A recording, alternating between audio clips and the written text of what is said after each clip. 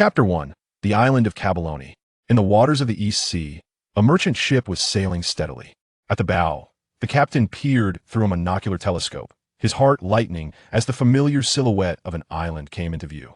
6 years prior, the words uttered by the pirate king, Roger, just before his execution in Lowtown had instigated a worldwide upheaval, heralding the onset of the great pirate era. Pirates proliferated across every sea, as ambitious and formidable individuals flocked to the Grand Line, in pursuit of the legendary treasure known as One Piece. Those lacking strength became vagabonds, pillaging and plundering merchant vessels, leaving the common folk in dire straits. The populace loathed Roger, the brigand leader, for even in death, he continued to cast a shadow of suffering over the world. Shaking off his thoughts, the captain turned and bellowed to his crew, "We can see Cabalone Island. Let's put in some effort. We shall reach our destination before lunch." Ho ho ho! A cacophony of cheers erupted on the ship, as the crew busied themselves with renewed vigor. Indeed, after a month of monotonous sailing, fraught with the constant anxiety of potential pirate attacks, the arrival at their destination ignited a sense of exhilaration. "Uncle Rodney, are we really nearing Cabalone Island?" At that moment, the door to the captain's cabin swung open, and a small girl with golden short hair dashed out. She appeared to be around 5 or 6 years old, her large eyes sparkling with hope as she gazed up at Captain Rodney. "Yes, Miss Ellie." Rodney felt an overwhelming headache at the mention of Miss Ellie. He had been employed for a long time by the Shining Gold Trading Company, and Ellie was the daughter of the company's president. Unlike her artistic brother, Ellie was naturally energetic, with an insatiable curiosity about the unknown. After being repeatedly denied permission to accompany the merchant ship, she had cleverly hidden herself in a barrel the night before departure, only to be discovered when the ship was already far out to sea. "Really? I can't wait to see what lies beyond Lowtown." Ellie leaned over the railing, gazing into the distance. "You will undoubtedly be disappointed. Cabalone Island is merely a remote, rural area." Cabalone Island, distant from the nearest town by a fortnight's journey, suffered from poor transportation and a lack of resources, rendering it exceedingly impoverished. The islanders relied on fishing for their livelihood, often spending weeks at sea, leaving only the elderly and children behind. "Hey, Samit, if you keep your nose buried in that book, you won't catch any fresh fish." On the shore, a group of children were busy catching fish and crabs. Having grown up by the sea, they had watched their parents weave nets and fish, making the skill second nature to them. Therefore, whenever their family set out to fish, they often foraged for fresh fish themselves, as their homes were stocked primarily with salted, dried fish. Samit was a 5-year-old boy, with closely cropped black hair and a thin, dark frame. His large eyes sparkled with an intelligence beyond his years. Upon hearing his companion's words, he glanced up briefly before resuming his reading, saying, "Fish? I won't go fishing, you'll just wait for them to come to me." "Ha ha ha. How could fish possibly come to you? Samit, have you gone daft from reading too much? Stop daydreaming." Ignoring the taunts of his peers, Samit continued to leaf through his book. Seeing that Samit was unresponsive, the others soon lost interest and returned to their fishing. "Look, a ship is approaching." Suddenly, an older child pointed towards the horizon. Following the direction indicated, Samit spotted a small dot on the surface of the sea that was gradually drawing nearer. As he gazed at the speck, his eyes suddenly turned red, a torrent of information flooding into his mind and causing a throbbing pain in his head. Yet, he discerned the origin of the vessel. "It's a merchant ship from the Shining Gold Trading Company." "Really? Hurry and tell everyone. This ship must be carrying a wealth of treasures." No one questioned how Samit could see so far, as he had often displayed such abilities in the past. With a whoop, he dashed off, gathering a crowd behind him.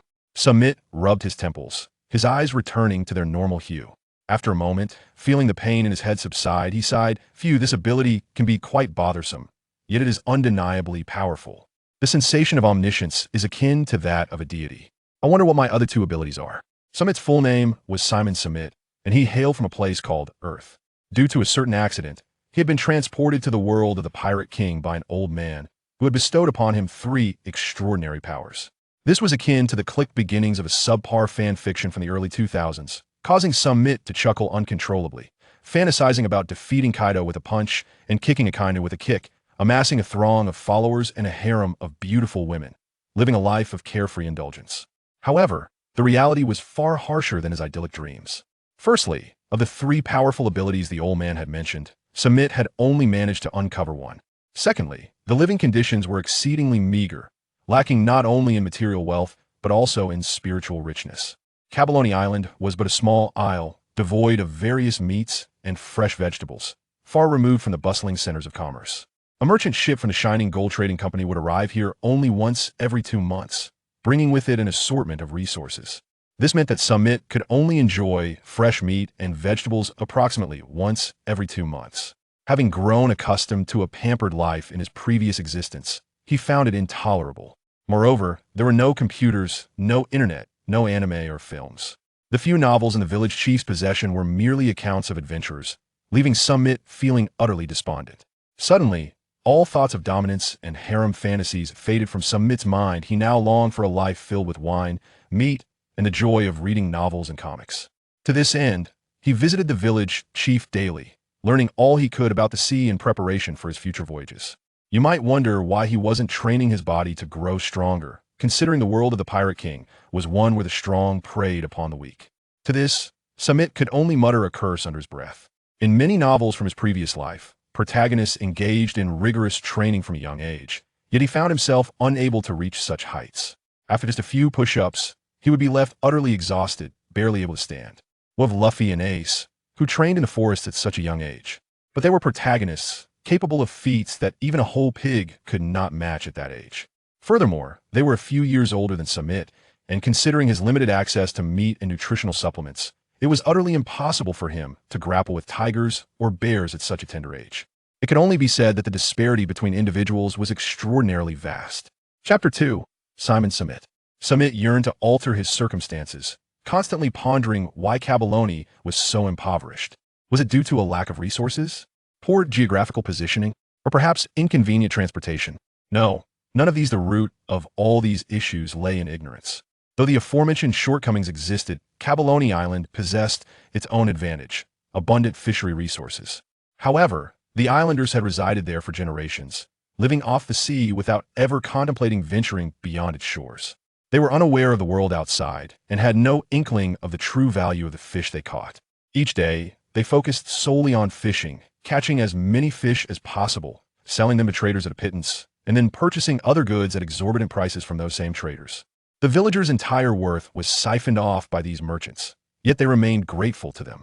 Samit had never ventured beyond the island and had no knowledge of market prices, but he understood that with fewer than 100 households on this small island, the merchants could not possibly sustain themselves solely by trading meat, vegetables, and miscellaneous goods. Regardless of how high their prices were, they would soon find themselves destitute. The manpower, resources, and time required for a single voyage were immense. Thus, the fish in the fishermen's hands were their only means of profit, though Samit did not know just how much profit was to be made. He was aware, however, of the immense profits that merchants enjoyed during the age of exploration. Having come to this realization, Samit endeavored to persuade the villagers to unite in constructing a merchant ship, enabling them to transport their catch to sell elsewhere. Yet, the villagers ignored Samit, primarily due to his young age, but more so because of their conservative mindset. Building a seaworthy vessel capable of long voyages required significant funding, which would necessitate a year of frugality for the villagers to accumulate. Additionally, there was the matter of danger. The sea was fraught with peril, including storms and rampant piracy. Various threats deterred the villagers from pursuing such an endeavor.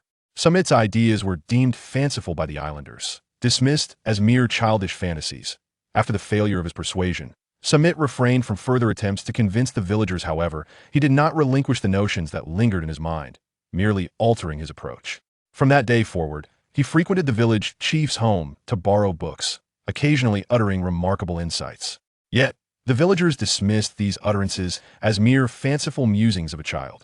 It was only after Samit successfully created ice using saltpeter during the summer that the villagers' perception of him began to shift. He transformed from a whimsical child into a clever one.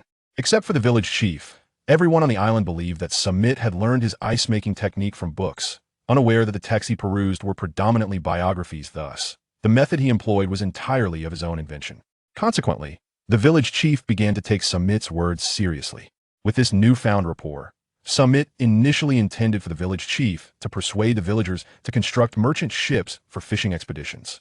However, the associated risks were deemed too great, and even with the village chief's endorsement, no one dared to proceed. Thus, Samit settled for a secondary plan, suggesting the construction of a large cold storage facility. This would allow the fishermen to sell their catches without the need for drying, thus fetching a higher price. He also proposed that the villagers pool their catches for collective sale, thereby avoiding price undercutting among themselves. Regrettably, the power in transactions remained with the merchants, and the village lacked skilled negotiators. Consequently, while the frozen fish could be sold at a higher price, the volume remained limited, compounded by the necessity of purchasing saltpeter for ice production. Samit's efforts merely resulted in greater profits for the merchant ships of the Shanjin Trading Company. In light of this, Samit continued to persuade the village chief to advocate for a joint venture to construct a deep-sea fishing vessel, which could yield a more abundant catch during times of plentiful fish. Although the villagers remained somewhat hesitant, they were ultimately swayed by their familiarity with fishing. Moreover, the village chief's previous proposal for a cold storage facility had indeed resulted in increased profits, leading the villagers to agree. 2 months prior, they successfully completed a fishing vessel over 40 meters long, embarking on fishing expeditions during the peak of fish migrations. While termed deep-sea voyages, these excursions were merely 2 to 3 days' journey from the island. Given the abundance of fish resources, they could return every 10 to 15 days, yielding several times the previous catches. However, this did not equate to a proportional increase in the villagers' incomes. The merchants, observing the villagers' increased catches, would undoubtedly suppress prices to maximize their own profits, and the village lacked adept negotiators. Gazing at the merchant ship docked along the shore, he murmured, "Whether we can lead a better life hinges on this very occasion." "Grandfather Lawrence, allow me to speak with Mr. Damlifer this time," Samit suggested. By the time Samit arrived, Village Chief Lawrence had already received word and had brought a delegation to negotiate the necessary supplies for purchase and sale. Opposing him was Damlifer, a manager from the Shanjin Trading Company, an elderly man in his 50s, lean and sharp-eyed, his gaze concealed behind spectacles. "Samit, do not disrupt our discussions. We are engaged in serious matters." A middle-aged man, following the village chief, interjected, blocking Samit's path. "Dennis, let Samit come forward," the village chief insisted. "Ah, but chief." The village chief's declaration momentarily stunned Dennis, providing Samit the opportunity to dash past him and confidently approach the chief. "Rest assured, Uncle Dennis, I am not here to cause trouble," he asserted, turning to face Damlifer, his eyes now gleaming fiercely. "Then, Mr. Damlifer, I shall handle the negotiations for this transaction on behalf of the village." "Chief, how can you allow a child to engage in negotiations? I have no time to waste," Damlifer retorted, casting a skeptical glance at Samit, adjusting his glasses as his sharp gaze scrutinized him. The village chief regarded Dennis, then turned back to Damlifer, saying, "Mr. Damlifer, Samit shall take full charge of this negotiation. His decisions represent the consensus of everyone on Cabalone Island." "Is that so?" Damlifer replied, his skepticism evident as he shifted his gaze to Samit. "Then, young lad, what do you wish to purchase? What will you sell?" Chapter 3. Empathy. In his past life, Samit was neither a corporate elite nor a special forces operative. He was merely an introverted individual with a penchant for anime, films, and novels. Thus, he lacked the expertise to haggle with merchants, relying instead on the ability bestowed upon him by the old man who had facilitated his transmigration. This ability was known as empathy. Derived from the anime Kanon, it enabled Samit to perceive the shapes of scents and sounds, to detect the odors of images, and to sense the emotions of objects. Hostility appeared as blue, tranquility as brown, warmth as gold, and fear as a deep coffee hue. The emotions of others manifested in various colors before his eyes, linking all his senses. This ability allowed Samit to perceive at greater distances, granting him a panoramic view, a degree of mind reading, and skills in electronic hacking. Samit's confidence in negotiating with Damlifer stemmed from his mind-reading ability. However, this capacity did not extend to discerning one's inner thoughts, but rather gauging their attitudes and states. Samit remained uncertain of the outcome, yet he concealed his apprehensions behind a calm demeanor. "What? You expect 1,000 Bailey per pound for this tilapia? Why not just rob us?" "What? Bluefin tuna at 10,000 Bailey per pound? I ask you, is this how you treat your benefactors? Were it not for the Shanjin Trading Company providing your vegetables, meat, and essential supplies, do you think you could survive on fish alone? Well, we paid a hefty price for those. They are not your charity. We owe no one anything." Throughout the exchange, Damlifer's expressions were exaggerated, portraying him as though he had been robbed during Samit's audacious pricing. Chief Lawrence and Uncle Dennis, observing from behind, felt as though they were truly being robbed, given that Samit's proposed prices were tenfold those they had previously sold at. In truth, Samit was unaware of the external market prices. He merely proposed a lofty figure to gauge Damlifer's reaction, thereby assessing the appropriateness of his own pricing. Although Damlifer's expression was exaggerated, Internally, he remained unperturbed, showing no concern for the price Samit had suggested. A glimmer of hope ignited within Samit as he observed the color of Danilfer's chest, and he silently raised a victorious fist, masking any expression on his face. Do not speak so lightly, esteemed Danilfer. We offer fresh fish preserved with ice, not the sun-dried variety, hence the price differs. You possess ice? Danilfer exclaimed, taken aback.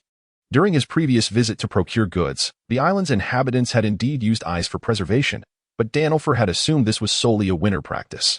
It now appeared otherwise. That is a commercial secret, Samit mused inwardly as he noted Danilfer's unexpected change in demeanor. Why was Danilfer so intrigued by the ice? Was it possible that the technology for ice production did not exist outside? Well, if you can provide such fresh goods year-round, then this price may indeed be acceptable. Danilfer adjusted his glasses, his eyes glinting with interest. To be candid, Danilfer had never underestimated Samit based on his appearance as a seasoned merchant traversing the seas. He had encountered numerous peculiarities, including many childlike beings, most of whom exhibited their prowess through brute strength. Nevertheless, Samit's performance surprised him. From the outset of their dialogue, Danilfer discerned Samit's conversational skills were somewhat naive, yet the underlying messages conveyed a profound insight into Danilfer's own thoughts. Contemplating Samit's unusual blood-red eyes, he began to suspect, could this individual be a user of a devil fruit ability? Perhaps those ice blocks were manifestations of his power. Given these considerations, Danilfer refrained from extensive haggling with Samit. After all, if his innermost thoughts had been unveiled, what more was there to discuss? Once the price was settled, the remaining matters would be left to the village chief and the residents. However, Samit felt that the negotiation had proceeded too smoothly, as if something were amiss. Yet with limited information at hand, he could not pinpoint the anomaly. What does it matter? My objectives have been achieved, he thought, dismissing any further contemplation. Organizing the book in his hands, he strolled toward the seaside, eager for the fish he anticipated. Yet, he had not ventured far when he was halted by a small girl. This little girl appeared to be around 5 or 6 years old, with golden short hair and blue eyes, a quintessential representation of Western descent. Do you need something? Samit inquired, observing the girl blocking his path. You are incredible! How did you manage to make Grandfather Danilfer concede so easily? The girl gazed at Samit with admiration, her eyes sparkling with wonder.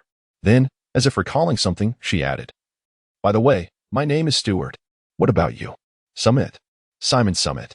Feeling a tad bashful at the girl's adoration, Samit realized this was his first experience of being idolized. How did you accomplish that? I rarely see Grandfather Danilfer at a disadvantage in negotiations. Even we small children struggle to articulate our thoughts when speaking with him. It is merely a matter of having read a bit more. Samit felt a slight flush on his cheeks. He was well aware of his own circumstances. As a former netizen would say, you know your own level. It was impressive. Nonetheless, my brother often read extensively, yet he would not dare to speak loudly in the presence of Grandpa Danilfer. Ah, how amusing. It just occurred to me that I have something else to attend to, so I shall take my leave. Please, refrain from showering me with compliments. I might just want to burrow underground to escape the embarrassment. Unable to bear it any longer, Samit made a hasty exit. Hey, wait for me. Samit. Hold on a moment. Phew. Why are you running so quickly, Samit? Behind the village, against the rock face, a little girl propped herself against a large stone, panting with an expression of annoyance. Am I truly that frightening? On the other side, Samit leaned against a stone, also catching his breath. He glanced at the little girl. Feeling a twinge of bitterness, in his previous life, he was a recluse, ill-equipped to handle such situations. Moreover, his physical condition left much to be desired. He couldn't even shake off a small girl. Chapter 4, The Gun Beneath the Girl's Skirt. Haha. I am not avoiding you. I genuinely have matters to attend to. You are indeed evading me, you scoundrel. The little girl furrowed her brow, her earlier admiration dissipating in an instant as she lunged forward, all claws and fangs.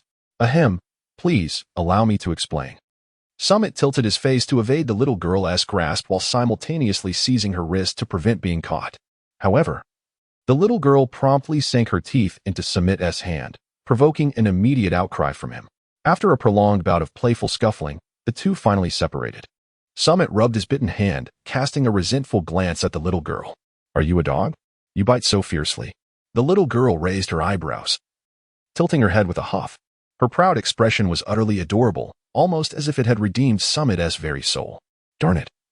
Who said that only those with twin tails can beat Sundara? A short bob can be just as charming. He couldn't shake the feeling that she was contemplating something mischievous. Sensing his gaze, the little girl looked over with a puzzled expression. Just an illusion. It must be an illusion. Sammy felt a sudden rush of embarrassment. Unable to meet the gaze of the little girl, silently acknowledging the formidable intuition of women, even when she was merely a child. "Why are you avoiding my gaze?" she inquired. "It's nothing. I was merely searching for a way down," he replied, just as he spotted the path and hurried over, with the curious little girl trailing closely behind. As they followed the narrow path to the base of a cliff, Sammy quickened his pace towards a massive boulder standing about a meter tall. The lower portion was generally buried in the earth, while the upper half was encircled by a thick rope, approximately the width of a thumb, which extended into the sea. "Hold this for me," he said, handing his book to the little girl, who wore an expression of inquisitive wonder. With determination, he grasped the rope and began to pull upward. After approximately 100 meters of effort, a bamboo cage emerged from the water's depths. Upon sighting the cage, Sammy exerted himself even more, and after a short while, he finally succeeded in hauling it onto the shore. The bamboo cage was about a meter in size and square-shaped, with each side featuring a basketball-sized hole. The edges lined with sharp bamboo stakes, leaving no gaps and pointing inward toward the cage. "What is this?" the little girl asked, her face a canvas of confusion. "It is a trap for catching fish," Sammy explained. Samit, with a hint of pride, opened the cage to reveal a dozen fish of varying sizes, each weighing approximately 2 to 3 pounds. Is it truly possible to catch fish in such a manner? In the mind of the young girl, the common methods for fishing involved either nets or fishing rods, and while one could also catch fish by hand, all these approaches required considerable time and effort, necessitating personal involvement. It seemed rather astonishing that someone like Samit could simply place a cage in the water and effortlessly catch fish. Why, one might wonder. Do the fish remain obliviously ensnared within the cage, waiting to be captured? Humph. Samit smiled triumphantly, thoroughly relishing the bewildered expression of the little girl as he explained. Fish possess a mere 3 seconds of memory. All their actions are dictated by instinct. I placed bait in the cage, and once the fish come to feed, they become trapped within. But I still don't understand, the little girl replied, her confusion evident. Why don't the fish escape after eating the bait? Ah, he continued. The openings on all sides can be easily breached from the outside, allowing the fish to enter. However, when attempting to exit, they encounter the sharp bamboo spikes. The pain leads them to perceive it as a trap, causing them to instinctively retreat. Thus, once they have entered, they cannot escape. Now I see. The little girl exclaimed in admiration. You truly are remarkable. Samit accepted the little girl's praise with a sense of satisfaction. For this time, he had not resorted to any underhanded tactics, although the method was inspired by a video he had watched on Bilibili. Every step was executed by his own hands. Samit poured the fish into a pre-excavated pit of water, then took out a piece of oiled paper to line the cage before filling it with water. After ensuring that no water leaked out, he contentedly placed the fish back into the cage. However, during the process of returning the fish, Samit discovered a peculiar specimen. This fish, approximately 3 fingers wide and a foot long, was entirely transparent except for its black eyes. It was nearly imperceptible unless one observed it closely. Samit seized it and examined it closely. He had never encountered such a fish before. Ah, it is a rainbow fish. At that moment, a little girl beside him exclaimed. And upon noticing Samit's inquisitive gaze, she elaborated. The rainbow fish is an ornamental species, entirely transparent, and at night, it radiates a kaleidoscope of colors, truly enchanting. Samit's eyes suddenly turned a blood-red hue, and he interjected, Is it really that rare? The little girl, oblivious to Samit's peculiar change, continued. The rainbow fish is indeed exceedingly scarce, lacking fixed habits, and its presence can be found across the seas and even in the Grand Line, making it quite elusive. Typically, only nobles possess rainbow fish. As she was explaining, the little girl seemed to sense something amiss and glanced at Samit. Why are you staring at me? Why have your eyes turned red? Have they? Sammy swiftly interjected with a jest, noticing the little girl's inquisitive demeanor. After a brief contemplation, he exclaimed, Ahem. Since this fish is so precious, I shall bestow it upon you. Really? You intend to gift it to me? The little girl, initially poised to inquire further, was momentarily taken aback by Sammy's declaration. This is a rainbow fish? Do you comprehend its immense value? Precisely because it is so invaluable, I have chosen to give it to you.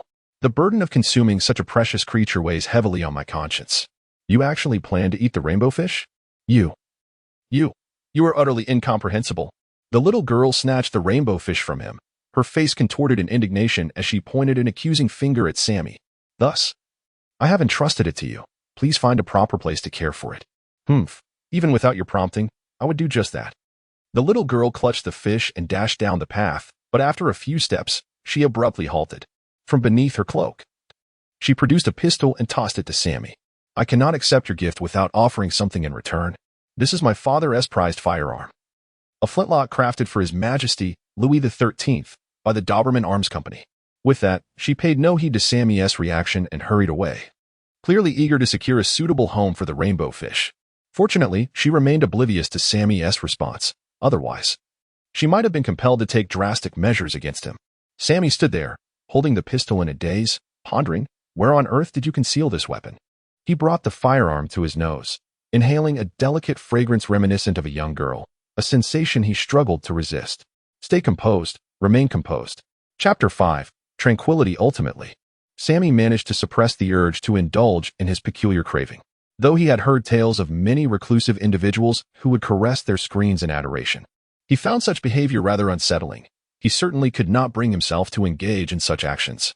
Yet, why did he feel a hint of regret? Shaking his head, Sammy dismissed these thoughts and turned his attention to the pistol in his grasp. The firearm was exquisitely crafted, reminiscent of the flintlock pistols used in medieval Western times.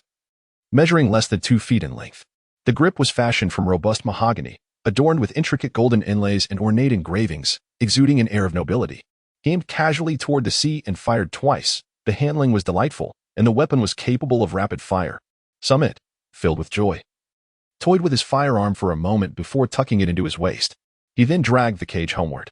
Along the way, numerous villagers, upon spotting Samit, approached him with cheerful greetings, expressing their admiration. It was evident that they were already aware of his successful sale of seafood at a premium price. After casually engaging with the villagers, Samit arrived at his doorstep. Samit's abode consists of 2 quaint wooden cabins, and even before entering, one can catch a whiff of the delectable aroma of seafood. However, for Samit, who partakes in seafood daily, it holds no particular allure. Sister Lisa, I have arrived. He poured the fish into a large vat at the entrance and boldly pushed the door open, stepping inside with nonchalance. Samit is back, he exclaimed, hurrying to wash up as dinner was imminent. Lisa, Samit's sister, is 17 years of age. Her visage is merely average, yet her physique is particularly striking, especially the prominent features that would render many women from his past life feeling inadequate. However, her hands are notably rough due to years of labor. Perhaps due to the circumstances of his transmigration, Samit experiences a certain distance from his parents in this life, compounded by their infrequent gatherings owing to his long absences at sea, resulting in a rather shallow emotional bond.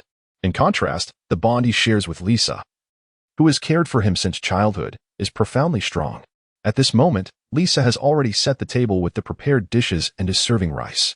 Samit ran over with a cheerful grin, seized a clam, and popped it into his mouth before scurrying to the backyard to wash himself off with a bucket of well water, all before Lisa could express her displeasure. After a short while, feeling refreshed and invigorated, he donned a pair of shorts from the rack and eagerly returned indoors. Sister, I just washed up. Why are you here? To his surprise, he found not only Lisa at the dining table but also a golden-haired little girl, Stewart Lee, whom he had parted ways with not long ago. Uncle Rodney and Grandpa Danlifer are too busy to take care of me, so they entrusted me to Village Chief Lawrence for the time being. But I saw you returning home on the way, so I thought I would drop by. What a cheek. Coming over for a free meal. What kind of attitude is that? I, Miss Lee, am graciously visiting your home for dinner. You should be grateful and present me with a feast. Humph. Am I that familiar with you? It's audacious of you to demand a free meal. All right now, Samit, keep your comments to a minimum. A true gentleman allows the lady to speak. Lisa quickly intervened, smiling as she said, it's just a meal. If Miss Lee doesn't mind the quality of the food, please feel free to enjoy. Thank you, Lisa. You were so kind to me, unlike that scrawny monkey over there. What did you say? Calling me a monkey. You golden-haired loser. You dare call me a stinky monkey. With the 2 trading barbs, it took a while before they finally settled down, thanks to Lisa's mediation. However, the little girl still appeared miffed, and upon seeing Samit's smug expression, a spark ignited in her mind. Humph, I am not one to accept free meals. Look at this. She reached under her skirt and produced a bottle of exquisite wine, its value unmistakable. Wine was a cherished commodity in this world, adored by both the elite and the common folk, as well as by pirates and rogues alike. Even the protagonists of youthful manga, like the Straw Hat Crew, were known for their fondness for it. Unfortunately, Samit had no interest in wine and remained oblivious to the little girl's offering, opting instead to grab a crab and indulge himself. Noticing Samit's lack of response, the little girl huffed and turned to Lisa. He doesn't know how to enjoy life. Come on, Lisa, let's drink. Lisa hesitated. She had intended to dissuade them from drinking at such a young age, but since it wasn't her family, she felt it inappropriate to object. All right then, but just a little. Seeing Lisa's acquiescence, the little girl popped the cork with her teeth, and the rich aroma of the wine wafted through the air, enticing even Samit, who had no interest in alcohol, to swallow hard. Stealing a glance, he too felt a desire to partake, yet his recent quarrel with the little girl made him reluctant to admit it. The little girl, reveling in her triumph, pretended not to notice and filled the bowls for herself and Lisa. Cheers, Lisa. Cheers. They downed nearly half a bowl in one go, rosy cheeks appearing as the effects of the wine took hold. This wine is delightful. It's my first time tasting something so exquisite, Lisa exclaimed. Her eyes slightly glazed over in enjoyment, which only heightened Samit's yearning to snatch the bottle and gulp down a generous serving. Of course, I found this from Grandpa Danlifer's collection, the little girl said, letting out 2 small burps before finishing her bowl in one go, her expression blissful as she exclaimed, hee hee. It's so good. I want more. With that, she stood on her chair, spun around, and then collapsed back down. Phew, Lisa sighed. I'll take her to her room to rest. She lifted the little girl onto her back and headed toward the bedroom. Seizing the opportunity, Samit grabbed the bottle and took a few swigs. What is this? The wine was rich and potent, with a hint of sweet fruitiness that left him bewildered. Samit felt a sense of confusion. Although he abstained from alcohol, his sister and parents indulged, and their home was perpetually stocked with various spirits, granting him a modicum of understanding about this world. Generally, the alcoholic beverages of this realm were categorized into fruit wines, derived from fermentation, and high-proof spirits, produced through distillation. Fruit wines, sweet and invigorating, offered relief from fatigue, while spirits warmed the body against the chill. Each held its own merits. There have been attempts to create a spirit that possessed the sweet essence of fruit wine, yet they invariably failed. The fermentation process yielded beverages with insufficient potency, while distillation evaporated the delicate aromas of the fruit, making the existence of a spirit that combined the sweetness of fruit wine an impossibility. Contemplating this, Samit activated his synesthesia and took another sip. A torrent of information flooded his mind. Now I understand why the Golden Flash Trading Company remains indifferent to the prices. Chapter 6. The passage of time. When Samit first encountered the Golden Flash Trading Company on the island, acquiring marine produce, he was struck by curiosity. In the era of great maritime exploration, merchants engaged in trade of silk, tea, or exquisite glassware. Never had he heard of anyone trading in seafood. Moreover, in the world of One Piece, where 90% of the surface was enveloped by ocean, and land consisted solely of the red earth continent and scattered islands, one would expect an abundance of marine life in coastal cities. Why then was the Golden Flash Trading Company so intent on procuring products from the distant Cabalone island? Initially, Samit speculated that the populous cities suffered from supply shortages due to overpopulation. Yet, if that were the case, they could easily source from nearby coastal cities, rendering the journey to Cabalone unnecessary. Therefore, something unique must be present on Cabalone Island that they sought. For years, the Golden Flash Trading Company had merely engaged in the straightforward trade of goods and the acquisition of fish from the local fishermen, without delving into any extraneous activities. Perhaps Cabalone harbored a type of fish not found elsewhere. The actions of the Golden Flash Trading Company raised no suspicions in Samit's mind. He could only ponder why other trading vessels did not frequent the area. In truth, Samit was not mistaken. The Golden Flash Trading Company was indeed drawn to a unique species of fish found only in the waters surrounding Cabalone Island. Upon deciphering the recipe of that bottle of wine, he realized the truth.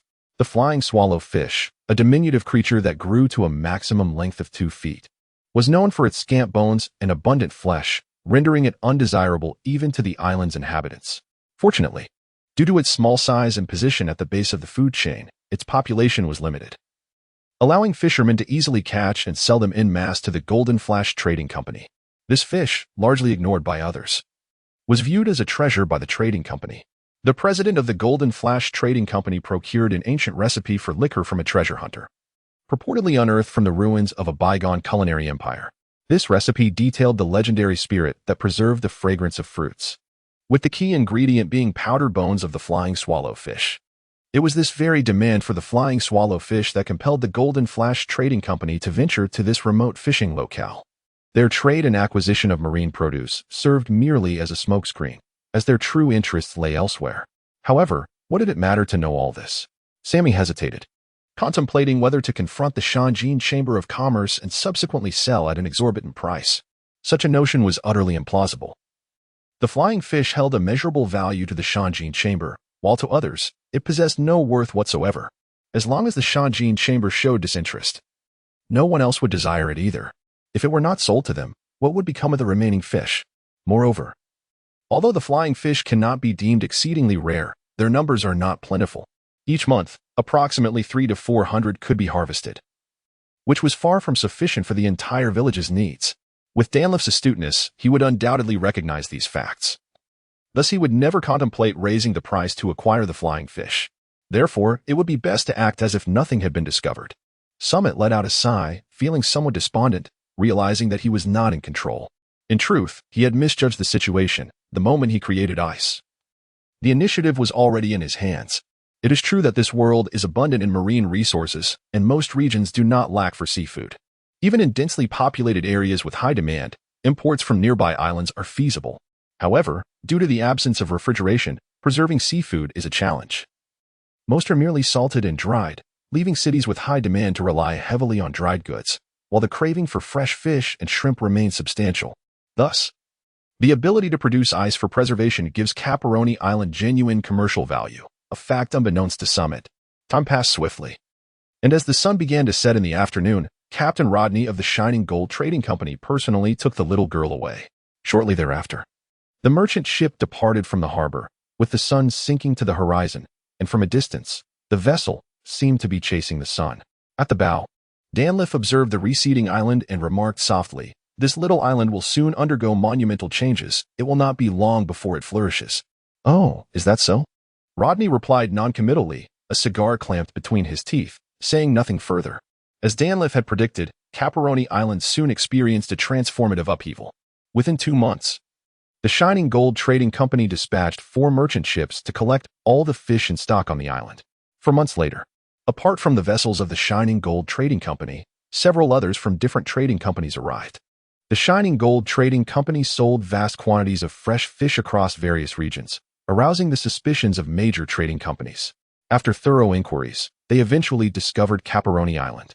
These vessels were merely scouts sent by the various companies to gather intelligence, and in the days that followed, an increasing number of merchant ships arrived at Cabalone Island. To meet the escalating demand, the island's villagers constructed 5 fishing boats and hired numerous sailors from other regions, as the island's population was limited. Moreover, the village undertook the monumental task of rebuilding a large port, attracting countless laborers from afar. The increase in population significantly heightened the demand for various necessities, particularly for leisure activities. Consequently, a plethora of shops, taverns, and even casinos began to emerge. A year later, the new port was completed, accommodating an influx of merchant ships, with dockworkers continuously bustling about, handling goods. More merchants flocked to purchase seafood, and even traders from distant seas arrived. Cabalone had unequivocally become a sanctum for seafood supply in the East Sea. For years later, Cabalone Island had transformed into a thriving port city, now known as Cabalone Town. Having personally witnessed the development of Cabalone Town, Samit felt an immense sense of achievement, for all of it was a result of his own efforts. Over the years, mastering the method of ice making, Samit naturally reaped the greatest rewards, receiving 1/10 of the profits annually without lifting a finger. In addition to operating 2 taverns and a casino in the town, it could be said that his dream of having wine and meat daily had been realized. However, his aspiration of indulging in novels, comics, and films remained unattainable. The novels in this world are predominantly literary in nature. Even the cliché details of heroes vanquishing demon lords are replete with pretentiousness, featuring themes like bull-headed men and tragic heroines that leave readers yearning for more. As for comics, they are non-existent. In the East Sea, amidst a certain maritime area, 3 double-masted ships docked together, with all crew members gathered on the deck of one vessel, engaged in fervent discussion, the black skull flag fluttering vigorously in the wind. Chapter 7. The Law of the Jungle. "I am dying without novels or anime to watch," complained a chubby boy loudly, perched on the rocky cliffs by the sea. This boy was none other than Samit, who, after years of affluence, indulged in abundant food and drink, coupled with a lack of exercise, transforming his once lean and dark physique into his current form. Having spent a decade in this world, Samit had once fantasized about finding a secluded spot to hone his skills for 2 years before setting sail to confront Kaido and battle Akainu, ultimately marrying a wealthy beauty and reaching the pinnacle of life. Yet now, he had no desire to venture out to sea, not due to any deficiency in talent, but simply out of sheer laziness. Samit has come to terms with his true nature. He is, without a doubt, a quintessential homebody. Do you believe that a homebody will suddenly become diligent and industrious merely by changing their environment? Each time he resolves to train earnestly and grow stronger, he soon finds himself exhausted and overwhelmed, concocting various excuses to abandon his intentions. The genuine reason that led Samit to forsake the idea of venturing out to sea lies in an experience from a year ago. During a trip to Rog Town aboard a merchant vessel, he initially felt a sense of relaxation while gazing at the horizon where the sea meets the sky. However, after several days of monotonous scenery, he found the experience utterly tedious. The cramped quarters of the ship offered little in terms of activities, aside from fishing and playing cards. There was nothing to occupy his time, rendering the situation both stifling and uncomfortable. Particularly distressing was the return journey, which was marred by a violent storm. The merchant ship was tossed about mercilessly, almost airborne. And had it not been for the extraordinary seamanship of the captain and crew, remarkable by earthly standards, the vessel would have surely sunk. Following this harrowing experience, Samit vowed never to set sail again. Thus, whether it be seeking the title of Pirate King or conquering the world, he believes such endeavors are better left to Luffy and his crew, while he contentedly aspires to be a wealthy individual. Oh, the fog seems rather dense today. Samit stood upon a rock, gazing out to sea, where a thick fog enveloped the horizon, limiting visibility to a mere 20 meters or so, and the mist appeared to grow ever denser. However, the presence of fog over the ocean was a commonplace occurrence, and Samit paid it little mind. Just as he was about to turn back, a sound of something drifting through the fog caught his attention. What could that be? Samit, filled with perplexity, activated his synesthesia. His eyes turned a deep crimson, and the world around him transformed into an abstract realm, inundating his mind with a myriad of information. In an instant, Samit was engulfed by terror, turning to flee towards the town. However, due to his corpulent frame, he was not swift, stumbling twice along the way. Fortunately, the island of Baroni was relatively small, and soon he arrived at the outskirts of the town. Despite the pain, Samit shouted at the top of his lungs, "Pirates! Pirates are coming! There are pirates!" Upon hearing his cries, the townsfolk turned their gazes towards the source of the commotion. They beheld Samit's disheveled appearance and, with faces etched in alarm, exclaimed, "Pirates! Pirates are approaching from the back of the town." "What? Pirates? Run! The pirates are here!" Instantly, chaos erupted within the town, as doors and windows along the streets were hastily secured, and pedestrians, burdened with their belongings and families, rushed towards the harbor. Do not panic. Just as the townspeople were in a state of disarray, the town's loudspeaker crackled to life, its voice resonant and commanding. At the sound, everyone halted in their tracks, gazing towards the broadcasting station. That voice? It belongs to Uncle Dennis. Samit, after a moment of contemplation, swiftly reached a resolute conclusion. Everyone, do not lose your composure. Elderly individuals, women, and children, hasten home, secure your doors, and conceal yourselves. All able-bodied men, arm yourselves. Bring forth any implements capable of inflicting harm: kitchen knives, harpoons, clubs, whatever you possess, and proceed to the rocky cliffs at the rear of the town to thwart the pirates' landing. I have already alerted the Navy. If we can hold them off for 3 hours, the patrolling naval ships will arrive. My friends, for the sake of our families, seize your weapons and rise to the occasion. His voice exuded calm authority, imbued with an almost enchanting power. The crowd roared in response, rallying to Dennis's command. And even Samit felt a surge of fervor, yearning to join the others at the cliffs behind the town. Is this what true leadership looks like? Samit felt a twinge of yearning. The mere years spent in naval service had endowed him with such remarkable abilities. Truly, the people of this world were extraordinary. However, upon glancing at his own physique, the fervor within him was swiftly extinguished, and he mused, perhaps such endeavors were better suited for adults. Finding yet another excuse for himself, Samit soon arrived at his doorstep. Samit has exchanged his original small cabin for a 2-story villa, and at this moment, the grand entrance remains tightly shut, devoid of any sound. Knock, knock, knock. Who is it? It is I, Samit. With a swift motion, A middle-aged woman opened the door just a crack and quickly pulled Samit inside. Samit, what has happened to you? Are you all right? She asked, her gaze fixed on his disheveled appearance, as she embraced him with concern. I am fine, mother. It is merely a scratch, he reassured her. Samit exerted effort to push open the door, catching a whiff of his mother's voice. Where are your sister and father? Your father has gone to the cliff with the others, and your sister is in the basement. Let us go down, his mother said, grasping Samit's hand as they walked. Along the way, Samit noticed a handgun hanging on the wall and rushed over to retrieve it. This was the very gun gifted to him by the little girl 5 years ago, and since their parting, he had not seen her again. A pang of nostalgia for that companion washed over him. Hurry up, Samit. Seeing Samit frozen with the gun, his mother urged him. Coming. Regaining his senses, Samit hurried after his mother towards the basement. Upon reaching the back door of the kitchen, he knocked, saying, Lisa, open the door. Hearing his mother's voice, Lisa quickly swung the door open to welcome them inside. Samit, it's so good to see you safe. This basement was a storage for odds and ends, filled with useless furniture and clutter. Once inside, his mother hastily locked the door and, alongside his sister, barricaded it with some discarded furniture. After securing the entrance, she took up a long gun that she had found from somewhere, standing guard behind the door. Behind the town, on the cliff, Dennis peered through a monocular towards the sea, but due to the dense fog, he could only make out 3 indistinct shapes. It was impossible to ascertain whether they were pirate ships, yet caution was the better part of valor, navigating in such weather, especially to the rear of the town, raised suspicions as the harbor lay ahead. But can we hold our ground? Lowering the binoculars, Dennis surveyed his surroundings. Most of the people wielded makeshift weapons like harpoons and clubs, with only a handful armed with sailor knives and guns. These were sailors from a foreign merchant vessel, unable to set sail due to the fog, who had come to assist in thwarting the pirates. Having traversed the seas, they had encountered pirates before, making them a valuable asset. Nevertheless, Dennis remained troubled.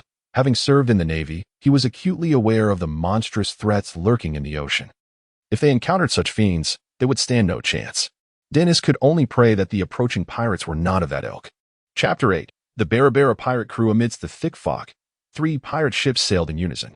Captain Clokey, it seems we have been discovered. A slender man in blue and white striped attire shouted from the lookout. At the ship's bow stood a stout man with thin, short calves.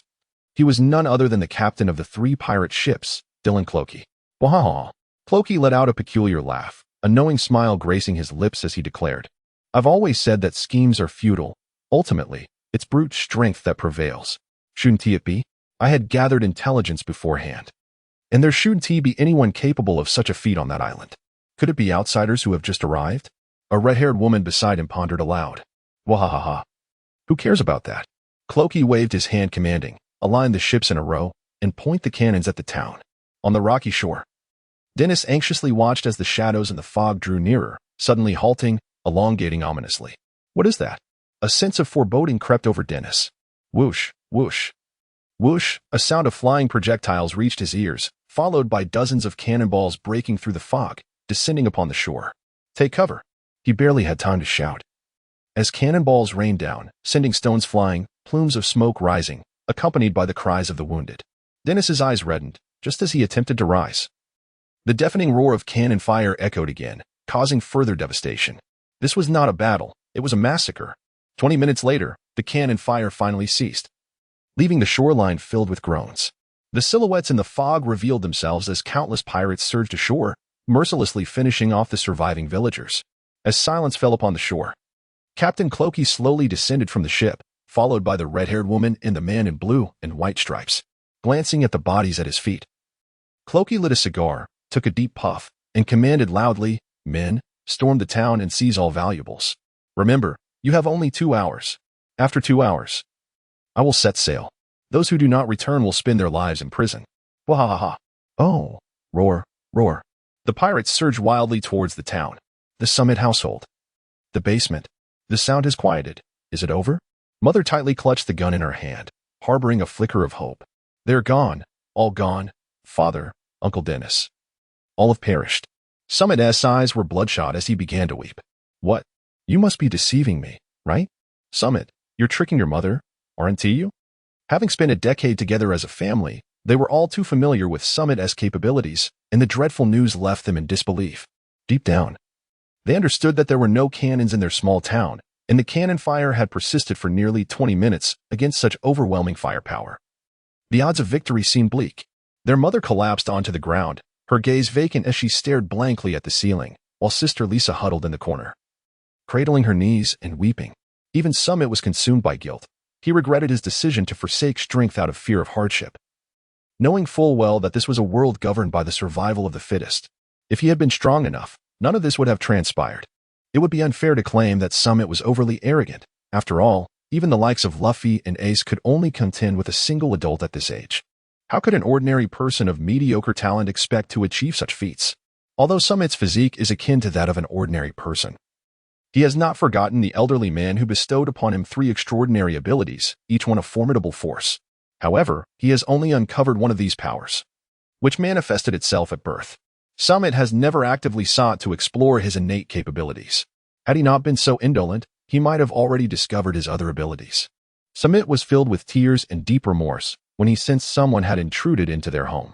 He quickly alerted, "There's someone outside."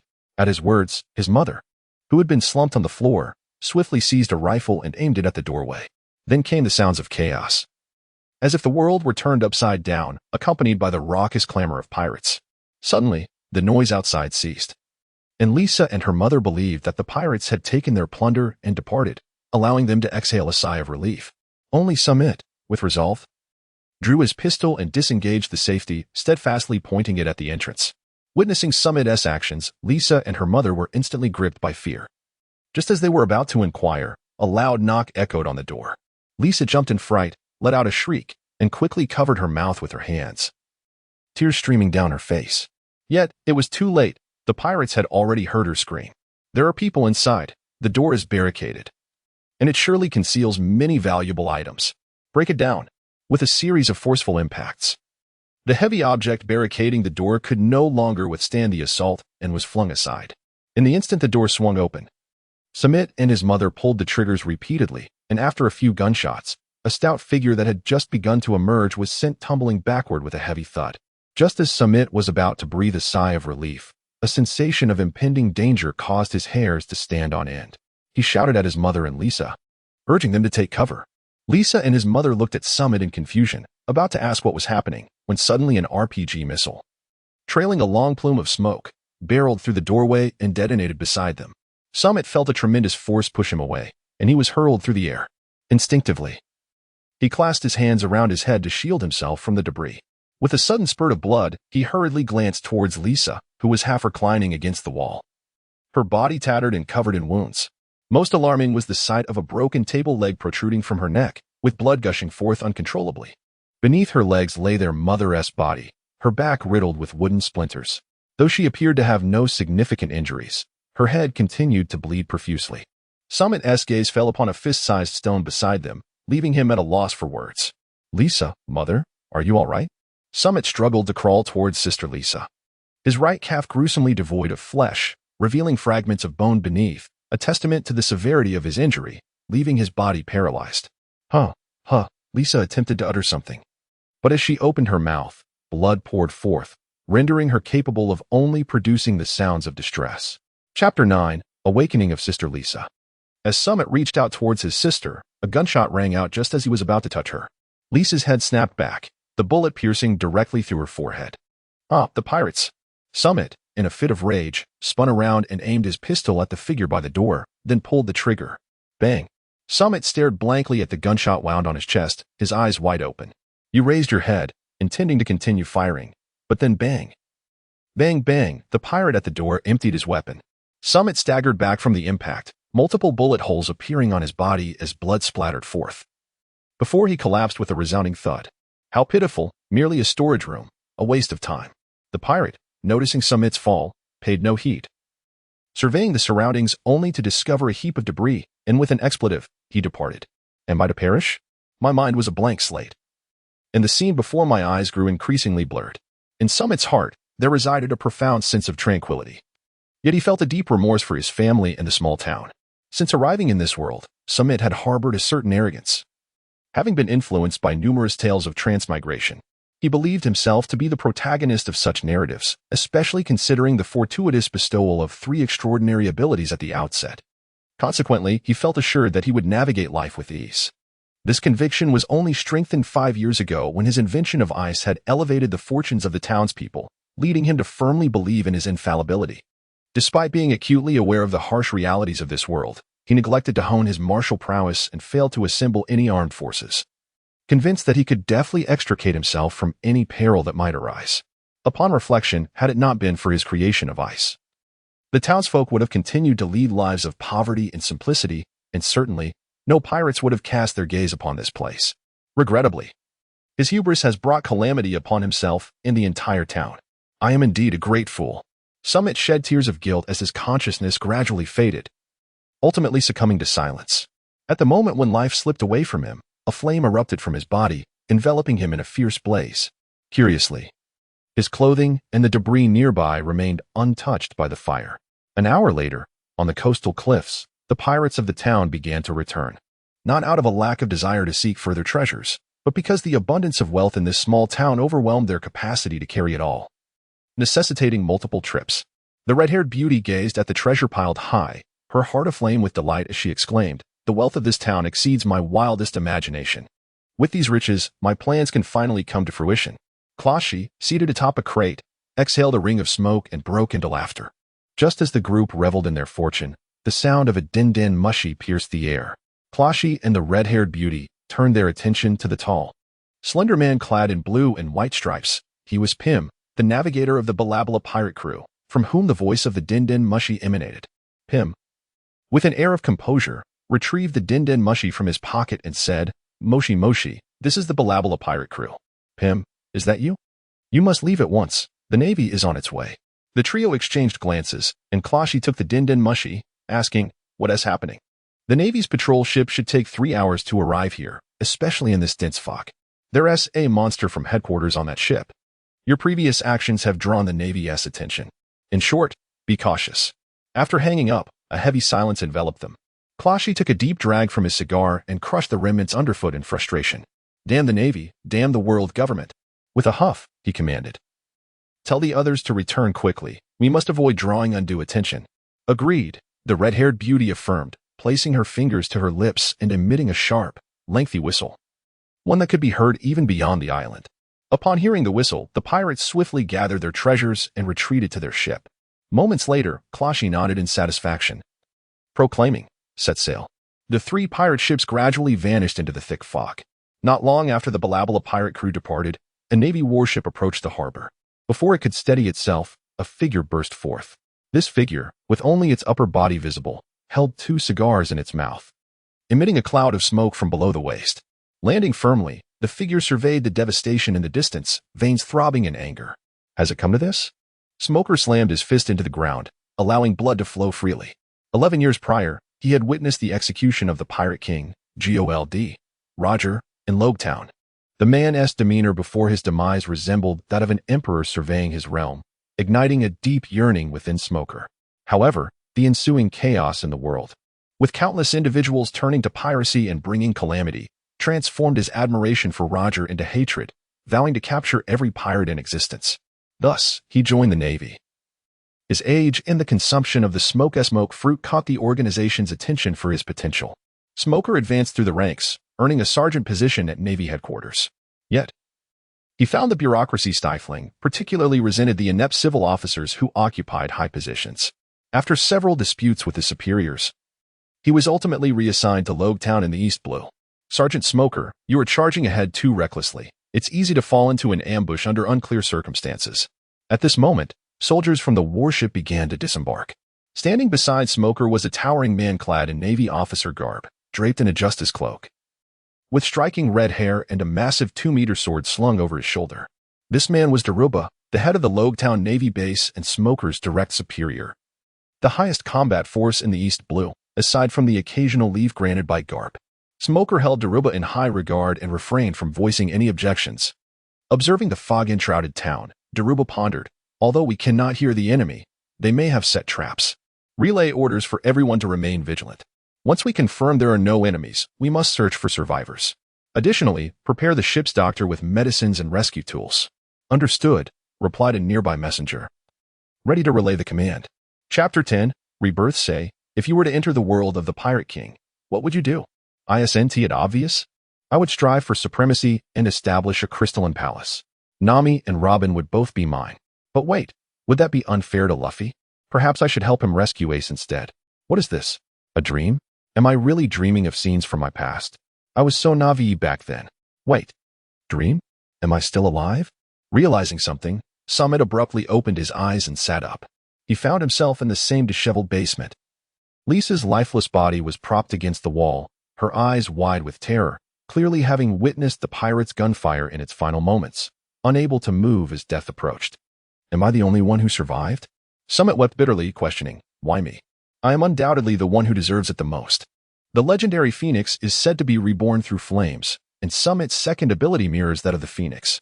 Upon his death, he would rise anew from the ashes, experiencing a profound transformation. Initially, while Samit was not excessively short or stout, his physique was somewhat portly, with an average height. However, now he stood approximately 1 meter and 30 centimeters tall, his once flabby flesh having turned firm. Furthermore, due to numerous lacerations and injuries sustained before his demise, his rebirth endowed him with a newfound ability, the resilient body. This ability is possessed by Big Mom, one of the 4 emperors in the original narrative, granting her imperviousness to blades and bullets, along with formidable defensive prowess. Samit was acutely aware of the changes within him. Yet the anguish of his shattered family left him incapable of feeling joy. Meanwhile, the Navy had arrived in the town, swiftly confirming the absence of pirates and hastening to provide aid, extinguishing fires and searching for survivors amidst their frantic activities. In the streets, Daruba, wielding a large sword, surveyed the ruins of collapsed structures and sighed, given this devastation, I wonder how many have survived. Smoker followed closely behind, puffing on a cigar, his expression grave. Upon hearing Daruba, he bellowed, why didn't you allow me to pursue them? According to survivor reports, those pirates couldn't have departed long ago. Smoker, you still fail to grasp the severity of the situation. Daruba replied, casting a glance at the furious Smoker. He slowly lit a cigarette, inhaling deeply before continuing. The destruction in this town indicates that the assailants wielded significant firepower, including hand cannons and RPGs. Moreover, the prolonged bombardment on the cliffs behind the town suggests that such firepower is not typical of ordinary pirates. Even if you were to pursue them with a warship, you might very well be sunk. If we refrain from action due to danger, what purpose does the Navy serve in this world? Smoker, though resolute in his ideals, lamented the uncertainty of the pirates' escape. Daruba raised his hands in a gesture of innocence, sensing Smoker's impending retort and quickly interjecting, enough. There are numerous injured here who require assistance. What will happen to them if you take the warship away? With a resigned sigh, Smoker exhaled the last of his cigar, begrudgingly inquiring, is there truly no one who knows the identity of these marauders? The pirates emerged from behind a small island, and due to the thick fog, those who witnessed their flag perished against the cliffs, Daruba explained, pausing to take a drag from his cigarette. As for the survivors in the town, they likely hid away, remaining undiscovered to stay alive. Those who glimpsed the pirates are now dead, and any who might have caught a fleeting glimpse were mere nameless lackeys, rendering it impossible to ascertain their identities. It is evident that they are ruthless individuals. At that moment, a Navy soldier rushed in with a report, sir. We have found a survivor who claims to know the identity of this pirate crew. Upon hearing this, both men were filled with exhilaration and commanded, where is he? Take us to him at once. Yes, the soldier replied, leading them swiftly to Samit's home. Upon arrival, they found the interior of Samit's house in utter disarray, with furniture strewn haphazardly across the floor. Samit cleared a space in the center of the living room and carefully laid the bodies of his sister Lisa and his mother there. Sister, mother, rest peacefully. I shall surely find those pirates and ensure they accompany you. In his heart, Samit made a solemn vow, then turned his gaze towards the visitor outside, his face betraying a look of astonishment. Is that Smoker?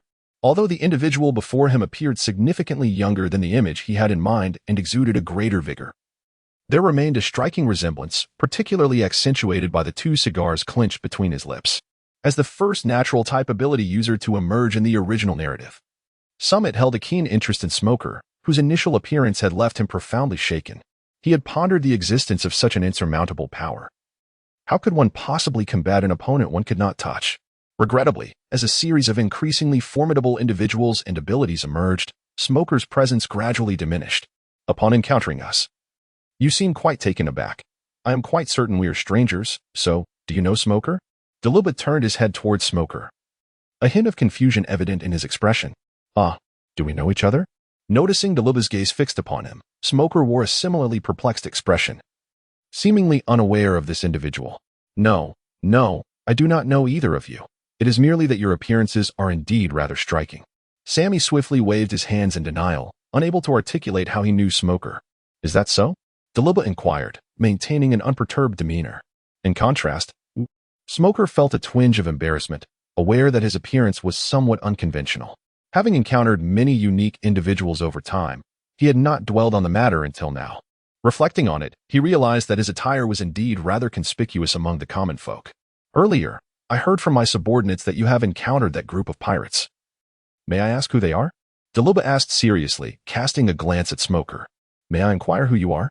Samit cast a glance at Daruba's military uniform and the imposing sword planted in the ground, inquiring about it. I am Colonel Daruba, the head of the Rogtown Naval Base, and this is my subordinate, Sergeant Smog. As Daruba introduced himself and elucidated Smog's identity, Samit nodded and remarked, I have witnessed them with my own eyes. The three leaders are Captain Dylan Clashy, Navigator Pak Pim, and a woman with auburn hair. Chapter 11. Clouds of Suspicion Indeed. That Clashy is quite a rotund fellow, with short, slender legs and a somewhat deformed physique. The description provided by Samit, albeit vividly illustrated, left the two naval officers utterly bewildered. Beyond their physique and gender, they found it nearly impossible to comprehend the essence of your portrayal. Hold on. Let's wait until we resolve matters here before you accompany us to the nearby naval base, where skilled detectives are available, Daluba interjected, gesturing for Samit to cease his discourse. He then posed a question that had long lingered in his mind. How did you come to know about them? According to your account, you ought to have been hiding in the basement with your family. Samit hesitated, contemplating for a moment, yet ultimately resolved to reveal the truth. Otherwise, he could not justify his profound understanding of the matter. However, he refrained from discussing the events of the Nirvana, as they could still be interpreted as the powers of a devil fruit user. After all, in the world of One Piece, no individual possesses two abilities simultaneously, especially since the peculiar Blackbeard had yet to achieve the remarkable feat of consuming two fruits. With a decision made, Samit pondered and organized his thoughts before articulating. My ability allows me to sense distant places. Even when my line of sight is obstructed, I can perceive. And despite the great distances, I can hear. Is that so?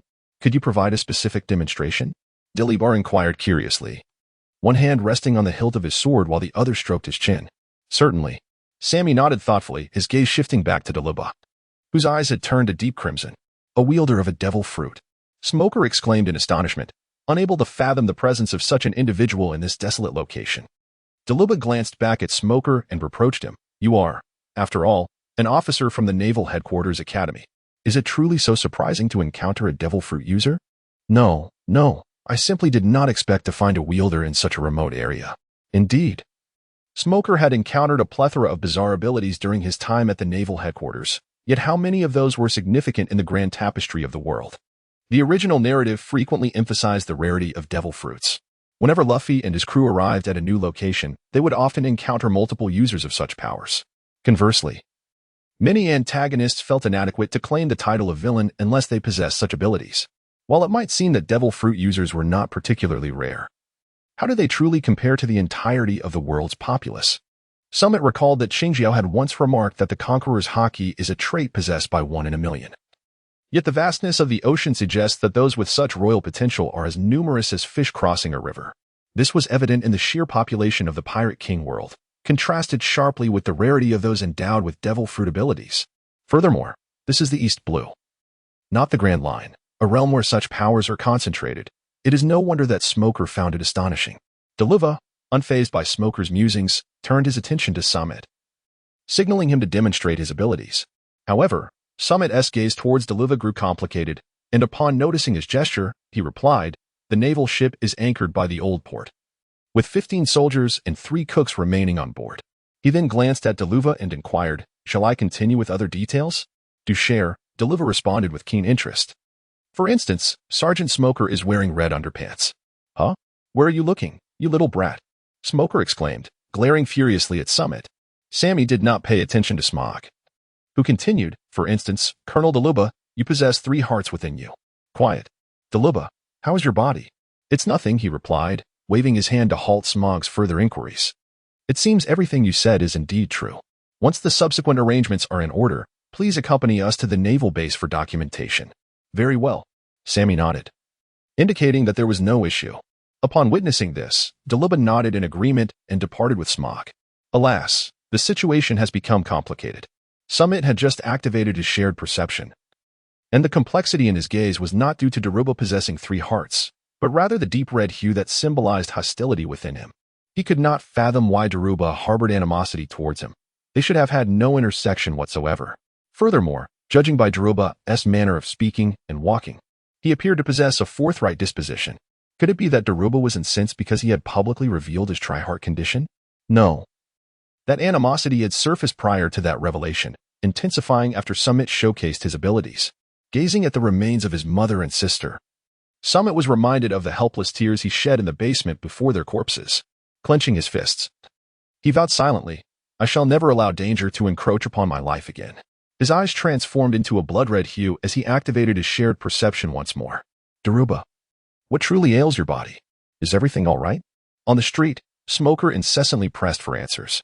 Irritated by Smoker's relentless questioning, Daruba halted and regarded him, saying, "Are you so intrigued by others' privacy? Instead of wasting time, you ought to ponder the clues surrounding this entire affair. It is riddled with anomalies." "Ah, my apologies, Brother Daruba." Confronted with Daruba's reproach, Smoker felt a wave of shame wash over him and hastily offered his apologies. "Ah, forget it." Observing Smoker's demeanor, Daruba restrained his ire. Exhaling a sigh, "You should engage your mind more when undertaking tasks. This world is far too complex to be resolved solely through brute force." "Yes, I am sorry." Smoker reiterated his apology. To be candid, during his training at the Navy headquarters, Smoker, known for his integrity and fiery temperament, often clashed with superiors, which led to his ostracism and subsequent reassignment to the Rogue Town Division in the East Blue. However, upon arriving in the East Blue, he found a congenial rapport with his direct superior, a person whose decisive actions and unwavering stance against evil earned Smoker's admiration. While they occasionally quarreled over trivial matters, Daruba consistently presented compelling arguments that won Smoker over. Additionally, Daruba's attentive care made Smoker feel as though he had an older brother. Thus, when Daruba offered guidance, Smoker would readily acknowledge his mistakes. Noticing Smoker's admission of fault, Daruba lit a cigarette and remarked, "That boy was spinning a web of lies. His statements are rife with contradictions." "Lies?" Smoker pondered, perplexed. "But hasn't he already demonstrated his abilities? I never claimed his abilities were in question, rather. The logic of his words is flawed." Daruba pointed to his head, continuing, "He claims he, along with his mother and sister, hid in the basement until they were discovered by pirates, leading to a confrontation in which his mother and sister perished, while he vanquished the pirates and survived. What is amiss with that?" Smoker appeared bewildered. "Everything is amiss. The pirate found dead at the basement door bore a knife, yet exhibited only gunshot wounds, with no other signs of struggle. This indicates he was unable to engage in close combat before his demise. Furthermore, the destruction evident in the basement suggests it was subjected to heavy artillery fire, such as from cannons or RPGs." At this point, Daruba's expression turned distinctly sharp. "So, how did he remain unscathed in such a confined space while under fire? And where is the heavily armed pirate he supposedly defeated? Perhaps the basement housed only that mother and daughter duo, and Simon Summit is merely a fabrication of that boy's imagination. Are you suggesting that boy is a pirate?" Smoker exclaimed in astonishment. Chapter 12, Zhuangzhou dreams of butterflies. "Ah, so that's the case." Having activated his shared perception to eavesdrop, Samit breathed a sigh of relief.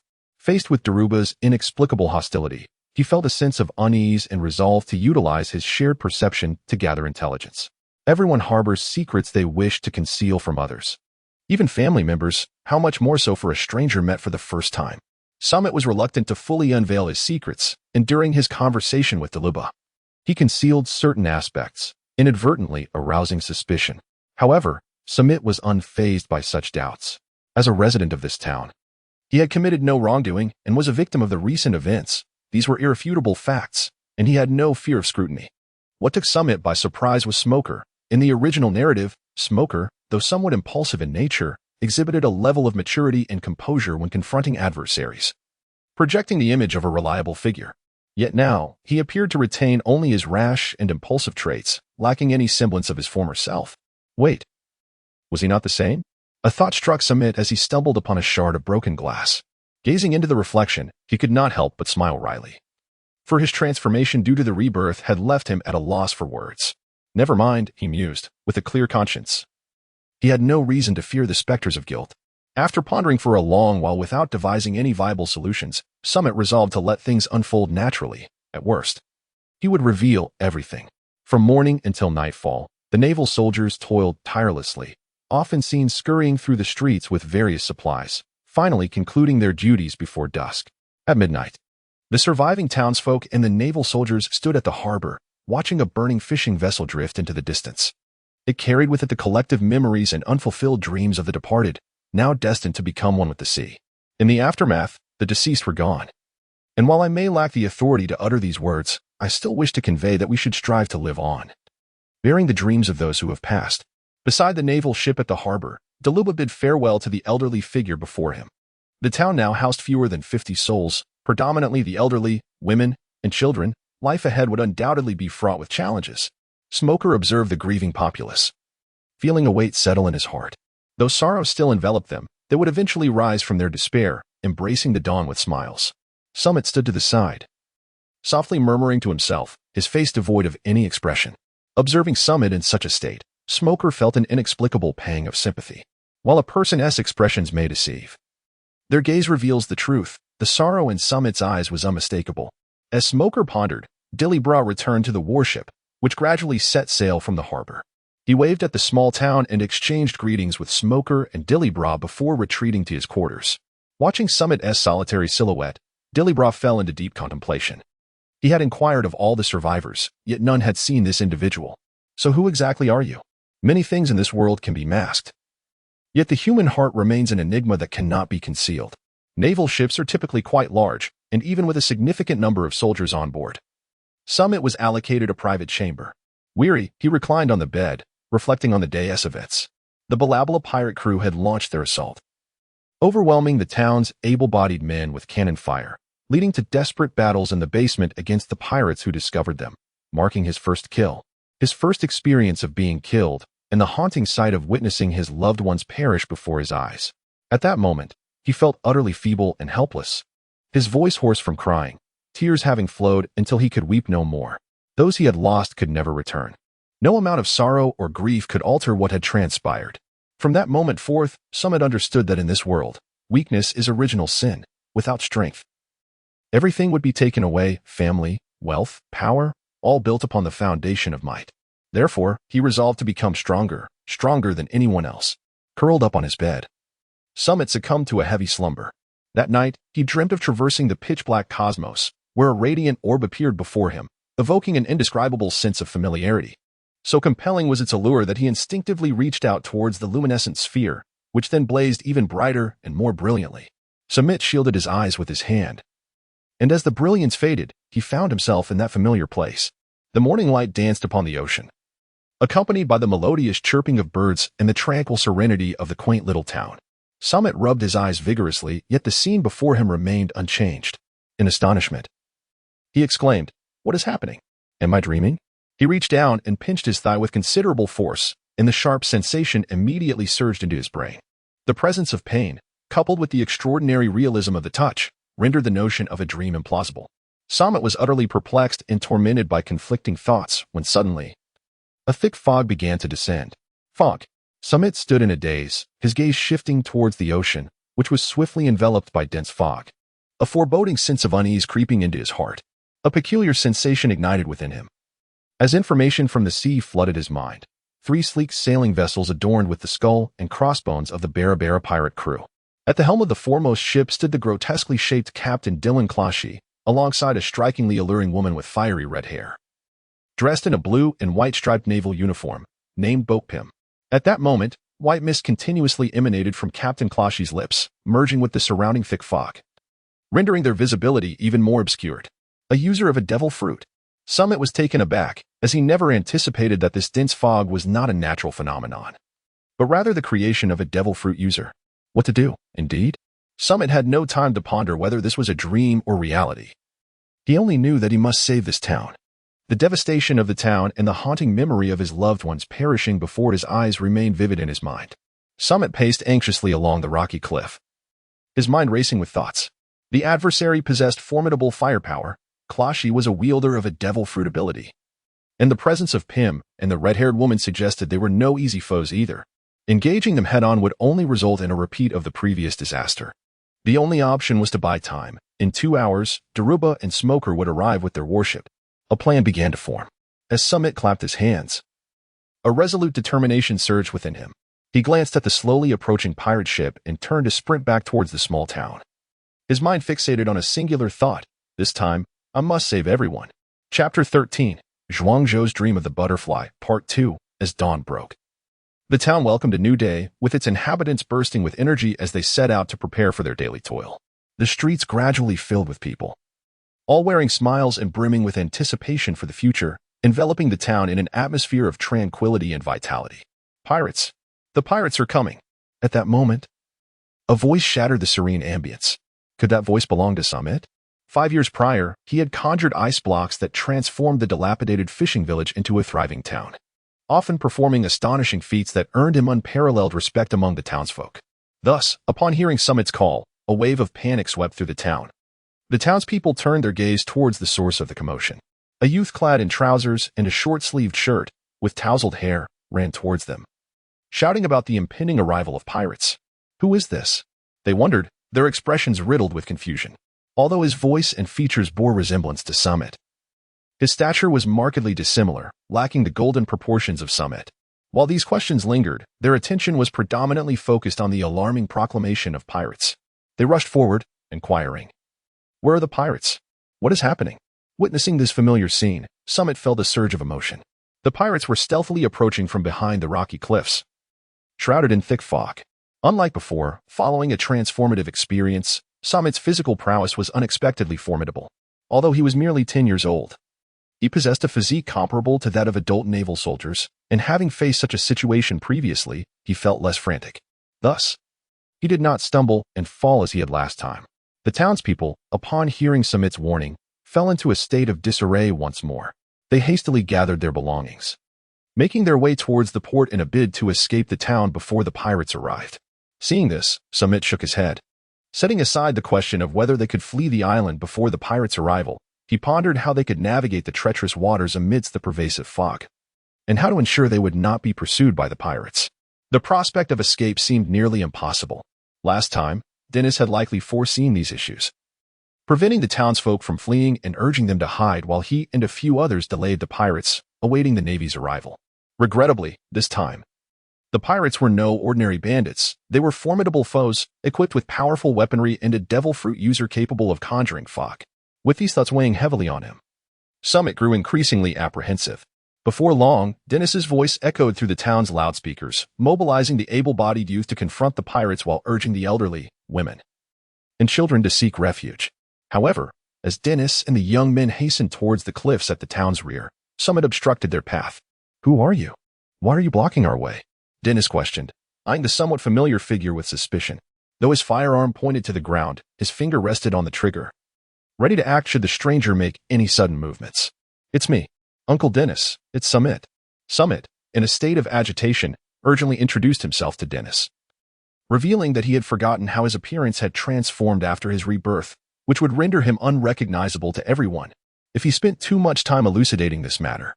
The Barabara pirates would soon land, and under the disparity of strength, the town would inevitably face a grim fate once more. "No, Samit was not someone like you. Speak quickly, who exactly are you? I have never encountered anyone like you in this town." Dennis leveled his gun at Samit, and those behind him also aimed their weapons in his direction. What to do? What to do? This was not how he had envisioned it. Was there any way to swiftly clarify his identity? Sammy's heart raced with anxiety, and as he gazed into Dennis's eyes, a memory suddenly resurfaced. "Uncle Dennis, when I was a child, I caught you sneaking a glance at our neighbor, Aunt Winnie, while she was bathing. You even tried to bribe me with toys to keep it a secret. You were speaking nonsense," Dennis stammered, a hint of panic in his voice. "I am not speaking nonsense. And what about 5 years ago, when you—" Samit revealed a series of scandals known only to himself and Dennis, leaving Dennis momentarily stunned. Some matters, which Samit had not mentioned, had completely slipped from Dennis's memory. However, with Samit resurrecting these old tales, everything came rushing back to him. "Are you truly Samit?" Dennis inquired, a hint of uncertainty in his voice. Indeed, I am, without a doubt. If you wish, I can recount more from the past. Furthermore, my unique ability to perceive shared feelings is something you should be aware of. Samit awakened a shared sensation, his eyes instantly transforming into a deep crimson. Is it truly you, Samit? How have you become this way? Dennis finally confirmed Samit's identity, just as he was about to speak. Someone rushed up behind him and embraced Samit with fervor. Dad! Samit was somewhat agitated, tears cascading down his cheeks uncontrollably. Although his bond with his current parents was not as profound as in a past life, they had shared a decade together, fostering a connection akin to that between a kitten and a puppy. Remembering the last time when his father had failed to preserve even a complete body, Samit's resolve had never been so unwavering. I must protect you both. Father, now is not the moment for such discussions. Recalling the pressing matter at hand, Samit pushed his father aside and turned to Dennis, speaking earnestly. Uncle Dennis, are you considering leading everyone to the cliff to ambush the pirates? Indeed, Dennis replied, a hint of surprise in his gaze as he regarded Samit. Although his own idea was not particularly ingenious, it was not unexpected for someone to discern it. Yet, Samit was merely 10 years old. However, recalling Samit's previous displays of acumen, he soon found himself at ease. We cannot go there. Samit, with an unwavering expression, glanced at Dennis, whose face was undergoing a myriad of transformations, and continued, our adversaries are not to be underestimated. They possess 3 pirate ships, each armed with 20 cannons and an abundance of heavy artillery. The most critical point is that their captain is a user of a devil fruit ability. This thick fog was conjured by him. They are able to see us in such weather, and the rocky cliffs offer no concealment. If we attempt to obstruct their path, we will undoubtedly be discovered, and those pirates can simply bombard us with their cannons, turning us into mere targets. Upon hearing Samit's words, Dennis's expression shifted repeatedly. He managed to maintain his composure upon hearing about the enemy's firepower, but the mention of a devil fruit user finally struck a chord within him. How could this be possible? This is the East Sea, the region with the weakest pirate forces. Here, those who possess devil fruit abilities are far from being nameless. Could they be among those notorious pirates? The words of Samit also stirred unrest among others, although they were unfamiliar with the concept of devil fruits. The mention of such formidable power instilled a sense of unease, particularly after observing Dennis's expression, which amplified their apprehension. Chapter 14, Zhuangzhou's Dream of the Butterfly, Part 3. Everyone, please lend me your ears. Samit raised his hands, signaling for silence. As the panicked crowd gradually quieted and turned their gaze toward him, he nodded with satisfaction and continued, the enemy is a band of ruthless pirates. While we are but humble fishermen striving to make a living at sea, not only do we face a disparity in equipment, but our military might pales in comparison. However, let it be known that victory in war does not solely depend on sheer strength. We possess our own advantages, and if we skillfully harness these, we can attain ultimate triumph. Advantages? What advantages? Dennis pondered, perplexed, unable to identify any strengths on their side. Geography. We are native to this land, and we can leverage the terrain to engage in guerrilla warfare, buying time until the Navy arrives to rescue us. Samit gazed at Dennis with an air of confidence. Yet deep within, he harbored uncertainty. The expression on his face was merely a facade. Dennis, perceptive as ever, sensed that Samit was somewhat forced in his demeanor, but chose not to call him out, for that would dampen the spirits of the group. Nonetheless, he harbored his own doubts. After all, Cabalone Island was but a small landmass, devoid of substantial cover. Any attempts at guerrilla warfare would rely solely on the architecture of the town. Such a strategy would inevitably lead to significant losses, especially if the pirates were to bombard the town directly. The unspoken words lingered in the air, yet all present understood the implications of his unfinished thought. Samit maintained a calm demeanor, stating, at this juncture, preserving our lives is a commendable achievement. We need not ponder other matters. As for shelling the town, such an action is inconceivable. If they were to proceed with that, the majority of the town's assets would be obliterated, yielding them scant benefit. Furthermore, they possess the overwhelming strength to confront us head-on. Their covert approach towards the island suggests a fear that we might flee with our possessions. So why not simply surrender our valuables to ensure our survival? A voice among the crowd whispered this inquiry. Samit cast a cold smirk towards the speaker, retorting, are you truly willing to entrust your fate to a band of pirates?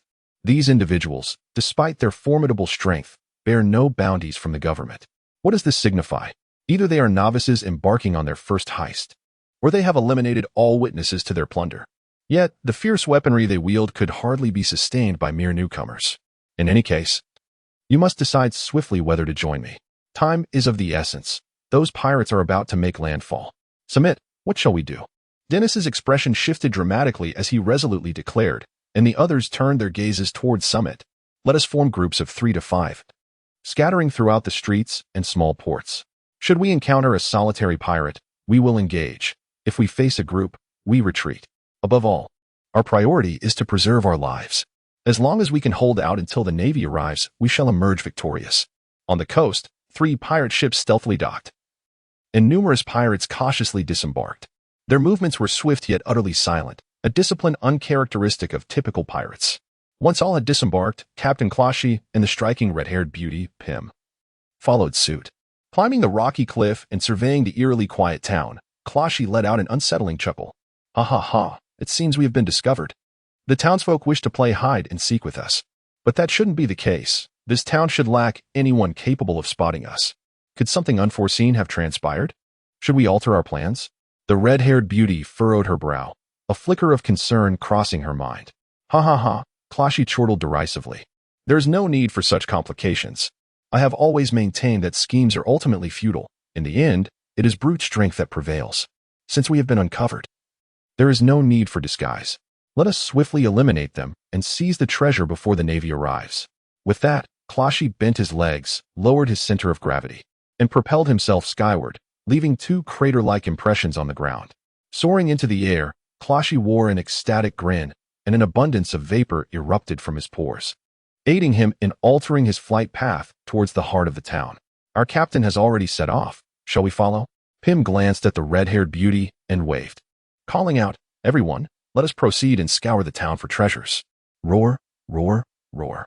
The pirates raised their weapons high, their excitement boiling over in frenzied shouts. And under Pym's leadership, they charged towards the town. The red-haired beauty shook her head, sighed, and reluctantly followed suit. Meanwhile, in the dimly lit corridor of the town, Samit's face turned pale as he muttered, This is not right. Those 3 individuals were merely spectators last time. Why is one of them charging in first this time?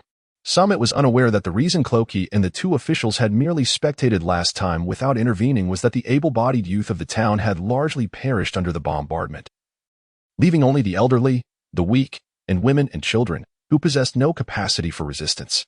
Naturally, they had no need to take action. However, this time, due to Samit's influence, the young and strong in the town remained alive, and there existed a force of resistance. They certainly would not sit idly by as mere spectators.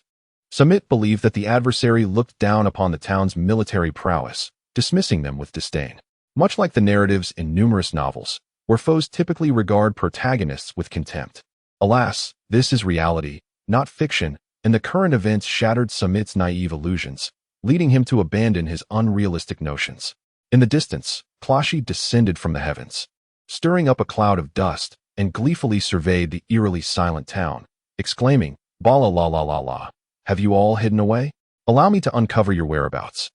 With a swift movement, Clashy opened his mouth wide, unleashing a slender water arrow that struck the wall of a towering building. With a resounding crash, the water arrow pierced through the wall, and as Clashy flicked his head, the straight water arrow transformed into a water blade, slicing horizontally through the structure as if it were mere tofu, causing it to collapse. Horrific screams erupted from within. Bala la la la la. Clashy cackled maniacally at the destruction he had wrought. Furious, the residents concealed in nearby locations witnessed the devastation and gritted their teeth in anger, brandishing their sailors' knives as they charged forth. Initially, they had been intimidated by Clashy's overwhelming presence, opting to bide their time in silence. Yet, upon witnessing such a tragic scene, they could no longer contain their outrage. They were not alone in their sentiments. Several other hidden residents also surged forth. A dozen voices raised in a battle cry as they rushed towards Clashy. You fools, run for your lives. Samit's blood-red eyes, filled with veins, shouted loudly. Unfortunately, no one heard his voice. Chapter 15, Zhuangzhou's Dream of a Butterfly, Part 4, Die, Pirate. A dozen individuals rushed towards Clashy from all directions, with those closest leaping up, wielding their weapons to strike at him. In response, Clashy showed no fear and laughed arrogantly. No matter how many salted fish there are, they are still just salted fish, and when they encounter a shark, they can only surrender. Without further ado, even a salted fish would attempt to take a bite out of you. Eat my salted fish spear, one shouted, aiming a harpoon at Clashy. Just as the harpoon was about to strike him, countless gases erupted from Clashy's pores, instantly sending the attacker flying, along with a circle of a dozen others, all crashing into numerous buildings. In an instant, chaos ensued, dust rising, and the air filled with the anguished groans of the wounded. I told you, relying on numbers is futile. Clashy stood at the center, laughing maniacally like a demon king. Damn it, that bastard. On the other side, Samit, witnessing the entire scene, clenched his teeth and, after a moment's contemplation, picked up his gun and ran out. Shortly thereafter, Samit reached the rooftop of a tall building, aiming his gun at Clashy. He prepared for a sniper shot. This building was 800 meters away from Clashy, who was unaware of his presence. In the world of pirates, most strong individuals possessed formidable physical strength, making it nearly impossible to kill without a shot to the head, and even injuring them was a challenge. Thus, Samit had only one opportunity. If he missed, Clashy, with his abilities, could instantly appear before him. Samit felt a surge of tension, his palms slightly damp with perspiration. To be honest, Samit, endowed with the gift of synesthesia, could effortlessly aim at any target. However, marksmanship is not merely about precision in aiming. The recoil of the firearm and the ability to anticipate the target's trajectory are experiences honed through relentless practice. Although Samit had practiced shooting, he clearly lacked the requisite skill. However, he had no choice but to take a gamble, as he could conceive of no other means to confront Clashy. Samit held his gun steadily, aiming at Clashy as he awaited the opportune moment, not daring to exhibit the slightest lapse in concentration. At that moment, Clashy seemed to sense something amiss and began to glance around. Simultaneously, his body exuded a thick, swirling mist, which soon enveloped the area around him. Now was the time. A cold smile curled upon Samit's lips. Clashy, believing that the mist had obscured the gaze of the outside world and granted him safety, audaciously ascended to the rooftop in search of the sniper who had targeted him. A sharp crack echoed as the gun in his hand erupted in a blaze, the bullet spiraling toward Clashy.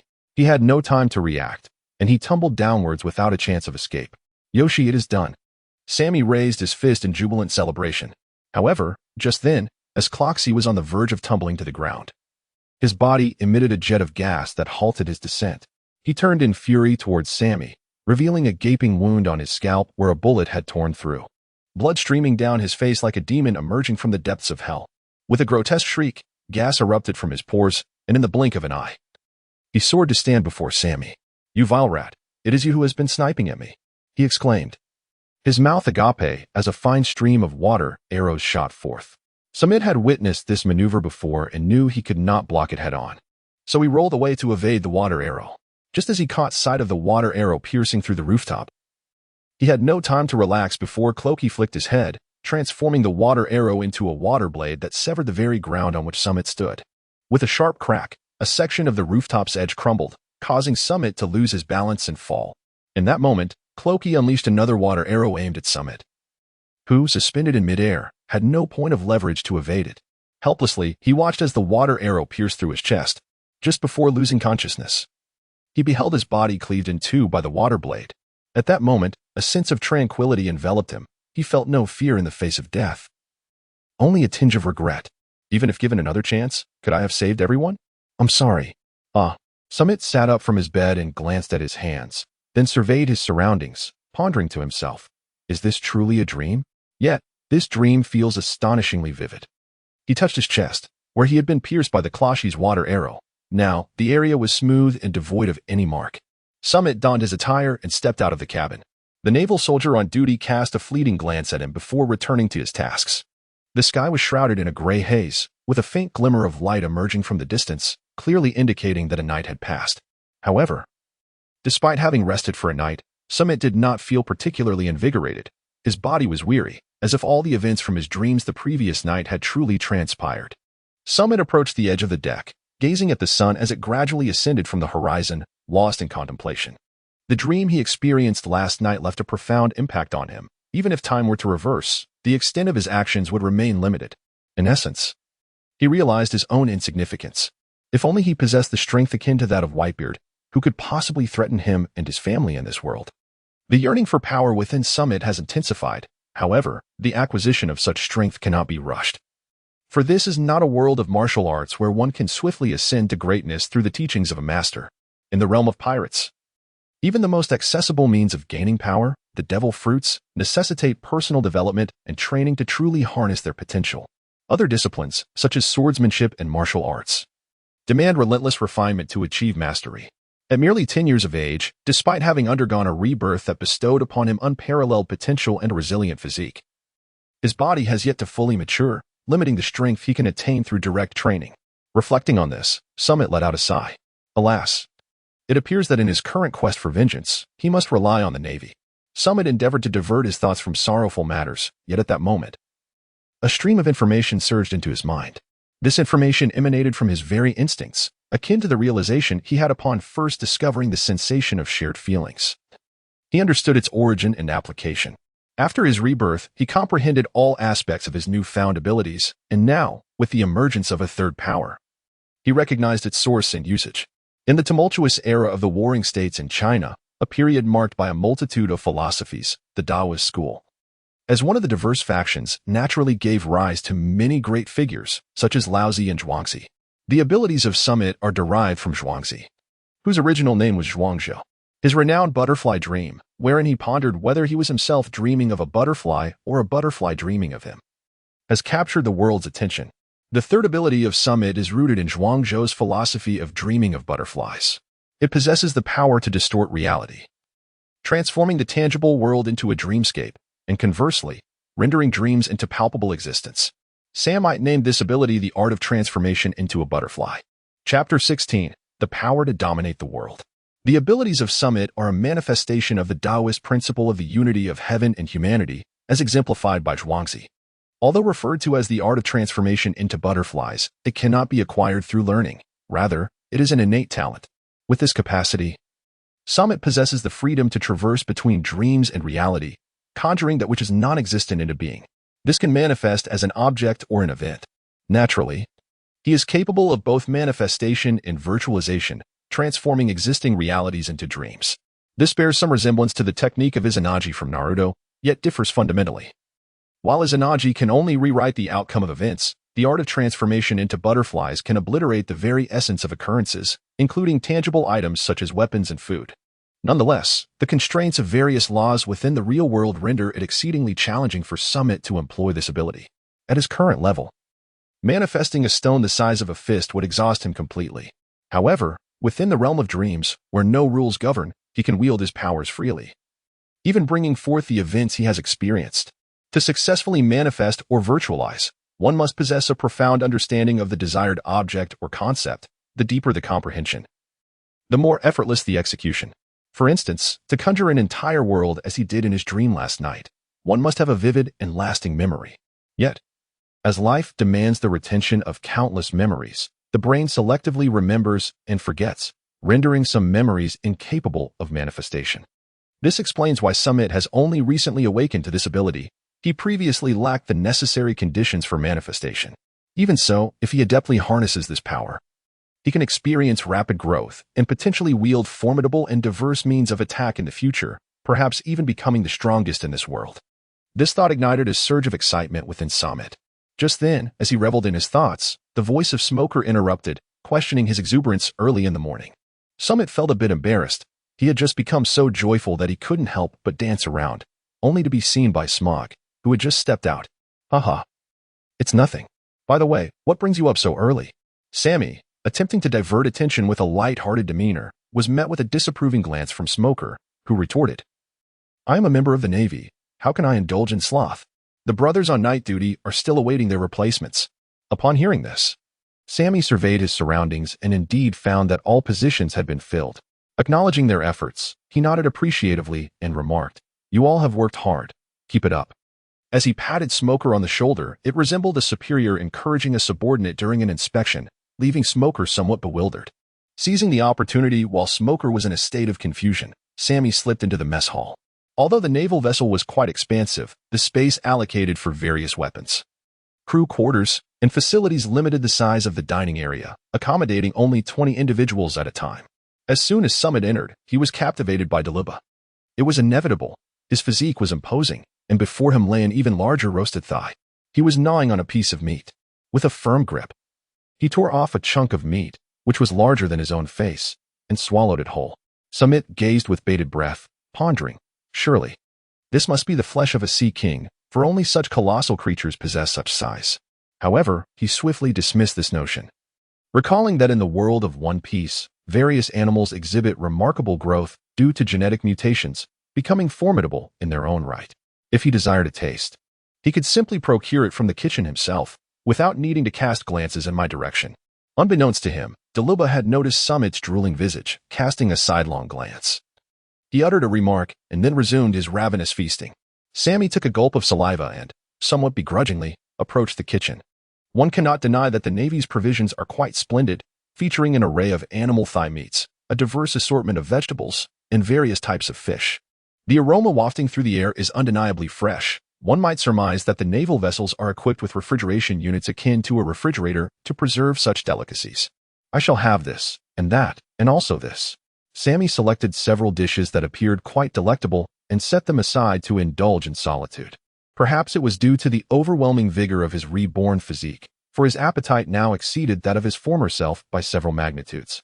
After a considerable time spent feasting, he hesitated and eventually laid down his chopsticks.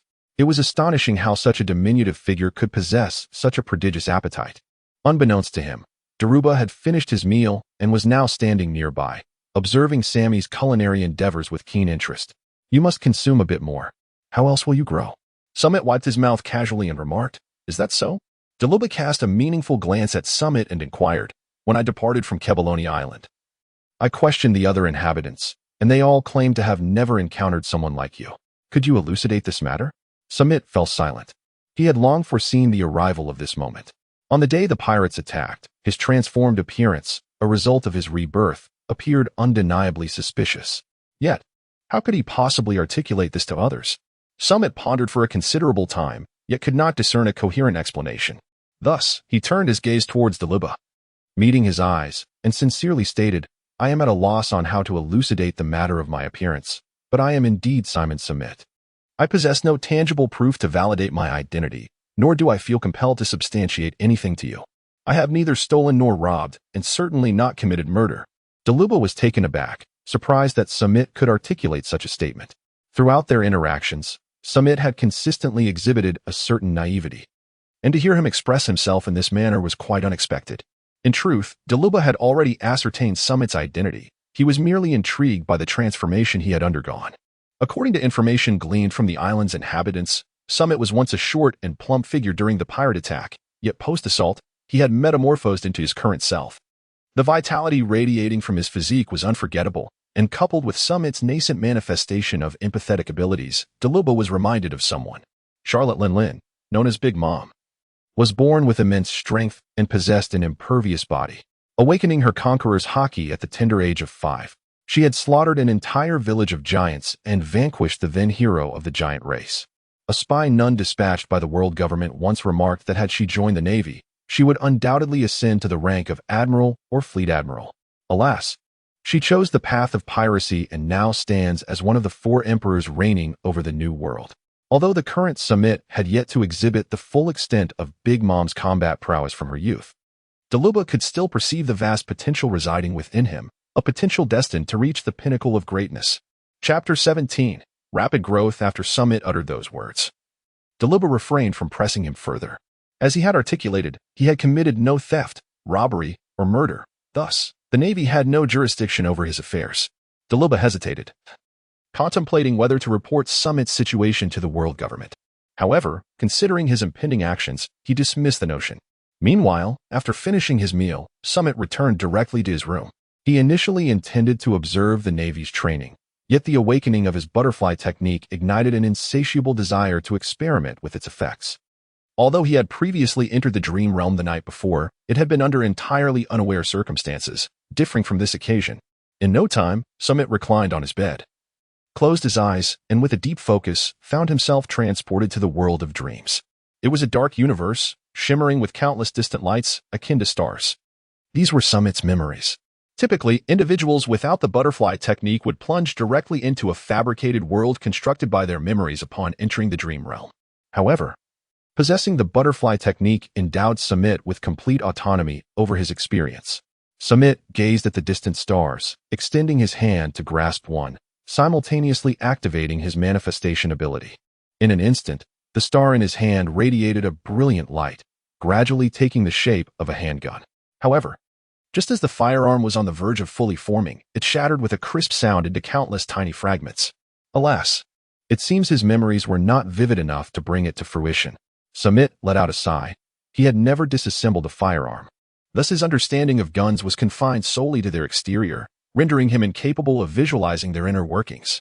Samit, undeterred, continued his quest among the countless stars in the cosmic expanse. He discerned that the more profound and vivid the memory, the more radiant it appeared. Among these luminous recollections, the most resplendent was the incident involving the Barabara pirate cruise attack, which stood as the sole memory Samit could currently manifest. After a moment of contemplation, Samit extended his hand towards the memory of the Barabara pirate cruise assault and began to materialize it. On that tranquil and serene morning, Samit once again arrived at the island of Cabalone. Standing upon the rocky cliffs, he cast a complex glance at the quaint town, murmuring an apology to himself before leaping into the thick mist, vanishing from sight. Shortly thereafter, the Barabara pirate crew, shrouded in the veil of fog, approached the shore. Countless pirates stealthily infiltrated the town, and by the time the townsfolk realized their presence, it was already too late. The slaughter commenced, filling the air with anguished screams, adults wailing, children sobbing, and women in despair. This time, the townspeople had no chance to summon the navy, and they were utterly annihilated. The pirates then returned to their ship, laden with the plundered treasures from the town, and set sail away from the island. Samit stood silently by, observing the scene until the pirates had departed, before stepping forward to gaze at the multitude of lifeless bodies strewn across the street. Ultimately, he gathered the corpses and set them ablaze. After this grim task, Samit began to collect provisions and firearms, and then embarked on a rigorous training regimen. Each morning, he would run for an hour, followed by breakfast. After his meal, he dedicated 3 hours to performing sit-ups, then took a break for lunch. In the afternoon, he rested for 2 hours before engaging in 3 hours of push-ups, concluding his day with dinner. Post-dinner, he would rest for another 2 hours, before finishing with an hour of frog jumps. Initially, Samit found the exertion quite demanding. However, after 2 days of persistence, he began to feel significantly more at ease. By the end of the week, he was effortlessly completing his training regimen. His already sturdy muscles grew even more defined, exuding a palpable strength. While he had intended to practice his marksmanship, his schedule was so tightly packed that he found no spare time to hone his skills. Nevertheless, Samit paid little heed to this, recognizing that while mastering marksmanship could elevate one to a level of expertise in the world of One Piece, raw strength and the power of devil fruits remained the prevailing forces. Samit yearned to persist in his training. However, the arrival of foreign merchant ships compelled him to relinquish such aspirations. Those individuals would undoubtedly uncover the peculiarities of the island and subsequently inform the navy, rendering it impossible for Samit to continue his tranquil cultivation. Reflecting on this, he let out a sigh of relief. Although he had endured the rigors of training through sheer determination, the desolate environment of the island weighed heavily upon him, and the absence of companionship left him feeling profoundly melancholic. Even in the absence of outsiders, he found himself unable to endure. It seems that to become a formidable individual, one must possess not only an uncommon tenacity but also a heart capable of withstanding solitude. Samit felt as though he had not endured the agony of losing his family. He certainly lacked the perseverance to continue. Nevertheless, he had reached his limit.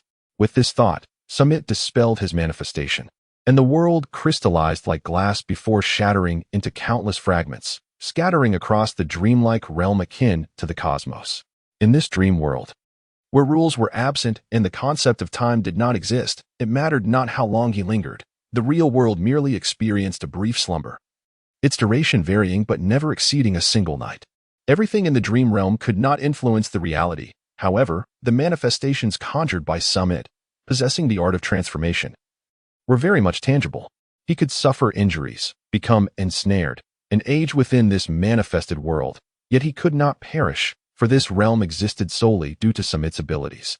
Should he lose consciousness, the world would shatter, and he would plummet back into the dream realm, a place devoid of the rules and concepts of time and life. In essence, irrespective of the duration he spent in the replicated world, upon his return to the dream realm, he would revert to the state he held when first entering. Naturally, any strength or skills he cultivated in the manifested world would dissipate, leaving only his experiences behind. However, this experience was sufficient. The arduous training process had engraved a profound impression upon Samit. Upon returning to the dream realm, he immediately sought to materialize the strength he had acquired during his training. Feeling the power coursing through his body, Samit nodded in satisfaction before awakening. Samit sat up in bed and pushed open the door. Outside, the sun had only just begun to rise. Samit clenched his fists, feeling the surge of power coursing through his body, his emotions stirred with excitement.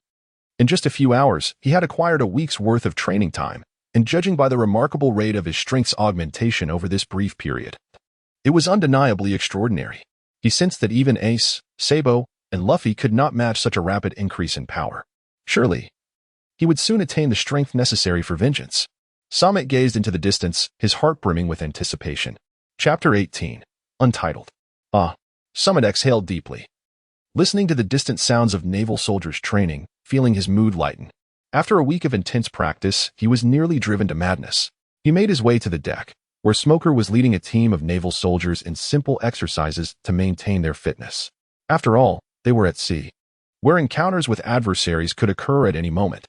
If the soldiers were subjected to high-intensity training daily, rendering them utterly exhausted, it would be absurd for them to be unable to fight when faced with an enemy. Samit stood to the side, observing the naval training.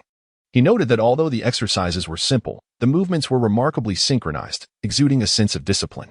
For instance, during the frog jumps, the soldiers coordinated their breathing in a rhythmic manner, effectively conserving their energy. In the distance, pairs of soldiers were engaged in a sparring match, showcasing their swordsmanship. Though they did not exert excessive force, each slash and strike was imbued with various techniques of power application, and even as a novice who had never studied swordsmanship, Samit could appreciate the aesthetic beauty of their explosive strength. Sammy quietly observed the training session, secretly absorbing the techniques while feeling a sense of astonishment. In the original narrative, these naval soldiers were primarily regarded as expendable, mere background figures overshadowed by the stronger characters. Any named individual could easily dispatch a group with little effort. However, from the training of this cohort, it became evident that they possessed a commendable level of combat skills. Unfortunately, their physical capabilities were merely that of ordinary humans. And in a world teeming with superhumans, they were at a distinct disadvantage. Numerous races were inherently superior in various aspects, not to mention the existence of devil fruits, which rendered the combat prowess of ordinary individuals inconsequential in this realm. Had I not possessed these three abilities, perhaps I would have remained at this same level. Are you quite intrigued by this? Smoker inquired as he approached Sammy, who was furtively learning, and gestured for the soldiers to continue their training. Upon being discovered for covertly learning, Samit remained unfazed, as these training methods were not esoteric secrets, but rather practices that all naval soldiers would partake in. Consequently, Smoker would not hold him accountable. I am quite intrigued. I yearn to understand how one can attain greater strength, Samit remarked. Smog cast a glance at Samit and said, if one wishes to grow stronger, it is a simple matter. One need only engage in relentless battles with foes. But who possesses an endless supply of adversaries to battle against perpetually? What exactly are you trying to convey? Samit spoke with an air of indifference, suggesting, why not join the Navy? Smoker glanced at the unperturbed Samit and continued, by enlisting in the Navy, you will receive systematic training and engage in relentless battles against pirates. Through this continuous honing, you will experience rapid growth in strength, skill, and mindset. This way, not only will you have the opportunity to avenge yourself, but you will also uphold justice, preventing the tragedies that befell you from recurring. Listening to Smoker's words, Samit fell silent. To be honest, his initial intention was to join the Navy to seek their assistance in avenging his family. This was why, during his first encounter with Smoker and Derubus, he had deliberately displayed a sense of camaraderie to capture their attention. Even when his surprised expression upon meeting Smoker raised Derubus' suspicions about his identity, Samit's first instinct was to dispel that doubt. Thus, amidst the emotional turmoil of losing his loved ones, he tried to maintain a light-hearted demeanor with the two. However, the awakening of the butterfly transformation technique completely disrupted Samit's plans. With the newfound ability, he realized that he could fulfill the conditions that the Navy offered on his own. Although he would encounter many obstacles without guidance, he had ample time. He could certainly train with the Navy during the day and practice in the dungeon world at night. There was no inherent conflict between the two pursuits. Yet, Samit was not a machine. The notion of enduring relentless training day in and day out was simply implausible. At his core, Samit was a reclusive individual, devoid of grand ambitions. He had endured the harrowing experience of losing his family, witnessing their demise, and even facing death himself. This trauma had unveiled the harsh realities of the world, igniting a yearning for strength within him. However, his desire for power was not driven by a wish to wield it for any particular purpose. Rather, it stemmed from a desire to protect himself and his friends, ensuring that past tragedies would not be repeated. As for vengeance, to be candid, since awakening the butterfly transformation technique, his hatred had diminished significantly. Although he still harbored animosity towards the Barabara pirates, his primary focus shifted to rescuing his family. He believed that if he grew sufficiently strong, he could render the horrors of Cabalone Island as mere illusions, transforming reality into a dream, and thereby rewriting the island's tragic fate.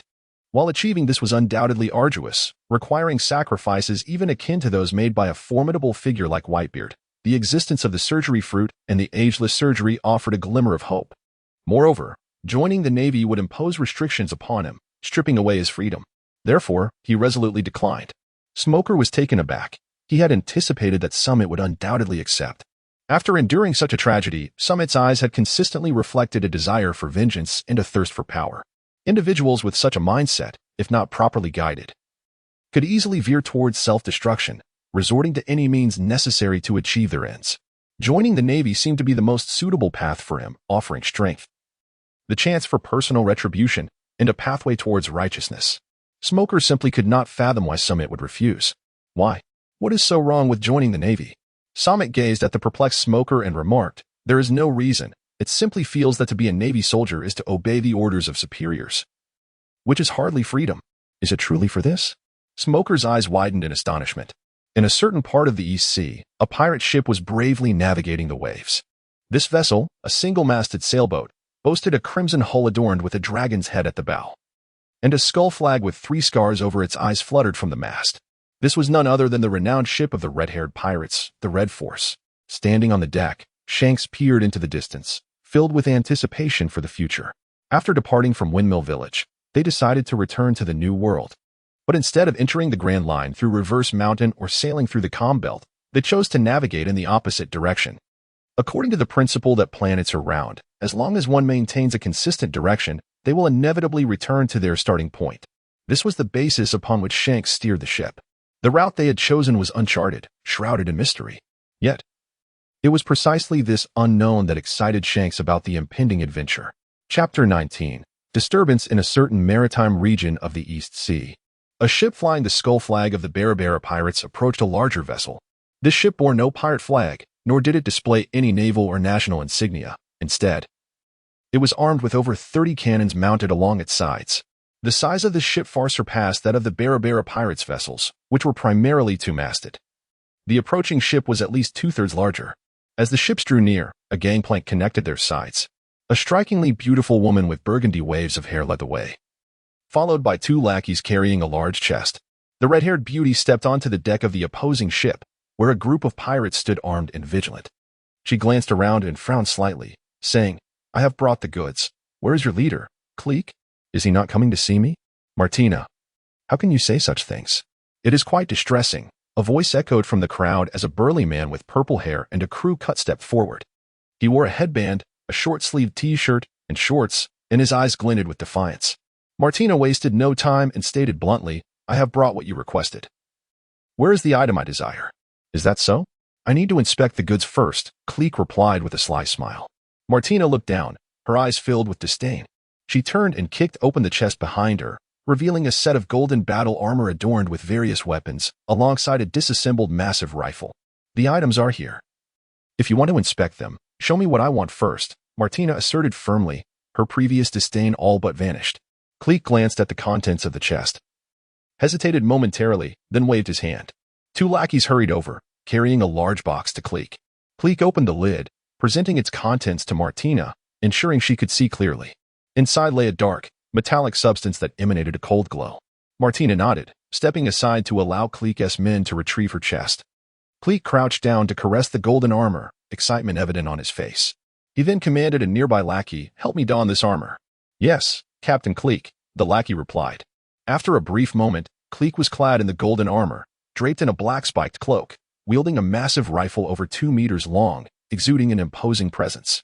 Martina, observing Cleek's ostentation, grew impatient and said, "The goods have been delivered. May I take my items now?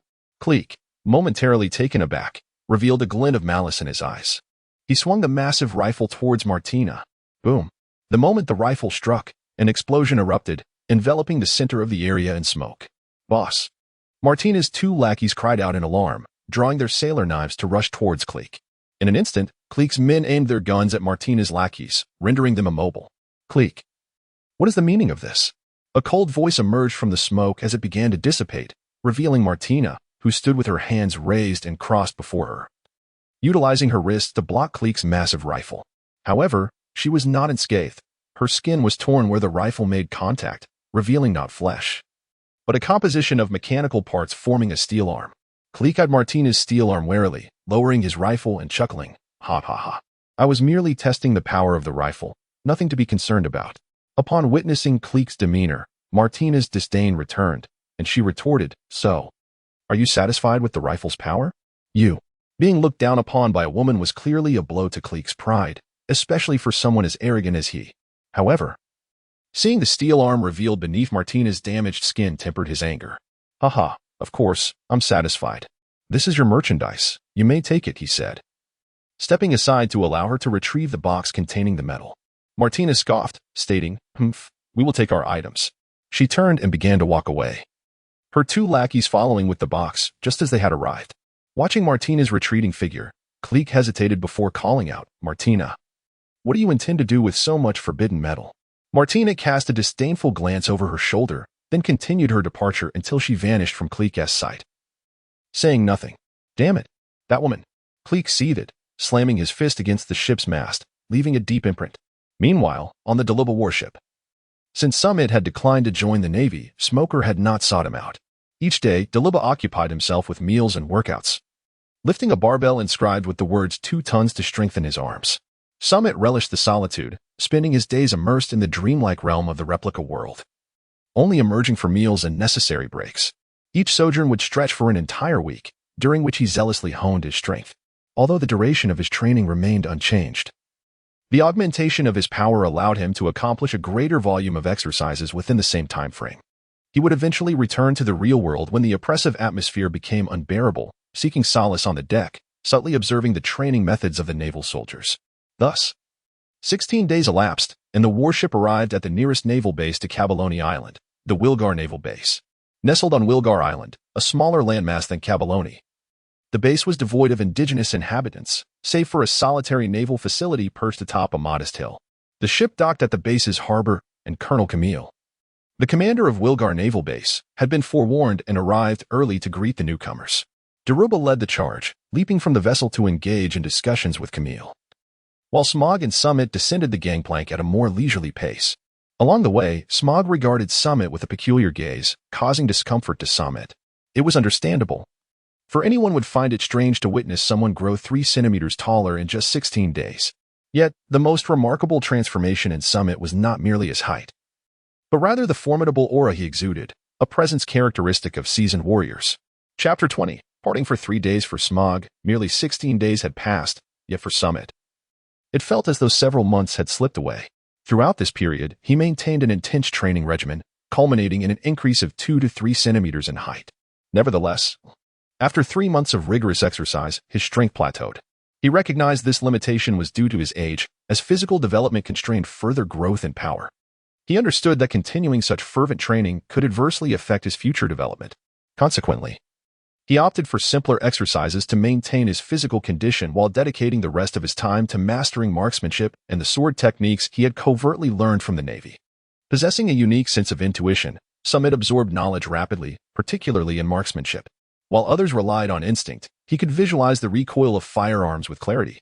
Although his swordsmanship was not acquired as swiftly as his shooting skills, he still advanced several times faster than the average individual. Within a month, he had mastered various sword techniques, which were fundamentally basic.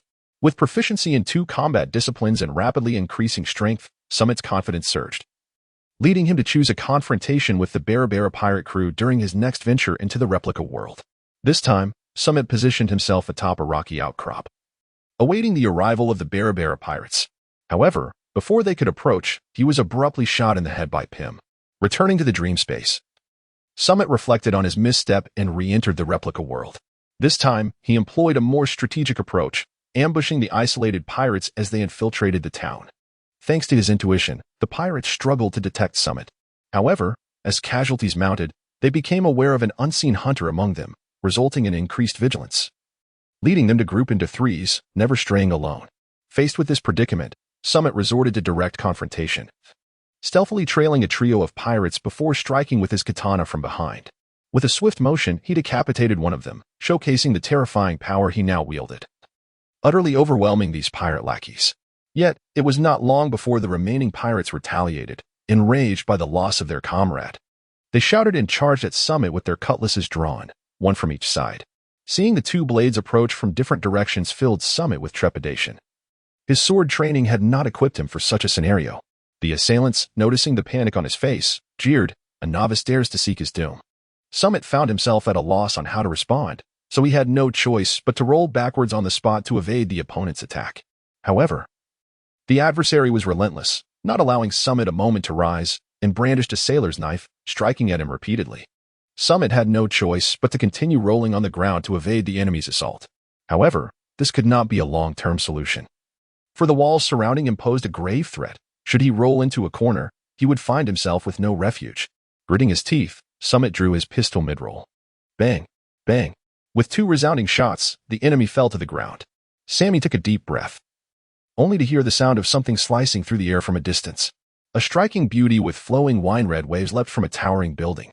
Like a heavy object in freefall, there was a thunderous crash as she landed, creating a pit over a meter in diameter in the ground, with countless cracks radiating outward like the roots of a great tree. The dust and debris were stirred up, obscuring the scene. But before his curiosity could lead him to peer closer, the crimson-haired enchantress, Martina, burst through the cloud of dust, charging towards Sammy. The swirling dust was blown aside by the wind, leaving her path pristine and unblemished. Before Samit could comprehend the situation, he felt an immense force surge from his chest, as if he had been struck by a vehicle, propelled away by a punch from Martina. Bang!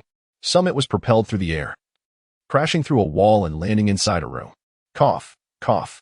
Samit spat out a mouthful of fresh blood, mixed with fragments of his internal organs. He gazed in horror at the shattered entrance, as Martina's figure slowly emerged, her face devoid of any emotion.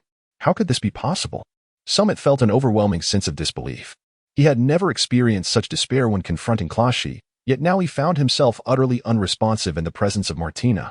However, based on the intelligence he had gathered earlier, it was clear that Martina was indeed Clashy's subordinate.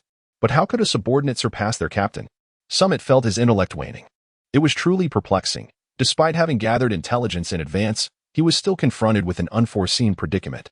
Martina loomed over Samit, lifting her foot to press his head against the wall. Not dead?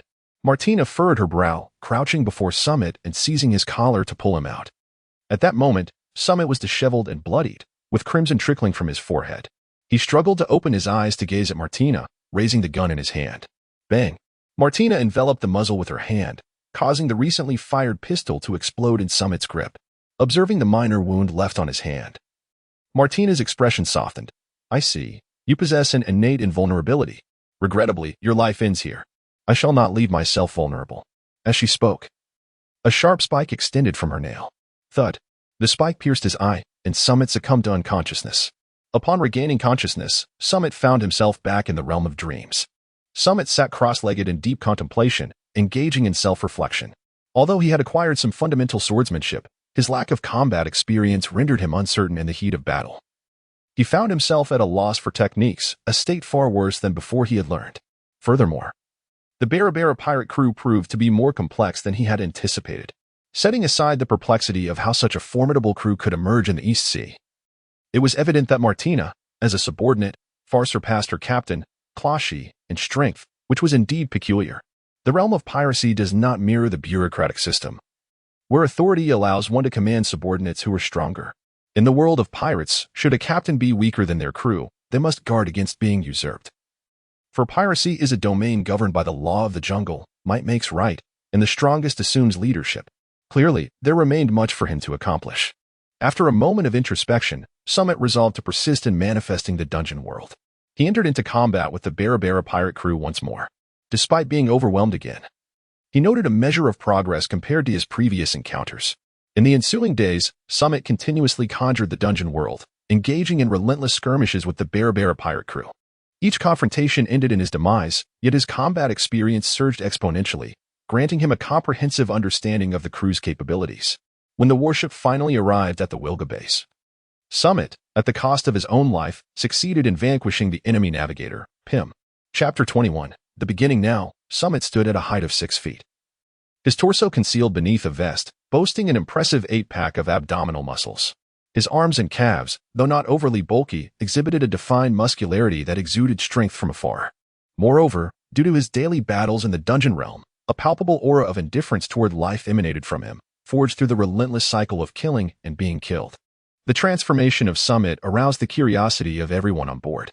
After fruitless inquiries, Daruba and Smog ceased to disturb him, yet their conviction regarding Samit's identity only deepened. After all, if one could grow 2 to 3 centimeters taller in a mere 16 days, then shedding a few pounds and gaining several centimeters in just a few hours might not be entirely implausible, right? Perhaps. So, will you eventually grow into a robust figure like Daruba? After a prolonged silence, Smog voiced his inner perplexity. So you have been fixated on this all along? What a peculiar line of thought. Please, return to me that mature and handsome Smog. Samit internally scoffed, yet his face betrayed no emotion as he replied calmly. How would I know? Who can accurately predict the future? This was not an act of arrogance on Samit's part. Rather, it stemmed from his prolonged experience in life and death battles, which had instilled in him a persistent state of seriousness and vigilance. Over time, this demeanor had become second nature.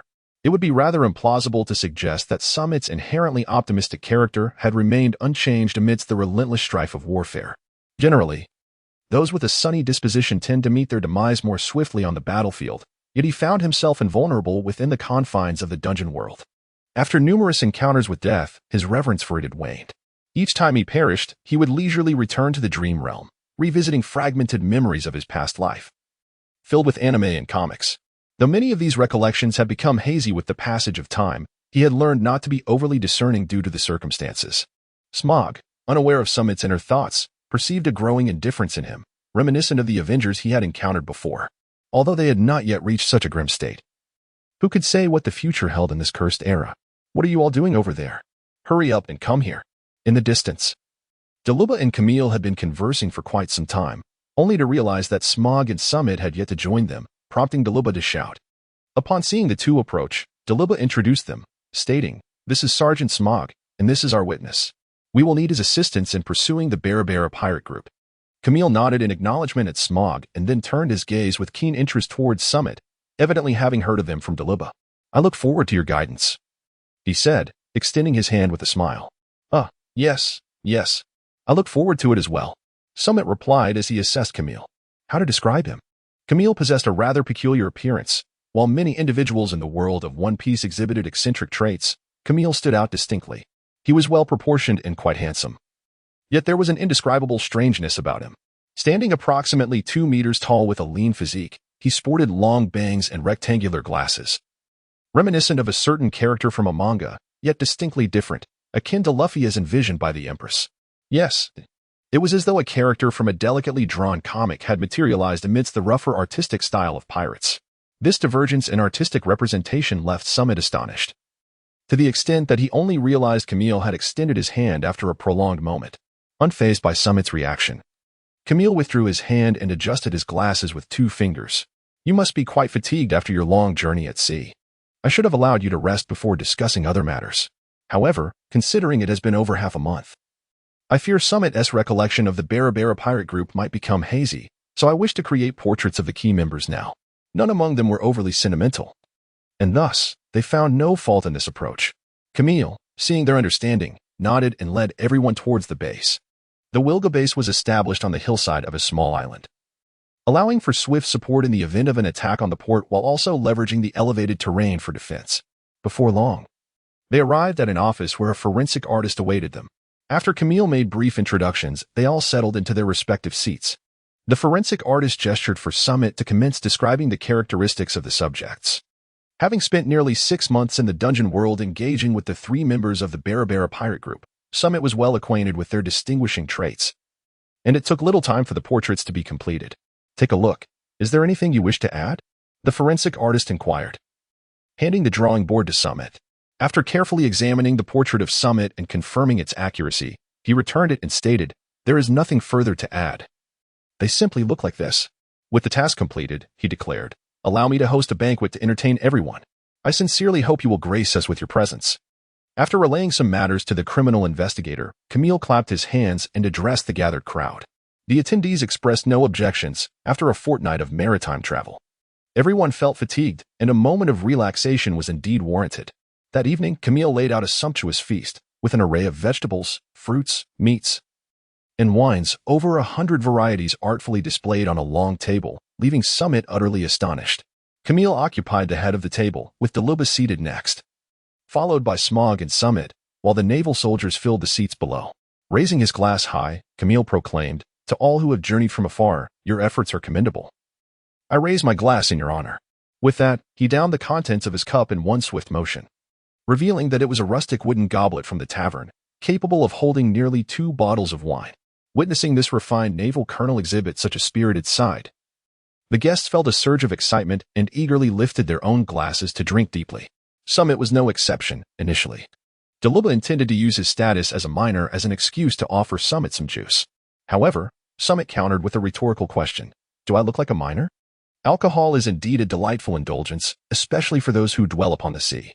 After a grueling day at sea, a sip of liquor is nothing short of blissful. Samit, who previously abstained from alcohol, found himself drawn to its allure after enduring intense training in the realm of dungeons. As the saying goes in this world, can a man truly be considered a man if he does not partake in drink? Once the drinks flowed, the gathering descended into a feast of indulgence. Living by the sea, everyone displayed a hearty spirit. Daluba seized a small piglet and began to gnaw on it, while Smog held a chicken leg in one hand and a goblet in the other. Others were no better. Some even climbed atop the dining table. In short, the revelry was exuberant, and after several rounds of drinks, everyone lay about in a state of blissful inebriation. Samit, feeling drowsy, rested his head on the table, clutching a bottle and mumbling in drunken slurs. The only one maintaining composure was Camille, seated at the head of the table. At that moment, the distinctive sound of a communication snail pierced the air. Camille sat composedly, a smile gracing his face as he regarded the others, before reaching into his attire to retrieve the snail. Moses, this is the Wilga Navy base. Hello. Camille, how's the situation progressing?" The voice on the other end was gruff and rather brusque, jolting the previously dazed Samit into a semblance of alertness as he turned to stare in astonishment. Chapter 22. Camille, the progress is quite smooth, essentially on track. Camille adjusted his glasses, sharp glints emanating from behind the lenses. "Is that so? I shall await your good news then."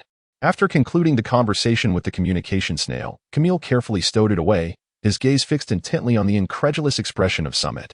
Who was that individual on the other end of the snail? The voice of Samit bore a somber tone, although he had already surmised the outcome. He still yearned to hear a different answer. Despite their brief acquaintance, Samit had never entertained the notion that this man, who appeared so cultured yet exuded a buoyant spirit, could be in league with pirates.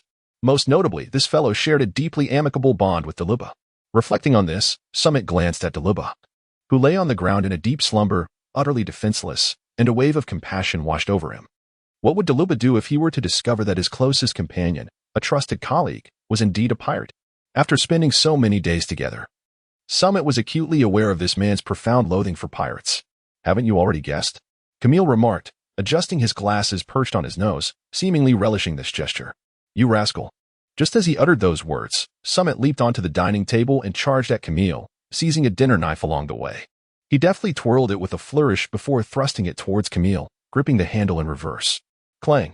Camille remained composed in his chair, producing a katana from an unknown source to effortlessly sever the knife in Samit's hand. With a deft flick of his wrist, he countered with a horizontal slash aimed at Samit.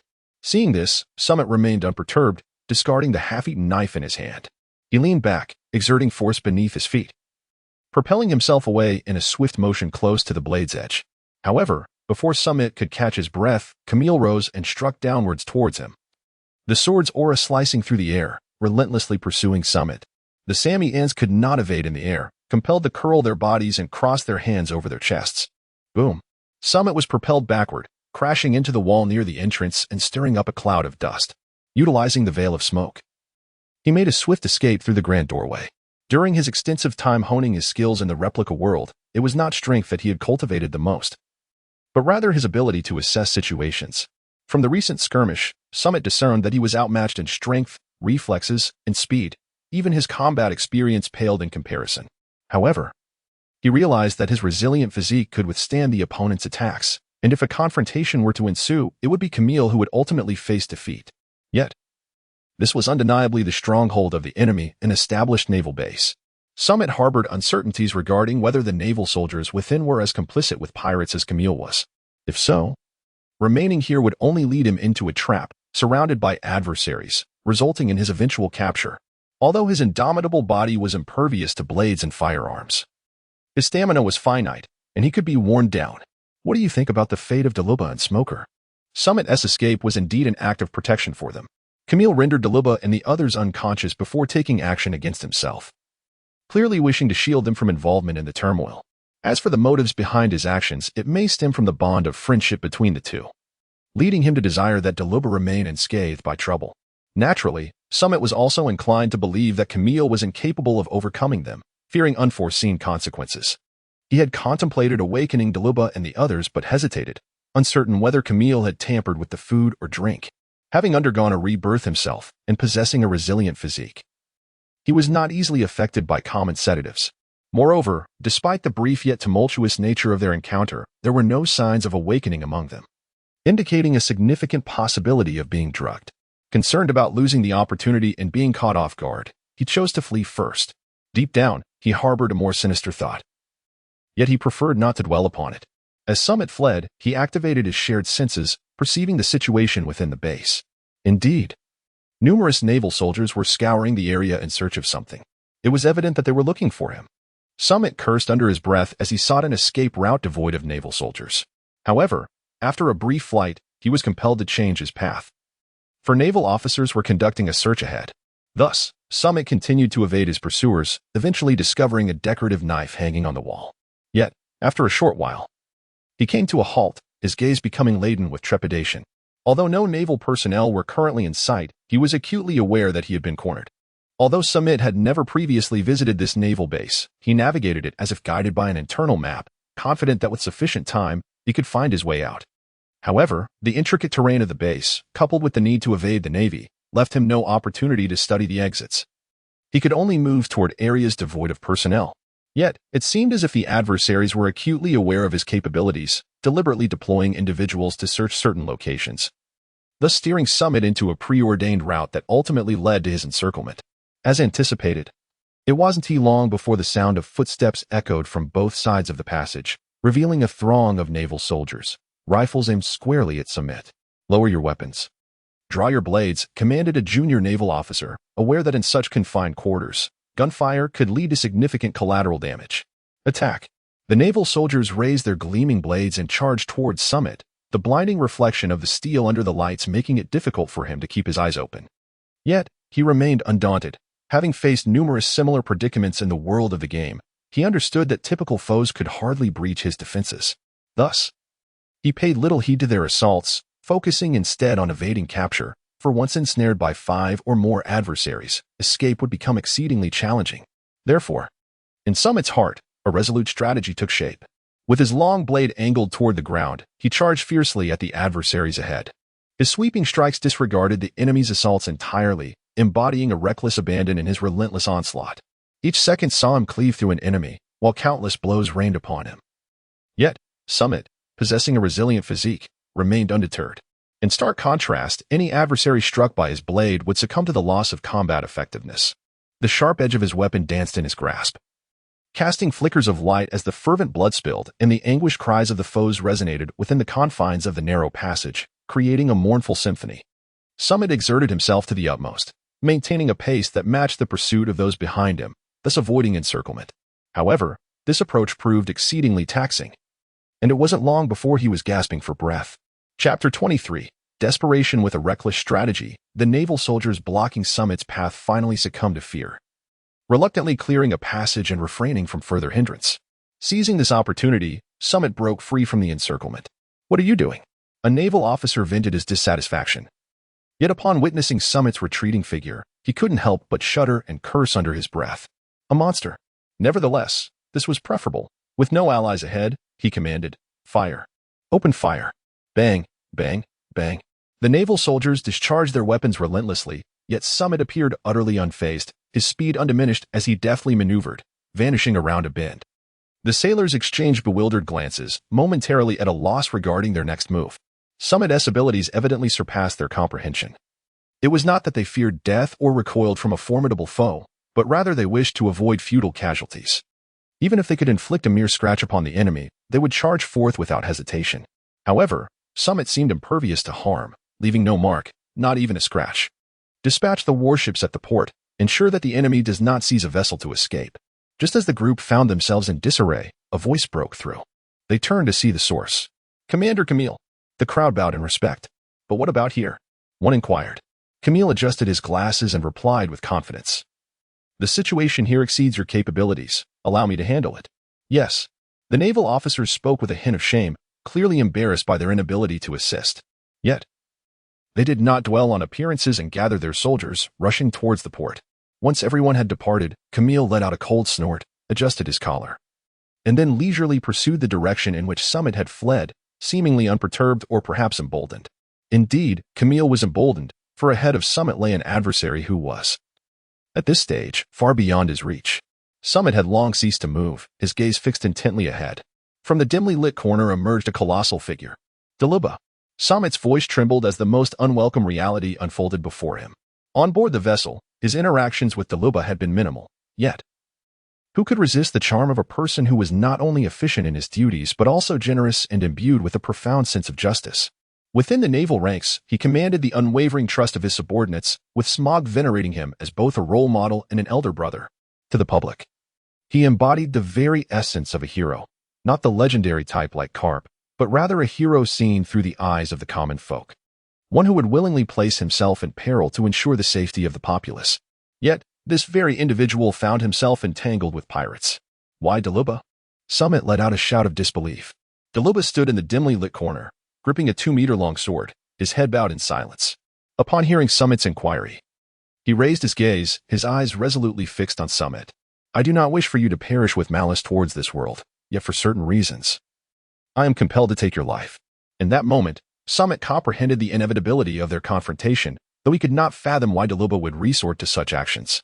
It is essential to note that the Navy's selection process is exceedingly rigorous. Typically, naval personnel undergo thorough investigations into their family backgrounds, and aspiring officers are subjected to even more stringent assessments. Those lacking a sense of justice are utterly incapable of passing. In countless fanfictions from his previous life, protagonists effortlessly joined the Navy, capturing a few pirates and swiftly ascending to high ranks, only to later betray their comrades. Such notions were utterly unfathomable to Samit, who resided in this world. Before Samit's arrival in this realm, the only spy that infiltrated the Navy at a high level was Virgo. And the betrayal of the Navy was rooted in a fundamental divergence of ideals regarding justice. It is inconceivable that an individual, driven by ulterior motives from the outset, could masquerade successfully for over a decade to become a naval officer. Yet, Daluba did not strike Samit as one capable of such deception. "You are a pirate." Daluba is a naval officer. What is wrong with the Navy apprehending pirates? This was Camille's voice, resonating from behind. Samit turned to see Camille approaching leisurely, his finger resting on his glasses. "A pirate? You claim I am a pirate?" "Indeed, remnants of the Barabara pirate crew linger, yet you are nothing like Samit. The Samit of Ronnie Island was merely a 10-year-old chubby boy, and you bear no resemblance to him." Camille spread his arms wide, his eyes glinting sharply beneath his glasses. "Moreover, upon your arrival at the banquet, you took advantage of the revelry to launch an assault on me, the commander of the Wilga Naval Base. Do not attempt to deny it. The hull was equipped with transponder snails, and your actions were meticulously recorded. You despicable scoundrel." Samit's pupils dilated as he propelled himself forward like a bullet. He realized he had been ensnared in a trap. Camille intended to eliminate him without revealing his own identity, thus fabricating this baseless accusation against him, a charge he found impossible to refute. Indeed, the transformation he underwent after his rebirth was profound, and although he was merely suspected, the Navy had no grounds to act against him. However, the charge of assaulting a high-ranking naval officer would grant his adversaries the audacity to strike without restraint. After all, it was he who had initiated the conflict in the hall. Had he not overheard their conversation, the circumstances would have aligned perfectly with Camille's accusations. Therefore, Samit acted without hesitation, aware that his opponents sought to obliterate him. Words would be futile, and his only recourse was to fight his way out. Yet, the formidable Dilibar loomed ahead, compelling Samit to attempt an escape through Camille, knowing well to target the vulnerable first. Alas, while his intentions were noble, the narrative would not unfold as he envisioned. Just as he made his move, Dilibar struck. With both hands gripping the hilt of his sword, he stepped forward, unleashing a horizontal slash aimed at Samit. The narrow confines of the corridor allowed Dilibar's blade to cleave into the adjacent wall, slicing through it as though it were mere paper, emerging from the other side. The sweeping motion of the blade generated a powerful gust of air, manifesting as a formidable wave of sword energy that surged towards Samit, carving through the walls of the corridor on either side. The tremendous uproar was palpable, and as the lethal force approached, Samit instinctively ducked to evade the blow. The sword energy soared past him, striking terror into Camille, who, fearing he might be severed in two by a mere misstep, abandoned all pretense of composure and threw himself to the ground. Once the blade's energy had passed overhead, he hastily rose, the calm demeanor he had previously cultivated now shattered. In his moment of exasperation, just as he was about to voice his concerns, a thunderous crash reverberated behind him, the sound of Dilibar's sword energy shattering the wall. He felt the structure tremble ominously, tilting as it was cleaved. Such devastation from a single strike was truly terrifying. Chapter 24. A desperate struggle. Dilibar, are you intent on killing me as well? Camille questioned, his voice laced with desperation. Dilibar retracted his attack and replied coolly, I apologize. This confined space severely restricts my ability to maneuver. Camille pointed accusingly at Dilibar, but upon noticing Samit, who remained in shock, he swiftly redirected his focus. Never mind. It is imperative we eliminate this brat first. Want to kill me? I shall not yield meekly to your slaughter. With Camille's mention of him, Samit snapped back to reality. Though astounded by Dilibar's prowess, he was no stranger to battles marked by overwhelming disparity. He recognized that some outcomes remained bleak, even when life was at stake. Yet, if he did not strive for victory, he would be left in utter darkness. Then struggle with all your might. With that, Camille lunged forward, drawing his katana as he charged towards Samit, intent on striking. Sammy, undaunted, raised his blade to meet Camille in a narrow, dimly lit corridor where they engaged in fierce combat. Both were agile fighters, their swords clashing with a brilliance that sparked vibrant flames, accompanied by the resounding clang of metal striking metal, reminiscent of a splendid operatic performance on stage, graceful and magnificent. Samit was completely immersed in the battle. Although he was inferior to his opponent in strength, speed, and technical experience, the disparity was minimal. Coupled with his insight gained from synesthesia and the resilience of his formidable physique, the two combatants were indeed evenly matched. He had never faced such an adversary before. In the realm of dungeons, where foes often outnumbered him, Samit resorted to covert ambushes. He either struck with lethal precision or found himself discovered, forced to confront enemies far more powerful than himself, ultimately leading to his defeat. This exhilarating combat experience captivated him, and the thrill of unleashing his full potential against another ignited a primal roar from Samit amidst the fray. What a delightful experience! Samit bellowed, his entire being lunging forward, the long blade in his hand incessantly aimed at the opponent's vital points, wholly disregarding his own safety. With a clang, he once again deflected the adversary's assault. Yet a grim expression settled upon Camille's face. Despite possessing advantages in various aspects, the opponent's seemingly impervious prowess compelled him to abandon any semblance of defense, placing him at a psychological disadvantage. Every attempt he made to strike at the enemy's vulnerable areas was preemptively thwarted, leaving him in a state of utter frustration. Just as Camille grappled with his discomfort, he noticed Dilibar make a move. The massive blade in his grasp swung in a sweeping arc, unleashing a comprehensive slashing wave towards him. Damn, is this guy really trying to take me down too? Cursing inwardly, Camille's actions remained swift as he engaged in a struggle with the opponent's weapon once more, forcing Samit back before turning to flee. Samit had already noticed when Dilibar made his move. However, he found himself helpless as he was pushed aside by Camille. At that moment, his old strength had not yet manifested, and compounded by Dilibar's extensive attack range, evasion was impossible. He could only tilt his body to avoid the fatal strike. Bang! Thunderous rumble. Samit was struck by a lethal blow, his body propelled through the air, leaving behind a long gash that spewed forth a torrent of crimson blood. He ultimately collided with the wall, shattering the tiles beneath him. Tap, tap, tap. Camille emerged from around the corner, her katana glinting with a sharp radiance under the light. Cough. Cough. Samit leaned against the wall, expelling a mouthful of fresh blood, his entire body engulfed in weakness. As he gazed at the approaching Camille, a thought flickered through his mind. Could this truly be the end? His three abilities had already manifested. The power of rebirth could only be utilized once, and he had already exhausted that opportunity. The butterfly transformation, while capable of distorting reality, was beyond his current strength to alter the course of events. Samit found himself at a loss. Die. Camille advanced upon him, gripping the hilt of his knife with both hands, and thrust it towards his eyes.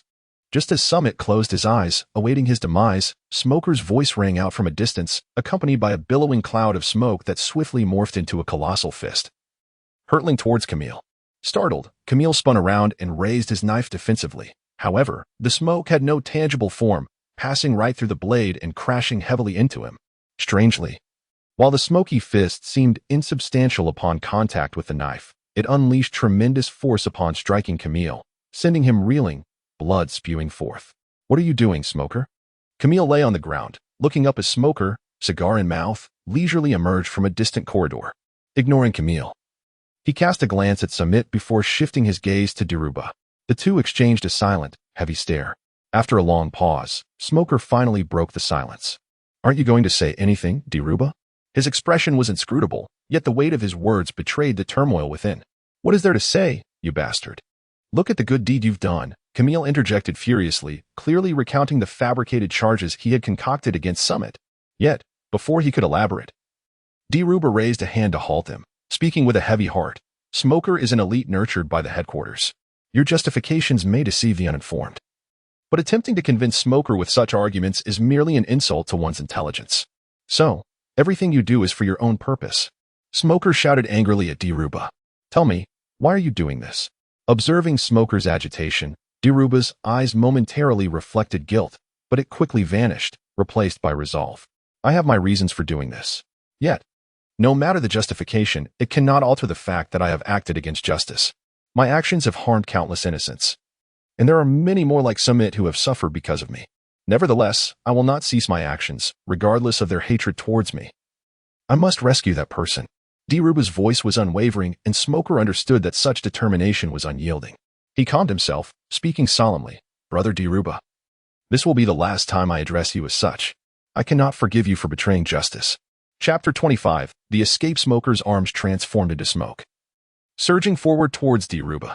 The speed of the smoke was astonishing, reaching Diruba in the blink of an eye. Due to the constraints of the terrain, Diruba did not draw his sword. Instead, he pulled back his right hand from the hilt, his muscles tensing with visible strain. Diruba unleashed a punch that shattered the air, creating a violent gust that even Samit, lying some distance away, could feel. If Smoker did not change his approach, the advancing smoke would surely be dispersed by this blow. As the smoke began to show signs of being blown away, it surged forward, transforming into the upper half of Smoker, who placed his weapon on his back and, upon drawing closer, swung it forcefully against Diruba's fist. A thunderous crash erupted where their fists and weapon met, winds howled, and debris scattered, clattering against the walls. Though Smoker's attack appeared formidable, Samit could only curse in his mind at the foolishness of it all. Did Smoker not know the extent of Diruba's strength after all those years in his shadow? To engage in a battle of brute force without leveraging his natural advantages was sheer folly.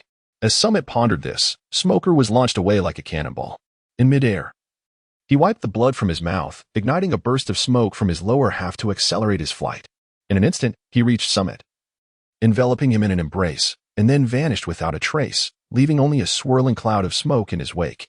Indeed, from the very start, Smoker had no intention of confronting Diruba directly after years of executing missions alongside him. He was all too aware of Diruba's extraordinary strength, one that even giants would find formidable. Everyone familiar with Samit understands that confronting him head-on is futile. Even as an elite trained by the Navy headquarters, he is fully aware of this. His actions are merely a guise, a means to seek an opportunity for escape. Having spent years by Diruba's side, he is acutely aware of the chasm that exists between their strengths. Even at the cost of his own life, victory is an impossibility, especially with the ever-watchful Camille lurking nearby. Thus, from the onset, his intention was to flee with Samit. In the moment of clashing fists with Diruba, Smoker adeptly harnessed Diruba's force to propel himself backwards. During this maneuver, he utilized his elemental transformation to lighten his body and evade harm.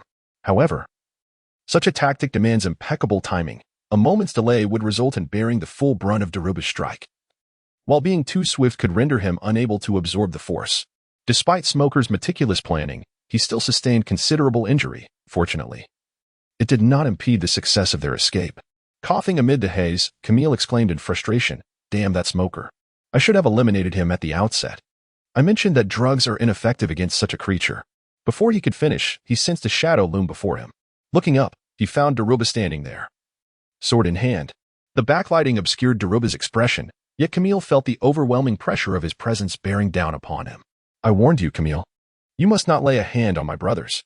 I was merely venting my frustrations," Camille hastily clarified, genuinely fearing for his life. In the midst of this tense atmosphere, the phone bug suddenly rang, this time from Daruba's side. Moshi, this is Daruba. Daruba, the key is ready. Come to Zodia. I am preparing to unlock the seal. Bring Camille along." Understood. After hanging up, Daruba turned to Camille and said, "You heard that, right? Prepare yourself. We are heading to Zodia."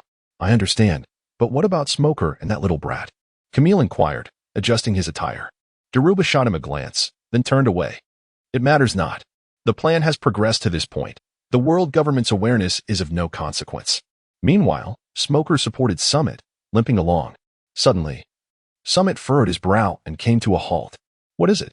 Smoker asked, puzzled. "Wait." Samit gestured for silence, fully attuned to his surroundings. After a brief moment, he exhaled in relief and settled into a corner. "You should relax as well. Camille and Daruba have departed." "Departed?" Smoker's expression was one of utter confusion. Shouldn't there be a relentless pursuit, followed by their arduous efforts to wrest the enemy's grip from them? Indeed, just as the righteous triumph over evil. It is written in the tomes. Fortunately, Samit remained oblivious to Smoker's inner turmoil, which would have surely shaken his worldview. Noticing Smoker's lingering perplexity, he elaborated on his insights.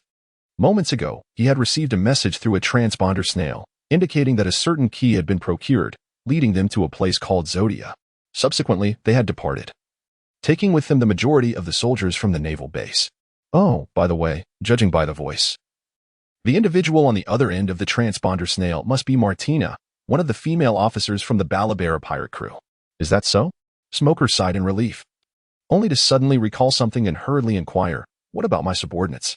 "Rest assured, they are still asleep in the hall." Sammy waved his hand, signaling him not to worry.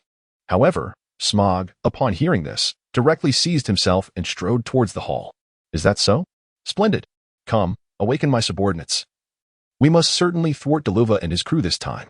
But why should I be the one to stop Daluva? Isn't the Barabara pirate crew the very bane that has brought ruin upon your family? Why do I sense that you seem rather indifferent towards them? Indifferent? But what can be done? Just dealing with Daluva alone is beyond our capability, let alone with the others. Are we merely offering ourselves as sacrifices? Samit was indeed not particularly invested in the Barabara pirates, for he had resolved to employ the art of transformation to alter the fate of Cabalone Island. Thus, his immediate goal was to survive, subsequently grow stronger, and only then seek vengeance against the Barabara pirates. If he possessed sufficient strength, he would not hesitate to pursue and eliminate those scoundrels. However, the current circumstances were quite the opposite. When others did not seek a confrontation, one should diligently focus on personal development rather than recklessly offering oneself as easy prey, as if to assist the enemy in amassing their 6 divine weapons. Chapter 26, A Call for Help. I am not a fool. I am acutely aware of the disparity in combat power between us and our foes, and I shall seek assistance from the Navy headquarters. Smoker walked ahead, puffing on 2 cigars, the smoke causing Samit to cough uncontrollably. Finally, Samit could no longer contain himself and exclaimed in frustration, "You chain smoker, can't you cut back a bit? There are injured people here." "Oh, right, you seem to be wounded." Smoker replied with a hint of sarcasm. Despite Samit's body being smeared with blood, aside from a brief initial weakness, he soon appeared lively and energetic. It was uncertain whether this was due to his remarkable recuperative abilities or if he had merely been feigning weakness, relying on Smoker for support the entire way. "What kind of look is that? I have sustained grave injuries and nearly perished." The injuries sustained by Samit are indeed quite grave. Although his resilient physique mitigates the depth of the wounds, the tremendous force behind Daluba's strike has wreaked havoc within him, causing substantial damage to numerous organs. It is only through the technique of transformation that he has been able to recover so swiftly. Yet, Smog appears rather skeptical, responding dismissively, yes, indeed." Samite was not inclined to engage in debate. His primary concern lay with the safety of the operation. "Indeed. Daruba had become the pinnacle of naval strength in the East Sea. Who could possibly rival him in this vast expanse? Samit felt a palpable sense of unease. Even if the Navy could dispatch reinforcements from headquarters, the Grand Line was a considerable distance from the East Sea. Would they arrive in time? It was undeniable that Daruba represented the utmost military prowess in the East Sea, with no adversary in sight. Smoker paused, seemingly deep in thought, before continuing, however. There is currently a prominent figure vacationing in the East Sea. Should he choose to intervene, there is nothing in this world that could pose a challenge to him. His words resonated with confidence and reverence, and without needing further clarification, Samit understood precisely whom he referred to. At this moment, the only individual inspiring such confidence in Smoker was none other than the legendary naval hero, Garp. If Garp were involved, then there was little cause for concern. Samit chose not to probe further, remaining silent as he followed Smoker into the hall. The sight that greeted them was chaotic. With naval soldiers sprawled across the floor in disarray, Smoker's expression shifted, and he declared, "Whitesnake." A mist enveloped him, swirling forward and cascading over the slumbering soldiers, carrying with it a hint of intoxication. Moments later, the mist returned to Smoker, and the soldiers, roused from their stupor, stirred groggily. What on earth happened? They wondered. Surveying the disheveled hall, which bore the marks of a struggle, could it be that a brawl erupted due to drunkenness? Such thoughts bubbled up in the minds of many soldiers. All personnel, assemble. Smoker bellowed from the doorway. Instantly, the previously dazed soldiers snapped to attention, swiftly gathering together. The entire process unfolded in less than 2 seconds. Truly, they were the elite trained under Smoker's own guidance. Samit silently admired the scene before him as Smoker issued commands. He recounted the recent events, and disbelief was evident on the faces of the soldiers. Clearly, Daruba held immense prestige among them, yet none dared to question Smoker, demonstrating commendable military discipline. Now, issue the orders. Dick. Take a team and secure all remaining personnel in the base. Al, lead another team to the port to check for any vessels ready to set sail. Garu. Contact the naval headquarters. Understood. Marie Ford, the naval headquarters, is a military stronghold exuding a somewhat retro aesthetic. At this moment, within the highest authority center of the headquarters, Fleet Admiral Sengoku was tirelessly reviewing critical reports from around the world. Beside him, a small goat watched intently, its eyes darting, seemingly contemplating something. Suddenly, an urgent voice shattered the tranquility. The seated Admiral Akina glanced up briefly before returning to his meditative state, while the other 2 admirals remained undisturbed, snoring softly. What is it? Why the commotion? Sengoku exclaimed, slamming his hand on the table in reprimand. The sleeping Akiji jolted awake, his nose's bubble of slumber bursting with the sound, looking around in confusion. Meanwhile, Kazara slowly cracked open his drooping eyelids, still appearing drowsy. The newcomer, a communications officer from the naval headquarters, straightened himself after the admonishment, yet the panic on his face was unmistakable. Fleet Admiral. Sergeant Smoker from Logtown reports that Daruba is colluding with pirates and is planning something. Bang. What did you say? Sengoku exclaimed, rising in disbelief, his voice filled with incredulity. Do you realize what you were suggesting? Daruba was personally dispatched by me to the East Blue. He could not possibly engage in such treachery. I can hardly believe it either. However, that is precisely what Sergeant Smoker's report states. We were uncertain how to assess it, so we brought the report to you. The communications officer presented the document to Sengoku, stepping aside respectfully. Smoker's report was extensive, detailing information even beyond what Samit was aware of, including images of key members of the Barabara pirates and descriptions of their crew's capabilities. It chronicled the rampant piracy in various locations across the East Blue, with all witnesses murdered, and it specifically introduced Samit, outlining his abilities and the intelligence he possessed regarding the Barabara pirates, culminating with the events at the Wilga Naval Base and a plea for assistance. Sengoku scanned the report, slamming his palm onto the desk once more. The document laid out the situation in meticulous detail, revealing that the Barabara pirates had been scheming for over 2 years for some nefarious plan. Contemplating, Sengoku flipped through the images of the 3 main members of the Barabara pirates, yet he still could not fathom who they were, particularly how a figure like Daruba could be involved with such a crew. Just as he was deep in thought, Akina rose and approached Sengoku, pulling out an image of Martina. After examining it briefly, he stated gravely, I know this person. Who? Sengoku felt a sense of foreboding. Anyone memorable enough for Sakazuki to recall could not be an ordinary individual. Akina shook his head. I don't know her name, but we encountered her during a mission. I thought she had perished, yet it appears she is still alive. Chapter 27. Urgent situation. Sengoku exhaled in relief, believing her to be merely a minor character. However, it seems this was 4 years ago. She was secretly apprehended due to the research on life creation led by Dr. Vegapunk. I was in charge of the team. And that woman was either Vegapunk's assistant or bodyguard. She was cut in half by the weasel during a struggle. Akainu's subsequent remarks rekindled Sengoku's concern. Why does this involve Vegapunk? Sengoku stood, pacing back and forth in contemplation. The intelligence from Smoker indicated that while the Barabara pirates possessed considerable strength, it was not enough to warrant his concern. His interest was piqued solely due to the betrayal of a naval officer, yet now the matter had escalated to involve Vegapunk, making them a force not to be underestimated. He was particularly intrigued by the mention of Zodia in the report. After a moment, he picked up the transponder snail and dialed for a connection. This is Fleet Admiral Sengoku. I need to speak with Dr. Vegapunk. Please put him on the line. As soon as the call connected, Sengoku hurriedly spoke. However, the response from the other end incited his frustration once more. But the doctor stated he is in the midst of critical research and should not be disturbed for any reason. What nonsense! This is an emergency. Get him on the line immediately. Footsteps faded into the distance on the transponder snail, followed by a profound silence as Sengoku patiently waited. Moments later, a voice crackled through. Hello, Sengoku. What on earth are you doing? I was just on the verge of a breakthrough when you interrupted me. Do you realize silence? Sengoku bellowed, cutting off Vegapunk before he could finish. Do you understand the gravity of what you are involved in? Huh? What do you mean? Vegapunk's initial intent to admonish vanished instantly upon Sengoku's inquiry.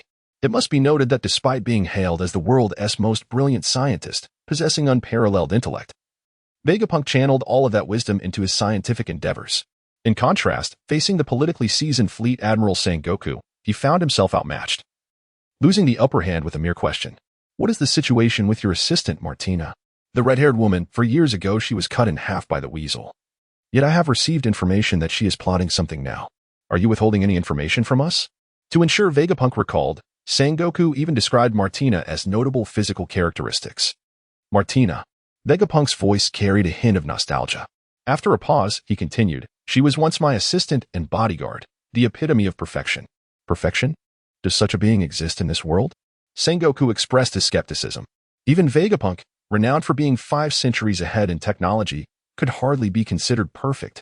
Otherwise, he would not have been secretly apprehended by the world government. However, Vegapunk remained unperturbed, countering. Do you think the life creation research I once conducted was merely about creating life? No, my aim was to forge the most perfect human being. Martina was the product of that research. Then, what abilities does she possess? Burgess was startled and quickly inquired. Vegapunk, oblivious to the change in Burgess's demeanor, began explaining as if introducing a product he had once developed. Martina is a human created through life manufacturing technology.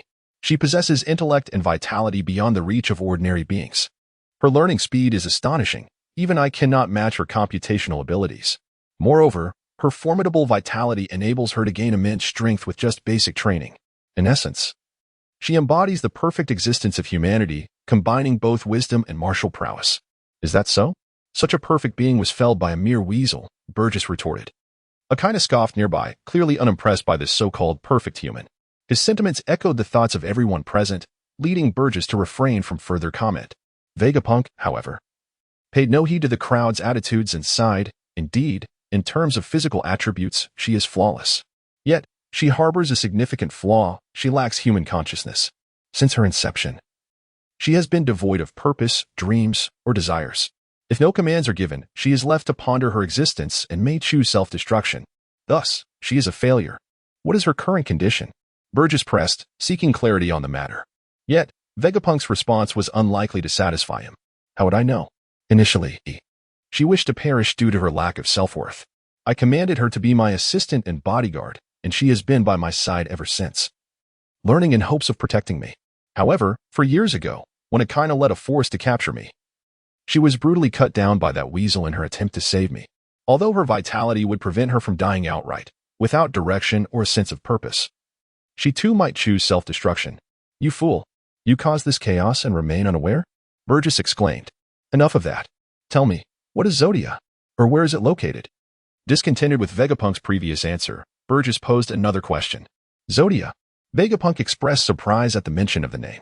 How do you know of this place? So you are aware of it? Martina is headed there. What exactly is it? Burgess pursued. Vegapunk fell into an unusual silence. And just as Burgess was about to press further, Vegapunk finally spoke. Zodia is a small island to the north of the East Sea. I once established a research facility there, but it has been abandoned for years, devoid of anything. If Martina is going there, it can only mean one thing. What purpose? A foreboding sense gripped Burgess, as if a great calamity were on the horizon. Vegapunk's words confirmed his apprehension. In the underground warehouse lies a colossal weapon I once studied. If activated at full power, a single shot could sink an island. You wretched fool! Why did you not inform us of such a terrifying creation? Burgess's forehead glistened with sweat at the thought of such a weapon falling into malevolent hands. Well, you need not worry too much. While its power is immense, only Doroba can operate it. It was specifically designed for him. However, that fellow has forsaken its use.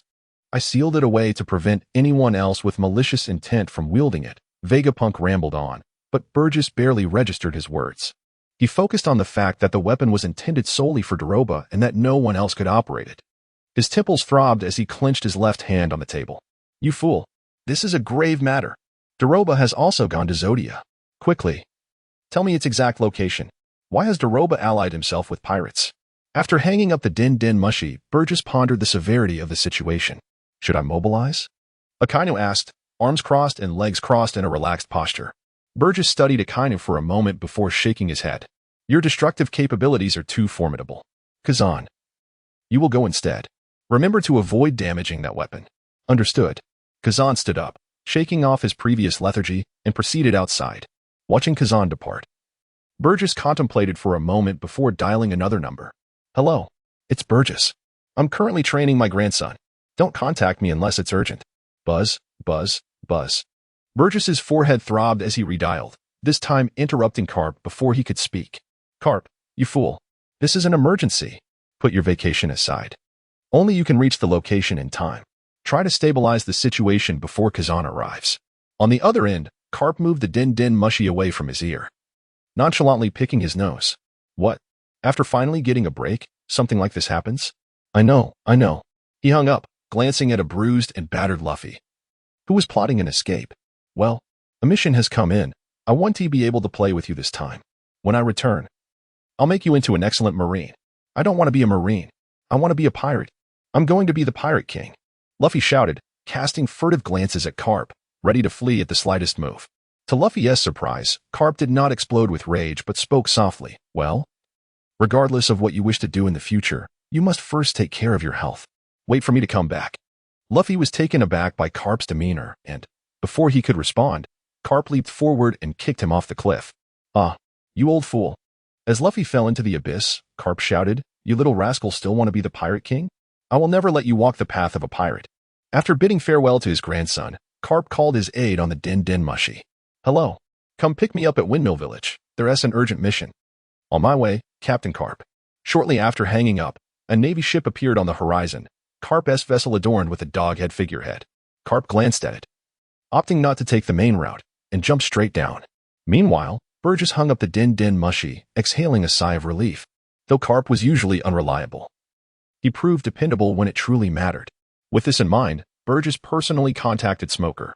This is the situation. Before Carp and Kazan arrive, do not act rashly. Just monitor their movements from a distance. Understood. Smoker hung up and turned to Samit. Admiral Burgess just informed me that Admiral Kazan is on the move, and Vice Admiral Carp is also en route. We only need to keep their movements in sight.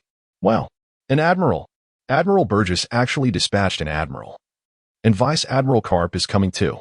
Is the situation that dire? Samit was genuinely astonished.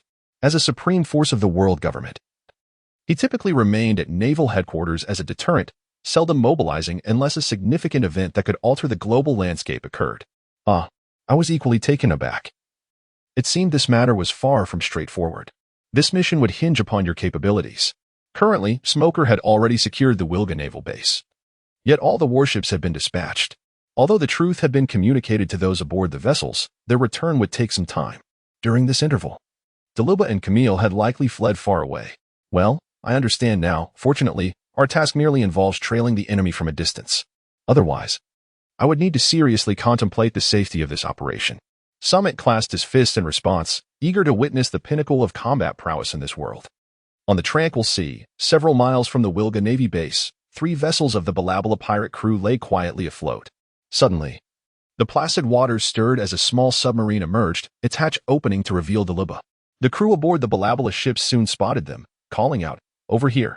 The captain and the big sister are waiting." Daluba nodded at the words, addressing Camir inside the submarine. Moments later, the submarine docked alongside the pirate ship, and both Daluba and Camir leapt aboard. Captain Closhi, Pim, and Martina had been waiting on the ship for quite some time. They set a table on the deck, laden with food and drink, and rushed over to greet Daluba upon his arrival. "Daluba, we've been waiting for ages. Come, let us dine together," Closhi exclaimed with enthusiasm. However, Daluba was not impressed by Closhi's fervor and replied coolly, "Let us attend to business first. I have no desire to linger with pirates." Closhi's expression darkened, and his subordinates raised their weapons toward Daluba, yet he remained unfazed, his demeanor stoic as he surveyed the surroundings. "Enough, Daluba. We are all gathered here for Dr. Vegapunk Sake. Do not wear such a sour face," Martina interjected, diffusing the tense atmosphere. Closhi signaled for his men to lower their weapons. With the confrontation eased, Martina nodded and declared, "Now that everyone is present, let us set forth." Closhi affirmed her statement, turning to his crew and bellowing, "Men, hoist the sails. Our destination is Zodia." Chapter 29, Pursued in the East Sea, south of the Wilga base, a naval warship floated on the water, piloted by Daluba and Camir. Upon reaching this location, the two entrusted their subordinates with a classified mission requiring their personal infiltration, instructing them to wait while they departed aboard a submarine, taking along a communication snail to ensure the crew remained unaware of their betrayal to the Navy. When Smoker and his troops arrived at the warship, the soldiers from the Wilga Navy base were still reluctant to believe the situation. It was only when Smoker presented the arrest warrant from headquarters that they were forced to confront the truth. After taking command of the vessel, Smoker inquired about the whereabouts of Daluba and Camir. Unfortunately, the duo had left without imparting any useful information. Furrowing his brow, Smoker turned to Samit and asked, "Samit, can you sense where Daluba and the others might be? I shall give it a try." Samit agreed, then activated his shared perception, striving to expand his awareness in all directions. However, after a considerable time, he found nothing. Shutting down the shared perception, Samit shook his head at Smoker. "Darn it. The first mission ended in failure." Smoker slammed his fist against the railing, venting his frustration, before retrieving a transponder snail to report to the Navy headquarters. The one receiving the call was Admiral Sengoku, who deemed the situation significant enough to warrant his personal attention. "Is that so? Losing track of them is no matter. Just proceed directly to Zodia. Their aim lies there. Exercise caution on your way, and if you spot them at sea, engage with cannon fire from a distance. In any case, delay them as much as possible while awaiting reinforcements." "Understood." Smoker hung up the phone, cursing aloud, "Damn, that slippery fellow Daroba. Their goal is in the north, yet they purposely steer the warship south." Meanwhile, aboard the Great Route, a naval warship glided slowly through the waters. Sailors bustled back and forth across the deck, a stark contrast to Admiral Akiji, who reclined lazily in a deck chair, basking in the sun, sound asleep.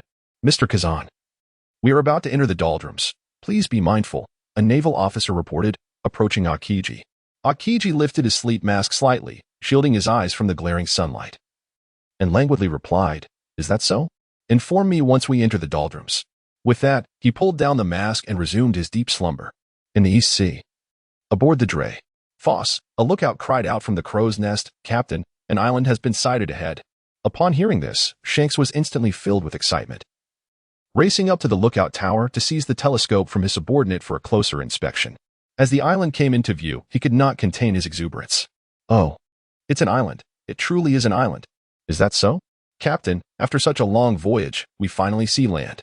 It seems the route northward into the New World is indeed viable." "Is that so? Let me see. Ah, let's head for the island."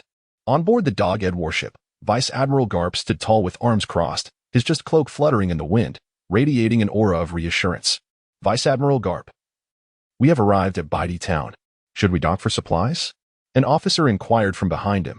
Due to the urgency of the situation, the warship had set sail without resupplying, and a long voyage could pose significant risks. However, Garp appeared oblivious, continuing to stand there. "Vice Admiral Garp? Vice Admiral Garp?" The officer cautiously called out, but upon receiving no response, he raised his voice. Startled, Garp turned around, rubbing his mouth as if awakening from slumber. What did you say?" The naval officer's face fell, realizing he had just heard the sound of bubbles bursting. Garp had indeed been sleeping. Internally, the officer lamented his superior's unreliability. Yet he maintained a composed exterior, repeating his earlier message. Supplies. This is quite important. You all go ahead and resupply. I will proceed alone. Huh? The naval officer was left baffled, questioning Garp's intentions. Then, to his astonishment, Garp began to undress. No way. The officer's mind raced with apprehension as he watched Garp don a pair of shorts before leaping into the sea with a splash. You all resupply. And then come back for me. The sound of Garp's voice faded as he swam away, his speed far surpassing that of the warship. I say, could you not be so reckless? We might encounter battles soon. It would be wise to conserve your strength.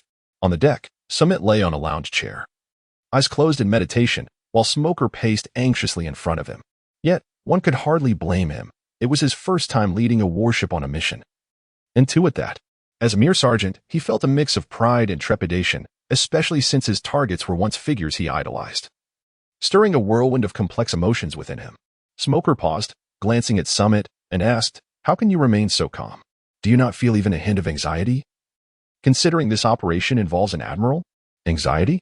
Sammy cast a disdainful glance at him and remarked, of course, there is unease, however, when the sky falls. There are those tall enough to bear its weight. Once danger rears its head, I shall be the first to flee. After all, I am not a sailor. So I am unburdened by military regulations. Smoker replied, in any case, rest assured. With the admiral mobilized, we mere pawns are merely here to observe. The true matters will be resolved by those of stature. Although he spoke these words, a sense of uncertainty lingered within me. For I feared that a single erroneous decision could lead to the demise of the naval soldiers under my command. Smoker appeared rather pessimistic. Nonetheless, he ceased his pacing. Summit cast a discerning glance at Smoker, pondering inwardly, could it be that I've encountered a counterfeit Smoker? How could he possess such a lack of confidence? It is essential to recognize that in the original narrative, Smoker, whether in the early stages or later on, has consistently exhibited unwavering self-assurance. Indeed, one could assert that every renowned and named powerhouse within the realm of One Piece is characterized by a profound confidence in their abilities. While this self-assuredness may often stem from a certain hubris born of limited experience, it remains a fact that one cannot ascend to true strength without confidence. Chapter 30. The Advancing Navy in the Combelt. A naval warship glided swiftly across the surface of the sea. Yes, you read that correctly, it was gliding. Beneath the massive hull, large sleds had been affixed, causing the water in front to freeze as the vessel moved, thereby creating a slick passageway. The ship was filled with the anguished screams of naval soldiers, who desperately clung to pillars and railings to avoid being thrown overboard. Observing his subordinates in such a state of disarray, Akiji sighed. I say, you need not be so tense, remain composed. Mr. Kazan, one soldier replied, though you say so. We simply cannot maintain our composure. At that moment, the warship executed a rapid turn, akin to a legendary driver navigating a series of hairpin turns, eliciting another chorus of shrieks. Alas! Akiji exclaimed, exasperated. Meanwhile, in the East Sea, Garp was strenuously making his way forward, his hands moving in a blur, leaving a trail of afterimages. He glanced at the waterproof compass on his wrist, then exerted himself even further, kicking up waves that shot several meters high. Akin to a speedboat, he was determined to conclude his business before nightfall, so he could return home to continue training his grandson. On the other side, aboard the Red Force, Shanks stood at the bow, shivering uncontrollably. Achoo! He wiped his nose and turned to Beckman, asking, have we arrived in the New World? Why is there a winter island here? Beckman, with a cigarette perched between his lips, perused the nautical charts. Upon hearing the captain's inquiry, he replied calmly. Given our current sailing time, it is impossible to reach the New World. We are still in the East Sea, albeit in an uncharted area. Is that so? Then we must take a closer look. Who among you wishes to accompany me? Shanks declared with renewed enthusiasm. I shall go. I shall go. Came the chorus of eager responses. Ultimately, everyone wished to join him, leaving Shanks with no choice but to leave two unfortunate souls to guard the ship while he and the others disembarked. Not far from their location, the Barabara pirates' 3 ships sped towards them. Captain Cloxy and Pym were engaged in raucous revelry with their crew, while Deluba casually found a corner to sit, and Camille, glancing around, joined Deluba. Noticing the two factions maintaining a tense distance from one another, Martinez sighed, although they had united for a common goal. Their differing perspectives made genuine cooperation impossible. Suddenly, a series of cannon blasts echoed in the distance, sending numerous projectiles whistling towards them. What is happening? Who is firing cannons? Everyone sprang to their feet, scanning the horizon, yet no ships were visible on the sea. At that moment, another round of cannon fire erupted, with countless shells landing around their vessel, sending waves crashing and causing the ship to sway uncontrollably. This time, they clearly discerned the direction of the incoming fire. Pym hastily climbed to the lookout, retrieving a monocular to peer into the distance. He spotted 2 naval warships, and on the prow of one, a boy clad in short sleeves and trousers aimed a sniper rifle at them. Wait a moment? A sniper? Realizing something, Pym turned his head just as a bullet grazed his scalp, embedding itself in the mast. Cold sweat broke out over him, and he quickly jumped down onto the deck. Those 2 naval vessels, beware of that formidable sniper. I shall eliminate them, Cloxy declared, stepping forward to launch himself towards the enemy, only to be obstructed by Deluba. What do you mean?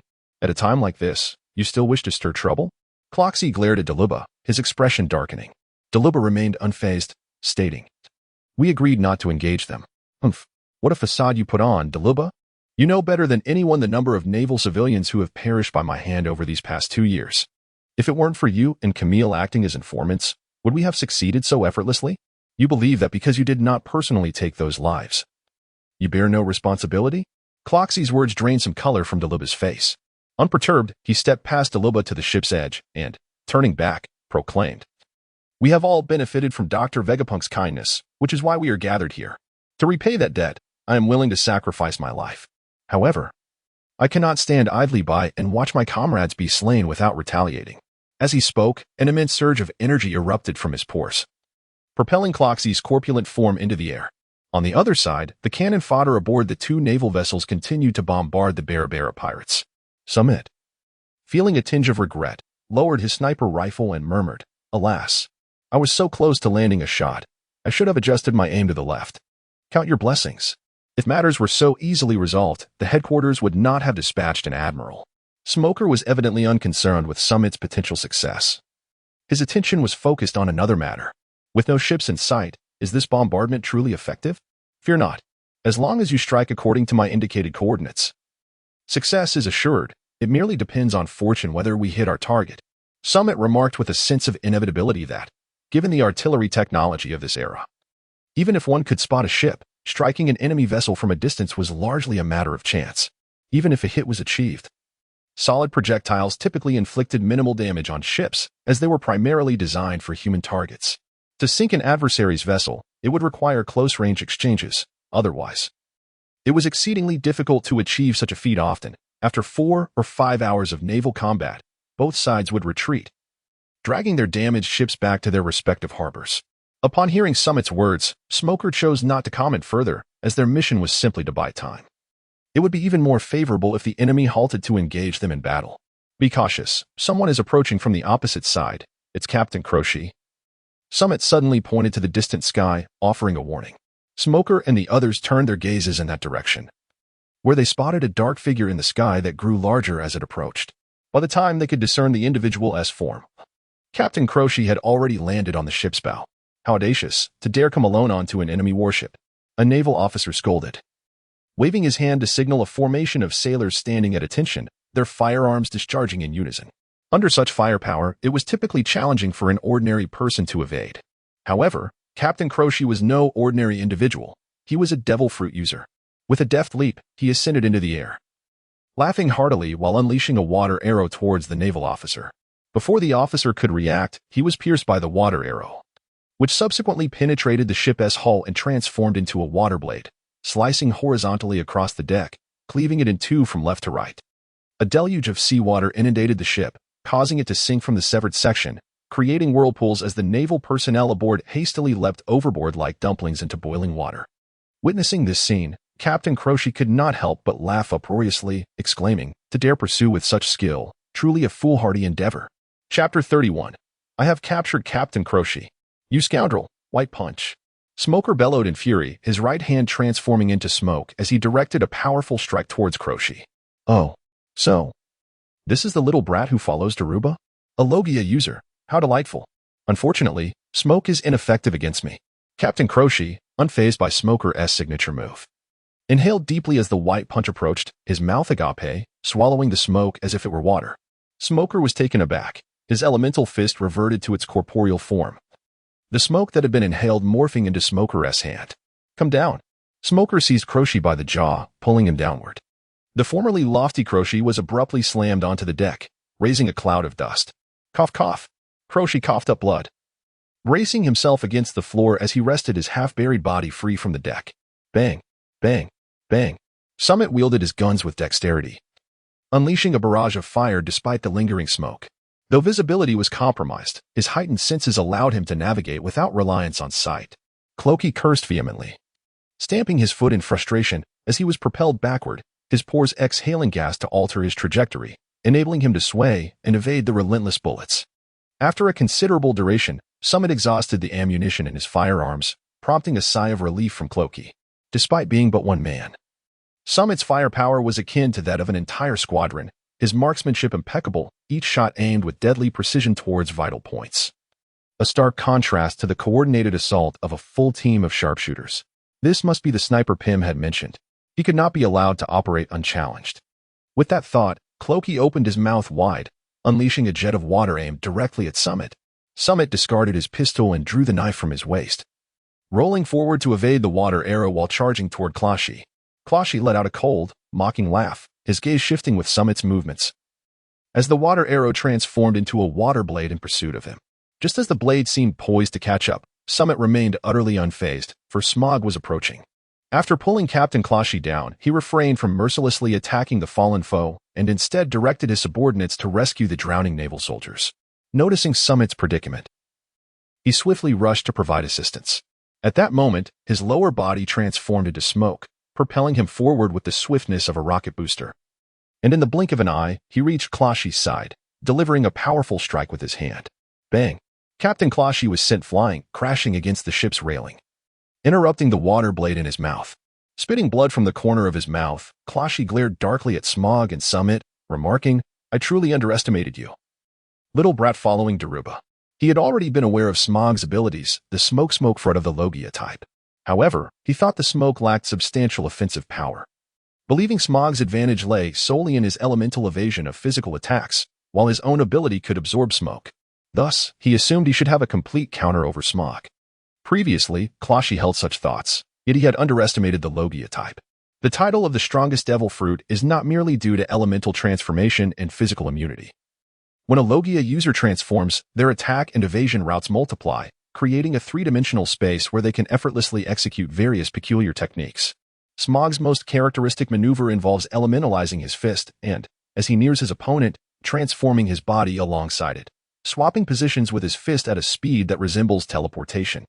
Furthermore, he had not anticipated that Smog would be accompanied by such a formidable ally as Samit. Without further ado, he declared, "If you dare to come alone, then do not leave." In the realm of replicas, Samit has engaged in countless battles against Captain Clochey, fully aware of his formidable abilities. Should Captain Clochey create distance and unleash his water arrows and blades from the sky, they would all be compelled to kneel. Therefore, Samit dared not grant him a moment's respite. Wielding his longsword, he swiftly approached, preparing to deliver a devastating strike. Just as the blade was about to make contact with Captain Clochey, a powerful jet of gas erupted from his pores, propelling Samit away. As Samit was sent flying, a thick cloud of smoke enveloped both combatants, piercing through Samit to coalesce into a colossal hand that seized Captain Clochey. With a huff, Captain Clochey attempted to replicate his earlier tactic, expelling gas to disperse the smoke. However, Smoker was quicker. His upper body emerged from the enormous fist, and with his jutty in hand, he delivered a crushing blow to Captain Clochey's face, causing blood to spurt forth and a tooth to be dislodged. The captain held in agony, utterly devoid of any counterattack. Seizing the opportunity, Smoker relentlessly pummeled him, swinging the jutty wildly, landing blows that made Clochey's head sway from side to side, blood and teeth flying in all directions. It was only after an extended bout of punishment that he finally ceased. Captain Clochey's forehead swelled grotesquely, all his teeth lost, blood streaming down his chin, and his eyes rolled back, clearly unconscious. Witnessing Captain Clochey's pitiable state, Smoker swiftly leapt away from him. Having previously destroyed a naval vessel and caused the demise of many subordinates, Smoker had been consumed by rage. It was only after delivering such a thorough beating to Captain Clochey that he began to regain his composure. Samit seized a pair of handcuffs made of sea stone from a naval officer and secured Captain Crochy to a pillar. After accomplishing this, he turned to face Smoker. Martina and the others had already departed when Crochy attempted to intercept us. What should we do now? Smoker clenched his teeth, grappling with indecision. Those visible in the sea had been rescued, yet several individuals remained unaccounted for. Dispatching a search party at this juncture would inevitably consume excessive time, jeopardizing the mission. And even if a search were undertaken, it might very well result in the recovery of lifeless bodies. Torn between the mission and the potential survival of his subordinates, Smoker felt a pang of hesitation. Suddenly, he noticed that all the officers aboard the warship were gazing at him, their faces alight with hope. Slap. Smoker struck himself across the face. How could I still be wasting time at such a moment? This is utterly disgraceful. Everyone, hurry and save the others. The morale among the naval officers surged as they intensified their efforts. But was this the right course of action? While such measures might salvage some of the officers, they could potentially lead to a greater catastrophe regarding the mission, especially considering it was an operation involving a vice admiral. Samit kindly offered a reminder. Of course, I am aware, and I have devised a solution that caters to both parties, Smog confidently declared. Chapter 32, Conflict. The red-haired pirate crew. Deruba, are you all right? Martina asked with concern, observing him. Ever since Closhy had spoken to him, Deruba had remained at the bow of the ship, gazing out at the sea. Though he typically spoke little, there was an inexplicable aura of desolation about him, as if the steadfast resolve he had always harbored had been shattered. I'm fine. It won't delay our plans, Deruba replied, casting a brief glance at Martina before returning his gaze to the ocean. Are you truly okay? Martina's worries lingered, yet she refrained from voicing them. She understood that Deruba was a fiercely independent individual. Excessive concern would only incite his annoyance. Yet Deruba was the linchpin of their plan, and without him, their endeavors would falter. Speaking of which, the last time we met was in the Future Kingdom, in Dr. Vegapunk's laboratory, wasn't he it? Back then, you always wore a stoic expression, your face unchanging, regarding others as if they were mere objects. I remember feeling a jolt of anxiety at the thought of undergoing surgery at your hands. As if sensing Martina's thoughts, Deruba's voice floated back to her. He remained seated at the bow, reminiscing about the past with her. Deruba. Martina mused inwardly, recognizing that he had made a decision, a wave of melancholy washing over her. Big sister, we can see Zodia. At that moment, the lookout's voice rang out. Martina instantly dispelled her worries, her spirits lifting as she inquired, Really? Everyone, prepare your gear. We're about to disembark. Wait, big sister, there's a ship over there, a pirate ship. Someone has already landed on the island, the lookout exclaimed. His expression filled with dread as he pointed toward Zodia. What? Martina's demeanor darkened. She sprang to her feet, seized a rope overhead, spun around, and leaped onto the line. Racing up to the lookout tower, grabbing the telescope from her subordinate, she directed her gaze toward Zodia, where a white island lay nestled. In a cove of the island, a red-painted pirate ship was anchored, its skull flag marked with 3 crimson scars over the eyes. At that moment, only 2 crew members were idly playing cards on the ship. The rest had evidently already gone ashore. With a scowl, Martina crushed the telescope in her grip and declared resolutely, eliminate them. I have spent 4 years planning this. I will not allow any unforeseen complications to arise. On board the Redforth, 2 of Shank's subordinates languidly sat on the deck, playing cards with 2 bottles of liquor beside them. Gulp. One pirate took a hearty swig, sighing, IMB Ward and the others, they get to accompany the captain on adventures to unknown lands. I wish I could join. Come now, don't complain, Jis. When the captain returns, we'll have him recount his experiences to us. Another pirate replied, his spirits evidently much higher. Hey, I'm not as easily satisfied as you. Track. I want to traverse the world and explore uncharted territories. Don't mind it. There will certainly be a chance for you next time. Got it. Their conversation was not about wealth or fame, but rather about the thrill of adventure across various lands, leaving Camille, who had been lurking beneath the sea, utterly astonished. Although he had heard of individuals who became pirates purely for the sake of adventure, the crew he had encountered before had been ruthless marauders. Hearing these 2 pirates speak so passionately about mountains and perilous paths broadened his perspective. This realization struck Camille with a sense of alarm. If even these lowly subordinates possessed such insight, this pirate crew was undoubtedly exceptional. Momentarily hesitating regarding Martina's orders, he ultimately steeled his resolve as he recalled their plan. With a sudden burst of energy, he sprang from the water, leaping into the air and lightly kicking off the ship's hull, soaring onto the deck with a fluidity that betrayed no hesitation. Despite his swift and silent movements, Jis and his companion noticed Camille. "Who goes there?" they shouted, grabbing their weapons and turning to the source of the disturbance. Upon seeing Camille in his naval uniform, they gasped, "A Navy officer. Quick, alert the captain." One of them brandished a cutlass and charged at Camille. Track reached for a din-din mushi, preparing to inform the captain. Typically, they seldom engaged in trouble, and with their considerable strength, the Navy largely ignored them. However, the sudden appearance of a naval officer on their ship raised concerns about whether the Marine headquarters intended to take action against them and how many more might be involved. Just as he was about to make the call, a chilling sensation gripped him. Despite not being as powerful as the captain or senior officers, the crew of the red-haired pirates had weathered many storms and accumulated vast experience. The moment the unease washed over him, he rolled away and concealed himself behind a mast. Bang! As expected, a gunshot rang out just as he moved, the bullet striking where he had stood moments before. Wiping the sweat from his brow, he thought, that was close. Yet he dared not act carelessly, uncertain if the enemy's sniper still had him in their sights. Now was a test of patience. If he revealed a flaw too soon, he risked being shot dead. On the other side, Jis was startled by the gunfire. Upon seeing that Track was unharmed, he quickly turned and rushed toward Camille, moving faster than before. He recognized that the enemy had a sniper, and standing alone on the open deck made him a target. So he aimed to get closer to the naval officer, hoping to make the sniper think twice. Camille instantly perceived Jis's intentions but paid it little mind. Although Jis's earlier boastful conversation had impressed him slightly, the pirate's attire and demeanor clearly marked him as a mere subordinate. Camille, a colonel responsible for a military base, held confidence in his strength. Thus, he drew his sword, ready to confront Jis. Clang! Their weapons clashed, sparks flying as they struggled against each other, the blades locked in a fierce contest of strength. To Camille's astonishment, despite not being known for his physical power, he found himself evenly matched against a mere subordinate. Chapter 33, Landing Not Bad. For a nameless underling, you can hold your own against me in strength, Camille remarked, pushing Jis away, adjusting his glasses, and speaking with an air of arrogance. However, I shall now get serious. Prepare to meet your end. In response to Camille's praise, Jis remained expressionless, saying nothing, his focus entirely on the adversary before him.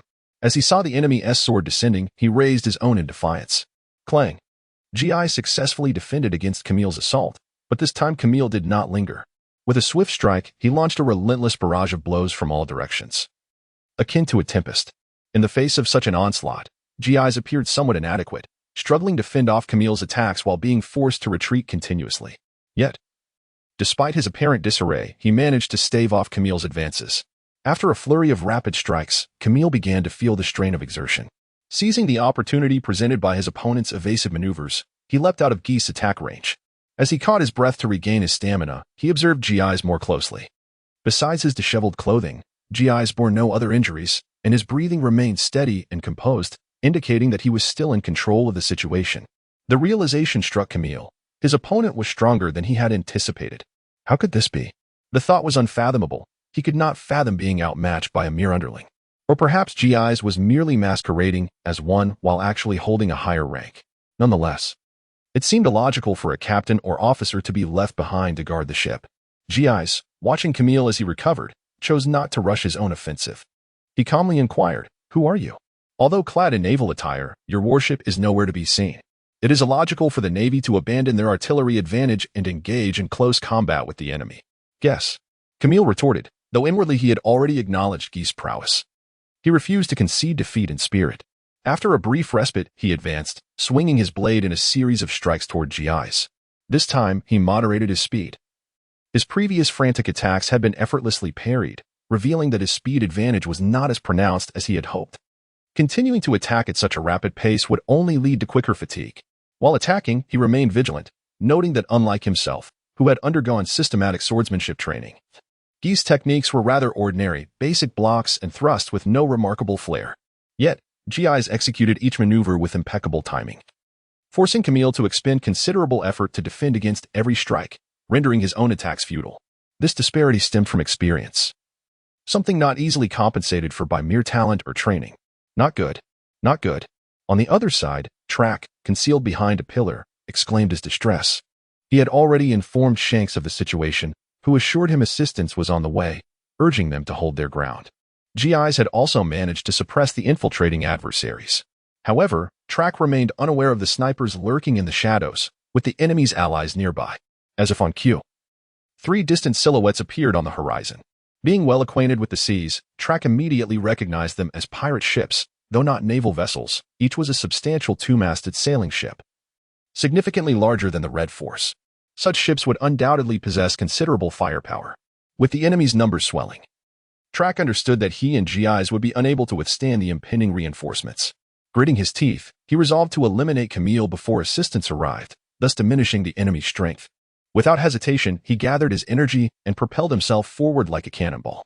As he launched himself, the sound of gunfire erupted, a bullet striking the ground where he had just been. The enemy snipers fired repeatedly, yet Track deftly evaded their shots with his extensive experience. He was closing in on Camille, and if he could join forces with GIs, they would swiftly overcome their opponent. But just then, a shadow loomed before him, and upon glancing up, he beheld a massive figure descending from the sky. With a thunderous crash, the figure landed before Track, stirring up a cloud of dust. Through the haze, he discerned a towering silhouette, over 3 meters tall. The giant then moved, grasping a 2-meter-long greatsword with unparalleled might, sweeping it toward Track. Before the blade reached him, the wind surged, scattering the dust to reveal Daruba's true form. Yet Track had no time to focus on the figure's features. The violent gusts made breathing difficult, and he found himself immobilized, powerless to escape the impending doom of the greatsword. The blade swept past Track's waist, its edge obliterating everything behind him. Stunned, he stared at his midsection, his pupils dilating as a thin line of blood materialized, growing wider until his upper body slid away from his lower half, blood gushing forth like a fountain. Track's eyes widened in horror as he abandoned Camille to rush toward Daruba. Emotionless, Daruba paid little heed to Guy's approach, casually swinging the massive sword down upon him. GIs barely managed to bring his weapon up to block, only to be cleaved in half, his body and weapon severed. The residual force of Daruba's strike cleaved a long gash in the deck, ultimately crashing through the railing and plunging into the sea, parting the ocean's surface momentarily. Without the constraints of terrain or mercy, Daruba's might was fully unleashed. Gulping, Camille felt a chill run down his spine. Daruba's usual demeanor was not this brutal. After completing his grim task, Daruba ignored Camille, moving alone to the bow of the ship, staring into the distance, lost in thought. Before long, 3 pirate ships from the Balabala pirate crew approached. Martina boarded the Red Force, surveying the devastation and softly uttering, "Let us go. We need to head to the island, retrieve that enormous weapon, and rescue Dr. Vegapunk." Upon hearing this, Daruba, standing at the ship's bow, trembled slightly before quickly regaining his composure. Silently, he followed Martina without a word. Indeed, having committed so many heinous acts, it was imperative to rescue Dr. Vegapunk. This was Daruba's sole motivation for survival. Chapter 34. The strongest against the strongest. Is this your so-called perfect solution? On a small sailboat upon the sea, Samit shouted at Smoker. At that moment, Smoker appeared rather vexed, arms crossed as he sat on the bow, looking somewhat despondent. Upon hearing Samit's words, he retorted, "Didn't you once praise my idea?" Initially, Smoker had confidently proposed a flawless plan, to have the naval soldiers rescue their own fallen comrades while he and Samit pursued the Balabala pirate crew aboard a lifeboat tethered to a warship. Samit had wholeheartedly agreed and lauded Smoker's suggestion. Yet, while the idea was commendable, reality proved harsh. The lifeboat, with its small sail and slow speed, could not hope to catch up to the Balabala pirate crew's sizable 2-masted sailing vessels, even with both of them rowing vigorously. Before long, the Barabara pirates had vanished from Samit's perceptive range. This thought ignited a spark of frustration within him, as an ordinary citizen who rarely ventured out to sea. He was utterly ignorant of the nuances of maritime speed. The small vessel appeared swift to the eye, yet in reality, it was far from impressive. It was astonishing that Smoker, a seasoned member of the Navy who traversed the vast ocean daily, was equally unaware of such matters. Upon further reflection, it was rather reckless for the two of them to pursue in a diminutive boat. Consider Captain Clashy, a formidable force who had successfully seized the initiative by sinking a naval ship, compelling all the sailors to rescue the overboard victims, leaving them unable to retaliate. Despite this advantage, he found himself swiftly overwhelmed by the combined might of himself and Smoker. Recalling his own harrowing experiences in the instance world, where Captain Clashy had mercilessly bested him, it became clear that sheer numbers were indeed a significant advantage. Thus, we must. Just as Samit was about to utter something, the previously tranquil sea suddenly became tumultuous, waves crashing upon one another, causing the small boat to sway incessantly amidst the frothy turmoil. What could be the cause of this?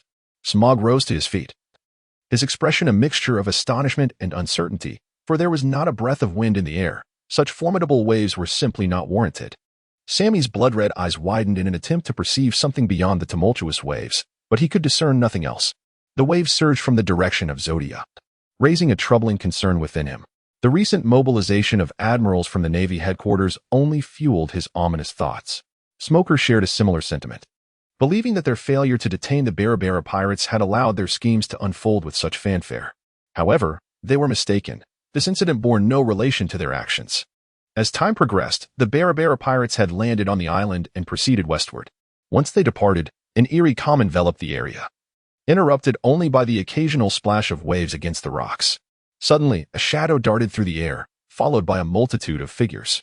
Shanks stood on the deck, surveying the chaos and the dismembered bodies of 2 crew members. His eyes widened, tinged with blood, and a prominent vein throbbed on his forehead. The atmosphere around him felt stifling, as if the air itself had solidified, making it difficult to breathe. His crew, faces contorted with fury, surrounded him. Even Lucky Roo, who had been munching on a chicken leg, discarded it in disgust, while Jesus Burgess clenched his fists tightly. Even the usually composed Ben Beckman wore a grim expression, and the rest of the crew mirrored their anger, itching for vengeance. Yet, none dared to speak, for they understood that their captain was the most devastated and enraged among them. Typically, Shanks was carefree and jovial, but when he became serious and silent, it signaled the eruption of his wrath. He walked over to arrange the bodies of Trellick and Jis, indifferent to the blood staining his shoes and coat. Drawing his sword from his waist, he planted it beside him and sat cross-legged on the ground. "Sinking the enemy ship," he declared. Boom. As Shanks finished speaking, 3 pirate ships anchored in the distance erupted into flames, illuminating his face with a fierce glow. At that moment, he wore an expression devoid of emotion, chillingly calm. With a crackle, Lucky Roo returned after receiving orders to destroy the ships. Now, with the enemy vessels in ruins, they would need to seize the Red Force if they wished to leave the island. The wind blew silently as the red-haired pirates fell into a contemplative silence, waiting for the enemy's arrival. However, instead of foes, an unexpected guest approached. The keen-eyed Jesus Burgess was the first to notice the disturbance. "Shanks, someone is coming," he exclaimed, pointing toward the horizon. The crew turned to see a figure swimming toward them, splashing water high with each stroke, moving with the speed of a shark. As they watched, the figure suddenly propelled himself from the water, soaring toward the Red Force. It's been a while since I stretched my limbs. This feels delightful." The arrival landed on the ship's deck, performing calisthenics, his muscles glistening in the sunlight.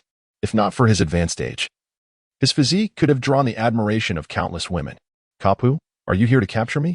If not, kindly leave. I'm not in the mood," Shanks said, his tone unfriendly as he regarded the seemingly oblivious Kapu. Although he had often ignored others in the past, he had no desire for games with Kapu at this moment. It's you, red-haired brat. It seems you've had your share of troubles here." Kapu finally acknowledged Shanks, initially intending to confront him, but now distracted by the sight of the 2 corpses and Shanks' menacing tone, allowing him to piece together what had transpired. "So, what exactly are you here for?" Shanks did not directly respond to Kapu's inquiry, maintaining his hostile demeanor. "If you wish to fight, I am ready to oblige." Kapu furrowed his brow but quickly relaxed. "Brat, with such a tone, I wonder how you measure up against Roger." "Perfect. Let's settle the matter of you encouraging Luffy to become a pirate while we're at it. Is that so?" Shanks rose, drawing his sword and pointing it toward the ground. He made no grand gestures, yet his mere presence exuded an inexplicable aura that felt suffocating from a distance. Chapter 35, Kapu vs. Shanks. "Not planning to strike first? Then allow me." Kapu cracked his knuckles, leaping into the air, his arms flexing as his muscles bulged, his fist cracking ominously. In midair, he reveled in the freedom of movement, his perfect muscle definition shimmering under the sun. His fist, imbued with immense force, descended upon Shanks. Shanks' pupils constricted slightly as he lowered his center of gravity, preparing to act just as Kapu reached his fullest extent, gathering strength. This approach was unconventional. Typically, skilled fighters would choose to counter when their opponent had not yet unleashed their power. However, Shanks marched to the beat of his own drum, confident in his abilities. Although he had yet to ascend to the status of one of the 4 emperors, he had already reached the pinnacle of his strength in his early 40s. Even the recent loss of an arm did little to shake his self-assuredness. With a powerful thrust of his feet, he soared into the sky, his sword aimed directly at Kapu. The ground where he had stood erupted in a whirlwind of air. Clang! Shanks' sword met Kapu's fist, not piercing flesh as most weapons would, but rather producing a sound akin to metal clashing. When their forces collided, A tremendous shockwave erupted, expelling all air and dust within a radius of several meters, creating a vacuum. As both fighters exerted their strength, the surrounding space began to warp, akin to a tranquil surface disturbed by a stone. The ensuing turbulence reverberated through the ocean, transforming the once calm waters into a chaotic frenzy, waves crashing and surging outward. Boom. Everyone, grab hold of something. Brace yourselves against the wind, Beckman shouted, shielding his eyes from the debris. The clash between Shanks and Kapu had summoned a tempest, causing the ship's supplies to be thrown overboard. For a long moment, Shanks was propelled like a cannonball, crashing against the rocky shoreline of the island. The ice and dust above him fractured and spread until, finally, with a resounding crash, it collapsed, burying Shanks beneath the rubble. Shanks! His crew exclaimed in alarm. Some drew their weapons, ready to confront Kapu, but Beckman halted them. Calmly smoking his cigarette, Beckman replied, "This is Shanks' battle. No one is to interfere. Besides, do you even know who he is? Have a little more faith in your captain." Indeed. It is none other than Shanks, the formidable pirate who has fought to a standstill against the world's greatest swordsman, Mihawk, in the New World. How could he possibly face defeat so easily? Their evident anxiety stems not only from their own lack of strength and perception, but also from the intimidating reputation of Garp. Observe the composed demeanor of Jesus Burgess and the other commanders. They exhibit no trace of concern.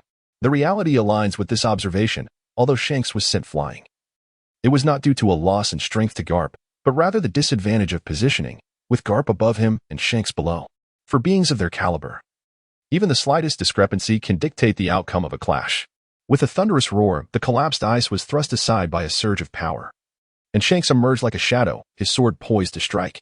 This time, having gained greater distance for acceleration, the might of his sword was exponentially more terrifying. As he advanced, the surrounding air erupted with explosive sounds. Garp chuckled lightly, remarking, "This reckless assault is unlike your usual style. Has rage clouded your judgment? Very well. Let me bring you back to your senses." With that, he casually picked up a fallen cannonball and hurled it forward, propelling himself in its wake. The cannonball whistled through the air, hurtling towards Shanks, who concentrated intently, contemplating two possible responses. The first option was to slice through the cannonball with his sword and then confront Garp, but this would squander the momentum built for his powerful strike, leaving him vulnerable against the relentless assault of Garp. The second option was to evade the cannonball, allowing him to unleash his charged strike on Garp, potentially catching him off guard. However, this path bore risks, as sidestepping would momentarily obscure Garp's position, leaving Shanks uncertain of Garp's subsequent actions. Although he pondered extensively, the reality was that mere moments had passed, not even enough time to blink. Shanks' eyes widened as an aura emanated from within him, exuding an imposing presence. The cannonball barreled towards him, only to be repelled by an unseen force. With a resounding clash, their weapons met once more, the sound reverberating like the collision of steel. An explosion erupted at the epicenter of their confrontation, sending shockwaves through the air and causing the ground to tremble. Cracks radiated from the center of the explosion, fracturing the Earth's surface, and the sea surged into the fissures, creating tumultuous waves. Thud. Both warriors were propelled apart. As anticipated, Shanks, having utilized his long-distance acceleration, gained a slight advantage. Though both were forced back, he maintained his footing while Garp stumbled. Seizing the moment, Shanks closed the distance. Concentrating his haki, Garp's expression turned grave. He had not expected Shanks' haki to exhibit such potency from a distance, placing him in a defensive position. Yet, Garp remained unfazed, his fists glinting with a metallic sheen as he continuously parried Shanks' onslaught. In rapid succession, Shanks unleashed dozens of strikes, all of which Garp successfully blocked.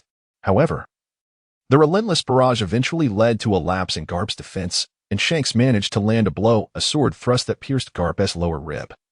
Even his haki could not withstand it. Despite being pierced, Garp did not flinch. Instead, he gripped the sword's blade with his left hand while delivering a powerful punch to Shanks' face with his right. The impact sent Shanks reeling, blood spilling from his lips.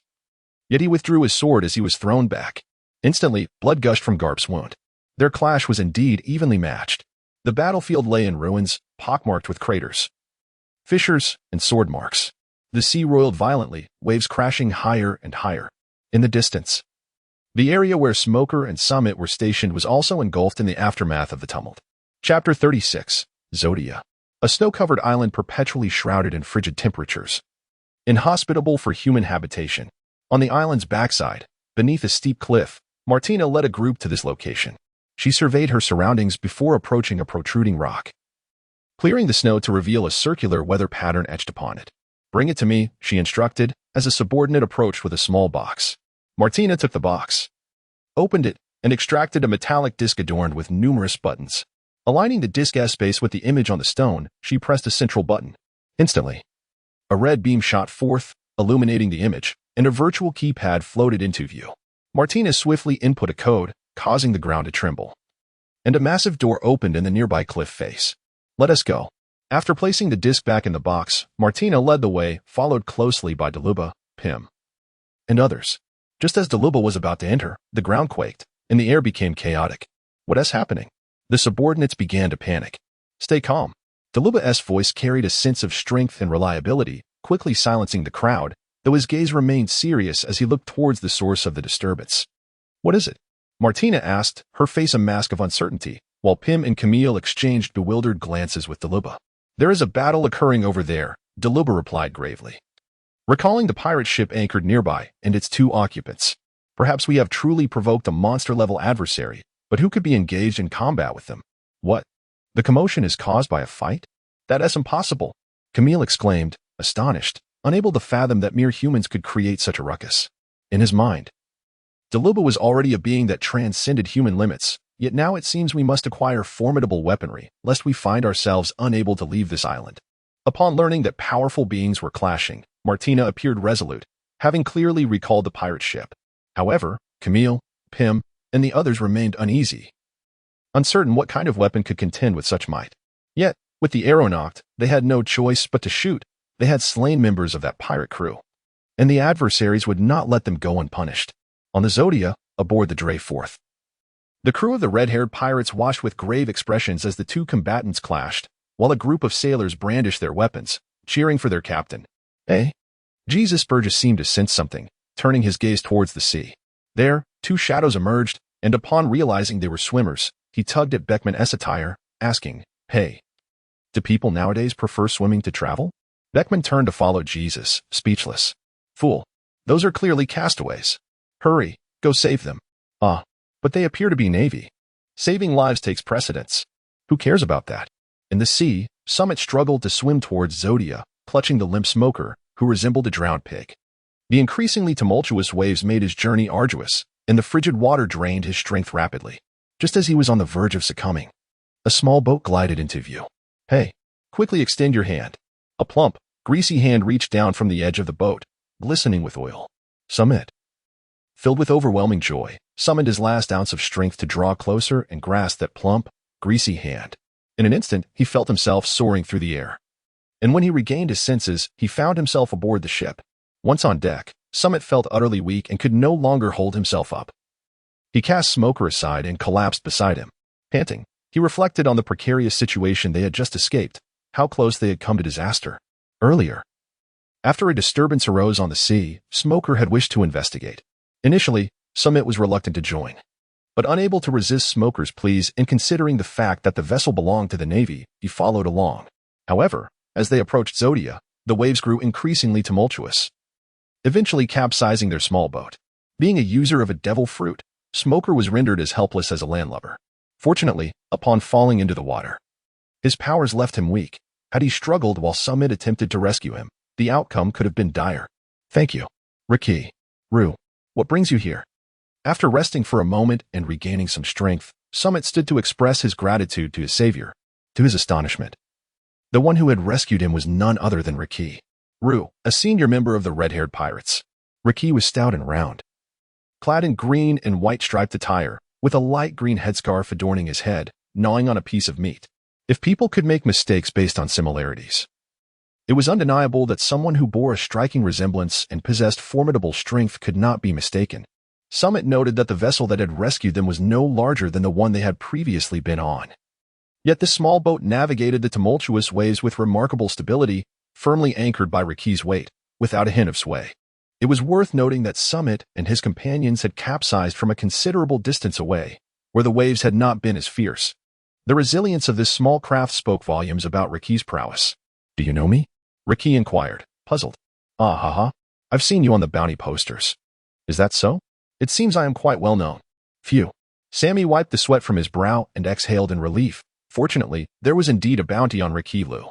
He had never encountered the bounty before, nor was it mentioned in the original story from his past life.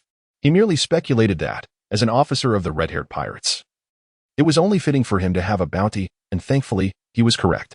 Oh, by the way, now that you know my bounty, you want to capture me. Will you?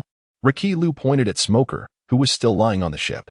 Upon seeing Smoker in his Navy uniform, he quickly retracted his hand and said, No, I'm not a Navy officer. I am merely assisting him with the case. Is that so? That's good. On the island's reverse side, Martine and the others entered through a large door, traversing a lengthy corridor until they arrived at a research facility. After navigating a series of complex security doors, they stepped into a room filled with incubation tanks. Most of these tanks were empty, save for the central one, which was filled with nutrient solution and contained a golden-haired young man. As Martine and her companions entered, the previously closed eyes of the young man opened.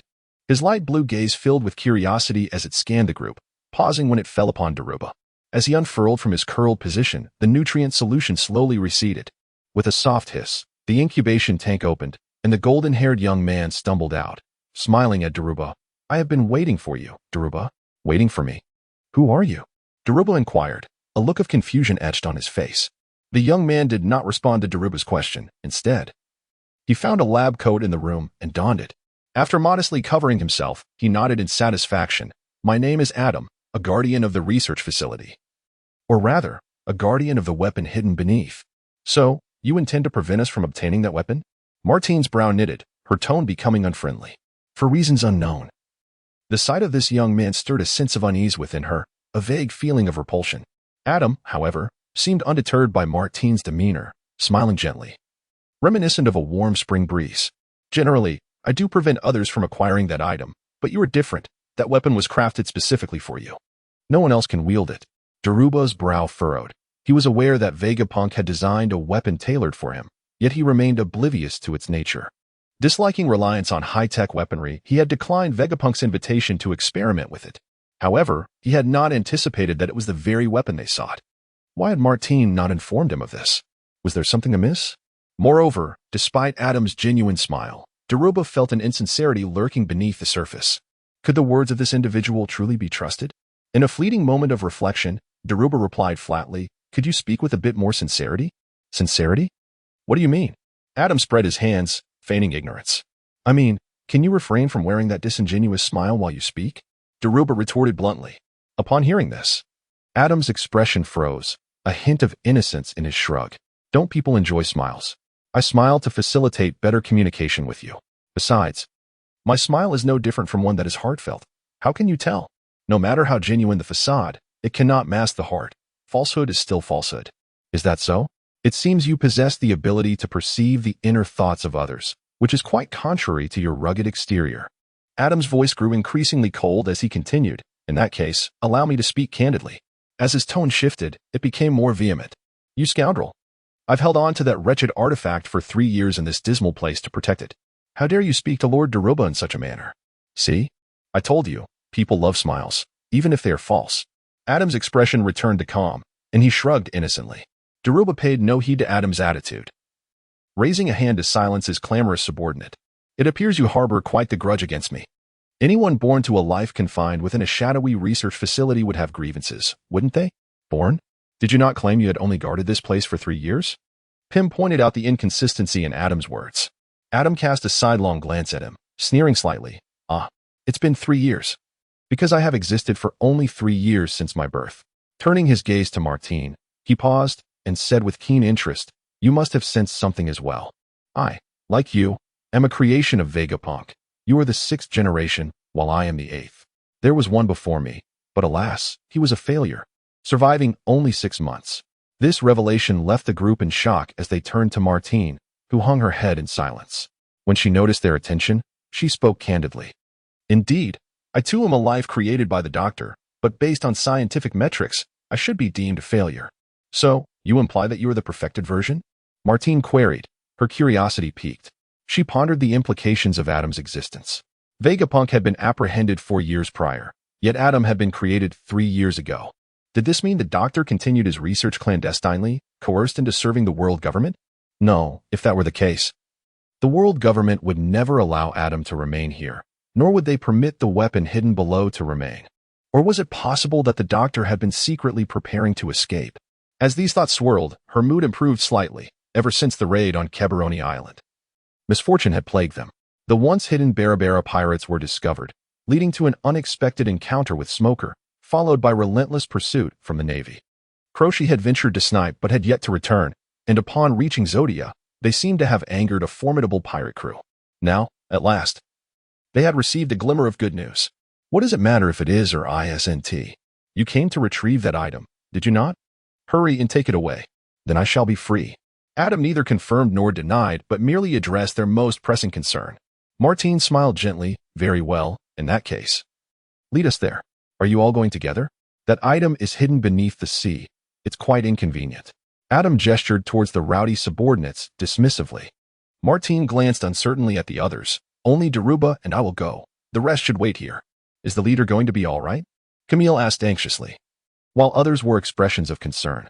Shaking her head, Martine reassured them. There will be no problem. Although I have never been to this research facility, I am well acquainted with the terrain, and with Daruba by my side, we can handle any unforeseen circumstances. Indeed, with Daruba around, we should be fine. The group felt a wave of relief wash over them as they considered Daruba's prowess. Then let us proceed. Upon witnessing Martine and her companions reach a consensus, they boldly ventured deeper into the shadowy passage. Aboard the Red Force, Lucky Lou accompanied Samit and Smog, where he encountered the illustrious figures renowned from the original tale. Among them was the man regarded as the most intelligent, Ben Beckman, alongside the sharpshooter Jesus Burgess, capable of striking a bug's antenna from 800 miles away without harming its body. There was also a man adorned with sunglasses, a golden mane crowned with a felt hat, wielding a katana, along with numerous others whose images remained elusive yet exuded an undeniable presence. This formidable assembly gathered out of concern for Shank's battle, their palpable aura rendering the air almost tangible, the oppressive atmosphere weighing heavily on Summit's breath. The recently awakened Smog, drenched in cold sweat, thought to himself, what manner of monsters are these? Chapter 38, Truce Boom. Carp and Shanks collided once more, the surrounding air gradually solidifying before erupting in a thunderous explosion. The immense force of their clash generated a powerful shockwave, radiating outward with unparalleled might and carrying everything in its vicinity, dissipating only after traveling nearly 100 meters. The ground upon which they stood began to crack, the fissures extending outward, rumbling. Ultimately, unable to withstand the pressure of their combined strength, the earth split apart, giving rise to an unfathomable chasm. In the distance, the Red Force was buffeted by fierce winds, the vessel swaying incessantly. Samit grasped the railing with one hand while shielding himself from falling debris and ice with the other. He stood in awe, his jaw nearly dropping to the ground, as he witnessed the fierce battle between the two combatants. Although he had previously watched the clash between Whitebeard and Admiral Akainu in an anime during his past life, witnessing it in person was an entirely different experience. Only those present could truly comprehend the sheer terror emanating from the two figures. He glanced at Smoker beside him, who was rendered speechless, his mouth agape in shock, his eyes wide with astonishment. Why was this happening? Wasn't Vice Admiral Garp supposed to be assisting in the capture of the Barabara pirates? Why was he engaged in a conflict with the red-haired Shanks? Could it be that the Barabara pirates were affiliated with the red-haired pirates? Samit understood that under the banner of the four emperors of the New World, many subordinate pirate crews sought to affiliate themselves out of admiration. If the Barabara pirates were indeed a faction of the red-haired pirates, it was not difficult to grasp why the Navy headquarters would dispatch high-ranking powers such as admirals and Garp. However, sending merely these two might not suffice. Contemplating this, Samit felt a wave of impending tragedy. Are you referring to the Barabara pirates? Beckman, having overheard Samit's murmurs, lightly tapped his shoulder and then gestured towards the shattered remnants of several ships upon the sea. Sammy gazed in the indicated direction, where numerous battered crates and planks floated upon the sea's surface. Entwined around a pillar was a skull flag, the emblem of the Barabara pirate crew. Was it sunk by Carp? Indeed, the Barabara pirate crew is a subordinate force of the red-haired pirates. Sammy stared mournfully, his family yet to be resurrected, his vengeance unfulfilled. And he had no desire to meet his end. Beckman, Jesus, what are you jesting about? How could we possibly possess such subordinates? Track and GIs fell victim to their hands.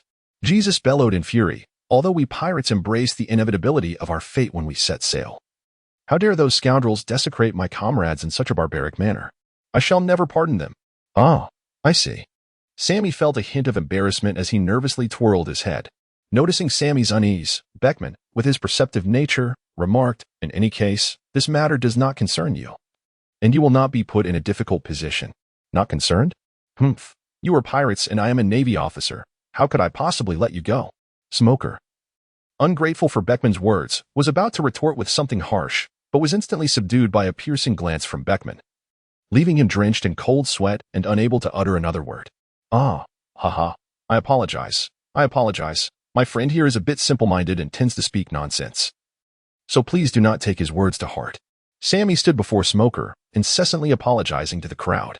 Beckman cast a meaningful glance in his direction and slowly remarked, "Young man, you dare to speak so boldly in our presence. Your spirit is commendable. However, individuals of that ilk usually find themselves eliminated by us. While it is the Navy's duty to apprehend pirates, you must surely perceive the disparity between us without a single blow being struck. Recklessly courting death achieves nothing." With that, Beckman dismissed the two, turning his attention back to the clash between Shanks and Garp. Exhaling deeply, Smoker collapsed onto the ground. His earlier confrontation with Beckman having instilled an intangible pressure within him, a weight so profound that even uttering a word felt impossible. Damn it, Smoker seethed, striking the ground with a fist. He loathed himself, despised his own weakness, and resented being cowed by a pirate. As a member of the Navy, driven by justice, he sought to avoid the pity of pirates, compelling him to utter those defiant words. Yet, in truth, he had embraced the notion of death when he provoked them. But when Beckman glared at him, the instinctive will to survive surged forth, silencing him. Samit gazed at the disheartened Smoker, refraining from offering words of comfort. For he understood that Smoker would never wallow in despair over a single setback. The earth trembled violently, separating Carp and Shanks from one another. He panted heavily, his focus unwavering as he regarded Shanks across the chasm. Both warriors had sustained considerable injuries during their fierce clash. Carp bore a piercing wound to his side and abdomen, while a gruesome gash marred his left shoulder, extending to his chest. Throughout the battle, he had kept his muscles taut to staunch the bleeding and prevent further deterioration of his wounds. On the other side, Shanks appeared even more beleaguered. His grand coat was in tatters, his left cheek bore bruises, and blood stained the corners of his mouth. 2 of his ribs were fractured, and his left calf had also suffered notable damage. At this moment, he leaned on his sword, half kneeling on the ground, gasping for breath. The 2 warriors were nearly evenly matched in strength, yet Shanks, having recently lost an arm, struggled to adapt to fighting with one hand. Additionally, the gruesome fate of Trelac and Guise inflamed his rage, subtly clouding his judgment. Thus, in their exchange, Shanks incurred greater losses. It seemed that Shanks had regained his composure. Carp grinned, observing how Shanks transitioned from chaotic to increasingly steady throughout their confrontation. This indicated much. To onlookers, their battle might have appeared inexplicable. Yet Shanks understood that Carp was allowing him to vent his pent-up fury. Shanks, with his magnanimous and carefree nature, often presented himself in a relaxed manner, both in attire and demeanor.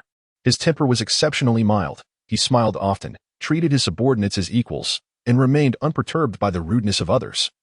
Even the loss of an arm failed to dampen his spirit. However, he deeply valued friendship and would not forgive those who harmed his comrades. To him, the most significant treasure was not material wealth, but the companions who shared in his adventures. The deaths of Trelac and Guise ignited a blaze of anger within him.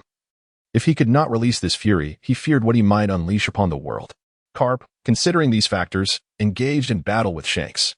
He harbored no desire for Shanks, a formidable yet generally nonchalant pirate, to create a significant disturbance over this incident.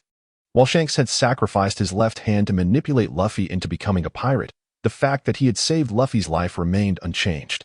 Chapter 39. The decision let us cease hostilities. To determine a victor, it would take days and nights, Shanks stated gravely after a brief respite. Carp smirked. Were it not for my pressing duties, I would undoubtedly seek to settle the score with you for coaxing Luffy into piracy. Is that so? I shall gladly oblige when the time comes. With that, Shanks nonchalantly sank to the ground, appearing utterly exhausted. Carp, equally battered, grimaced as he examined his wounds. Wincing in pain, neither seemed to care about their appearances. Upon witnessing Shanks and Carp halt their combat, the onlookers breathed a collective sigh of relief, knowing that a decisive victory would surely lead to mutual destruction. Are you all right, Vice Admiral Carp?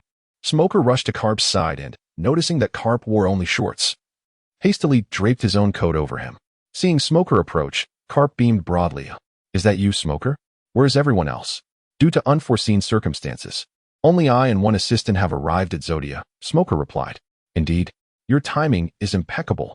Carp chuckled heartily, tightening his grip on the coat to envelop himself, only to sneeze soon after. Samit, arriving shortly thereafter, could only shake his head in bemusement. That coat is wet. You've only made him colder by putting it on.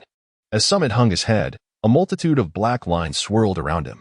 If Smoker could be interpreted as having draped the damp cloak over Garp to uphold the Navy's image, then Garp must have donned it solely out of fear of the cold. In the original narrative, Garp had never cared for his appearance. Yet, ironically, he failed to notice that the cloak was wet, thus rendering him even colder. Such a lack of awareness could only be deemed normal during battle, one might surmise. While Summit silently critiqued this situation, the red-haired pirates approached Shanks. Their ship's doctor had meticulously wrapped him in bandages, leaving no part of his face untouched. Once this task was complete, Beckman leaned in to whisper something in Shanks's ear, prompting the latter to glance in their direction repeatedly.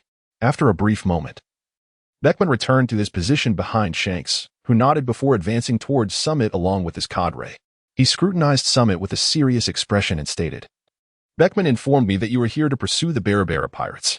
Could you enlighten me about the nature of these individuals? Sammy tilted his head in confusion, asking, Did you not eradicate them? Why do you still care? He recalled the numerous wrecks of the Balabala pirate cruise ships scattered across the sea. Shanks exchanged glances with his crew members and, with a wry smile, replied, You misunderstand. By the time we arrived, only 3 empty ships of the Balabala pirate crew remained. Had we been present, neither Trailac nor GIs would have perished. I see, Cap exclaimed, still puzzled about the identity of those who managed to defeat his 2 companions.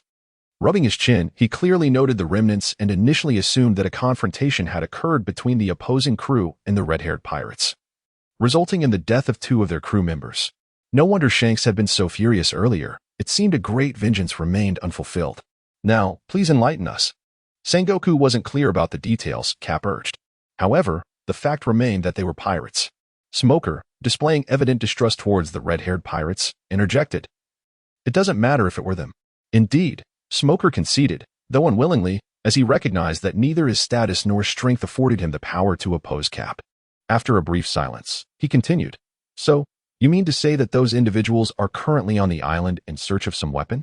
Sharing his experiences combined with the intelligence Cap provided, the group soon grasped the intentions of the Balabala pirate crew. Summit gritted his teeth, feeling that his homeland and loved ones had become mere stepping stones for others to gain strength. He was determined to locate them. Currently, the red-haired pirates, Vice Admiral Carp, and the admirals still en route were all fixated on the Barabara pirates. If they could not be defeated now, he feared he would never have a chance for vengeance in the future. If they are still on the island, I will be able to find them, Summit asserted with unwavering conviction. You? The crowd turned their curious gazes towards Summit, wondering if he possessed some extraordinary ability or if he was a devil fruit user.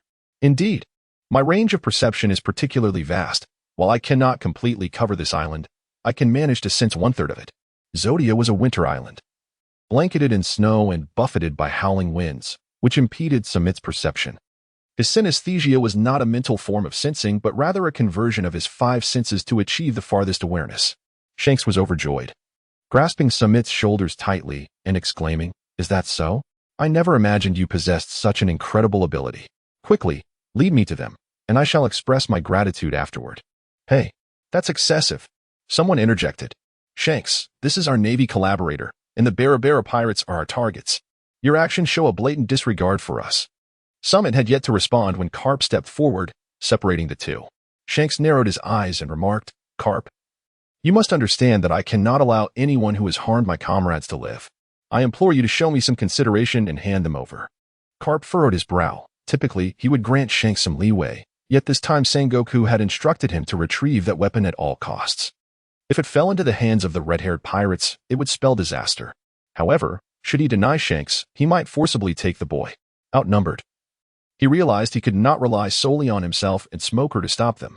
With a swift glance, he turned to Summit and said, Hey, though you are an ally of the Navy, we cannot compel you to make a decision. So, will you aid these pirates? After uttering this, Carp mentally commended himself for his cleverness. Smoker had mentioned that Summit's hometown had been destroyed by the Balabala pirates just 2 weeks prior. Surely, he must harbor a deep loathing for pirates. Although the red-haired pirates sought to confront the Balabala pirates, they were pirates themselves. Karp had emphasized the term pirates to ensure Samit grasped this point, leading him to choose the Navy over the pirates when presented with alternatives. Clearly, Shanks perceived the underlying meaning in Karp's words. He glanced at Samit, recognizing that if Samit was unwilling to assist, he would not be forced to do so. Yet he would not relent. When Karp captured that group, he would reclaim them. Unexpectedly, Samit's response took Karp by surprise. It matters not whether they are Navy or pirates. As long as it aids me in my quest for vengeance, I care not whom I assist. Chapter 40. Justice or Evil? Why, Samit? Have not pirates destroyed your home and family? If you seek revenge, the Navy can assist you. Smoker exclaimed, somewhat irate. Earlier, he had extended an invitation to Samit, who had just lost everything, appearing utterly despondent, with only hatred driving him. Smoker had recognized that, for the sake of vengeance, he would plunge into the depths of hell. Concerned that a man might ruin his life due to hatred, Smoker had invited him to join the Navy. Given Samit's displayed potential and Smoker's recommendation, the Navy would surely invest in his training, guiding him toward righteous thought and strength. The flames of hatred would only serve as nourishment for his rapid growth. Yet, to Smoker's astonishment, he had declined. Not only had this caught him off guard, but the once downtrodden Samit had, in just one night, seemingly been reborn. His eyes now gleaming with hope alongside his rage. Truly an optimistic soul, Smoker mused, feeling reassured by Samit's demeanor. After having endured such tragedy, a person who could still smile and pursue the future could hardly descend into darkness. Indeed, as time progressed, Samit's hatred diminished day by day. Within merely 16 days, Smoker could no longer detect anger in his gaze. Instead, it was replaced by a cold visage, a dismissive view of life, and an inescapable aura of menace. What could have transpired to induce such a profound transformation? Smoker found it perplexing, considering they had spent those 16 days aboard the same ship. Fortunately, while his expressions and demeanor had undergone significant change, his character remained relatively consistent. Upon arriving at the Wilgar base, within a day, his demeanor reverted to its prior state, as if Smoker had merely imagined the alterations. However, subsequent events incited both his anger and astonishment. The commander of the Wilgar Navy base, Camille, was revealed to be a traitor, and even the esteemed Deluba was not exempt. Yet what astonished him most was Samit's exhibited prowess. He could recall that 16 days prior, Samit had been an ordinary individual, yet now he could contend with a Navy colonel like Camille, displaying an almost impervious ability that left Smoker astounded. Was this fellow merely eating or sleeping on the ship? Could sleep somehow enhance one's strength?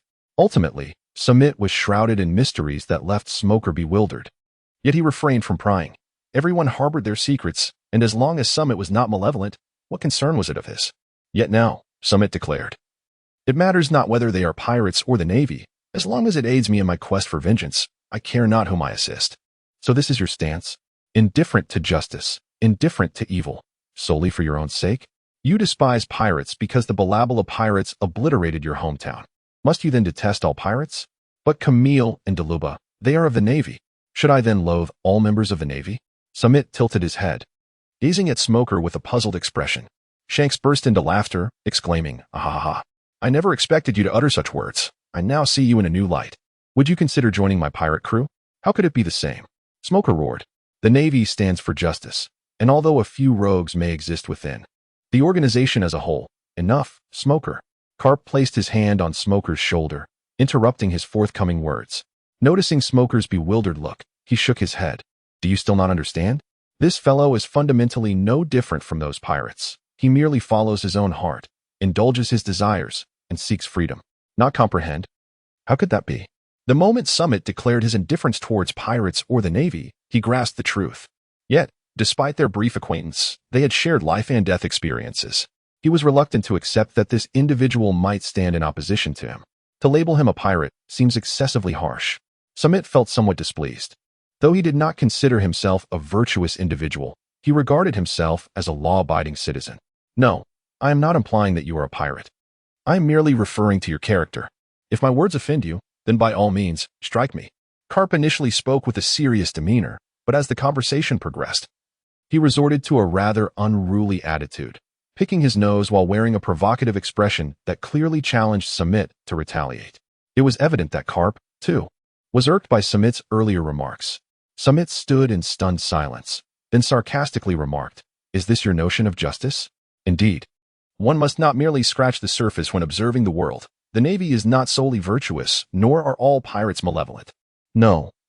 I cannot ascertain the true nature of the Navy, but I can assert that pirates are nothing but scoundrels. Ah, were these words spoken by Carp or Smoker? Samit would undoubtedly scoff at them. However, the fact that Shanks uttered these sentiments is truly unexpected.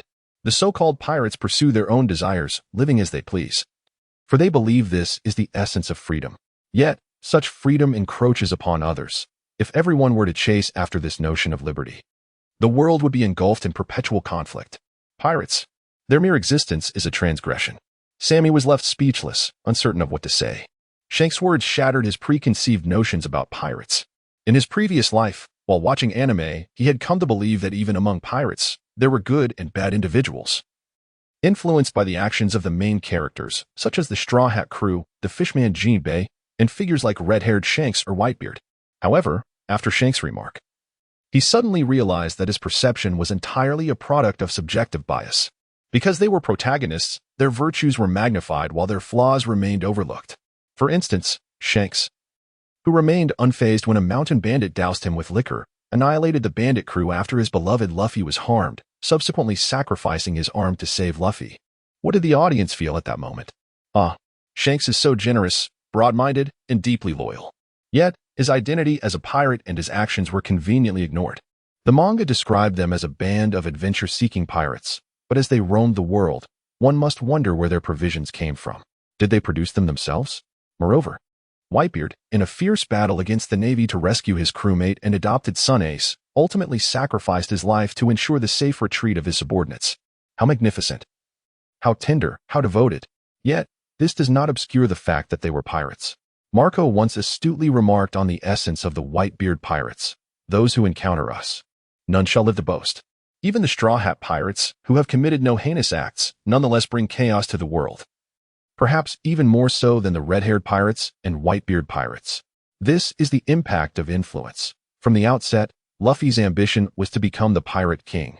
And along his journey, his strength and charisma attracted a multitude of followers. Take Bartolomeo, for instance. Without Luffy, he would have remained a mere ruffian, yet inspired by Luffy. He set sail as a pirate, earning the notorious title of Cannibal Bart. However, Luffy cares little for Bartolomeo's past actions, as long as he is not personally offended. Once he attains the title of Pirate King, his influence will only grow, likely leading to widespread upheaval. Consider Roger. His single utterance triggered this tumultuous era. Regardless of his intentions, the sins he committed cannot be overlooked. In contrast, the Navy in the anime, due to the existence of the Celestial Dragons and the Seven Warlords, is often perceived by the masses as akin to pirates. One engages in legal plunder while the other in illegal theft. Yet, regardless of their actions, the fact that they protect civilians cannot be disregarded, despite the darkness and numerous unpalatable truths that exist within. Thus, while the Navy may not embody justice, pirates are undoubtedly steeped in malevolence. Chapter 41. Awakening. Samit struck his own face in a fit of madness, leaving those nearby in a state of shock. What are you doing? Shanks questioned, gripping Samit firmly. Samit chuckled at himself, reflecting on how many times he had been misled by the anime of his past life, yet still used it as a benchmark for this world. The character of Smoker, the existence of the Barabara pirates, and the events surrounding Dorobo were all different or had not been mentioned in the original work. Hadn't he told himself that this was a real world?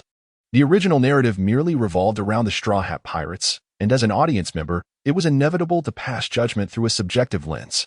Furthermore, as One Piece is a shonen adventure, despite the protagonist being a pirate, the author still endeavored to depict positive energy, which further misled people's understanding of this world.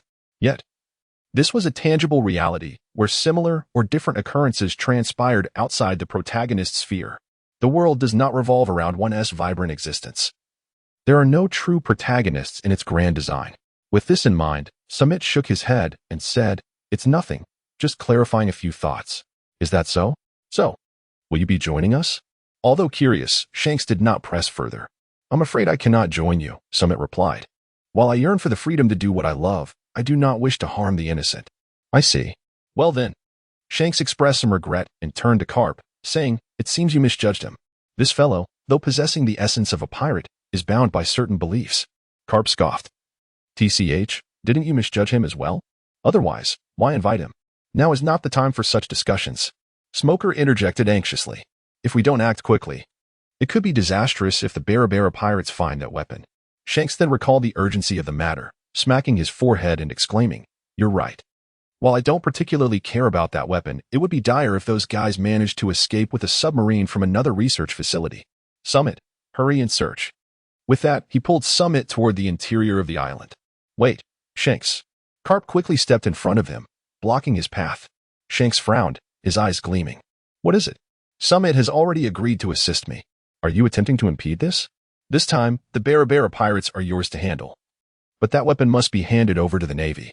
If it falls into their hands, I cannot guarantee its condition." Shanks refrained from making any rash promises, for he was committed to fulfilling his vows. After considering Shanks' words, Carp hesitated, then replied, "If it's you, I can trust that. Just ensure you don't take that item." "Understood." Shanks nodded, then led the group deeper into the island. Carp ceased his obstruction and stood atop a high point, watching as the group gradually vanished from view. He pressed his hand against a wound on his abdomen, a look of pain etched on his face. "Are you all right, Vice Admiral Carp?" Smoker exclaimed, alarmed as he rushed to support Carp. Carp crouched, clutching his wound. "That scoundrel Shanks didn't even let his ship's doctor attend to me." Smoker, at a loss, asked, "What should we do now?" "Obviously, we need to get to the ship and find medicine and bandages." Carp shot back, leading the way, limping toward the Red Force. "Hey, Vice Admiral Carp, isn't it rude to just take someone else's belongings?" "What do you mean by taking someone else's belongings? Those fellows are pirates. We're there to seize the spoils." Meanwhile, in the underground research facility, Adam led Martina and Doroba through a maze of corridors, opening door after door until they reached the lowest level of the laboratory.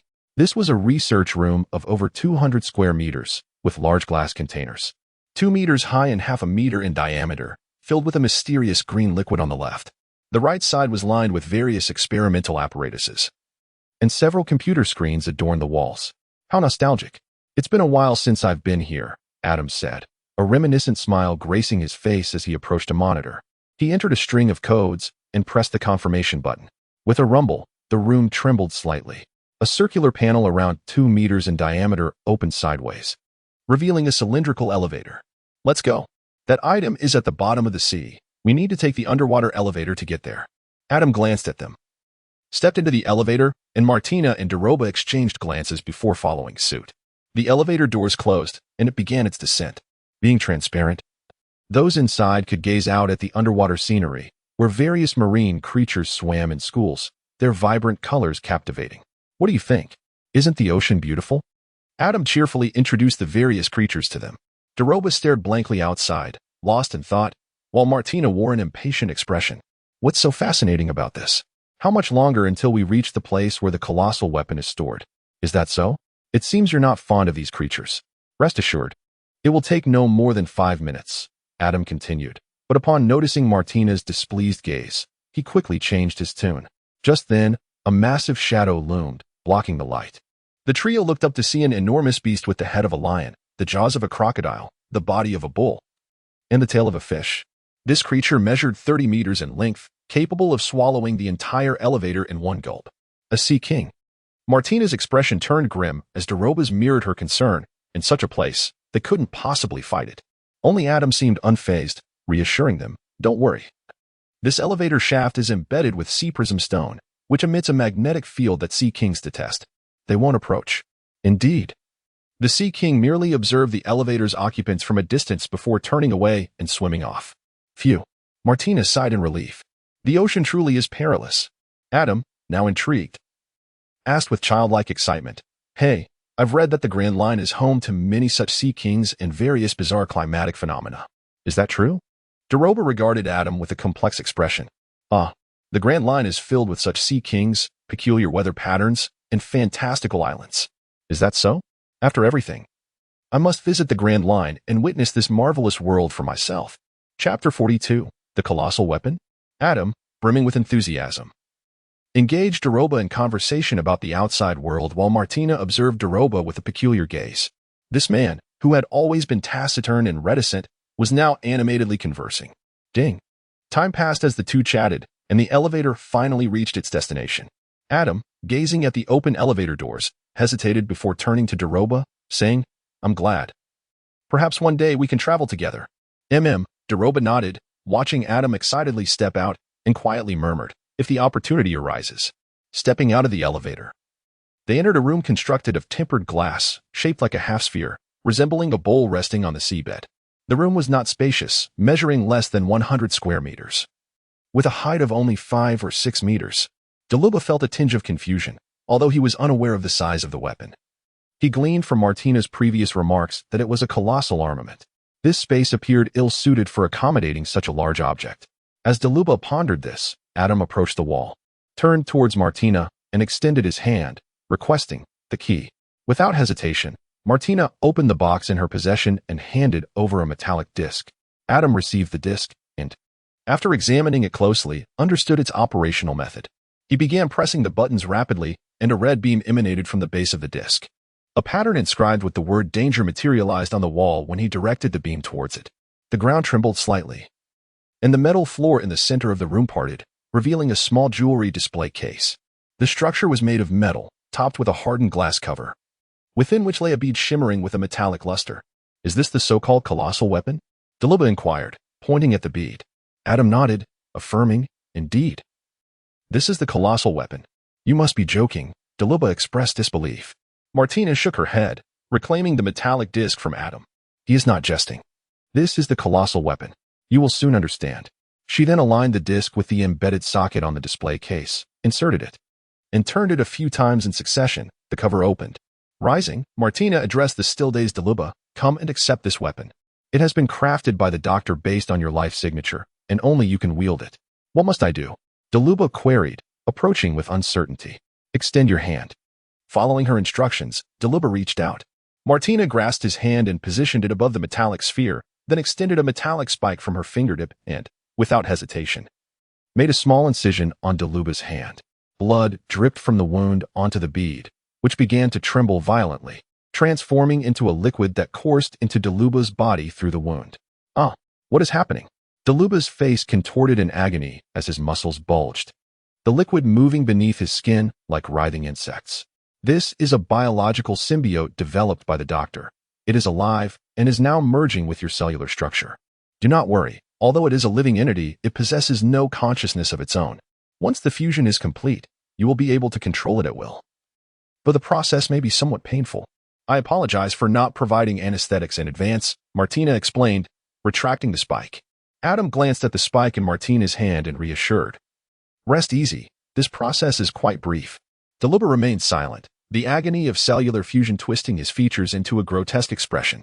Fortunately, the fusion was indeed fleeting, lasting less than a minute.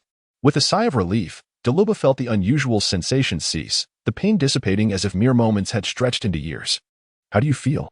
Martina inquired with genuine concern. Doluba closed his eyes, attuning himself to the changes within his body.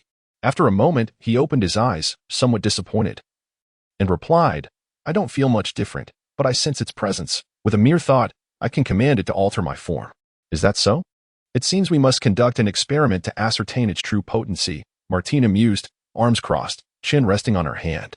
Suddenly, Adam clapped his hands, capturing their attention. "The weapon has been acquired," he stated. But before he could finish, the entire building began to tremble, soon ceasing. "What is happening?" The three exchanged bewildered glances. Uncertain of the cause, Martina retrieved her communicator to contact the higher authorities. "What just transpired?" "I am unsure.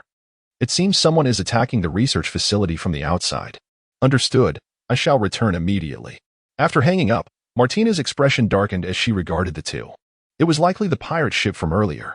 Cursing her hasty decision, she worried that the assailants sought to invade the laboratory, prompting her to issue such commands. Never anticipating their strength. "No matter, I shall confront them. It is the perfect opportunity to test this weapon's capabilities," Doluba stated calmly, entering the elevator without a backward glance. Martina watched the elevator ascend, momentarily stunned before realizing, wait, we should go together. Having achieved their objective, remaining here was pointless. Yet the elevator had already ascended too far for Doluba to hear her voice. "It's fine, there is a controller here. We can bring the elevator back down once it reaches its destination." Adam leaned against the wall nonchalantly. "Is that so?" Martina regarded him thoughtfully before recalling something and asking, "By the way, what were you about to say earlier?" "Oh no. It seemed he had forgotten until Martina reminded him. He rushed over and grasped her shoulders. We must bring Doluba back at once. He has not yet infused the life essence. What is going on? Explain.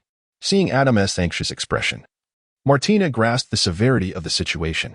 The weapon was a biological symbiote, and to operate it, life force was required as an energy source. Without infusing the life essence, it would draw upon the user's life force, putting Doluba in grave danger, given his unique constitution. Martina's face paled. Why didn't you mention this sooner? Chapter 43. Adam's abilities. Hey, Doluba, hurry. With urgency, Martina pulled out her communicator to summon Doluba back, but the moment the call connected, the research facility trembled once more, severing the connection. Frustrated, she attempted to redial, only to be met with static. In a fit of rage, she hurled the communicator against the wall, shattering it. What on earth is happening? She shouted at Adam.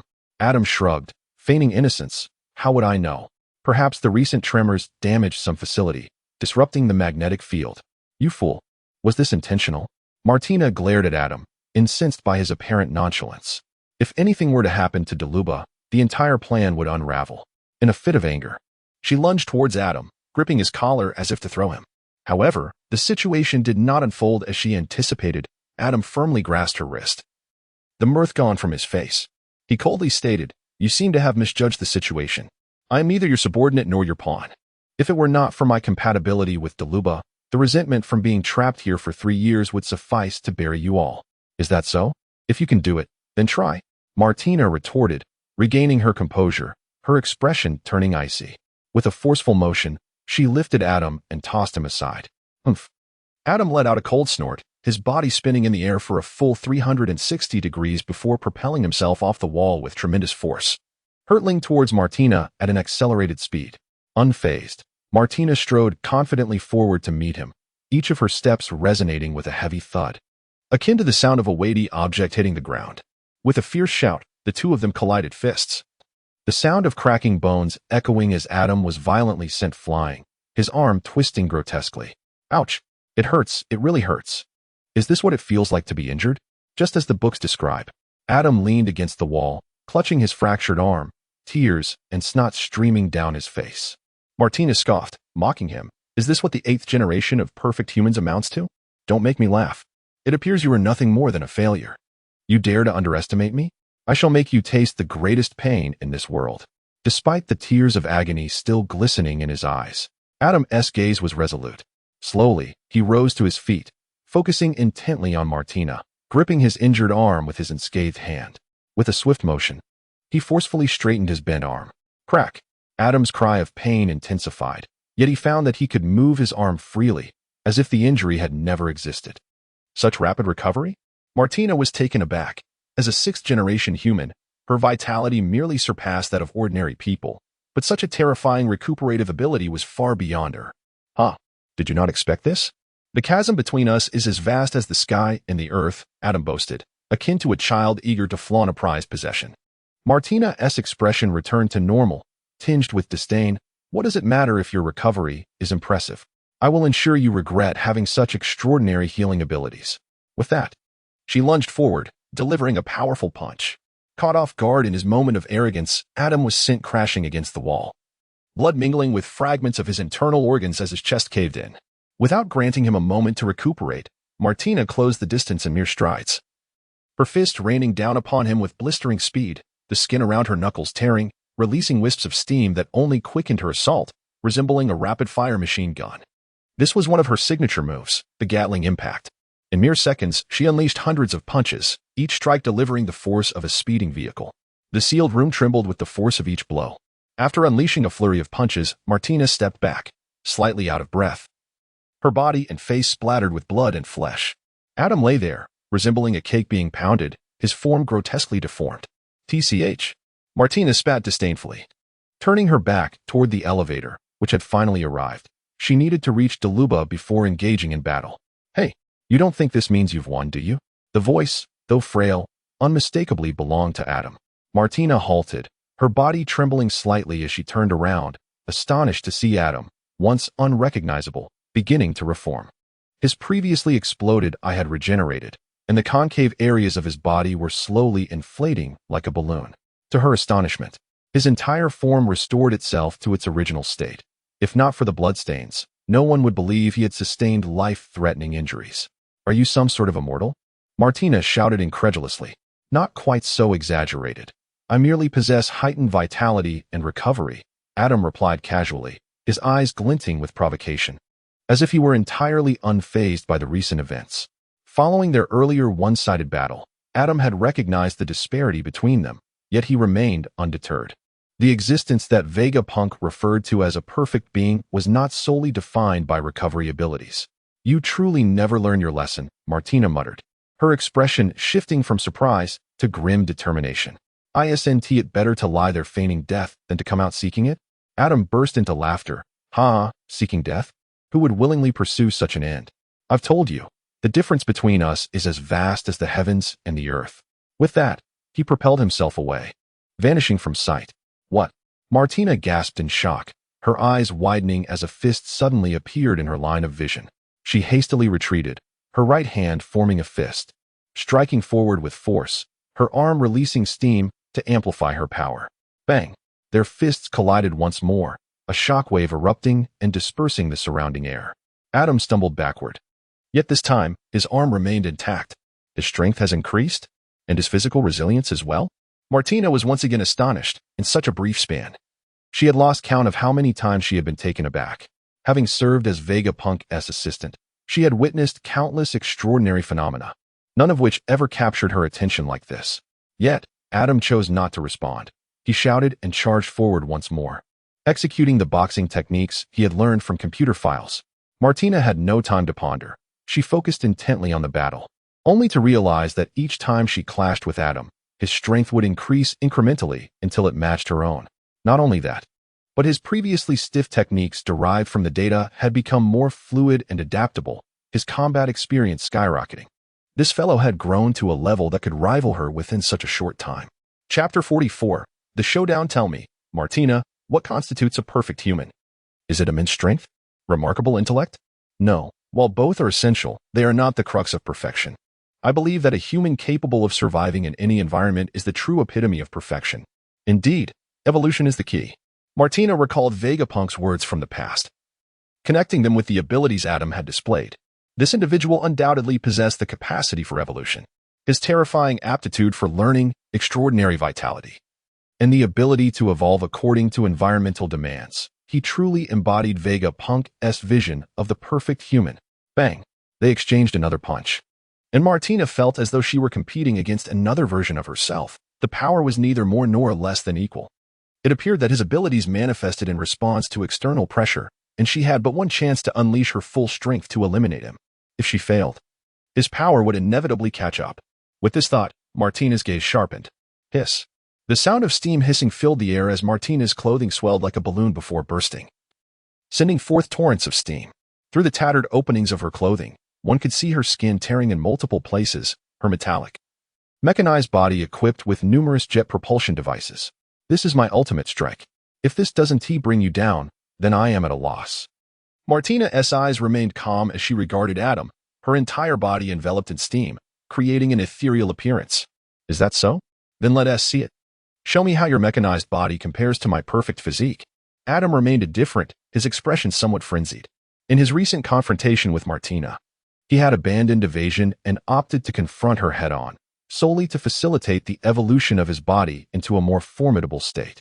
Regrettably, this evolution ceased once his strength increased to a point where Martina could no longer exert pressure upon him. Come on, let me witness the full extent of your might. Martina uttered no words. Instead, she assumed a starting position, and the sound of engines resonated from her body as increasingly voluminous jets of steam erupted, filling the room. In a sonic boom, whoosh, Adam merely glimpsed Martina's figure vanish in an instant. Before he could react, she had already materialized before him, her fist raised high, poised to strike, with a swirling vortex of steam churning behind her. Boom. Her fist collided with Adam's face, and time seemed to momentarily halt before resuming its course. Adam's body was propelled like a cannonball against the wall, causing the laboratory to tremble. It was only after he struck the wall that the shockwave and roar from Martina's supersonic speed enveloped the confined space, whipping up a furious tempest that dispersed the steam within. Martina's strike, while powerful, did not wreak significant destruction, for they were situated within this underwater structure. Constructed by Vegapunk from special materials capable of withstanding immense underwater pressures, attesting to its formidable durability, had they been outside, the devastation inflicted by that blow would have rivaled that of the four emperors' red-haired Shanks. Following her mechanical augmentation, Martina's body weighed a ton, and her strength reached 2 tons. The force she generated with her punch, augmented by her mass, strength, and supersonic speed, was indeed cataclysmic. Panting heavily, Martina gazed at Adam, whose head had been obliterated. Feeling a sense of relief. Executing such a strike required her body to be overloaded, and now, some of her propulsion devices were emitting black smoke. Clearly, unleashing another such attack in the near future was out of the question. If he survived this, there would be nothing more she could do. With his head gone, he should be dead, right? Martina felt a flicker of uncertainty, as a product born of the life creation blueprint. She understood all too well the resilience of beings birthed from such endeavors. She had once been cleaved in half yet managed to survive and transform herself into a mechanical entity. Thus, despite her relief, she remained vigilant. Her gaze unwaveringly fixed upon the headless corpse. Suddenly, the remnants of flesh on Adam's neck seemed to twitch. A minuscule movement that would have gone unnoticed if one did not concentrate. Fearing she might have imagined it, Martina rubbed her eyes and focused intently once more. Indeed, it was no illusion. The fragments of flesh on Adam's neck were trembling, albeit slowly and subtly. As time progressed, the frequency of those quivers increased, and new flesh buds began to sprout. A monster. Martina's eyes widened in horror, her shock profound. She aimed to deliver a decisive blow while Adam was still incapacitated, hoping to extinguish any glimmer of revival in its infancy. However, the strain from her previous overload left her unable to move. While mechanical enhancements granted her immense power, they also exacted a toll. Miracles were often sacrificed. When overloaded or damaged, regardless of the strength of one's will, movement became impossible. She could only wait for her machinery to cool or for any damaged components to be repaired. Thus, Martina was compelled to watch as Adam gradually regained his former state. To her astonishment, Adam's recovery occurred more swiftly than anticipated. Although the initial progress was sluggish, the proliferation of flesh buds accelerated the process. In less than 10 minutes, he was restored to his previous form, even his hair having regrown. As Adam regained consciousness, confusion washed over his face. He surveyed his surroundings and the frozen Martina, slowly recalling the memories lost when his head had been obliterated. A triumphant smile graced his lips. It appears I have emerged victorious. How many more times can you unleash such an attack? If you cannot sustain that level of power, your chances are diminished, even if you still possess that strength. Adam examined his hands, feeling the power coursing through his body. Although it did not match the overwhelming force of Martina's prior blow, it was his own strength, distinct from the kinetic energy she had unleashed, which was a culmination of various factors. Now, he was capable of delivering a more potent strike. Martina, unwilling to concede, closed her eyes. Go ahead. I can no longer retaliate. Yet, you two are a creation of Dr. Vegapunk. I do not seek your mercy. I merely implore you to save the doctor. Save the doctor? Adam's expression shifted to one of peculiar intrigue, his gaze toward Martina now imbued with a touch of pity. Chapter 45. Cognition returning to an hour prior. On the surface, Shanks and Samit were scouring the island for the research facility left behind by Vegapunk. Perhaps the sensation of the task was overwhelmingly potent. Samit quickly located their objective. They stood atop a high slope on the southern coast, where Samit crouched, tapping the ground and attuning himself to the vibrations. After a moment, he looked up at Shanks and declared, "The research facility lies just below. The terrain inside is somewhat intricate, and I have not found the entrance. That is all right. Leave the next steps to me. You all stand back," Shanks confidently asserted, gripping the hilt of his sword. Upon hearing this, the others retreated to a safe distance. Once they were positioned, Shanks called out loudly, "All right." The group halted, nodding in acknowledgement.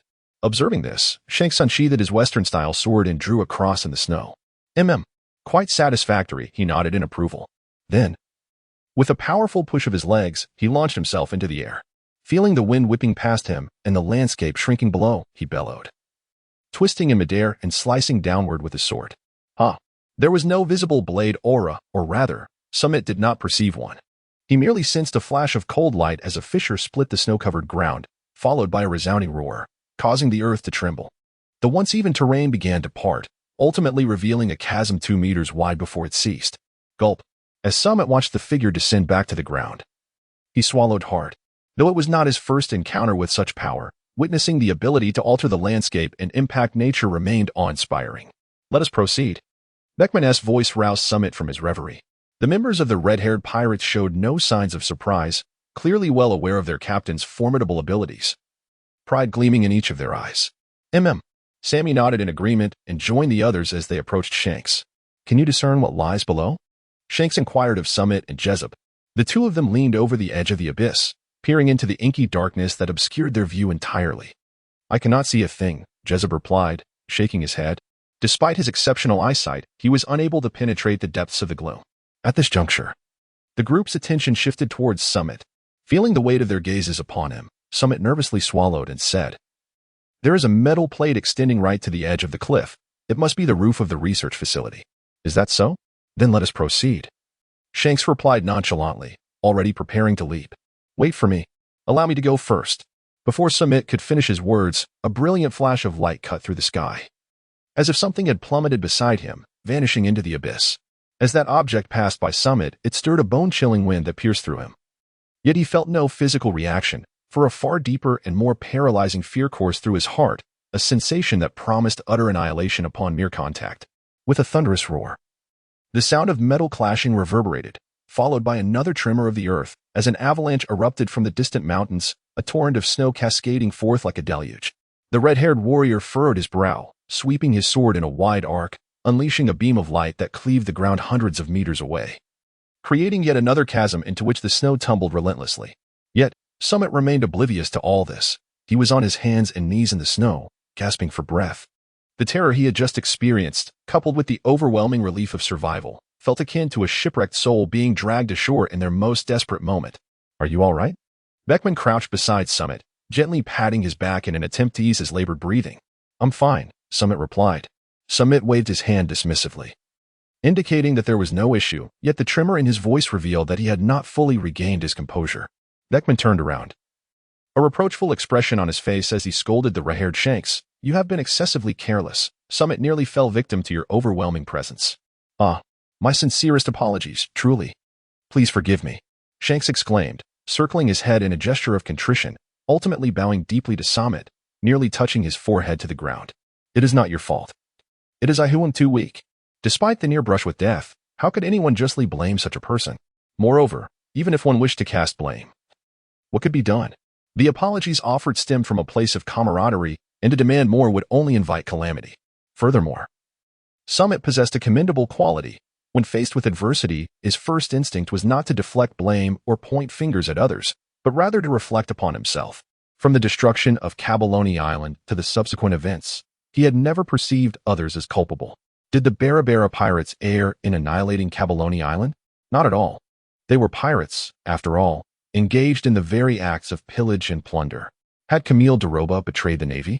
Again, not a fault, for they had been indebted to Vegapunk, and thus, upon learning of his plight, they chose to forsake their own moral compass. In this world, there exists no absolute right or wrong, only differing perspectives and positions. None were at fault, including himself. The only true error lay in weakness. Crocodile once articulated a profound truth. In these vast seas, weakness is tantamount to sin. This sentiment resonated deeply with Samit. Hence, he resolved to become formidable, not only to resurrect his family and the inhabitants of Cabalone Island, but also to live the life he so fervently desired. Samite clenched his fist tightly, emanating an aura of resolute determination. Shanks, taken aback by the sudden shift in Samite's demeanor, soon broke into a reassuring smile. He understood that with such unwavering belief in his own formidable potential, this individual was destined to ascend to the pinnacle of this world. His thoughts drifted to that little brat from Windmill Village in the East Blue. The future of this world promised to be quite lively. Reflecting on this, his expression turned serious, and he said, Since there is nothing amiss, let us proceed. Observing Shanks' demeanor, Samite nodded, his eyes transforming into a crimson hue, sensing the awakening of his abilities. After confidently scanning his surroundings, a look of astonishment crossed Samite's face. The metal plate beneath him remained completely unscathed. Not even a dent to mark its surface. Just moments ago, he had personally experienced the terrifying power of Shanks' sword. And it was precisely this awareness that made him marvel at the intact metal plate that had withstood such might. Witnessing Samit's expression, the onlookers understood the outcome, shaking their heads in disbelief, declaring, "This Vegapunk is truly formidable. It seems we can only find the entrance to proceed." "Samit, can you locate the entrance to the research facility?" Shanks inquired. Sammy nodded, indicating his agreement, but noted that it would require some time. "Which of you will assist me in reaching the metal platform below? I need to expedite my search through direct contact." "Allow me," beckoned Beckman, who approached and wrapped his arms around Sammy's waist before leaping into the abyss. Although it was referred to as an abyss, it was not particularly deep, measuring approximately 200 meters. The darkness below was merely an illusion created by the backlit rock face, obscuring visibility. Upon arriving at the metal platform, Sammy crouched down and tapped it lightly with his fingers. He closed his eyes, carefully attuning himself to the dimensions of the metal surface, then meticulously inspected every gap from left to right. After several minutes, Sammy opened his eyes, a look of delight illuminating his face. "I found it. Take me back up." Beckman nodded in acknowledgement, stepping forward to embrace Sammy once more. With a powerful push, he leapt high into the air. As his strength began to wane, he propelled himself off a protrusion in the wall, jumping repeatedly until he successfully returned to the ground with Sammy. As the two ascended, Shanks and the others hurried over, inquiring eagerly, "Did you find anything?" Sammy nodded and said, "It's right at the base of the cliff on the southern shore. I shall lead you there." The group followed Sammy to the edge of the precipice. Samit pointed below and said, "The entrance is right down there." Shanks leaned over to take a look. The cliff was not particularly high, yet it was steep, with the rock face curving inward. "I will lead Samit down. Those who can follow me, come along. For those who cannot descend, find another route." Shanks addressed the group. After a brief glance at Samit, he added, "Let us proceed." Samit nodded in agreement. Shanks moved to Samit's other side, grasped his left hand, and then leaped down. Several officers followed closely behind, jumping down as well. Samit counted the number of individuals accompanying him and found only 4. The first was the first mate, Ben Beckman. Next, the sharpshooter, Jesus Burgess, followed by the fighter, Lucky Roo, and lastly, an enigmatic man wielding a long sword, adorned with sunglasses and a felt hat. He appeared to be a swordsman of considerable prowess. This figure exuded a striking charisma, reminiscent of his appearance in the anime, where he stood beside Shanks during the Marineford War, effectively halting the conflict. At that time, he was positioned alongside Shanks, subtly counterbalancing the swordsman, Shiryu of the Rain, from the Blackbeard pirates. One could surmise that his strength is indeed formidable. As for the other crew members, Samit did not observe any. They might have remained in the New World or perhaps have yet to join Shanks' crew. Considering that there are still 9 years before the events of the narrative unfold, where could they be? Shanks scanned his surroundings, but found no sign of the so-called entrance. Sammy's mind returned to the present as he approached a rock face, pointing to a nearby spot. "Right here, this rock is camouflaged." Step aside." Shanks nodded and unsheathed his sword. Witnessing this, Sammy swiftly took refuge behind Beckman. Shanks did not exert much strength this time. With a few swift strokes, the blade shimmered, revealing 2 clefts on the rock's surface, which then crumbled away to unveil a metallic door. Shanks furrowed his brow, a sense of foreboding creeping over him. He feared that this door might be composed of the same material as the one above. Pondering this, he unleashed 2 more strikes, sending cross-shaped blades of energy flying forth. With a thunderous rumble, the entire mountain trembled, and the accumulated snow cascaded down. Fortunately, much of the cliff's surface had already frozen. Otherwise, they would have faced the dire fate of being buried under the snow. Yet, the door remained utterly motionless. Beckman lit a cigarette, inhaled deeply, and exhaled, his mood soured. It seemed they would have to wait for the others to emerge, though he wondered if the research facility had any other entrances. The unspoken thought hung in the air, and everyone understood his implication. Damn it, after all this effort, could it be for nothing? Jesus slammed his fist against a nearby rock in frustration. Shanks was silent for a moment before turning to Beckman. "What now? Should we return to the Red Force?" The ships of the Barabara pirate crew had already been sunk. If they wished to set sail again, they would have to seize the Red Force. "No, it's not that simple," Beckman replied, shaking his head. After releasing a smoke ring, he continued, "This research facility is clearly a gateway to the underground. If there are other entrances we are unaware of, there might also be submarines or similar vessels. After all, this is the domain of Vegapunk, a scientist who has advanced technology by 5 centuries. Should we just give up then?" Shanks exclaimed, angrily plunging his sword into the snow. Beckman took a deep drag from his cigarette, finishing it before tossing the butt aside. We have only one foolish option left, to find other entrances, then we split up to guard one. However, there is a problem if that entrance is underground or underwater. We will be at a loss. Damn it. Is that how it ends? Ricky bit down hard on his own thigh in frustration. I think I might have a solution. Just as despair settled over them, Sammy raised his right hand. Hey. The others turned to him in surprise, their expressions shifting to joy. Shanks rushed over and grasped Sammy's hands. Really? Brother, do you truly have a way? I believe so. If this is Vegapunk's research facility, it shouldn't be an issue. Sammy felt a bit embarrassed by Shanks's enthusiasm and quietly withdrew his hands, stepping aside. Shanks clearly wanted to inquire further, approaching Sammy to speak, but was interrupted by a sharp rap from Beckman. Can't you read the room? Beckman pulled Shanks aside, covering his face in exasperation. Sammy was clearly annoyed by the intrusion, and the solution he proposed was related to his own capabilities. How long had Shanks known him to pry into such matters? After dragging Shanks away, Beckman bowed to Sammy, saying, I apologize for my captain's rudeness. If you have any solutions, please feel free to share. We are at your service. All right. Sounds good. Samit cast a grateful glance at Beckman. Individuals like Shanks, who possess such an affable and familiar nature, are often difficult for most to engage with, particularly for someone with Samit's inherently introverted disposition. Nevertheless, people of Shanks' character typically enjoy a wide circle of friends, although they also tend to have their fair share of adversaries. Without the steadfast support of Beckman, the reliable first mate, it is hard to envision how Shanks could ascend to the ranks of the Four Emperors. Chapter 47. The encounter. Samit approached the imposing metal gate, placing his hand upon its surface to savor the texture. Through a process of synesthesia, the intricate design of the gate was vividly transmitted to his mind's eye. The structure, composed of a myriad of densely packed mechanical components and an elaborate arrangement of electronic circuits, left him feeling somewhat disoriented. Shaking his head to regain his composure, Samit focused intently on the pathways, tracing them until they led into a nearby stone pillar. Releasing his hand, he took a few steps back, gently massaging his temples to restore his energy. Are you all right? The others inquired with concern. I'm fine, he replied.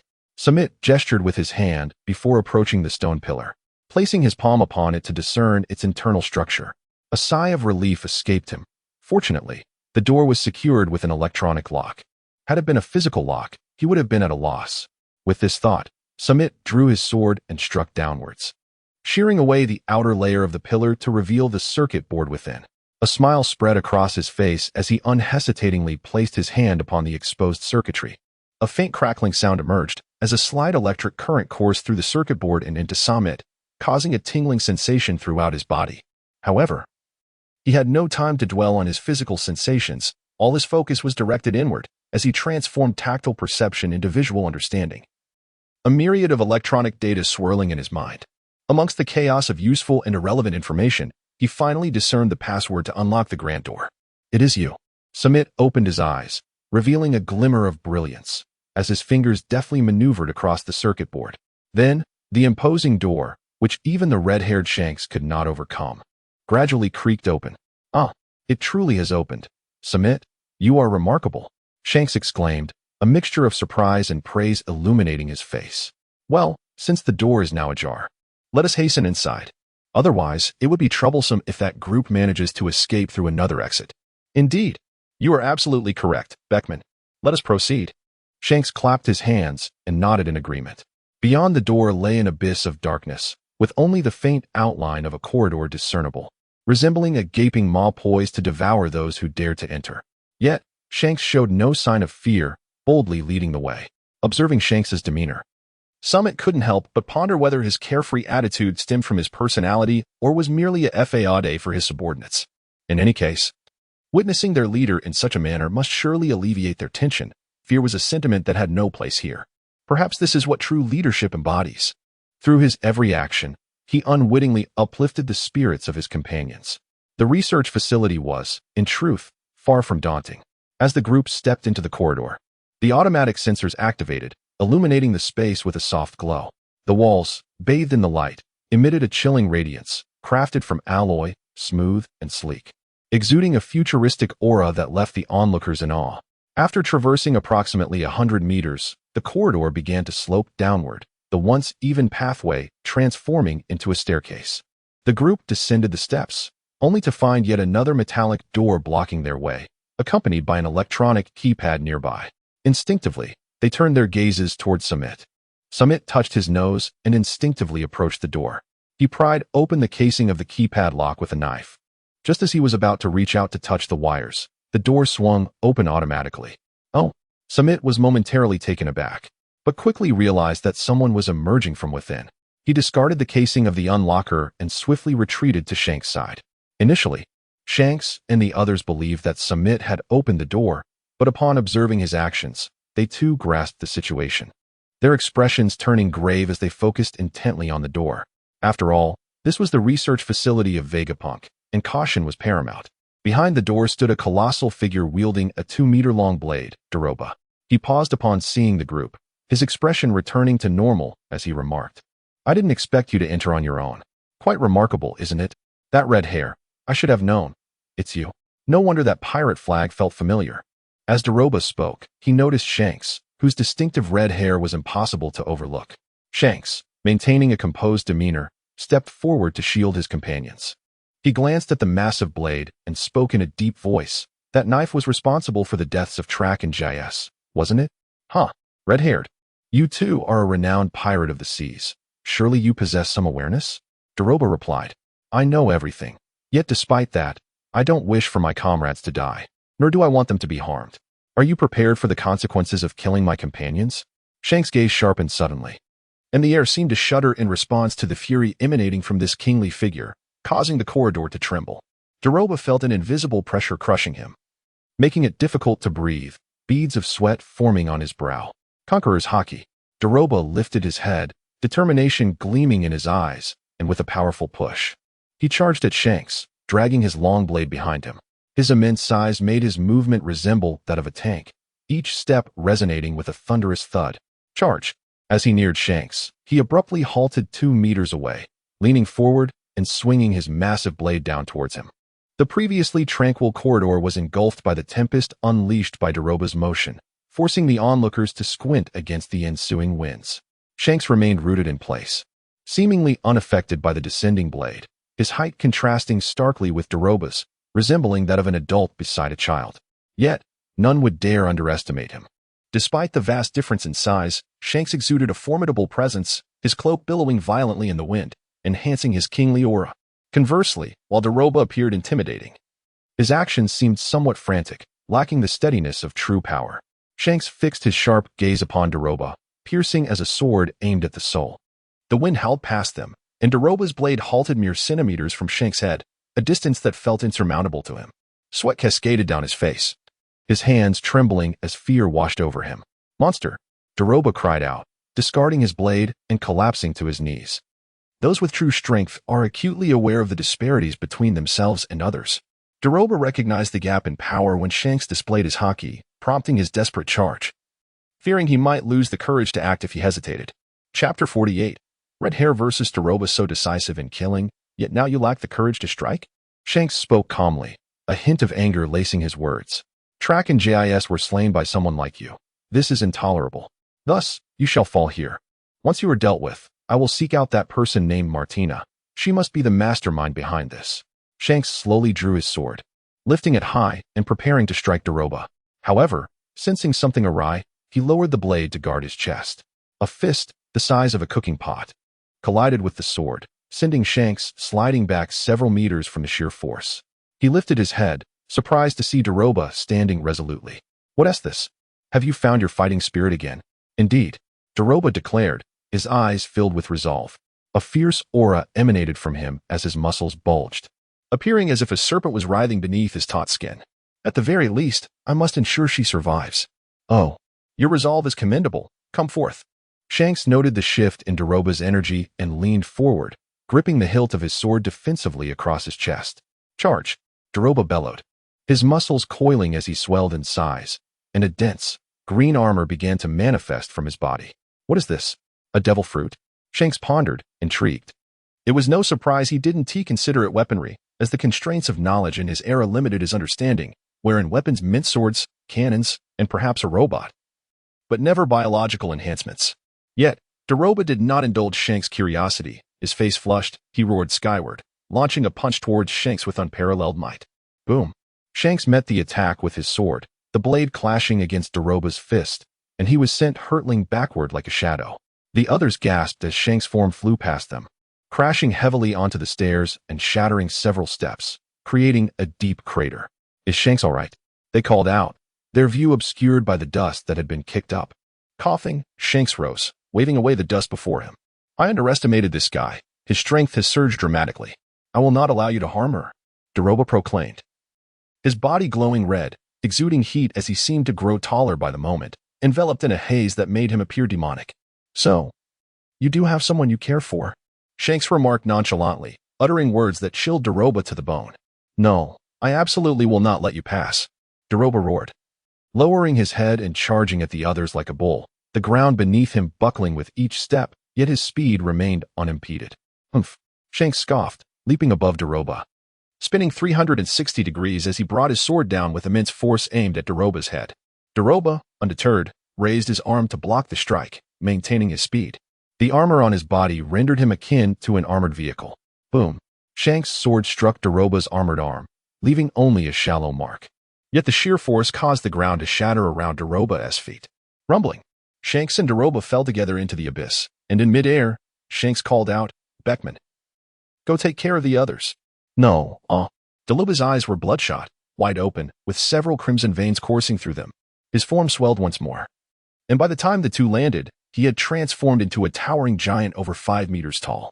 "Pirates, you shall all perish."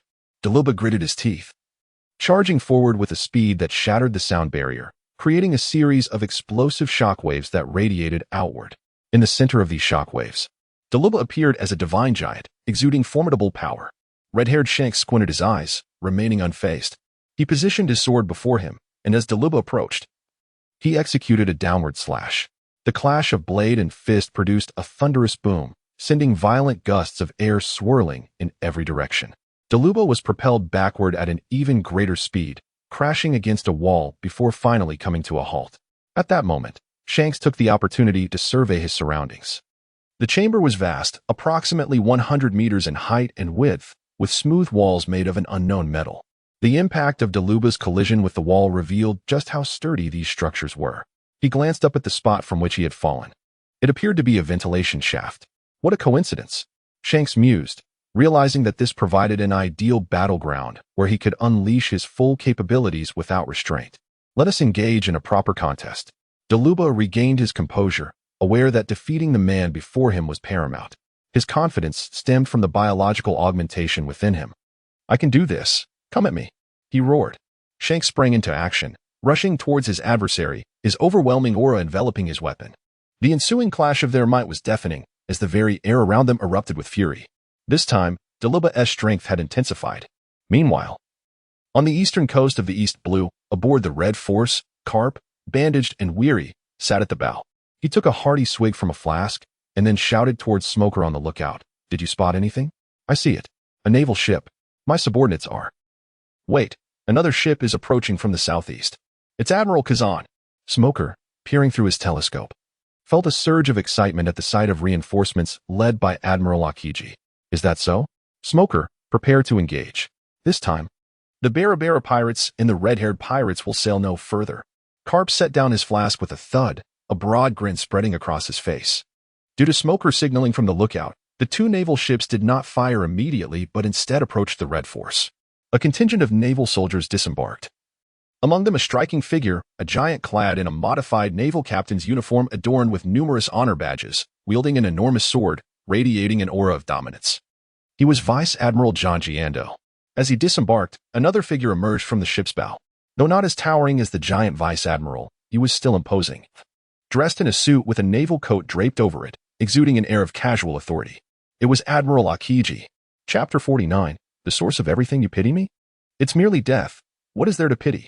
Martina felt a twinge of irritation, accompanied by a foreboding sense that something was amiss. Why did the enemy bear such an expression?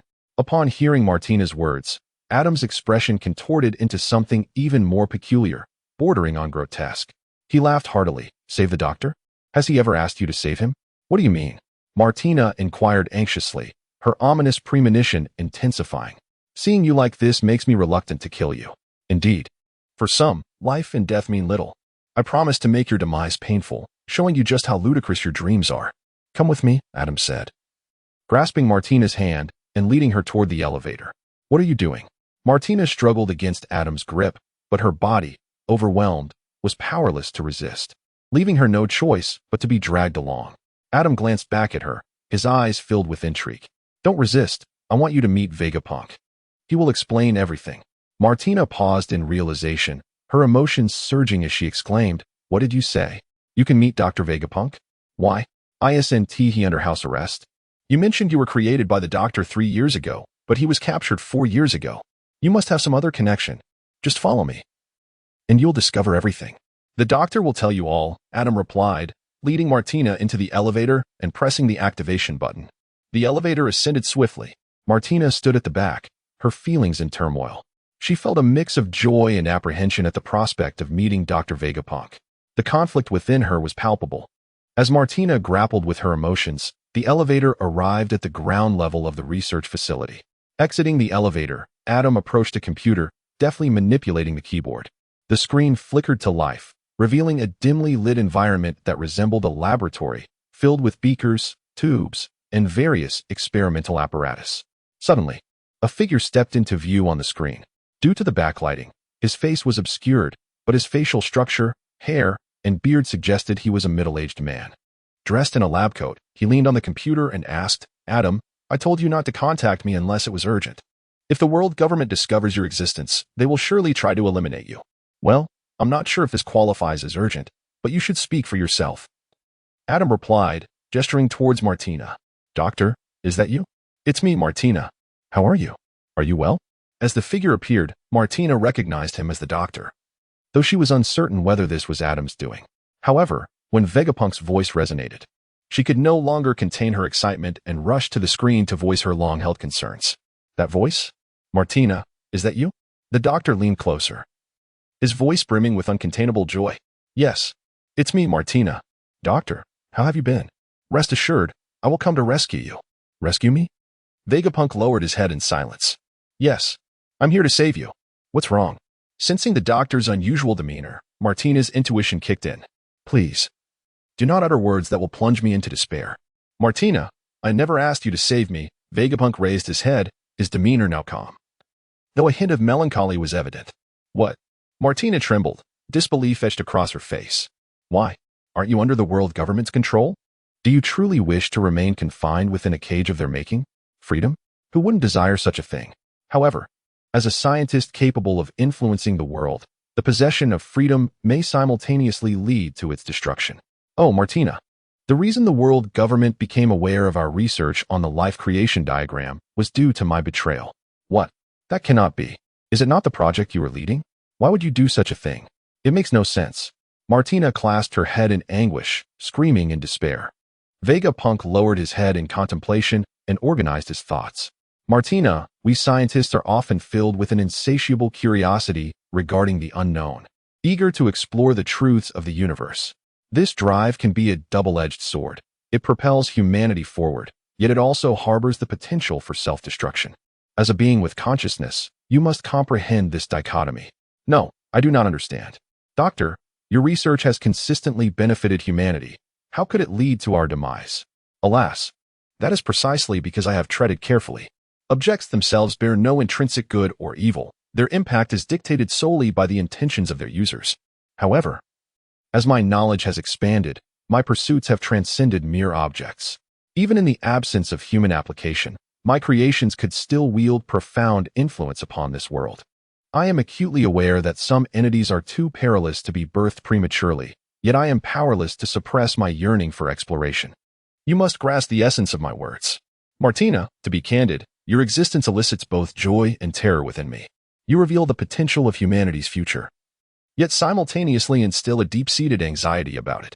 In merely 2 or 3 years, you have surpassed the majority of our research institute, and despite your administrative duties, you possess a physical prowess unmatched by ordinary warriors.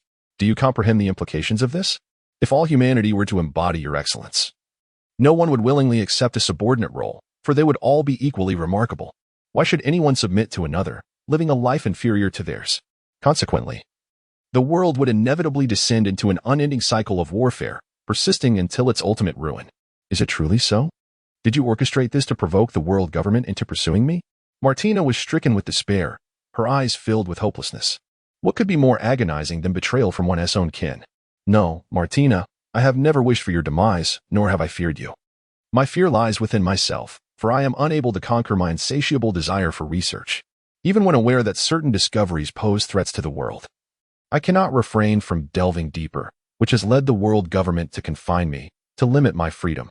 I simply yearned for someone to intervene when my fervor overwhelmed my judgment.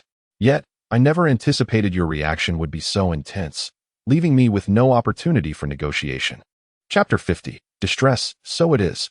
I was merely indulging in my own delusions. Heh. Martina collapsed before the computer, her head bowed, the vibrancy in her eyes gradually fading. It is not so, Martina. You, doctor? What are you doing? Vegapunk intended to convey more, but at that moment, someone entered the research room, compelling him to hastily terminate the video connection. Observing the darkened screen, Adam shrugged. What is it? How do you feel upon uncovering the truth? Hey. Martina smiled vacantly, unresponsive. Alas, perhaps I have gone too far. Had I known, I would have opted for a more decisive approach. But it was you who initiated hostilities. This is not my fault. You may perish in your own predicament. With that, Adam turned to depart, only to find two figures already waiting outside. One had short, tousled hair, dressed in a fitted shirt and trousers, wielding a katana in one hand and two pistols at his waist. The other wore a V-neck t-shirt and loose-fitting pants. With a rifle slung at his side, his long black hair tied back in a ponytail, a fringe falling over his forehead, and a cigarette dangling from his lips. His face marked by the passage of time. These two were Samit and Ben Beckman. In truth, they had arrived at the research room when Vegapunk appeared on the screen, intending to glean more insider information and refraining from revealing themselves. They had not anticipated this unfolding narrative. Samit was somewhat indignant. He had initially believed that the Barabara pirates sought the weapons left behind by Vegapunk in their quest for power.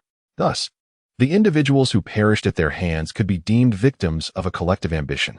However, this entire affair turned out to be a farce, leading to the grim conclusion that the deaths of the residents of Cabalone Island, sisters and kin, were rendered utterly meaningless. So, in their pursuit to save their beloved friends and family, did they resort to slaying the loved ones of others? Unable to suppress his ire any longer, Samit shouted in outrage. This matter has nothing to do with me. I am merely a bystander, Adam remarked with a hint of resignation. Yet, he knew that simply stating this would not convince the others. Truthfully, he wished to avoid conflict. He possessed a clear understanding of his combat capabilities. Although he was versed in various fighting techniques, he struggled to apply them seamlessly in practice. Thus, he relied heavily on his exceptional regenerative abilities and evolution to secure victory, but injuries were undeniably painful. He had no particular penchant for suffering. As anticipated, Beckman rested his hand on the grip of his sidearm, his gaze sharp as he questioned, "Do you think I would believe such words in this context?" No. He had not lied. Samit extended his hand to intercept Beckman, his heart ablaze with fury, yet not entirely consumed by it. Beckman regarded Samit for a moment, withdrawing his hand from the weapon and allowing his expression to soften. Since parting ways with Shanks, they had followed his orders to eliminate others. Within this unfamiliar research facility, Samit navigated through countless secret doors as if in his own home, guiding the red-haired pirates swiftly to their comrades. Throughout this endeavor, Samit's demonstrated abilities garnered the recognition of his peers. Consequently, when Samit asserted that the boy before them spoke the truth, Beckman chose to place his trust in him. Adam cast a surprised glance at Samit. He had braced himself for battle, yet it was the presence of this boy, no, this child, that had shifted the dynamics. Though Samit appeared youthful, he was merely 10 years old. Appearances could be deceiving, but the essence of life could not be masked. And Adam possessed the ability to sense the life force of others. Upon perceiving Samit's vitality, Adam became intrigued. This child, despite his tender age, exuded an aura of strength that surpassed even his own as a perfected human. Was this the monster the doctor had spoken of? Or perhaps one with the potential to become a monster? Samit furrowed his brow. After all, no man relishes being scrutinized by another man with a peculiar gaze, especially given the prior incident that had left him in a foul mood. He felt an overwhelming urge to confront this individual with force. Yet the values instilled in him from his previous life held him back from such impulses. Thus, he spoke with a tone tinged with hostility. If you have no pressing matters, I would appreciate your departure. I have an outstanding issue to resolve with that woman. Very well, Adam replied, sensing the discomfort emanating from Samit. Choosing not to provoke further, he sauntered away, but as he brushed past Samit, he turned back and remarked nonchalantly, "We shall meet again." Sammy paused momentarily, glancing back, only to see Adam departing without a backward glance. What does it mean? In his heart, Samit pondered Adam's words, yet after much contemplation, he could not grasp their essence, leaving him in a state of agitation. Sigh. Enough of this. Samit exhaled deeply, striving to quiet his mind, directing his focus towards the woman kneeling before the computer. Do you have nothing to say? What is there to say? Martina turned back in bewilderment, her gaze unfocused, devoid of clarity. What is there to say? Samit rushed forward, seizing her collar, and shouted, "Those individuals you have condemned to death. You tirelessly pursue the Vegapunk. Surely you can feel the anguish of loved ones departing from your side. Yet, why do you inflict this suffering upon others?" Ha! Ha! Martina erupted into a frenzied laughter, covering her face, and it took a while before she ceased. Their pain is none of my concern. I am not their mother. Pirates are nothing but scoundrels, indulging their desires at will, cloaking such behavior in the guise of freedom, a freedom that inevitably harms others. The very existence of pirates is a sin. Sigh. Samit released Martina, taking a deep breath, his expression now serene, having attained a deeper understanding of Shank's earlier words. Samit slowly drew his long knife and calmly stated, "You are not wrong. The lives and sufferings of others bear no relation to you. However, having committed such acts, you must be prepared for the consequences." With a swift motion, he swung the blade, its cold glint flashing momentarily before he sheathed it. Martina's laughter abruptly ceased, her madness subsiding into a serene expression of relief. With a thud, she collapsed to the ground. Chapter 51. The woman named Martina, her breathing was steady, her heartbeat normal, her body temperature within standard limits. Her physical prowess exceeded that of an ordinary human by a factor of 12, and her neural pathways operated at 7 times the typical capacity. We have succeeded, Doctor. We have created a perfect being. It remains premature to draw conclusions. Let us await her awakening. Where am I? Who am I? The girl in the incubation chamber blinked drowsily, her gaze falling upon a group of individuals clad in white lab coats. Why were they staring at her with such joy? Was it because of her? What is joy? Why do I feel confused? Why do I ponder? Does all this hold any significance? Wait, what is significance? Why am I overthinking? I feel so tired, so weary, as if I long for sleep. Hey, do not close your eyes. Once you drift off, you may never awaken. Who is that? Why the urgency? Is it because of me? You have been born into this world. Do you not wish to behold the scenery beyond? Scenery? What does it matter? And why do you care so much about me? Please, I beg you, open your eyes. Live well.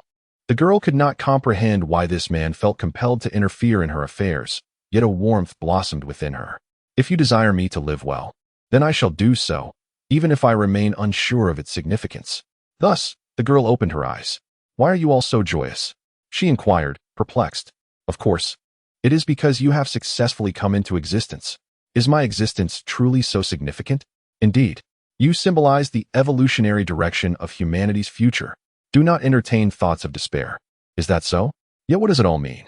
Even if humanity evolves to be like me, how does that concern me? If you require meaning to continue living, allow me to offer you one. I am in need of an assistant and protector. Will you assist me? Am I truly needed? In that case, I will agree, though I still do not grasp the significance. Let me bestow upon you a name. How about Martina? It carries a powerful, forward-thinking connotation. Very well. Thus, the girl, Martina, became both the assistant and protector of Dr. Vegapunk. Eager to aid in his research, she dedicated herself to learning, her neural pathways allowing her memory, information processing, and comprehension to far exceed that of ordinary individuals. Consequently, she quickly emerged as an exceptional scientist.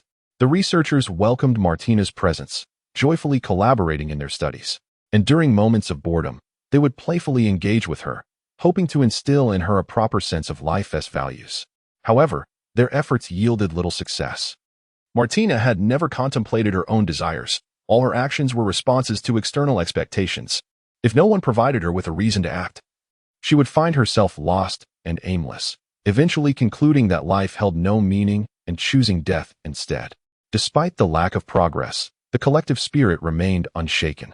While she exhibited certain flaws, everyone believed these could be improved over time, and even if they could not, they had found a direction for their research. However, tranquility was short-lived. 5 years later, an unexpected incident disrupted their harmonious days of research. On that day, everyone was quietly engrossed in their tasks when several men in black burst in. "Do not move. We are agents of the CP6 from the World Government Intelligence Agency. We have received reports of illegal research activities. Please cooperate with our investigation."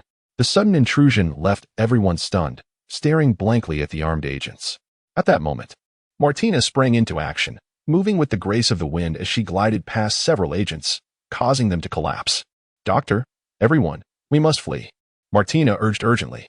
Yet, the others remained paralyzed by the shock of the unfolding events, unable to react. "Hurry," Martina called out, but then she noticed the look of terror in Dr. Vegapunk's eyes. "Watch out, Martina." Before she could comprehend, a sharp pain pierced her abdomen. Looking down, she saw a long knife had cut through her left side, her upper body collapsing to the ground. "Each of you represents the greatest treasure in this world. If possible, I would prefer not to resort to violence. Please do not make this difficult for me." The man in a naval uniform with a mohawk haircut spoke. He was none other than Admiral Weasel. Silence fell over the group as they pondered their fate. Dr. Vegapunk stepped forward to meet Weasel's gaze. After a long pause, he reluctantly lowered his head. "I understand.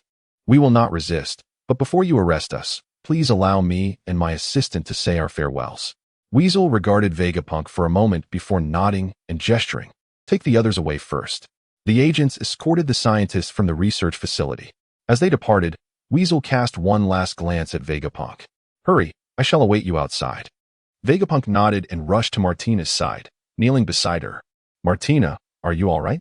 I know you are still alive. This injury will not claim your life." I'm sorry, doctor. I failed to protect you. I have lost the meaning you bestowed upon me." As she spoke, her eyes began to lose focus. "Be quiet, Martina. There is no time. Listen to me. Meaning is something one must seek for themselves. Throughout life, people will develop various desires. And the motivation to fulfill those desires is the essence of life as meaning. If you cannot find a reason to live, ask yourself what you truly want. Remember, this time it is not for others, but for yourself. Are you ready, doctor?" A voice called from outside, urging them on. "Coming," Vegapunk replied, casting a deep look at Martina before turning to leave. "What I truly want? What is it that I desire?" Martina pondered, recalling the joy in Vegapunk's expression upon her birth. "What I want most is you, doctor. Rest assured, I will rescue you." Martina's eyes regained their focus, now shimmering with an unusual light. Chapter 52, The Final Moments. Bang. Martina fell to the ground, her expression one of liberation. "Is it over?" Samit felt a sense of disorientation after vanquishing the mastermind behind the entire incident.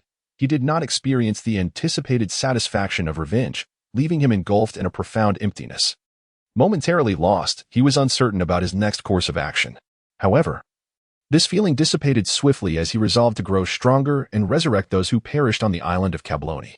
To achieve this, he must navigate through numerous challenges and forge ahead. There was no room for confusion in this world any longer.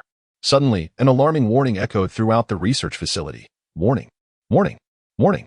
The damage to various installations has exceeded 60%. High-energy reactions are occurring throughout the base. The system has determined that the base has been compromised by enemy forces and has initiated self-destruct protocols. 5 minutes remain until the base's destruction. All personnel, please evacuate immediately." "What?" The unexpected siren startled Samit and Beckman, compelling them to glance at the wall-mounted display. The screen was divided into 6 segments, showcasing various scenes. Shanks engaged in battle with Deliba, a swordsman clad in a skull pattern hat standing defiantly amidst a pile of corpses. Jesus Boo and Pim toying with their subordinates, and Riki Lu leisurely weaving through a throng of people, indeed, weaving, as the hefty figure exhibited remarkable agility. Among these images, Summit also spotted the lifeless body of Camille.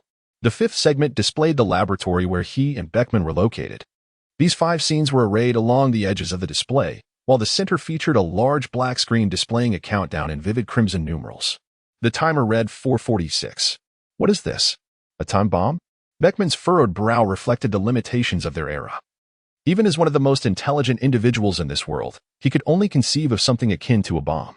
Yet, as a traveler from 21st century Earth, Summit was acutely aware of the terrifying capabilities of scientists who possessed technological advancements 5 centuries ahead of this world, a level of science unparalleled even in his previous life on Earth. Samit wore a sullen expression as he entered, having spent little time outside. This was largely due to his use of a comprehensive map and a wireless unlocking tool, which enabled his swift return. Now, however, all the doors were securely locked, accessible only to those with the requisite identification privileges. If one were to rely on brute force to breach these entrances, it would undoubtedly take an inordinate amount of time. After a moment of contemplation, Samit dismantled the control panel with determination.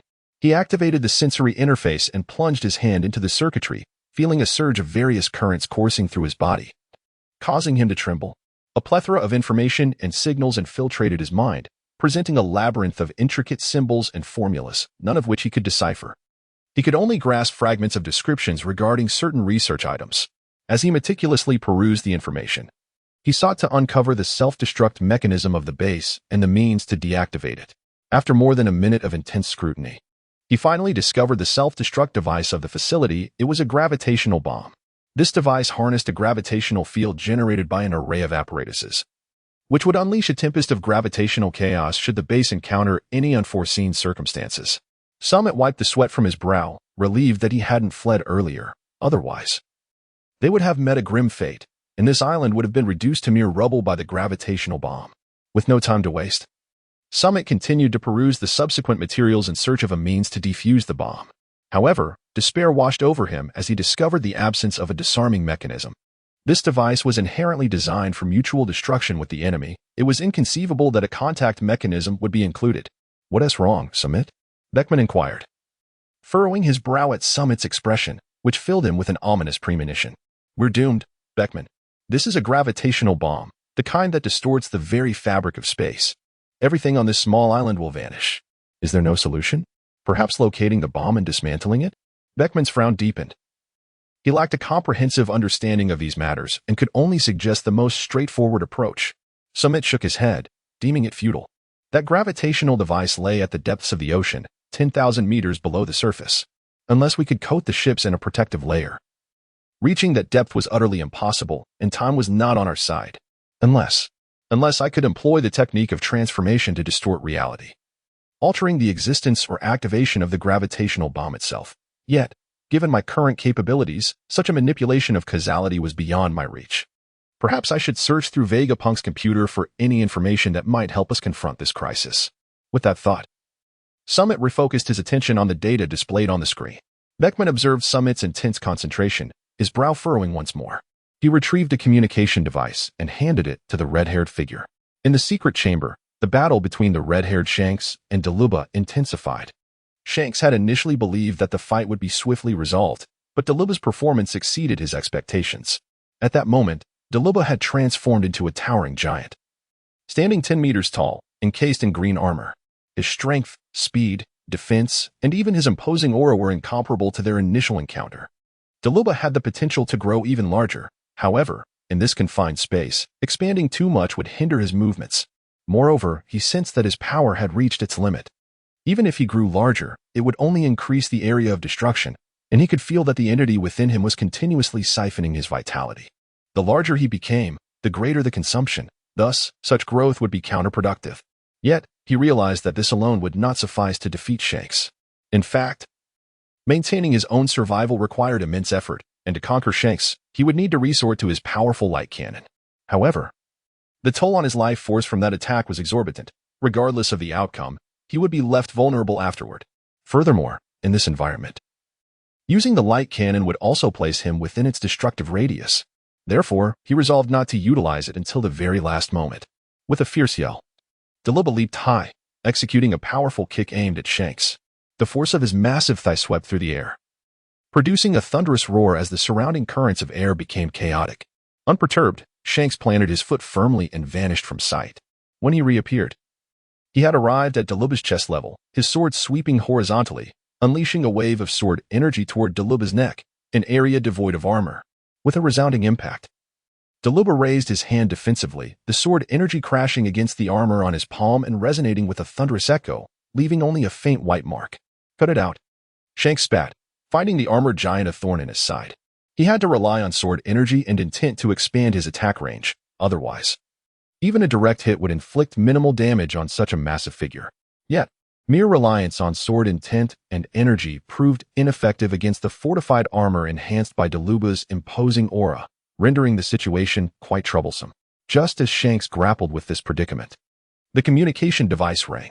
Moshe, it's me, Shanks, he said, casting a glance at the Doluba who had just struck at him.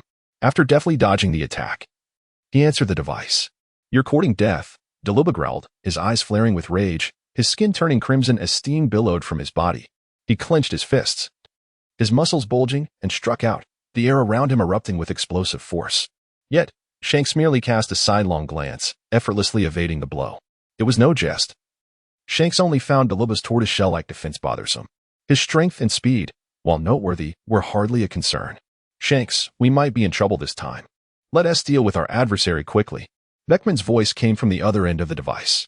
Upon hearing this, Shanks's expression tightened. In his recollection, Beckman was nearly omnipotent, capable of accomplishing many feats beyond his own reach. If even Beckman found the situation troublesome, it truly was a serious matter. What has happened? Deep underwater. There seems to be a bomb capable of obliterating the entire island. I have a plan, and only you can execute it. You must descend within 2 minutes. I understand, Shanks replied, pocketing the device. He then turned to face Doluba, whose armor was nearly comparable to that of the 3rd Division captain of the Whitebeard Pirates, Diamond Jozu. Shattering such formidable defenses was within Shanks's ability, yet he pondered how much of his own strength would remain after breaching this armor. It was time to test the waters. Shanks inhaled deeply, lowering his center of gravity, positioning his sword before his temple, preparing to charge. A whirlwind of air erupted around him, forming a small vortex centered on his being. Doluba, unfazed by Shanks's movements, had grown confident in the defensive capabilities of his armor after their prolonged engagement. He leaped high, stretching his body in mid-air, resembling a taut bow. His fist descended heavily. This time, Shanks did not evade. Instead, he bent his knee and launched himself like a sharp blade toward Doluba. Before the sword beam could meet Doluba's fist, the armor upon it shattered into fragments, and the beam continued unimpeded, piercing through his arm and emerging from his shoulder. Shanks reappeared behind Doluba, the sonic boom from his rapid movement reverberating through the air. Panting slightly, Shanks noticed a trace of blood at the corner of his mouth. The internal injury sustained from his earlier battle with Carp flared anew from this exertion. This technique, unlike his usual moves, lacked sheer destructive power. Instead, it concentrated all his force into a singular point, resulting in formidable penetrative strength. Executing this maneuver required precise control over his power and intense mental focus, making it a highly taxing endeavor. The outcome, however, was gratifying, as Doluba's entire right arm disappeared without a trace. Yet, aside from the pain etched on his face, Doluba maintained a stoic demeanor. He turned to face Shanks, stating, "You are truly formidable. The gap between us is vast, especially when I rely on external forces. However, your true opponent is not me, but the scientist whose technology has outpaced the world by 5 centuries." With a guttural roar, Doluba's expression contorted in agony, his face nearly twisting into a grotesque mask. In mere seconds, flesh began to sprout from the severed shoulder, and his arm regrew entirely. Phew! Doluba gasped heavily, clearly drained from the regeneration process. Such an ability is troublesome, Shanks lamented, covering his face in resignation. Doluba, regaining his breath, solemnly remarked, "You are indeed powerful. Even clad in the bioarmor developed by the doctor, there remains a considerable gap between us. However, as long as you cannot eliminate me in an instant, I can resurrect infinitely. Eventually, I will wear you down." Doluba spoke falsely, while the bioarmor did possess the ability for infinite regeneration. It came at a steep cost to his vitality. He lied simply to undermine his adversary's confidence. Yet, who was Shanks? One among a million bestowed with the rare conqueror's haki, a future emperor of the sea, who dared to confront the world's strongest man, Whitebeard, even as a mere subordinate on Roger's ship. To him, Doluba was merely a moderately troublesome foe. His gaze remained calm, his cape billowing without a breeze, exuding an aura of regal dominance. "Let us see if you can truly win. All this talk is of no use. I am eager to rescue my comrades. It is my fault for attempting to sway a man like you with mere words. Therefore, I shall employ my most formidable technique to confront you." Doluba's eyes gleamed with determination. He realized that aside from the powerful light cannon, he had no other means to defeat the red-haired.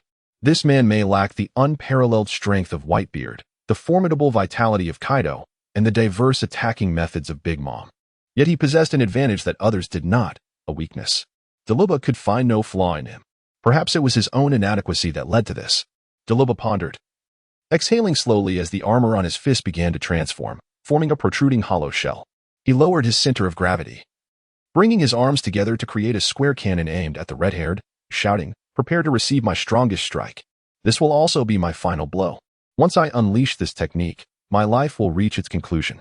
The destructive light gathered at the cannon's mouth, and even the mere sensation of its energy fluctuations hinted at the tremendous power contained within. This was a strike that encompassed Daluba's very existence. The red-haired squinted, his longsword angled towards the ground, an aura of submission emanating from him. He leaned forward and dashed towards Daluba, leaping near him and striking down with a casual slash. This assault did not seem particularly forceful. However, to Daluba, the world appeared to align as a single line. Red-haired stood upon that line, and with a single blow, he cleaved the entire realm asunder. In comparison to the vastness of the universe, Daluba felt utterly insignificant, and as the world was divided, so too was his consciousness severed. With a swift flash, the red-haired landed gracefully, gazing at the motionless Daluba, whose cannon's energy had dissipated. "Phew, it was fortunate that I managed to do it." The red-haired sighed in relief, acknowledging that this fellow not only possessed defense akin to Brick George, but also nearly Kaido's regenerative abilities. Yet, he wondered if his stamina would recover as well. If so, he would be akin to a weakened version of Kaido. Thankfully, after his last spar with Mihawk, he had gleaned much knowledge. Though he wielded a sword, the red-haired was not merely a swordsman. His swordsmanship was forged through countless life-and-death battles. He had mastered various techniques involving strength, yet he remained ignorant of the advanced intricacies of swordsmanship. Fortunately, he had a friend, the world's greatest swordsman, who frequently trained with him, and with his conqueror's haki, he possessed a natural advantage in mastering the essence of swordsmanship. Chapter 54, The Life of Daluba, Part 1. In the future nation of Barkamoya, a winter island perpetually blanketed in snow, the climate was exponentially harsher than that of Zodia. This nation was renowned for its technological advancements, with its inhabitants being exceptional scientists, though not everyone could attain such status. The scientists there were particularly famous. Daluba was born in this fantastical land, and unlike his strong and robust adulthood, he was frail as a child, confined indoors as the frigid weather threatened his life. Daluba yearned for the outside world, but he could only gaze through the window, perceiving it as a realm of white. To alleviate his boredom and expand his knowledge, Daluba's parents purchased numerous books about the outside world. Upon reading them, an uncontrollable urge surged within him, an urge for freedom. He longed to witness the world beyond, where the narrow window limited his view to a mere expanse of white, while the books unveiled a more magnificent and beautiful realm. Deserts, plains, mountains, forests, and oceans, he wished to see them all, even if it cost him his life. When Daluba expressed his aspirations to his parents, they naturally refused. No parent could bear to watch their child risk their life in pursuit of dreams. Daluba did not argue excessively. Instead, he obediently promised his parents to abandon such thoughts. However, the next day, while his parents were at work, Daluba stealthily slipped away. Being still young, he lacked proper preparation, and coupled with his frail physique and the harsh environment, he lost consciousness in the snow within mere hours. It was then that he encountered that individual, the scientist Vegapunk, whose intellect surpassed the world by 5 centuries. Such an unusual constitution. Despite possessing a body stronger than most, his heart was weaker than average, leading to a failure to sustain his bodily functions. In the laboratory, Vegapunk adjusted his glasses, while beside him stood his assistant, a striking woman with wine-red hair named Martina. If only she weren't perpetually cold-faced, she would be even more beautiful. Though Daluba's mind wandered to other matters, his upbringing instilled in him the importance of gratitude.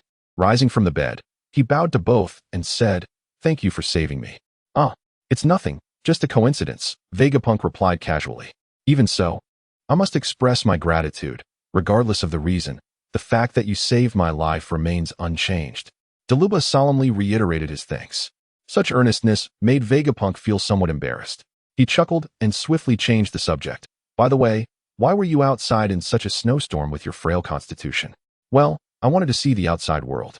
I do not wish to remain in the cage woven by my parents' wings, so even if it could cost me my life, I do not want to live with regrets." Daluba's words were resolute, and Vegapunk met his gaze, seeing the unwavering determination within his eyes. "Is that so?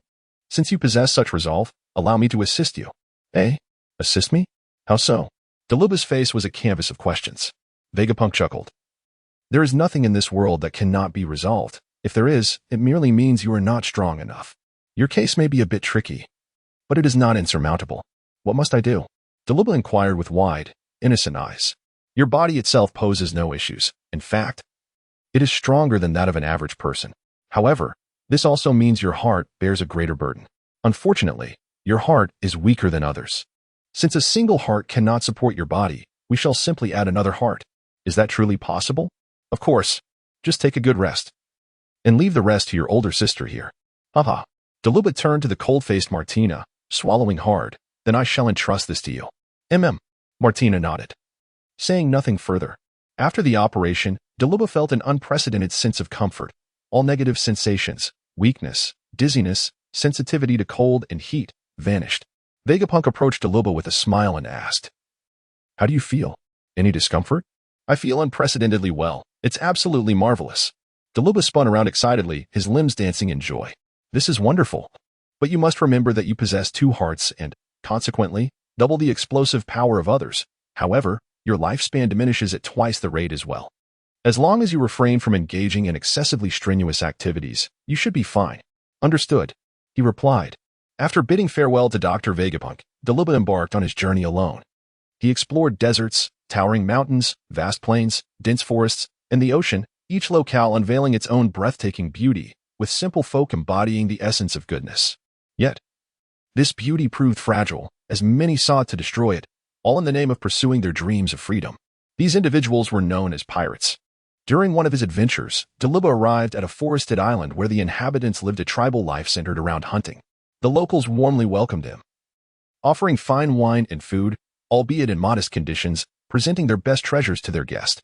Daluba immersed himself in the raw, primal experience of tribal hunting. However, the idyllic scene shattered when, on the third day of his stay, a band of pirates descended upon the island, slaughtering everyone. Why? Why must you do this? They are merely a tribe that lives by hunting, devoid of gold or treasure.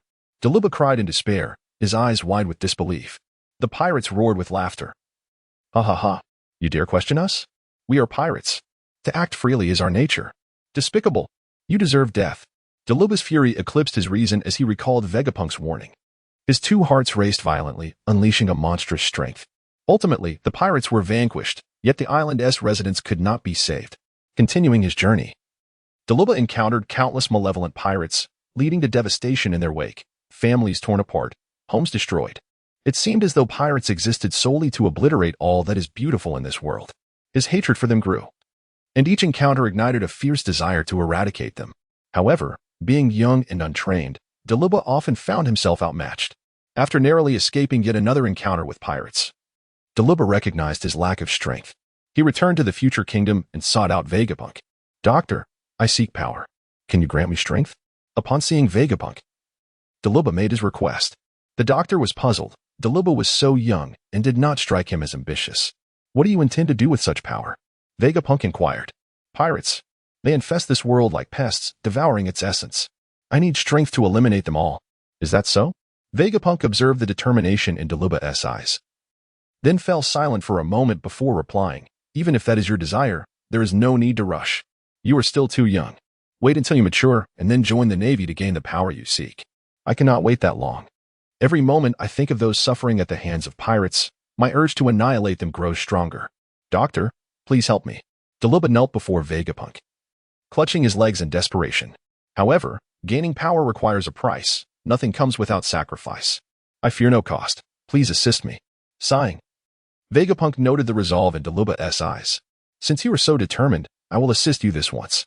He prepared to implant a heart into Daluba. "Remember, Daluba, with your extraordinary physique and the three hearts that grant you thrice the physical prowess, you will wield monstrous strength. However, your lifespan will diminish rapidly. If possible, do not misuse this power." Before parting, Vegapunk warned him gravely. Daluba nodded in agreement, though his expression revealed little concern. Vegapunk, recognizing the futility of his warnings, sighed again. He could not stifle Daluba's noble aspirations, yet he dreaded the thought of seeing this young man with such a strong sense of justice meet an untimely end. "Perhaps I can do something more for him," Vegapunk mused, recalling his vast knowledge and devising a weapon suitable for Daluba's unique constitution. After bidding farewell to the doctor once more, Daluba became a bounty hunter, capturing pirates as his means of livelihood. As Vegapunk had predicted, With his extraordinary physique and 3 hearts, Doluba exhibited monstrous strength, making him nearly invincible against pirates. Yet, he aged rapidly, appearing 20 despite being merely 12. Nonetheless, Doluba cared little for his appearance. Capturing pirates brought him joy. Yet, he soon realized that his strength was limited. No matter how hard he fought, he could not combat every pirate in existence. Thus, after careful consideration, he joined the Navy at the tender age of 13. However, to the seasoned soldiers, he appeared to be a man in his 30s. His remarkable strength and extensive experience in capturing pirates earned him rapid accolades, and within 3 short years, he achieved the rank of colonel at the Navy headquarters, stationed at the Roguetown base in the East Sea. Admiral Aquino once remarked that he was sent there to gain experience. Given his abilities and accomplishments, he could have easily held the rank of rear admiral. But his brief tenure raised eyebrows. Doluba paid little heed to such matters. As long as he could capture pirates, he was content. Upon arriving in Roguetown, however, he found the situation both frustrating and exhilarating. The East Sea was nearly devoid of pirates. With only a few stragglers, there was little for him to do. Yet, he felt exhilarated, for this was the world he envisioned, a place free of pirates, where people lived peacefully. This proved that his ideals could be realized. Thus, Doluba spent 3 tranquil months in the East Sea until an unexpected visitor sought him out. "Doluba, I need your help." The newcomer, cloaked in a robe, was unmistakably a woman, and upon uttering those words, Doluba recognized her as Martina, Vegapunk's assistant and bodyguard, who had performed surgeries on him twice. "Dr. Vegapunk has been secretly captured by the world government. We have committed no crimes, yet they have arrested him under the guise of illegal research. I must rescue him." "And how do you intend to do that?" Doluba replied coolly. "I require a substantial sum of money. To acquire it, I must resort to illicit plundering. However, I cannot attract the attention of the world government just yet, so I need you to act as my inside man." Unlike their previous encounters, this time Martina bore an expression beyond mere indifference, yet her words plunged Doluba into a turmoil of conflicting emotions. On one side stood the benefactor who had rescued him and bestowed power upon him, while on the other lay the dreams and convictions he had fervently pursued. Whichever path he chose would inevitably betray the other, inflicting a profound dual anguish upon his heart. Ultimately, he resolved to assist Martina. She, however, did not impose upon him, refraining from involving him directly in her endeavors. Instead, she instructed the Navy in Roguetown to turn a blind eye to the activities of her pirate crew and to send warnings. This approach afforded Doluba a measure of solace, for he was aware that he had transgressed against justice and his ideals, yet one often seeks justifications for one's misdeeds. It was not until that fateful day when a foul-tempered and obstinate individual arrived in Roguetown that Doluba's guilt was rekindled. This man, known as Smoker, was uncompromising and brimming with an unwavering sense of justice. Not only was he formidable in strength, but he was also diligent and dedicated. Had it not been for Doluba's treachery, Smoker would have nearly uncovered the whereabouts of the Barabara pirate crew on several occasions. Although Smoker's actions posed a risk to Martina's plans, Doluba found himself admiring him, feeling as though he were gazing upon a reflection of his former self. To his astonishment, Smoker seemed to hold him in high regard, addressing him as Big Brother upon their first meeting. Yet, Doluba pondered, what right did he have to be called such? In terms of both age and the justice embodied by the Navy, he felt unworthy. Thus, despite Smoker's persistent calls, Doluba remained silent. He resolved that once he rescued the doctor, he would quietly depart, allowing the idolized figure to remain in Smoker's heart. Alas, the truth eventually surfaced due to the emergence of a peculiar child with special abilities, jeopardizing the secrecy of the Barabara pirate crew. Consequently, Martina resolved to eliminate the threat. This time, Doluba took matters into his own hands, burdened by a profound sense of guilt. Upon encountering the surviving child, that guilt clung to him, though it had not felt as intense since he had not directly participated in the earlier events. However, he feared that he too might become akin to those pirates. The operation faltered due to Smoker's interference, yet fortunately, Martina's plans had already come to fruition, rendering further stealth unnecessary. Otherwise, he might have been compelled to eliminate Smoker. Though he spared Smoker and the child, they did not reciprocate his mercy, pursuing him aboard a naval vessel. Fools, he thought. What good does it do to chase after me when I have already let you go? In Chapter 56, Reversing Causality, the relentless pursuit by the Navy compelled Closhi to take action. Yet, Doluba positioned himself in front of him. "How could I allow you to stifle the seeds of justice in their infancy?" he exclaimed. "But at this juncture, what more do you intend to accomplish? Doluba, what pretense of goodness are you maintaining? You must be aware of the countless Navy personnel and civilians I've slain over the past 2 years. Were it not for your assistance, my progress would not have been so smooth. Do you truly believe that your lack of direct involvement absolves you of responsibility? In that instant, Deliba's complexion drained of color. He chuckled bitterly to himself, recognizing the truth. He was indeed a pirate steeped in villainy. Yet he still sought to uphold the faade of a just navy. Such hypocrisy was more loathsome than the actions of those pirates. It was utterly revolting. Doctor, I have strayed from my original intentions. Even if I managed to rescue you, I doubt you would find joy in the sight of me now. It is time to bring this illusory life to an end. It is nothing more than a fleeting dream. Why have they not yet arrived? In the lower research lab, Beckman, usually composed, began to feel anxious as time dwindled. I have a solution. At that moment, Samit, who had been engrossed in his computer, appeared exhilarated.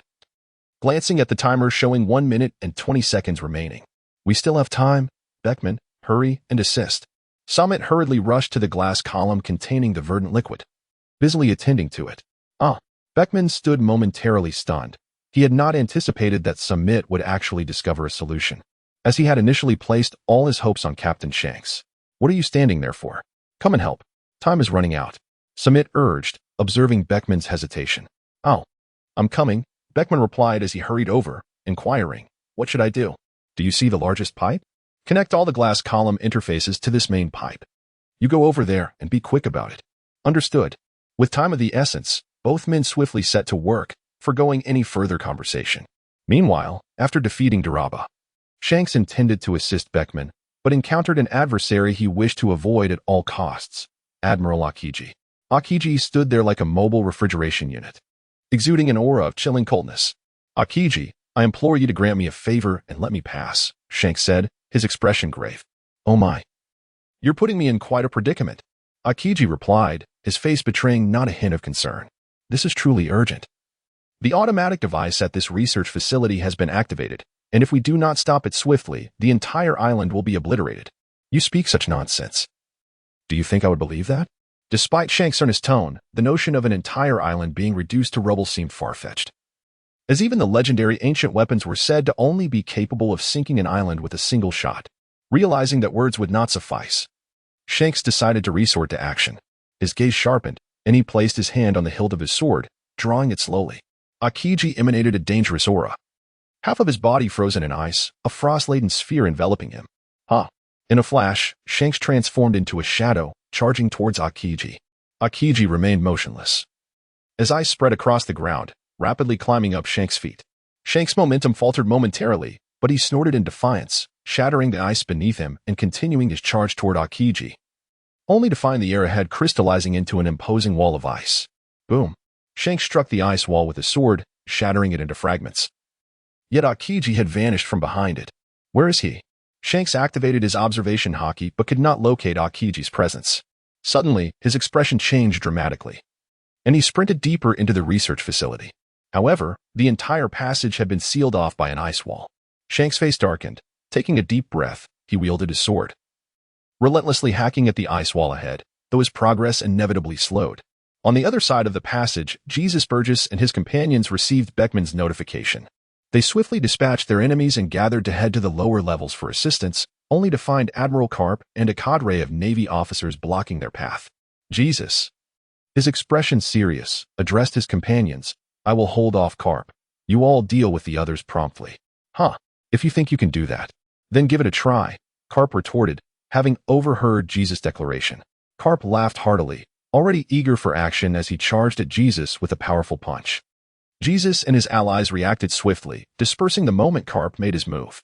The research passage trembled as Karp's blow created a massive crater. Witnessing this, Jesus and his companions grew more cautious. In contrast to their careful demeanor, Karp exhibited a carefree attitude, grinning as he remarked, "It seems Shanks has found himself a group of reliable allies." In the lower levels of the research facility, a busy Samit glanced at the timer.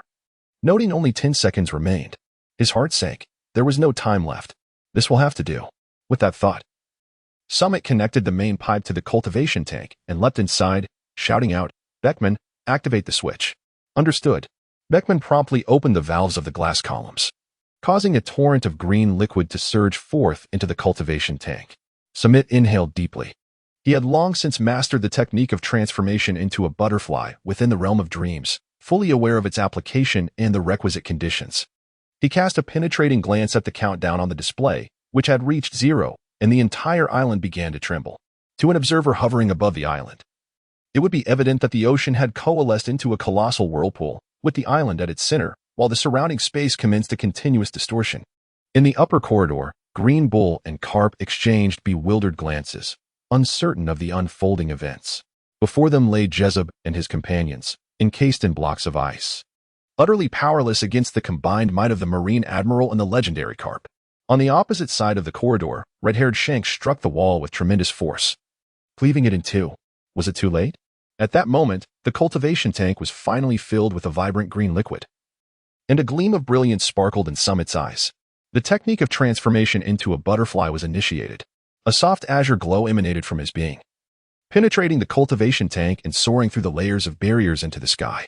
This phenomenon would distort the reality of the gravitational bomb hidden beneath the Vegapunk research facility and the destruction of Cabalone Island by the Barabara pirates, transmuting them into the realm of dreams.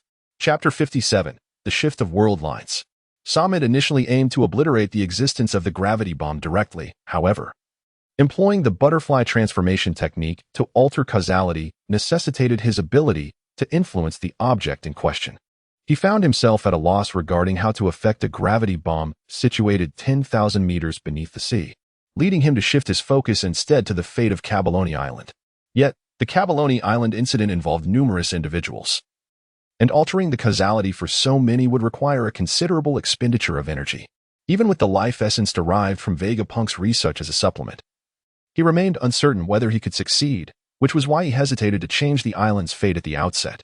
Nevertheless, the unfolding situation no longer permitted him the luxury of choice. As his abilities activated, Samit felt his strength rapidly depleting. Once his stamina was exhausted, life itself began to be siphoned away. However, with each diminishment of life, he swiftly replenished it from the life essence. This life essence, a power source derived from Vegapunk's biotic colonization research, essentially replenished vitality within the human body. Though it could not extend one's lifespan, it facilitated rapid recovery, particularly for patients whose timely rescue had been delayed for various reasons. A mere injection of this life essence could rejuvenate them, granting a second chance at survival. One could say that Vegapunk truly deserved the title of the world's foremost scientist. Regrettably, much of his research was misapplied, as politicians preferred to showcase his talents in military applications. What was that? With the butterfly transformation technique in full swing, Samit radiated an increasing glow, some of which subtly coalesced behind him into the form of butterfly wings, while a greater portion soared through the walls and ascended into the heavens. The breathtaking spectacle was visible to all those present on the island. Cough, cough. Samit spat out a mouthful of blood, staining the essence of life with crimson. Ultimately, it was not his own vitality. Although it could be replenished, the replenishment was far insufficient to match the depletion. Are you all right, Samit? Becker outside inquired with concern. A warmth enveloped Samit's heart. Despite their brief acquaintance, the red-haired pirate crew undeniably embodied a group of individuals bound by deep loyalty and camaraderie. Along the journey, Samit found himself repeatedly tempted to join their ranks, yet the moral and legal constraints from his past life continually held him back. It's nothing. He waved his hand dismissively, signaling that there was no need for concern. The current circumstances were immutable, and they were all destined to be torn apart by the distortion of space, leaving him with no choice but to fight with all his might. Boom. The research facility trembled incessantly, with explosions erupting from various corners, their intensity escalating. Outside, the island intermittently experienced spatial turbulence, with everything caught within being shattered into fragments and subsequently exiled to an unknown realm. Ahe. Samit's eyes widened, veins protruding from his forehead, surrounded by a dazzling radiance. Change for me. Boom. The scattered luminescence converged, transforming into a pillar of light that shot skyward. The originally clear sky began to churn with dark clouds, tendrils of lightning flickering within. Is this a temporal storm? Far away at the scientific headquarters of the Grand Line, Vegapunk sat before a display screen that vividly showcased the panorama of Zodia. Observing this extraordinary aura, his expression turned grave. The gravitational bomb he had left at that research facility should not have caused such an effect, unless suddenly, Vegapunk seemed to recall something. He sprang up and began typing furiously on the keyboard, then retrieved a USB drive from the data port. Swallow this, and if anomalies in time and space arise, project it later. Vegapunk handed the USB drive to a strangely shaped phone bug, watching with relief as it slowly consumed the device. In the depths of the research facility, Samit bled from all 5 orifices, his consciousness fading. It felt as though he was slipping into slumber, yet this was not the time for sleep. If he succumbed now, he may never awaken again. Change for me. Samit roared, exerting all his strength, the cultivation tank now awash in crimson. However, he could no longer afford to dwell on such matters, as the laboratory began to warp. Both the hardened alloy walls and everything else were being annihilated by the vortex created by the spatial distortion. Ultimately, even Beckman was drawn into it, this man, who in the future could intimidate the Admiral Kazuru with a mere gun, appeared insignificantly small amidst the cataclysm of nature. He possessed no resistance whatsoever. And all Samit could see was Beckman, cigarette in mouth, wearing an expression of resignation. No. Were they friends? They had known each other for barely 2 hours, perhaps not even that, yet they had fought side by side and trusted one another, sharing a bond deeper than mere friendship. But there was no time for sentimentality now, as the spatial vortex approached. If he did not act swiftly, death awaited him. Under the threat of demise, Samit unleashed all his power, the butterfly wings on his back unfurling to stretch several meters. The soaring pillar of light expanded several times, instantly breaking through the confines of time and space to return to the past. History was rewritten, and after completing this feat, Samit lost consciousness. What is this? An unfamiliar ceiling. Samit struggled to open his eyes, his vision somewhat blurred. You're awake? Samit, that's wonderful. The voice brimmed with joy. What is this? It feels so familiar. Samit made an effort to gaze towards the source of the voice, where a familiar silhouette stood, her face adorned with tears of overwhelming happiness. Sister, is it really you? Sister. Samit extended his hand towards Lisa. Lisa leaned in closer, grasping Samit's hand, and softly murmured, It's really sister. I'm right here with you. You're safe. How wonderful. Feeling the warmth radiating from her palm, Samit felt a sense of peace wash over him. It's true. It's all true. It seems the butterfly transformation technique has succeeded. What do you mean true or false? What is the butterfly transformation technique?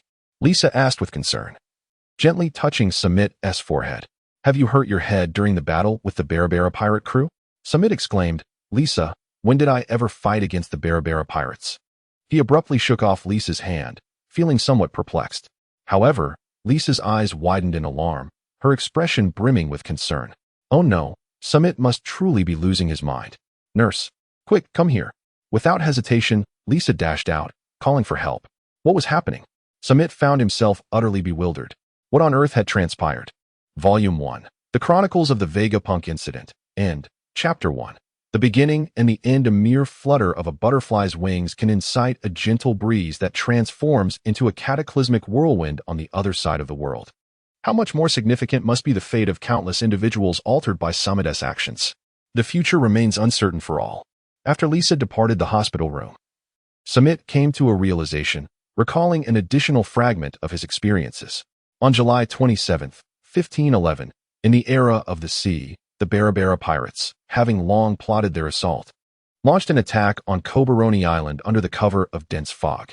The island's inhabitants, led by the young Simon Samit, successfully repelled the pirates, leaving Samit gravely injured and unconscious until now.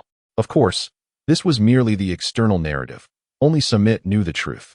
Faced with the onslaught of 3 of the enemy's formidable fighters, he had no choice but to flee, relying on the terrain to escape. Ultimately, it was the arrival of the navy that prompted the Barabara pirates to withdraw, having received word from Camille. Nonetheless, many had laid eyes on the principal members of the Barabara pirates, and their prior crimes had been uncovered, drawing the attention of the world government, particularly towards Martina. Captain Dylan Closhy, Fighter Pym, and Martina were all wanted by the Navy, with bounties set at 120 million, 60 million, and 96 million berries, respectively. The staggering amounts shocked the entire East Blue, where the highest bounty had not surpassed 20 million berries. Yet, only Samit was aware of the true value of Martina's bounty. Though Closhy appeared to be the captain, it was Martina who wielded the real power and possessed the greatest strength. Moreover, Camille, the head of the Wilga Naval Base, and Daluba, the head of the Rogtown Naval Base, were her accomplices. If bounties were to be assigned based on her power and the crimes she committed, even 300 million would not be excessive. Unfortunately, the world government merely acknowledged that Martina had once been an assistant to Vegapunk, mistakenly believing she had merely joined another pirate crew.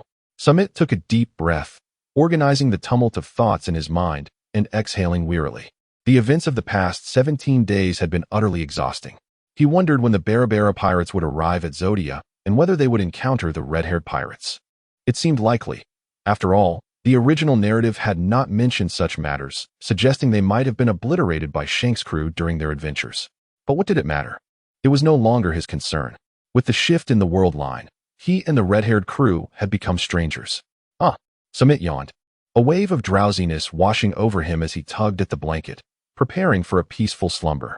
Just then, his sister Lisa entered the room, accompanied by 2 nurses, with their parents and Dennis following closely behind.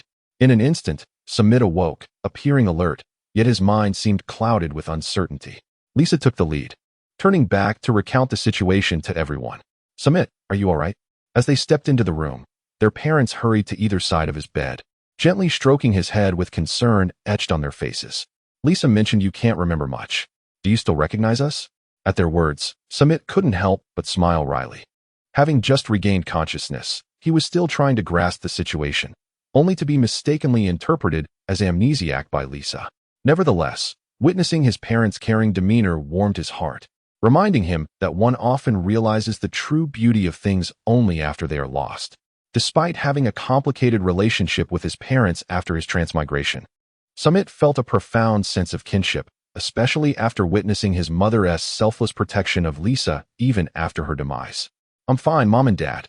I just woke up, and some memories are still a bit hazy, but I'm starting to recall everything," he reassured them, patting his head. Upon hearing his words, the worry on his parents' faces transformed into joy. "Is that so? Oh, that's wonderful," they exclaimed, tears of happiness welling in their eyes as they embraced Samit, leaving him somewhat bewildered about how to respond. He glanced at Lisa, who was smiling beside them, and after a moment's hesitation, he placed his hands on their backs. Seeing this, Lisa approached, and the family shared a heartfelt embrace. The warmth of family is truly delightful. I must cherish this precious bond." A gentle cough from one of the nurses broke the moment, drawing attention. "Excuse me, everyone. The patient has just awakened and is still quite weak. Please allow him to rest." Yes, of course. Lisa, let us step outside and give Samit some time to recuperate," his father nodded to Dennis, leading his mother and Lisa out of the room. The 2 nurses proceeded to check Samit's condition with their medical instruments, offering a few precautionary reminders before following the others out. At last, the room was left with just Samit and Uncle Dennis. Samit turned his gaze towards Dennis, and the 2 exchanged glances for a moment.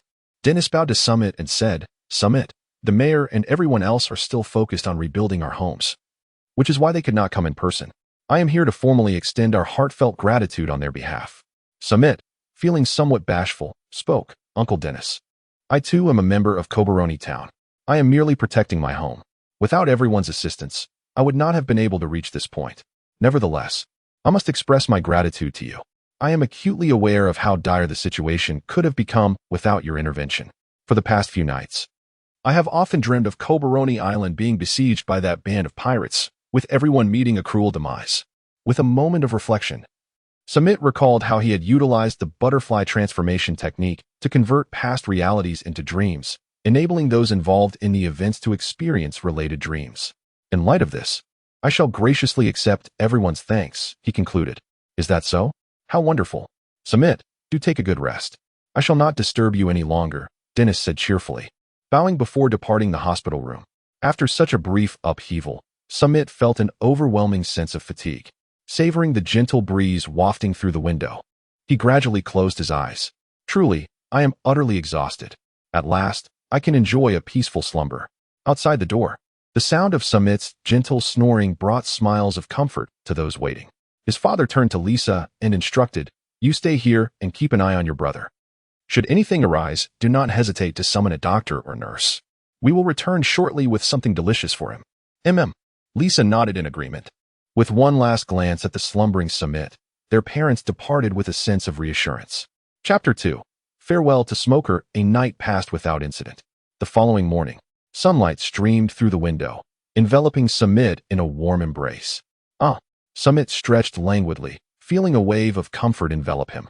After sitting on the bed for a while, he rose and opened the window, allowing a refreshing breeze to waft in, invigorating his senses. Ah, Samit, you're awake, Lisa exclaimed, entering the room upon hearing the movement. Upon seeing Samit standing by the window, she couldn't help but express her delight. Good morning, Lisa. Samit responded as he turned to greet her. Ah, good morning. By the way, you must be hungry. Let me fetch you something to eat, she said, speaking to herself before darting out of the room. A hint of awkwardness washed over Samit as he lowered his hand, which had been raised in greeting, scratched his head, and then returned to lie back down on the bed. Thud thud. Just as Samit had barely settled down, a knock resounded at the door. Samit sat up. His curiosity piqued as he gazed at the door, eager to glimpse the world beyond through the glass panel above it. If it were Lisa or his parents, they would not knock. Unfortunately, despite the glass, he could only discern a vague silhouette. Please enter. The door creaked open, and a foot clad in leather boots stepped inside, accompanied by a thick cloud of smoke. What could this be? Recognizing the familiar entrance, Samit had already deduced the identity of his visitor. Indeed, the figure was enveloped in swirling smoke, revealing only a robust outline. Approaching the bedside, the visitor scrutinized Samit, his brow furrowed in concern. After a moment's contemplation, he extinguished the cigar in his mouth, and the smoke gradually dissipated. Allow me to introduce myself. I am Smoker, a major from the Naval Headquarters. I sincerely apologize for intruding during your illness, but I have come with pressing matters to discuss with you, and I hope for your understanding. Indeed, the visitor was Smoker, the one who had consumed the smoke fruit. Sammy scrutinized him from head to toe, seeking any difference from their last encounter. However, to his disappointment, there was none to be found. It seemed that the alteration of the fate of Ronan Island had little impact on Smoker. Yet, the last time they met, this fellow was merely a sergeant, and now he had swiftly ascended to the rank of major. Truly, his promotion was remarkably swift. Samit pondered inwardly, yet his expression remained inscrutable. It was likely that Smoker did not recognize him at this moment. To display familiarity would undoubtedly raise suspicion, a blunder Samit had encountered several times before and would not repeat. Major Smoker, greetings.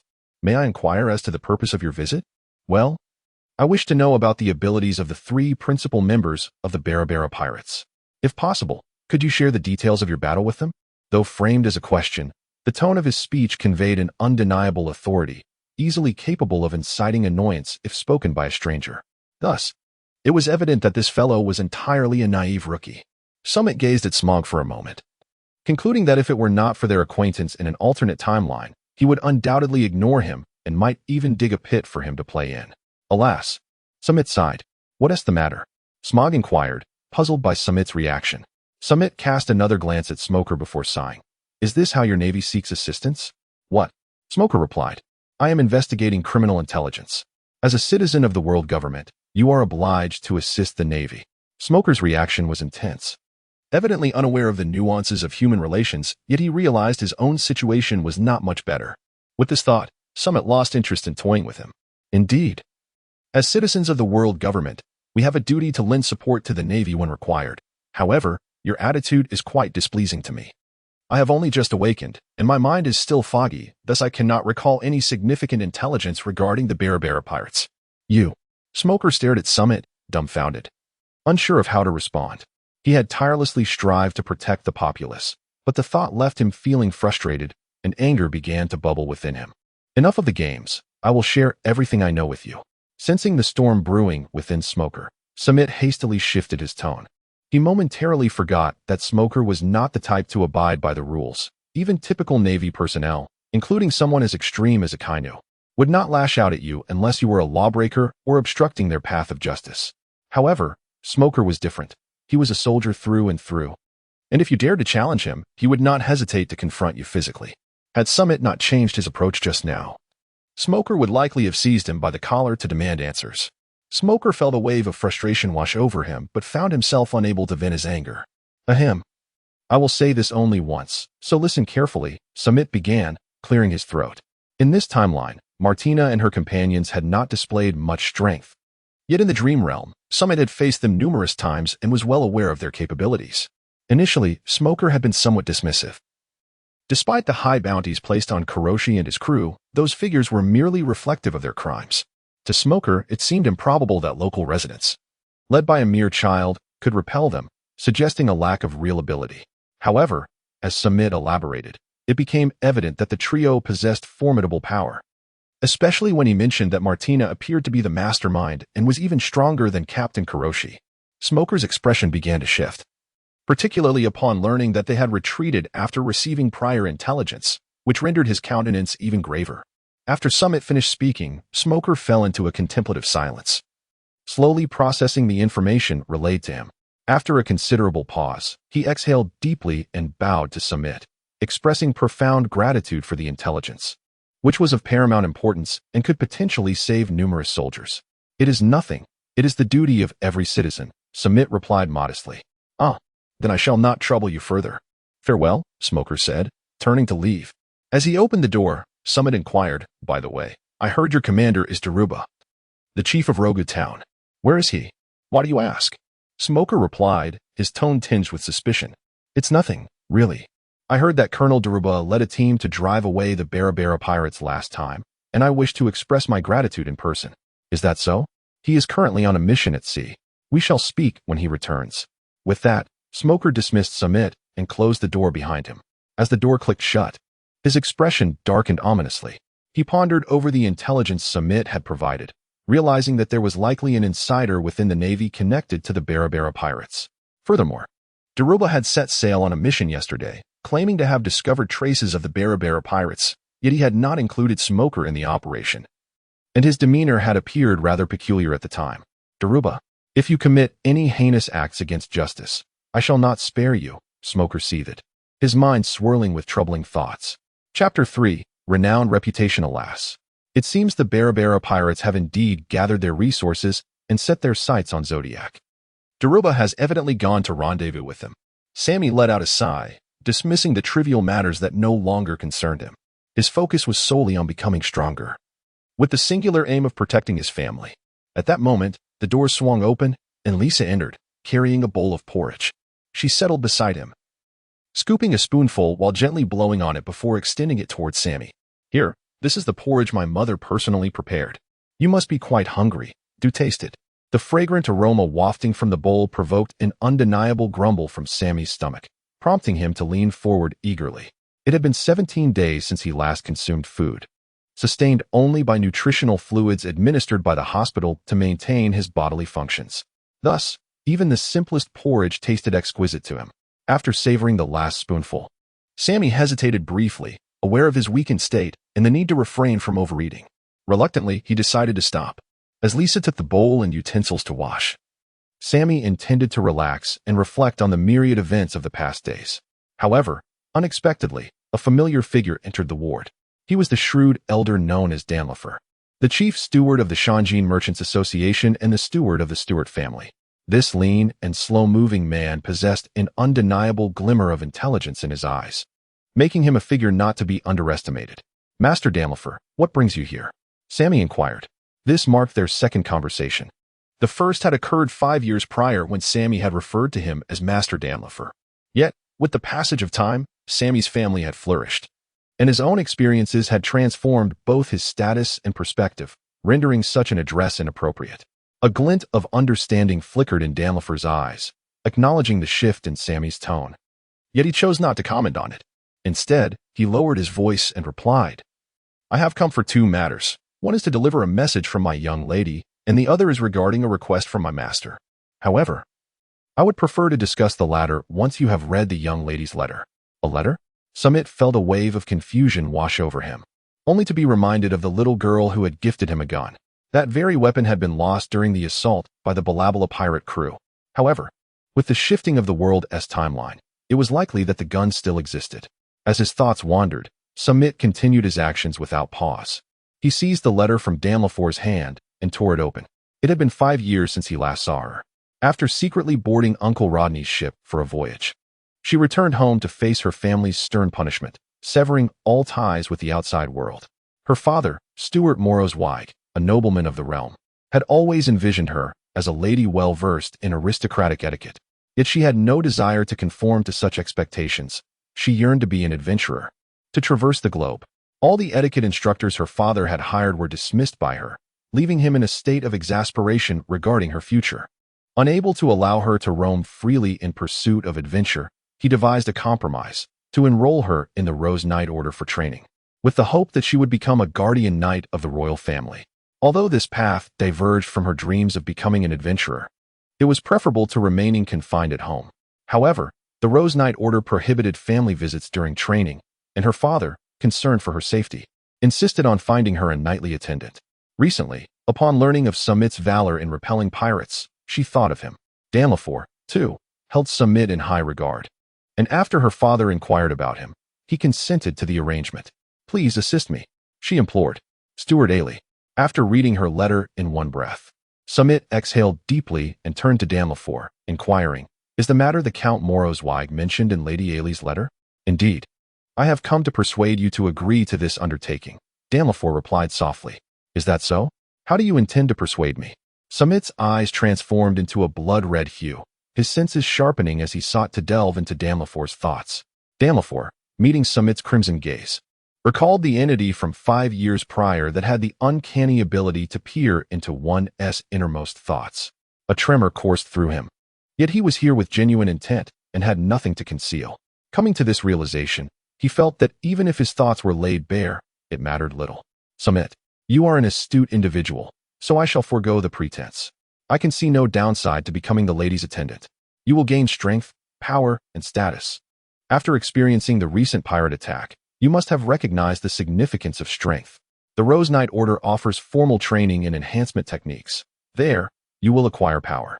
By serving as the lady's attendant, you will bear the mark of the Stewart family, and in time, you shall become a knight, a noble. Does this proposition satisfy you?" Samit did not rush to respond. He furrowed his brow, contemplating the pros and cons. Indeed, Damlafor had spoken nothing but the truth, yet if he sought power and status, would joining the Navy not be a more prudent choice? With his own potential coupled with the instructor's guidance, Samit felt confident that he could ascend to the rank of admiral. As for advancing further to become a marshal, he lacked confidence, for the role demanded not only martial prowess, but also wisdom and knowledge. Reflecting on this, Samit hastily inquired of Damlafor, "Will I lose my freedom if I become the lady's attendant?" "Freedom? In what sense do you mean?" Damlafor frowned, evidently considering the freedom that pirates pursued. "I mean the freedom of life. I am unaccustomed to being constrained. I desire more personal space," Samit quickly clarified, aware of Damlafor's thoughts. Upon hearing Samit's explanation, Damlafor's brow relaxed. The Rose Knights were the royal guard of the Kingdom of Morocco, each member a noble. Thus they were not burdened with the many duties of ordinary attendants. In fact, members of the Rose Knights typically refrained from action unless given direct orders. Of course, such privileges were reserved for formal members. As trainees, they were required to undergo daily training in noble etiquette and strength. "Do you have any other questions, Samit?" Damlafor asked. "Just one more. Why have you sought me out?" Damlafor smiled at this and replied softly, "Samit, you may not yet realize, but your reputation for having repelled a pirate with a bounty exceeding 100 million has spread throughout the Kingdom of Morocco and into the entire East Sea. The nobility of the kingdom is greatly intrigued by your valiant deeds, and even His Majesty King Louis XIV has spoken highly of you. If you could align yourself with our Stewart family, it would undoubtedly bring unparalleled glory to our lineage." Chapter 4. The path ahead I understand. Please allow me to consider this carefully. Then I shall take my leave, Master Samit. Please ponder this matter thoroughly. With a soft click, the door closed, plunging Samit into contemplation. Should he accept the offer? The island of Cabalone, where Samit resided, belonged to the Kingdom of Morocco, the northernmost nation in the East Sea. Although vast in territory and rich with numerous islands, the distances between them were considerable, making trade and commerce far less accessible than in other East Sea nations. Consequently, the cities here lacked the vibrancy found elsewhere, leading many to regard Morocco as a mere provincial backwater. The nobility of this land had long been looked down upon. Yet, regardless of its perceived shortcomings, this nation was a member state of the world government, enjoying various benefits and privileges that bestowed upon its citizens a power and authority uncommon to others. Despite Samit's aspiration to live a languid existence, the tumultuous times evidently offered no such opportunity. Thus, he would inevitably venture forth. To protect his family and wealth, he must acquire strength. However, He was disinclined to pursue a life as a pirate or a naval officer. As for joining the Revolutionary Army, contemplating the hardships endured by his revolutionary forebears left him unwilling to bear such burdens, and he was uncertain where to find connections to the army. Therefore, perhaps becoming a noble of the kingdom was not a bad option after all. Samit had also heard of the Rose Knights, reputed to be composed of the kingdom's 10 strongest individuals, who bore no other responsibilities save those owed to the royal family.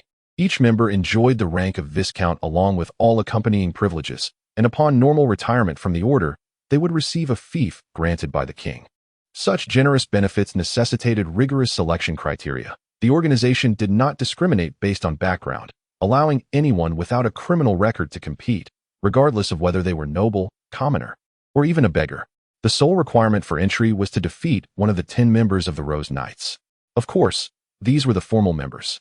There also existed reserve members, an organization established merely to satiate the vanity of the nobility, known as the Rose Knights Training Camp. This camp was led by those who had been defeated and subsequently exited the Rose Knights, serving as instructors for the youth training program. While participation in the camp did not consider one's background, an exorbitant tuition fee was required. Thus, only the wealthy could afford to become trainees. Although these trainees were nominally associated with the Rose Knights, they lacked official recognition from the kingdom and received neither military funds nor salaries. Only the reputation of being reserve members. This was precisely what the nobles sought. Despite the training camp being born from the vanity of the aristocracy, it offered a wealth of knowledge. Samit, who frequently battled in the world of dungeons, placed great value on combat techniques, often needing to suffer numerous defeats before devising adequate countermeasures. Some simple techniques could only be grasped through the life-and-death experiences of battle. Thus, having someone to instruct him would allow him to avoid many detours. Moreover, should he eventually succeed in becoming a formal member of the Rose Knights, he would enjoy a relatively easy and free lifestyle. It was a win-win situation. Why not embrace it? As for the possibility of failing to defeat a formal member of the Rose Knights, Samit had never even considered this. Having witnessed the pinnacle of power in this world, he set it as his goal. If he could not surpass even those situated in the far corners of the East Sea, how could he aspire to reach the summit? With clarity on this crucial matter, Samit resolved within himself. The most pressing concern now was to restore his health. As time passed slowly, Samit engaged in no activities other than resting and recuperating. Occasionally, townsfolk would visit him, but he merely indulged them, for he despised social interaction. Being inherently introverted, he felt unsure of how to navigate such encounters. A month later, at the port of Cabalone Island, Samit stood before a ship belonging to the Shining Gold Trading Company, bidding farewell to his family. Mother, father, sister, I do not know how many years I will be away this time. Please take care of yourselves. We will, but you, who have never been able to look after yourself, are going off alone so early. Be careful. His parents' eyes brimmed with tears, worry etched upon their faces, while his sister Lisa remained unfazed, showing no concern. Samit, you must work hard while you are away. Strive to become a great noble in the future. I understand. I will work diligently to make a name for myself. Sammy tightly clenched his fists, rallying himself before his chest. All right, the ship is about to set sail. It's time for you to board. With a resolute nod, he stepped onto the vessel. Standing at the bow, Sammy gazed longingly at his diminishing hometown, his heart a tumult of emotions. In 2 lifetimes, he had ventured far only once, accompanying Smoker to Vilgar and Zodia before the alteration of the world line. Yet, on that occasion, he had departed with a heart full of vengeance, oblivious to the gravity of the moment.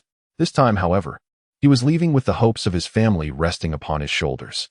Though his parents and sister felt a profound reluctance to part with him, they encouraged his departure for the sake of a brighter future. Danilov approached Sammy from behind, observing the silhouette that now seemed somewhat solitary. He spoke softly. A brief separation is the precursor to a more enduring reunion. Strength cannot exist without solitude. When you eventually return as a full-fledged member of the Rose Knights, bearing honor, your family and friends will swell with pride. Yes, I understand all that, Sammy replied, turning to face Danilov.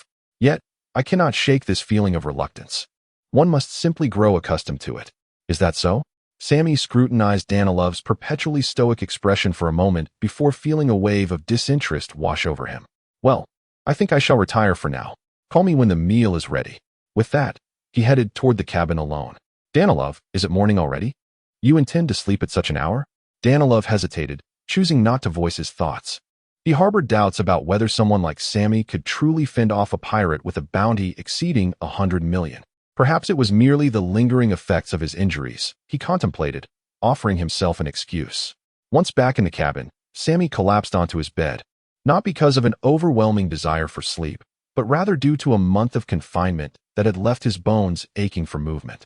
Yet, during this month of slumber, he had noticed new orbs of light appearing in his dream world, though his weakened state had prevented him from investigating further. Now that he had regained his strength and found himself with nothing to occupy his time, Sammy resolved to seize this opportunity to uncover the nature of those luminous orbs.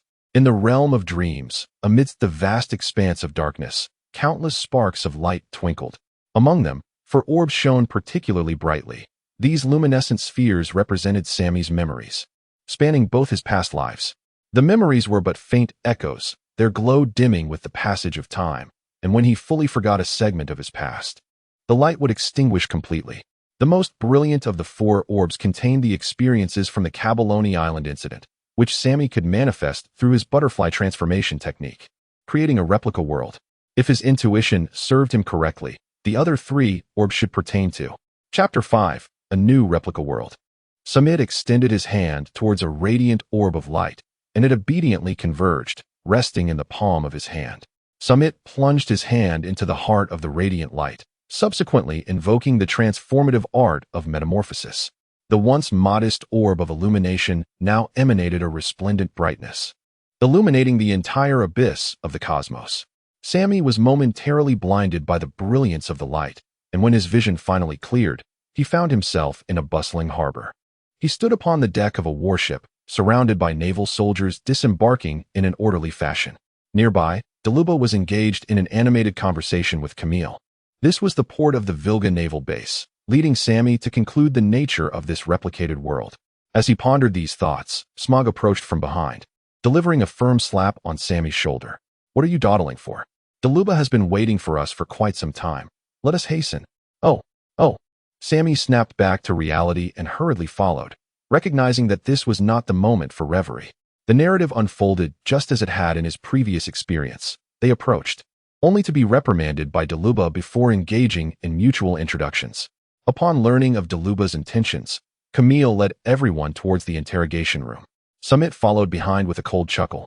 His performance quite convincing. It would be a sheer waste of talent not to participate in the Oscars. Reflecting on acting, Samit suddenly recalled that the reason the Barabara pirate crew sought to eliminate him was due to his knowledge of their appearances, which posed a risk of exposure. If he were to feign ignorance or claim to know little, would they still risk revealing their identities by opting for silencing him? With such thoughts, Samit entered the interrogation room, where everyone took their seats. The detective began to inquire about the physical characteristics of the main members of the Barabara pirate crew. However, Samit's responses were vague, leaving the detective only able to sketch a rough outline, unable to discern one individual from another. Suddenly, Smoker slammed his hand on the table. Rising in fury, "Samit, you did not speak this way on Cabalone Island. Be more specific." Sighing, Samit spread his hands in a gesture of helplessness. "I do not wish to be vague, but despite my keen perception, I lack the ability to remember every detail. On that foggy day, it was already quite challenging to see their faces clearly, and with so many days having passed, how could I recall everything so distinctly?" Frustrated, Smoker gritted his teeth and pounded his fist on the table. Meanwhile, Deluba stood up to offer consolation. "Calm down, Smoker. Such matters cannot be forced. Samit, perhaps you should take a rest. After some time, you might remember more." "Then let it be so." Camille also rose and instructed his subordinates to escort Samit to a bedroom for rest. In the bedroom, Samit, fearing that the room might be monitored by a film telephone worm, pretended to be utterly exhausted and fell asleep, while his mind analyzed the intelligence. Given that he had intentionally concealed some information, the investigation concluded swiftly. However, he pondered whether Camille would later host a banquet to intoxicate Smoker and the others, only to silence him thereafter. Samit felt a subtle thrill within, akin to the exhilaration of participating in a real-life escape room. Suddenly, a series of knocks echoed through the air. Alert and on guard, Samit called out, "Who is it? Is it the cafeteria delivering meals?" Samit rose quietly and approached the door, peering through the peephole.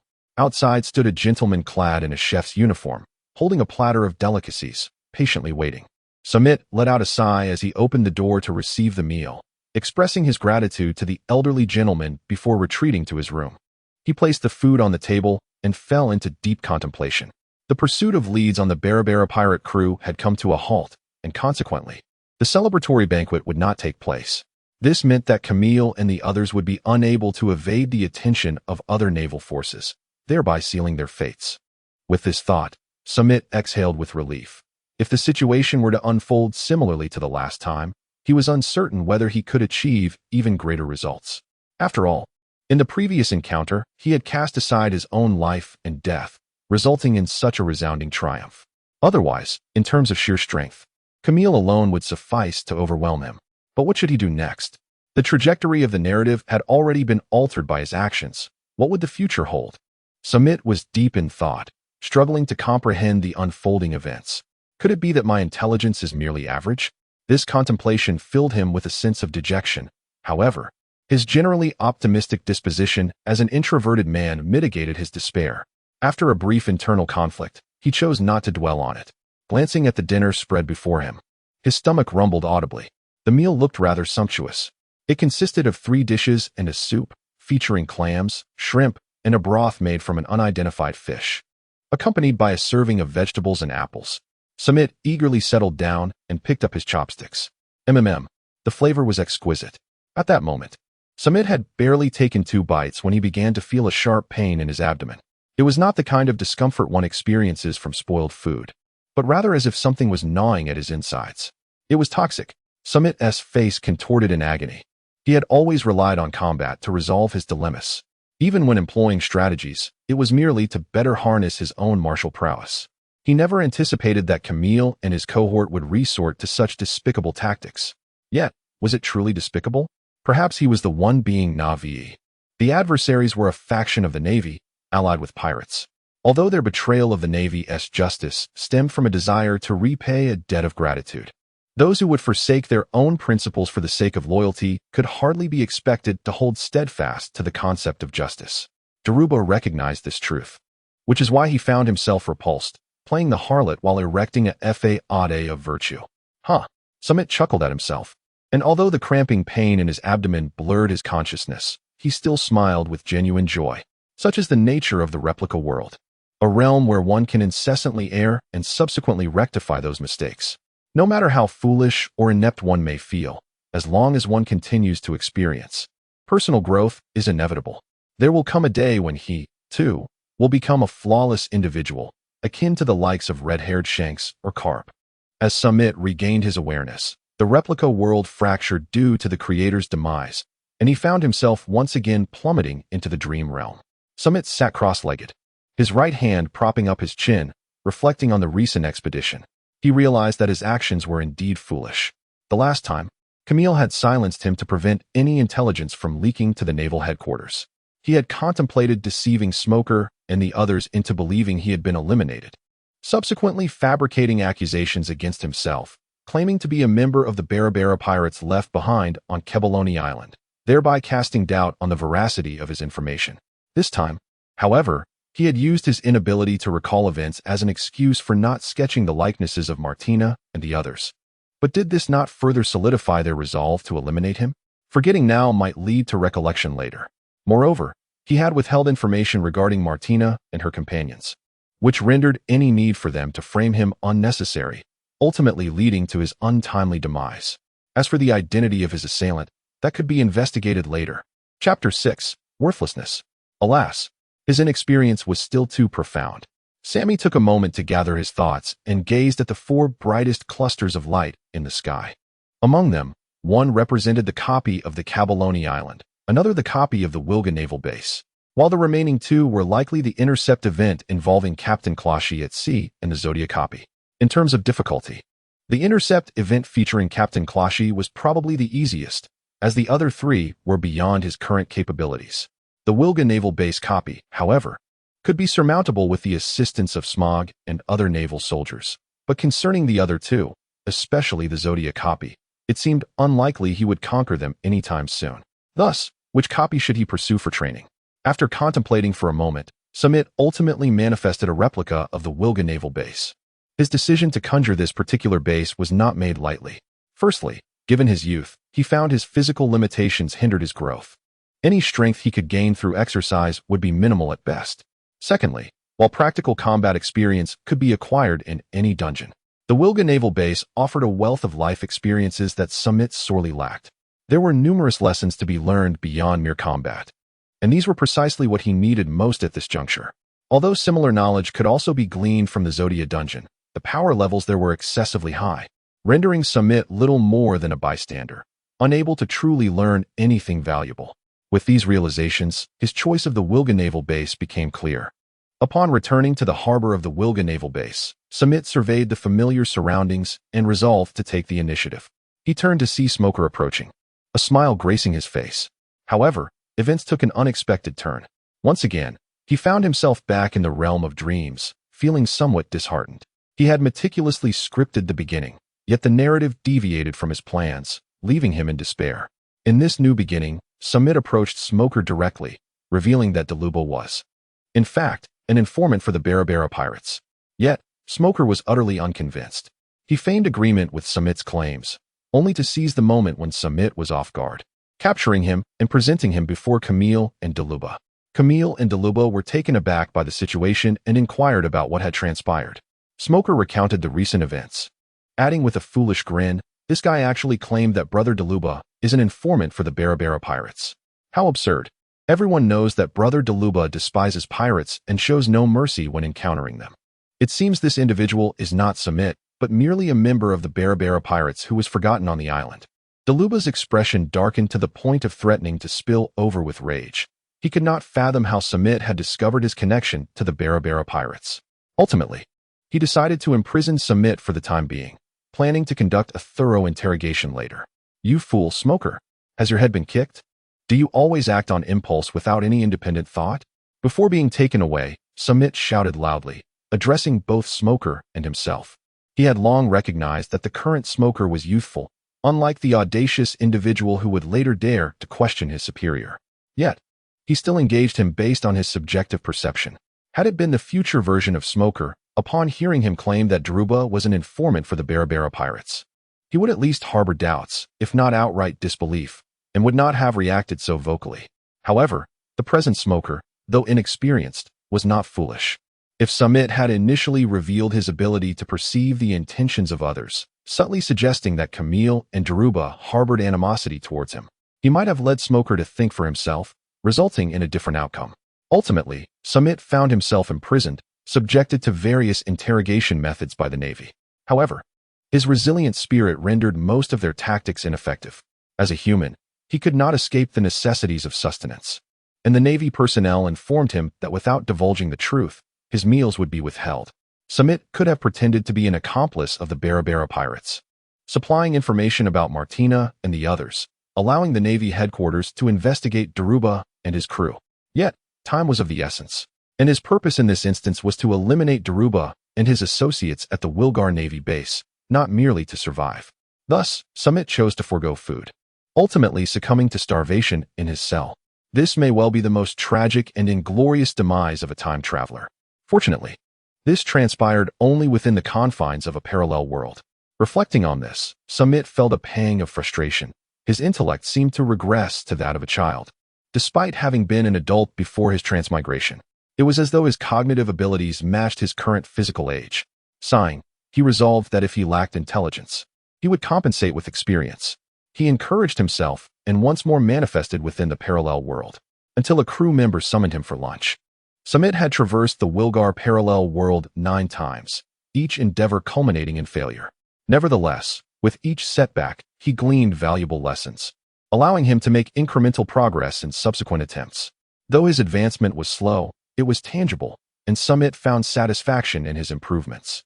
At times, he envied the protagonists of reincarnation tales from his past life, who, having experienced dire circumstances, would be reborn to become the wealthiest individuals or influential figures in society. Samit once pondered the possibilities of what he could achieve if he were to be reborn. To his dismay, he realized that in his new life, his only option would be to indulge in gaming. He held no interest in football, had never purchased a lottery ticket, and had no inclination toward stock trading. Although he was aware of the lucrative nature of real estate, he lacked the capital and the eloquence to attract investors. It seemed that his only path forward was to engage in gaming and perhaps establish a studio.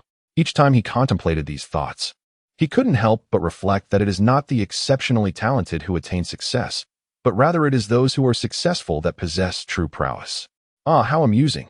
Samit arrived at the bow of the ship, yawning incessantly. Beside him, Danlifer furrowed his brow in disapproval. He approached with a serious demeanor and said, "Young Master Samit, it is the height of midday. Why do you appear so fatigued?" "Ah, of course, it is due to sheer exhaustion," Samit replied. "Indeed, although only half a day has passed in reality, in the realm of dreams, I have traversed 9 instances, all said in the evening. How could I not be weary?" Yet, Danlifer was unaware of this. His perception of Samit was at a nadir. With a talent akin to the powers of a devil fruit and standing at a height of 1.6 meters at merely 10 years old, his physical prowess was evidently remarkable. However, this individual had spent the entire day sleeping and appeared utterly drained, suggesting he had not rested the previous night. Furthermore, according to the gossip from the townsfolk, it seemed Samit was not the industrious type. Was it wise to associate such a character with the family name? Danlifer found himself questioning the family's decision for the first time. Chapter 7. Under another's roof 5 years prior, Danlifer had engaged in a business negotiation with Samit. Though youthful and inexperienced, Samit possessed an uncanny ability to see into the hearts of men, a trait that lingered vividly in Danlifer's memory. Thus, when the news of Samit repelling a notorious pirate spread throughout the kingdom of Morocco, Danlifer believed Samit would emerge as the next legendary figure.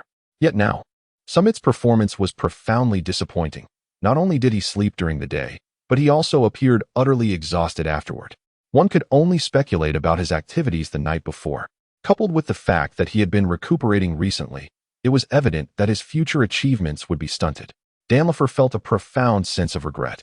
Now that Samit bore the family's insignia, it was imperative that he not squander his innate talents. His detrimental habits must be rectified. With this in mind, he knitted his brows and spoke gravely. "Samit, you now carry the emblem of the Stewart family. Your every word and action reflects our family's image. So I urge you to be mindful of your comportment in public." Upon noticing Danlifer's tone, Samit momentarily found himself at a loss, standing there perplexed. He glanced down at his attire. It is not disheveled. He wondered, could it be my hairstyle? With that thought, he hurried back to the cabin in search of a mirror, examining himself from side to side, only to find no faults. Samit looked at Danlifer with a perplexed expression and inquired, "Is there an issue with my image, Danlifer? I truly cannot identify the problem. I would greatly appreciate your guidance." Danlifer, with a line of frustration trailing down his forehead, let out a pained shout. "What I am referring to is your demeanor and conduct. Do not appear so listless during the day." "Ah, I see. Oh, now I understand."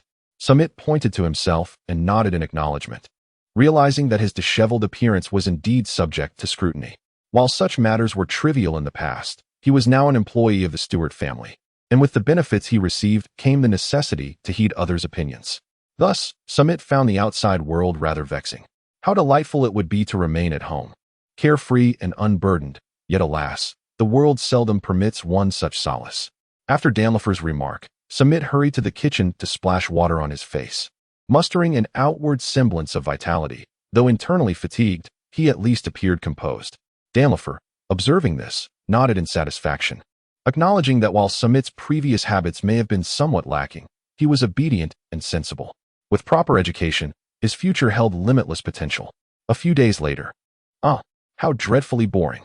On the deck, Samit stretched languidly and quickly glanced around, exhaling in relief upon finding no sign of Danlifer. Ever since the last reprimand, any misstep aboard the ship would result in a stern lecture, as Danlifer had put it. Although he couldn't instill the entirety of noble etiquette before their arrival in Gauze City, he at least wanted Samit to be aware of such matters to avoid ridicule. Oh, let them mock. Is it not exhausting to care so deeply for others' perceptions? Samit contemplated this notion. Yet he also recognized that it was perhaps this very mindset that rendered him a recluse in his past life. Those who have endured the myriad tribulations of existence, who have discerned the truths of the world and remain indifferent to the opinions of others, are referred to as enlightened beings. Conversely, those who fear hardship, who lead a life of comfort without striving for more and are oblivious to the disdain of others, are deemed unambitious.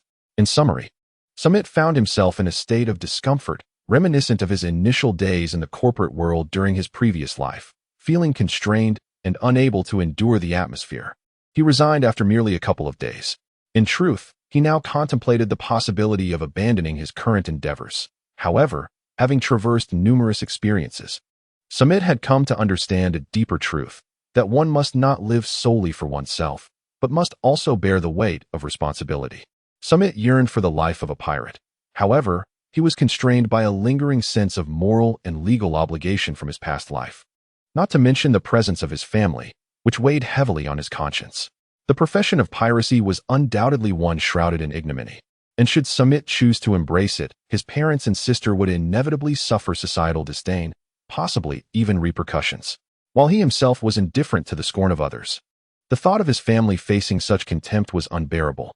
Had he grasped this truth in his previous life, he certainly would not have squandered his days in seclusion. Thus, after much contemplation, Samit resolved to endure his circumstances. In an effort to regulate his behavior, he meticulously adhered to a routine, ensuring that he remained alert during the day by only entering the instant's world at night. Yet, having grown accustomed to the nocturnal lifestyle in his past life, he found it challenging to alter these ingrained habits, often earning reprimands from Danliff. On several occasions, Samit felt the urge to retaliate, but thoughts of the future compelled him to restrain himself. Moreover, despite Danliff's incessant scoldings, Samit, endowed with the ability to share feelings, discerned that the old man's intentions were genuinely benevolent. There exists a well-known adage in his previous life: harsh truths are often unwelcome. If this lofty sentiment did not apply to Samit, a more colloquial expression would be, words of advice may sound unpleasant, while words of malice are all too pleasing. Yet, understanding this did little to alleviate the pangs of sorrow he felt each time Danliff chastised him.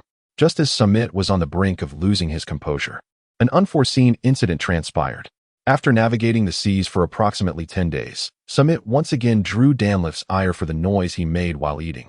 Frustrated, he retreated to the deck, shouting at the ocean to vent his pent-up frustrations. After his outburst, he awaited Danliff's inevitable reprimand for having breached the noble standard of elegance. However, as he lingered, he noticed that Danliff and Rodney were deep in discussion, their brows furrowed in concentration. Curious, Samit approached and inquired, what transpired?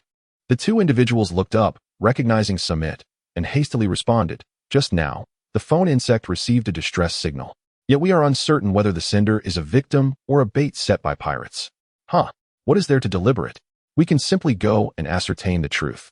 Upon hearing this, Rodney's face became long with worry, his eyes bulging outward, and his teeth appeared markedly sharp as he bellowed, "How can you be so reckless? If it is indeed a trap laid by pirates, we would be playing into their hands. Fear not. We need only approach the vicinity. There is no need to draw near. I possess a method to discern whether they are pirates or victims." With unwavering confidence, Samit patted his chest, assuring that there was no cause for concern. In the 8th chapter, The Yarn Pirate Crew, Danliff gazed solemnly at Samit and remarked, "I am aware that you possess the power to see into the hearts of others, but can such a capability be utilized over great distances? Indeed, my abilities extend far beyond that. Perceiving the hearts of others is merely one facet. My most formidable skill lies in my perception, which, on the island of Cabalone, allowed me to encompass the entire land within my awareness." Samit spoke with a hint of bravado, reflecting on how he had previously concealed his abilities, allowing others to merely speculate based on appearances. However, now that he had become an employee of the Stewart family, it was only natural to showcase his talents to his employer, lest the boss regret the salary he was paying him. The words of Samit left both Danliff and the others astonished, their eyes widened in disbelief. With palpable excitement, Danliff pointed at Samit and exclaimed, "Samit, is everything you said true?" Of course it is," Samit replied. "This is splendid. Though I have long been aware of your extraordinary abilities, I never anticipated their magnitude. It seems I must reassess my perception of you. Once this matter is resolved, I look forward to a thorough discussion." Danliff took a moment to steady his emotions, yet the look of exhilaration on his face lingered. In terms of this capability, the family had already reaped substantial rewards. "In that case, I shall navigate the ship forward," Rodney declared, striding onto the deck to issue commands. As Rodney's orders were given, The crew sprang into action, the vessel altering its course accordingly. Minutes later, the merchant ship came to a halt upon the surface of the sea, and the crew held their breath, gazing at Samit. They were acutely aware of the perils that lay ahead, although the ship was currently in a safe zone. Those accustomed to the relentless expanse of the ocean instinctively remained vigilant. Seeing the eager gazes of the crowd upon him, Samit smiled and nodded before delving into a shared sense of awareness.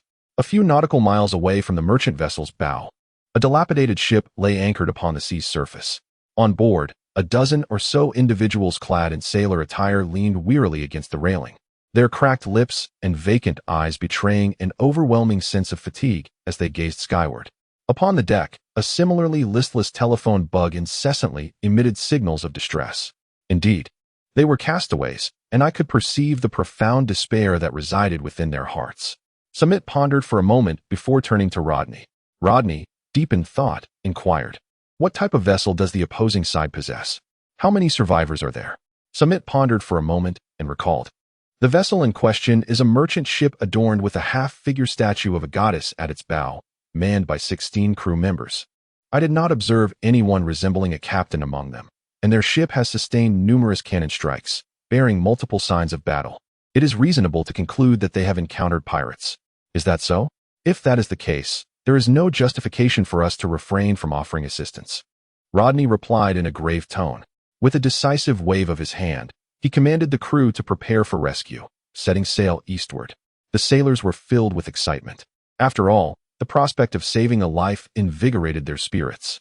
They understood the fragility of existence and hoped that, should misfortune befall them, someone would come to their aid.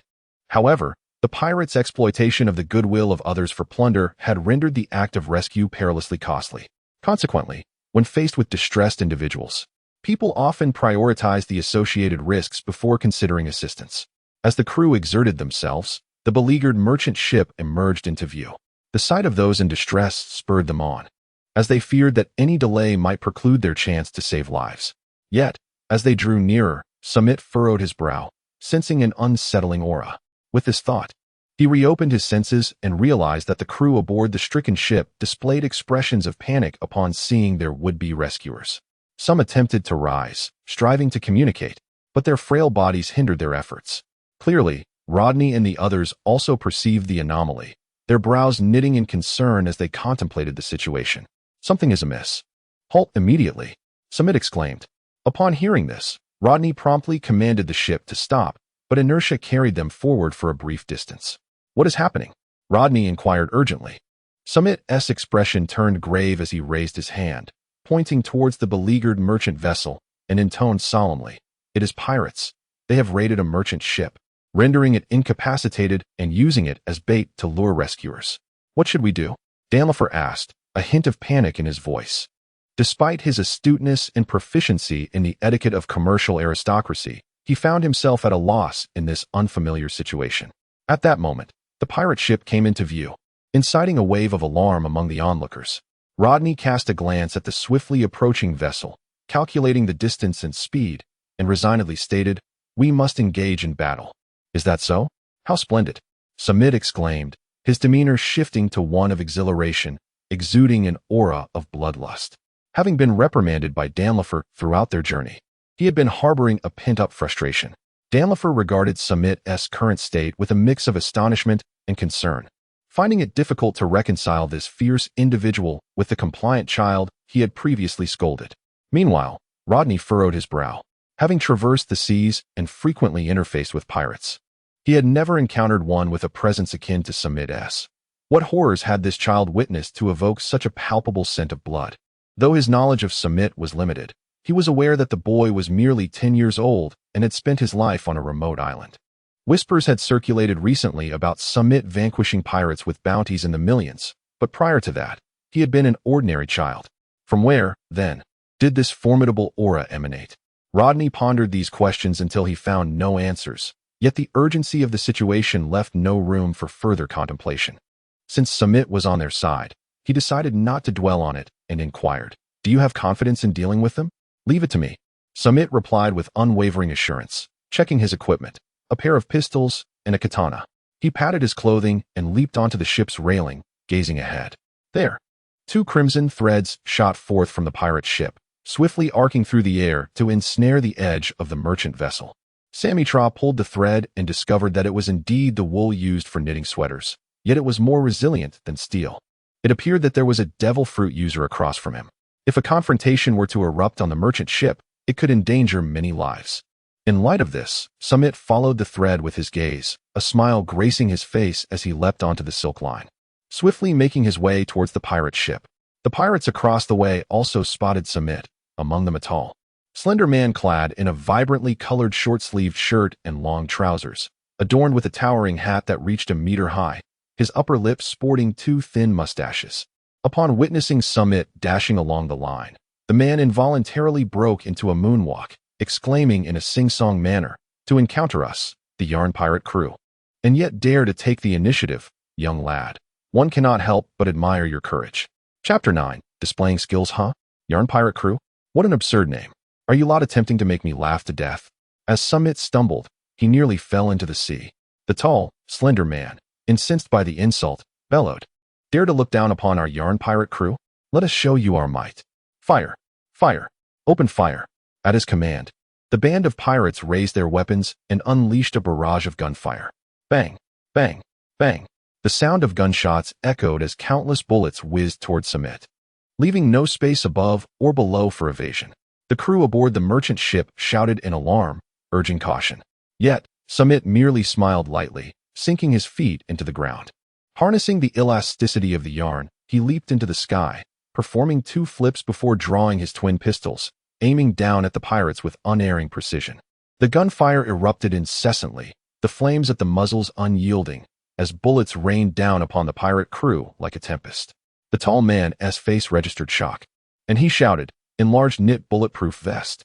As he spoke, he began to dance, and with each movement, colorful strands of yarn burst forth from his body, soaring into the sky before swiftly weaving themselves into a bulletproof vest that enveloped the entirety of the pirate ship's airspace, halting the bullets mid-flight.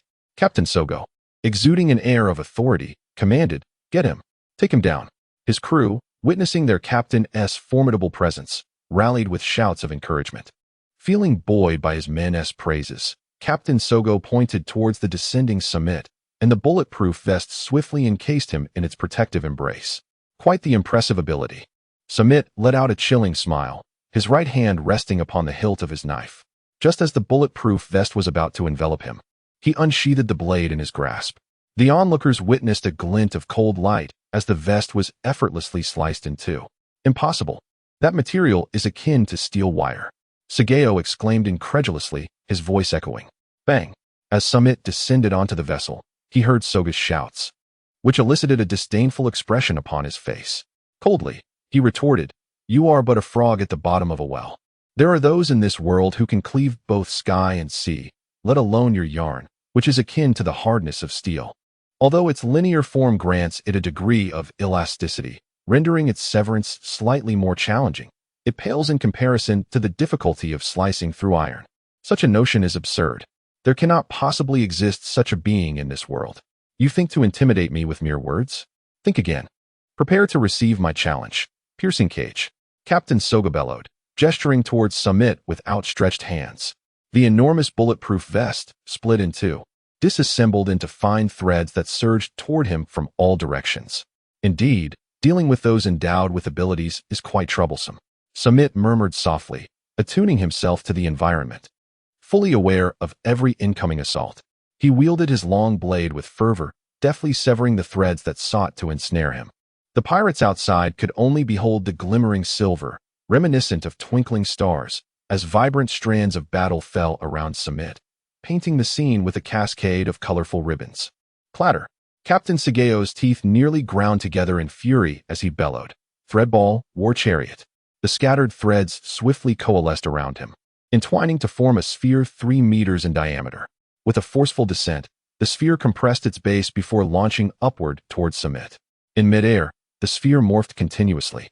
Protrusions resembling spikes emerged from its surface, entwined with many threads, akin to a sea urchin. Spiked form. Captain Sageo's voice resonated from within the spiked sphere, which spun rapidly as it hurtled towards Samit with relentless speed. Upon witnessing this, Samit could not help but change his expression and swiftly darted aside.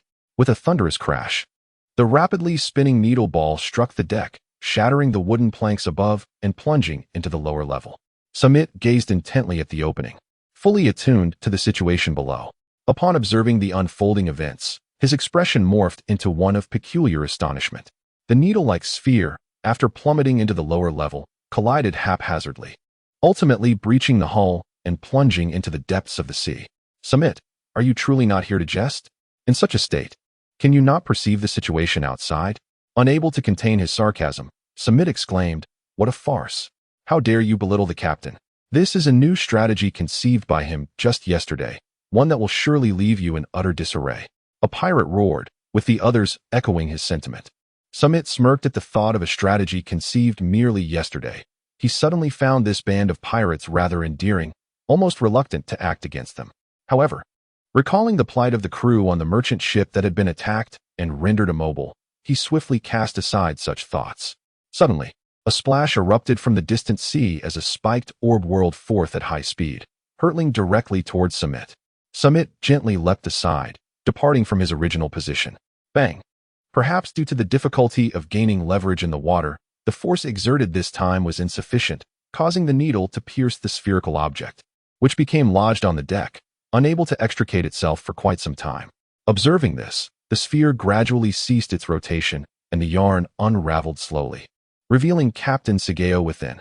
At that moment, Captain Sageo's eyes were filled with swirling chaos, and he appeared to be on the verge of collapse. Samit did not seize the opportunity for an attack. Instead, he stood still in contemplation. After a moment, he clapped his hands and exclaimed, "I see now. It is because the yarn is encased that it remains unsoaked by the sea, and the wool possesses buoyancy. Thus there is no fear of sinking. So you have pondered these matters." "Indeed, of course. I am a man known as the executioner Soga, boasting a bounty of 13 million berries." Soga, still slightly dizzy, spoke in a disjointed manner. He then cast a glance at Samit and continued, "I see you possess remarkable skills. Would you care to join me? I could appoint you as my chief of combat, and together we could traverse the Grand Line, gaining renown far and wide. What do you think?" As he spoke, Soga gradually regained his clarity, noticing that the previously casual young man had grown increasingly cold in his demeanor upon hearing his words. With a tinge of confusion, he inquired, "What is the matter? Did I say something amiss?" "No, you have not erred in your words. It is merely that I have been contemplating certain things," Samit replied, shaking his head.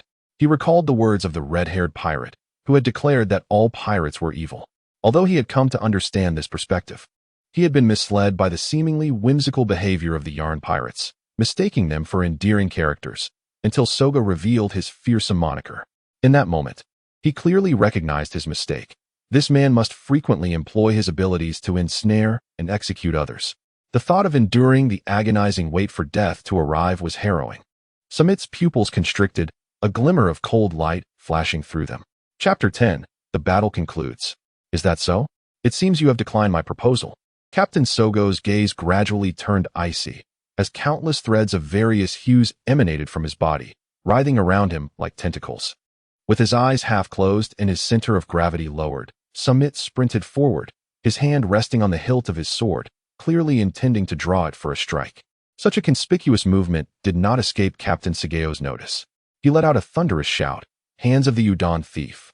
As he did so, the lines that danced around him intertwined, forming multiple arms, each clenched into a fist, launching an assault on Samit from various directions. Sammy, undaunted and unwavering, advanced without the slightest hesitation. As a fist neared him, he unsheathed his long blade and struck with fervor. With each swing, an arm was severed, and in no time, all limbs lay scattered. Yet, his expression remained unchanged as he charged relentlessly towards Captain Sageo. Captain Sageo, witnessing this, felt a surge of alarm. He clasped his hands together, summoning forth an abundance of yarn to erect a barrier before him. With a swift motion, Samit's long knife sliced through the air, releasing a crescent arc that pierced through before the wall could form, ultimately emerging from Captain Sageo's neck. The resounding impact echoed as the crescent cleaved through Captain Sageo and severed a ship's column, finally vanishing into the depths of the ocean. As if in slow motion, Captain Sageo's head gently slipped away, his decapitated body erupting like a fountain, blood gushing forth from the severed neck. The scene was profoundly gruesome, decidedly unsuitable for the faint-hearted. Samit slowly sheathed his sword and then turned to the pirates, who were still in shock, softly stating, "Do you wish to perish by my hand here? Or would you prefer to surrender and be sent to prison?"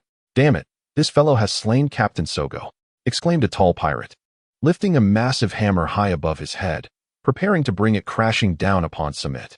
Samit displayed little interest as the towering figure approached him. Just as the colossal hammer was about to descend, he swiftly drew his pistol from his waist and pressed it firmly against the giant's chest. Bang, bang, bang.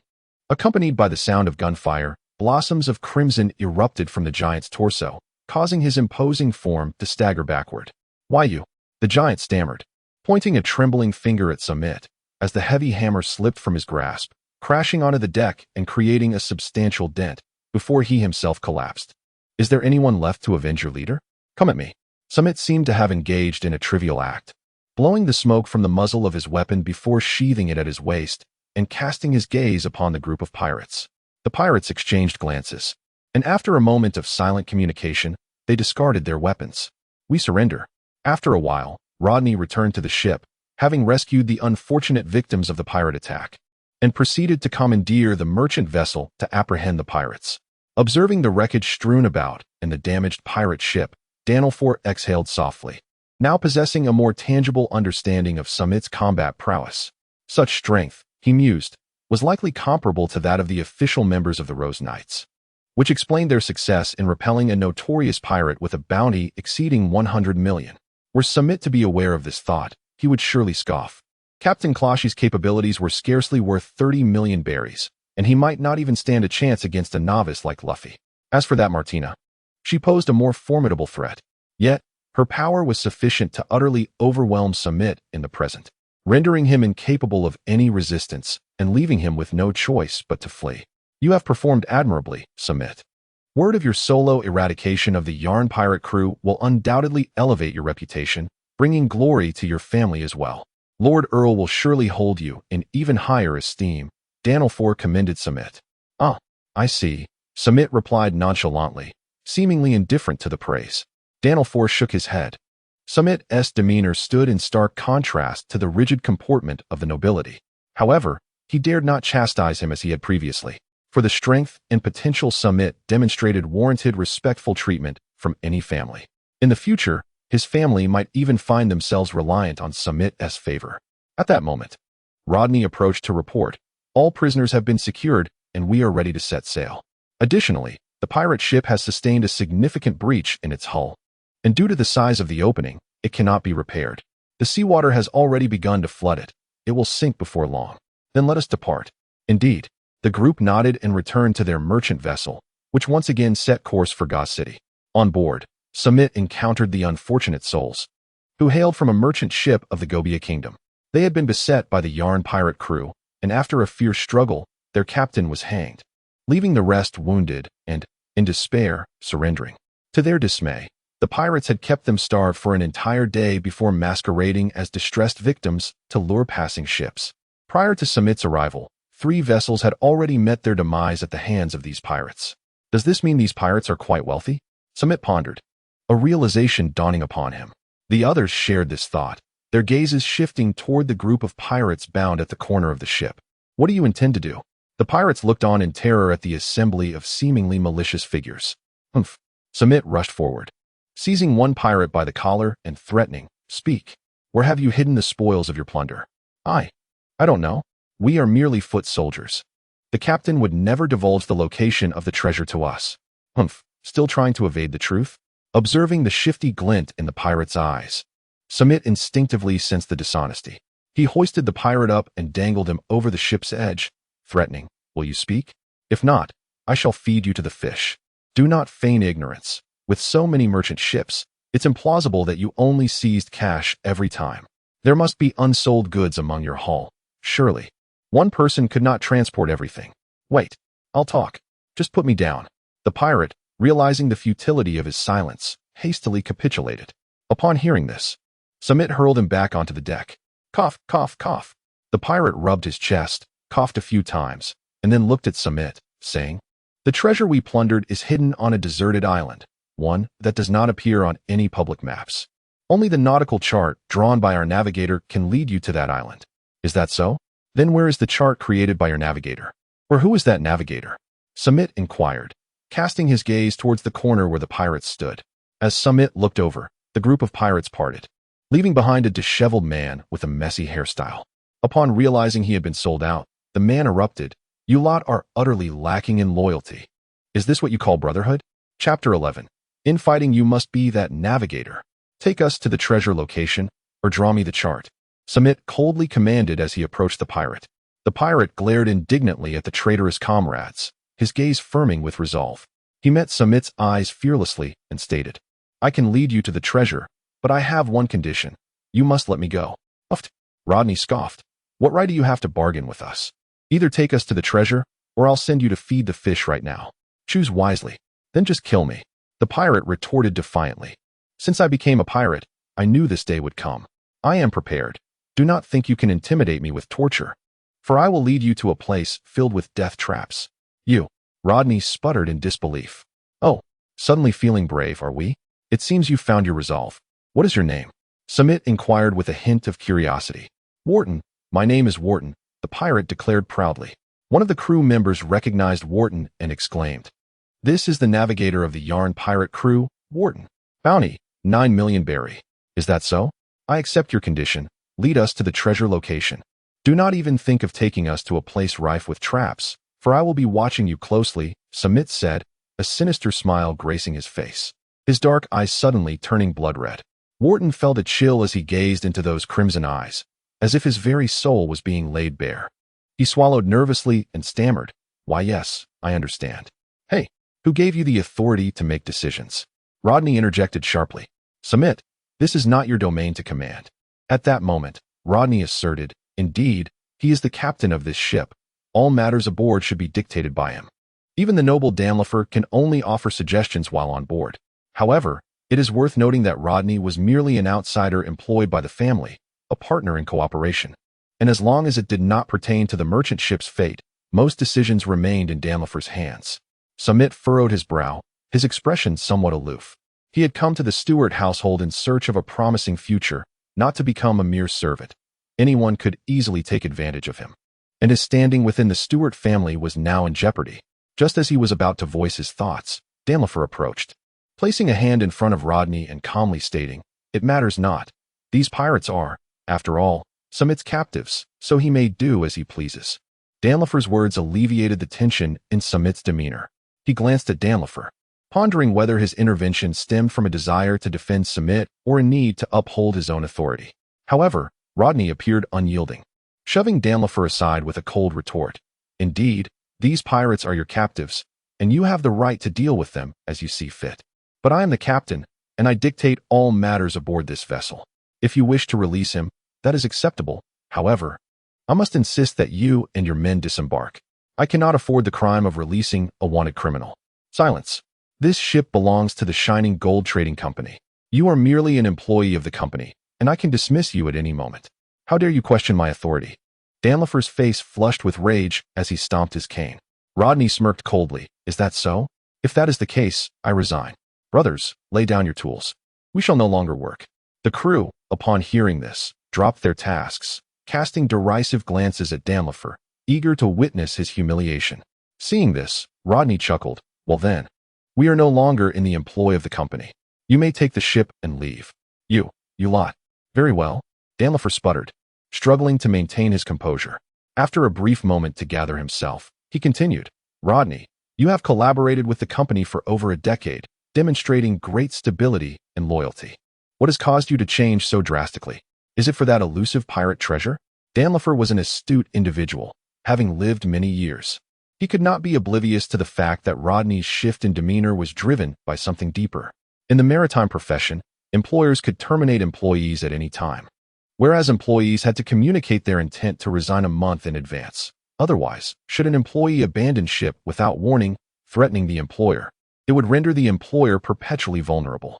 This is why such regulations existed at sea. Those who contravened them would find it challenging to secure employment in the future. Rodney possessed commendable navigational skills, along with a loyal crew, which contributed to his stellar reputation. Over the years of working with the Shining Gold Trading Company, he had been diligent and selfless, earning a higher wage than most. The company even purchased a house for him in Gauze City, leading to a seemingly perfect partnership based on mutual understanding. However, Rodney's abrupt defiance of the company's authority, coupled with his willingness to risk his career by violating industry norms, raised questions about his motivations. What could possibly drive him to such lengths for mere pirate treasure? Indeed, Rodney had long been dedicated to the company, witnessing its prosperity while receiving only meager compensation.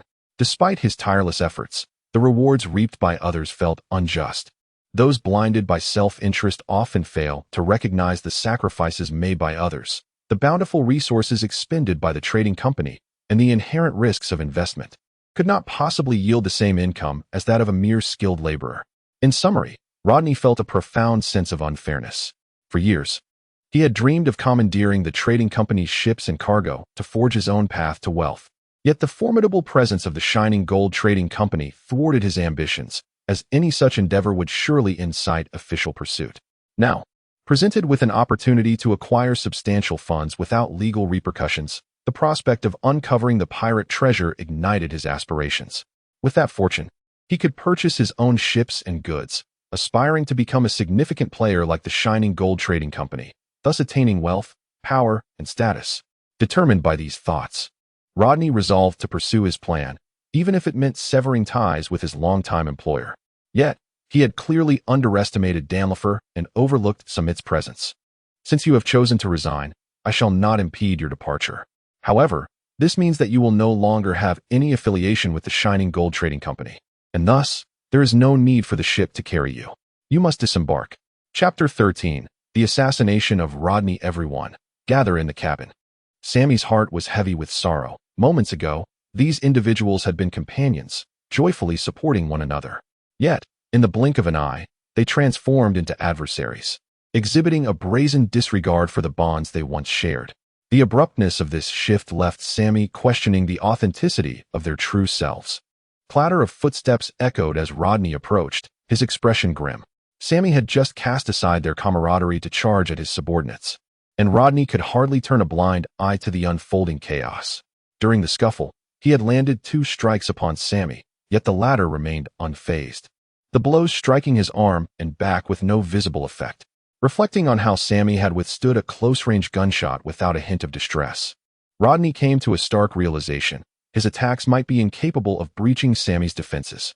Rodney mused that money was indeed a powerful tool, capable of acquiring much in this world, yet it also bore the seeds of calamity. Sammy's voice was low, yet Rodney could catch every word. Choosing not to interrupt his tale, 5 years ago, in the throes of poverty, I racked my brain to unearth a means of prosperity from the remnants of my past knowledge. As time passed, the once destitute island flourished. But this newfound wealth summoned disaster. Lives were lost. In that moment, my mind was a void, filled solely with self-reproach. Had it not been for me, perhaps they would have survived. Even now, that conviction remains unaltered. Do you understand why? As Sammy's voice rose with intensity, Rodney's countenance betrayed his disdain. Have you lost your mind? Are not the people of Ronnie Island thriving? Or are you merely delusional? It is human nature to pursue a better life. Even in my absence, there would come a day when others, dissatisfied with their existence, would seek the vastness of the sea, and the same tragic narrative would unfold. I merely expedited that process. Yet, it is precisely because I hastened this journey that the outcome became so tragic.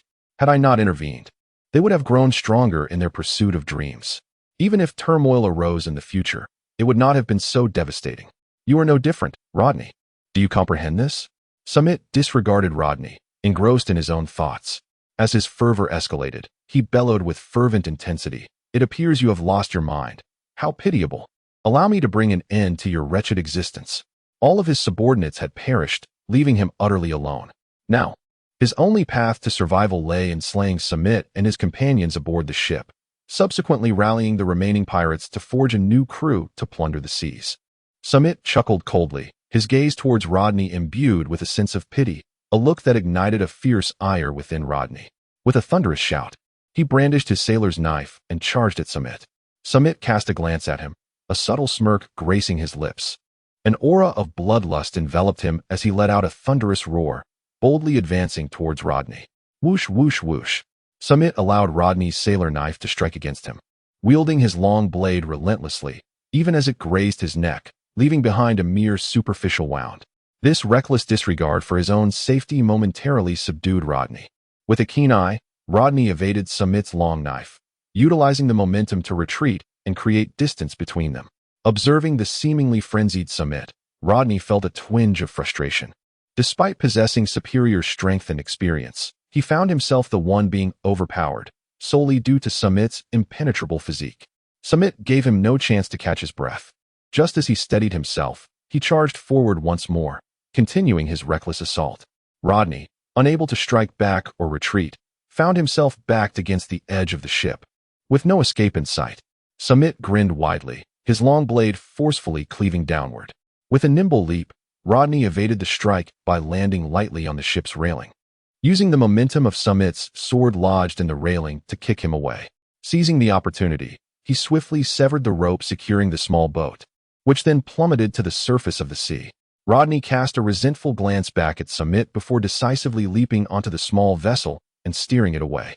Samit approached the edge of the ship, watching the receding figure of Rodney, a cruel smile curling at the corners of his mouth. I once stated that the pursuit of a better life is an inherent trait of humanity. However, hastening this process can lead to calamity, and you are no exception, Rodney. He hurried into Danlifer's cabin and retrieved the sniper rifle hanging on the wall. This weapon was bulkier than the average firearm, yet it boasted an exquisite appearance. Adorned with dragon engravings, clearly a specially crafted piece. It was a sheer waste that Danlifer merely used it as decoration. Upon returning to the ship's edge, Rodney had already distanced himself, his silhouette barely visible against the ocean. As silence enveloped the surroundings, Danlifer and the others emerged, just in time to witness Samit aiming the sniper rifle at the shadow on the water before pulling the trigger. A gentle breeze swept through, stirring up dust that made it difficult for everyone to see. While they lamented that fate was aiding Rodney in his escape, the gunshot echoed. Bang! What? Everyone stared in shock at the horizon, initially believing that Samit was venting his frustration over letting Rodney go. However, as the gunfire rang out, they were horrified to see a bullet pierce through Rodney's skull, blood splattering as it exited from his forehead. Oh my! The crowd was left speechless, astonished by the accuracy of the shot despite the distance and the wind. Such marksmanship was beyond commendation. This rifle is truly remarkable. Upon witnessing the bullet's impact, Samit whistled, admiring the sniper rifle with unabashed affection. If you like it, consider it a gift, Danlifer said, his eyes brimming with delight. Really? Then I shall graciously accept it. Samit replied, carefully inspecting the rifle before slinging it over his back. Danlifer observed Samit, who had transformed from a fierce combatant to someone seemingly carefree, and joyfully remarked, You continue to bring me one surprise after another. Indeed, you can expect even more surprises in the future, Samit responded. Aware that Danlifer was referring to his resilience and marksmanship, though some matters remained unspoken. Is that so? I shall look forward to it, Danlifer replied, refraining from further inquiries. Understanding that everyone harbors their own secrets, as long as they do not pose a threat to themselves. He had always kept a close eye on Samit's performance, believing he would inevitably become the protector of Stuart, or rather, the Kingdom of Morocco. Chapter 12. Turning against each other, what did you say? Rodney's face was a mask of disbelief. Do you even comprehend your words? Without us, how will you navigate the ship back to Gauss City? That is no longer your concern, Danlifer replied coolly. What do you mean by that? Danlifer is telling you to leave. Did you not hear? Or is it that the trading company has failed to pay what you are owed? Just as Rodney was about to explode with anger, Samit stepped in front of him, casting a cold gaze his way. Through their shared perception, he could see the avarice in this man's heart, shining like the stars. Initially, Samit had held some regard for Rodney, as he was usually quiet, diligent, and seemed reliable. Yet, it was disheartening to see him blinded by the prospect of treasure that had yet to materialize, leading him to engage in actions that defied both professional ethics and personal morals. If they were to discover the treasure, everyone would undoubtedly share in the spoils. Yet this man sought to claim it all for himself, particularly when he had not contributed to its acquisition. Kid, don't think that taking down an obscure pirate crew grants you the right to speak to me in such a manner. Rodney's expression twisted into a grimace. He had intended to leverage a strike to force Danlifer into submission, but he had not anticipated such a response. In this moment, Rodney suddenly recalled that before capturing this group of pirates, they had rescued a number of sailors. Thus, even without them, the merchant ship could still set sail. Normally, after more than a decade of living on the sea, Rodney would have recognized this fact, but he was now clouded by the manipulations of others. With no retreat left, even if he and his companions capitulated and persuaded Danlifer to return them to Gauze City, they would still be left without work. How would they support themselves and their families without employment? The only path forward was to seize the merchant ship for survival, then seek the treasure and escape to another country. However, the Kingdom of Morocco was part of the World Alliance, and even if he fled to another nation, he would be pursued by the world government. If possible, he wished to avoid a life of fugitive existence, but now he had no choice. Nevertheless, he did not regret his decision. He yearned for a life among the upper echelons of society. He still vividly recalled the exquisite taste of the fine wine the president had once rewarded him with.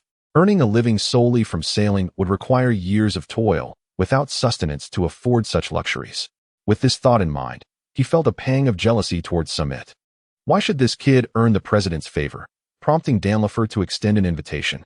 His own navigational skills and prowess ranked among the best in the Kingdom of Morocco, yet he was relegated to accepting employment from the trading company, unable to penetrate its higher echelons, let alone the noble families behind it. In contrast, Samit had been granted entry into the family, sharing in its fortunes and misfortunes. The shifts in Rodney's mindset were apparent to Samit, who had activated their shared perception. While he could not discern the specifics of Rodney's thoughts, the fluctuations in his emotions were telling. Samit, however, regarded Rodney with disdain, retorting, "Who do you think you are? My demeanor is my own concern. What business is it of yours?" Though he spoke defiantly, Samit remained vigilant, subtly positioning Danlifer behind him. He sensed that this man possessed considerable strength. "Is that so? Then do not hold me responsible." Rodney sneered, suddenly drawing a gun from his waist and aiming it at Samit. Bang!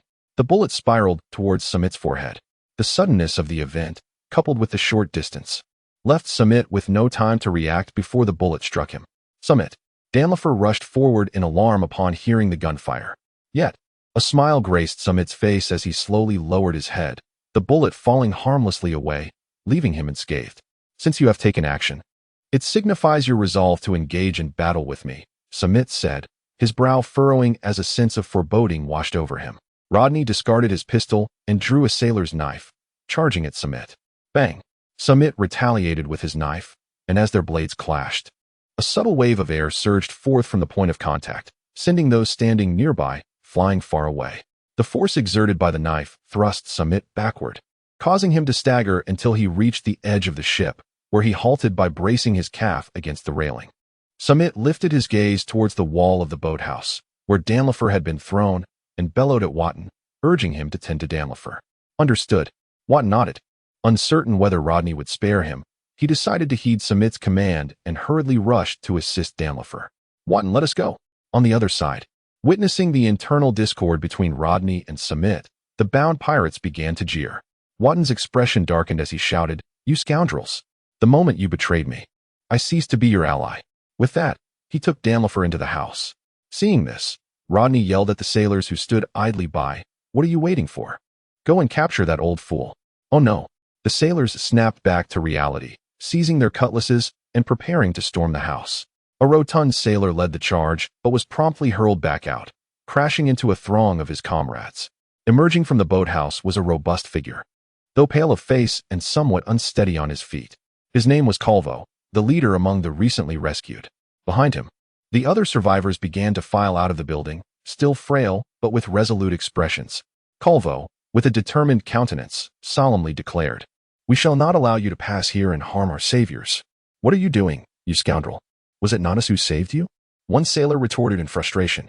Calvo shook his head, stating, "Though it was indeed you who rescued us, it was Danlifer who made the decisions, and it was that young lad who repelled the pirates.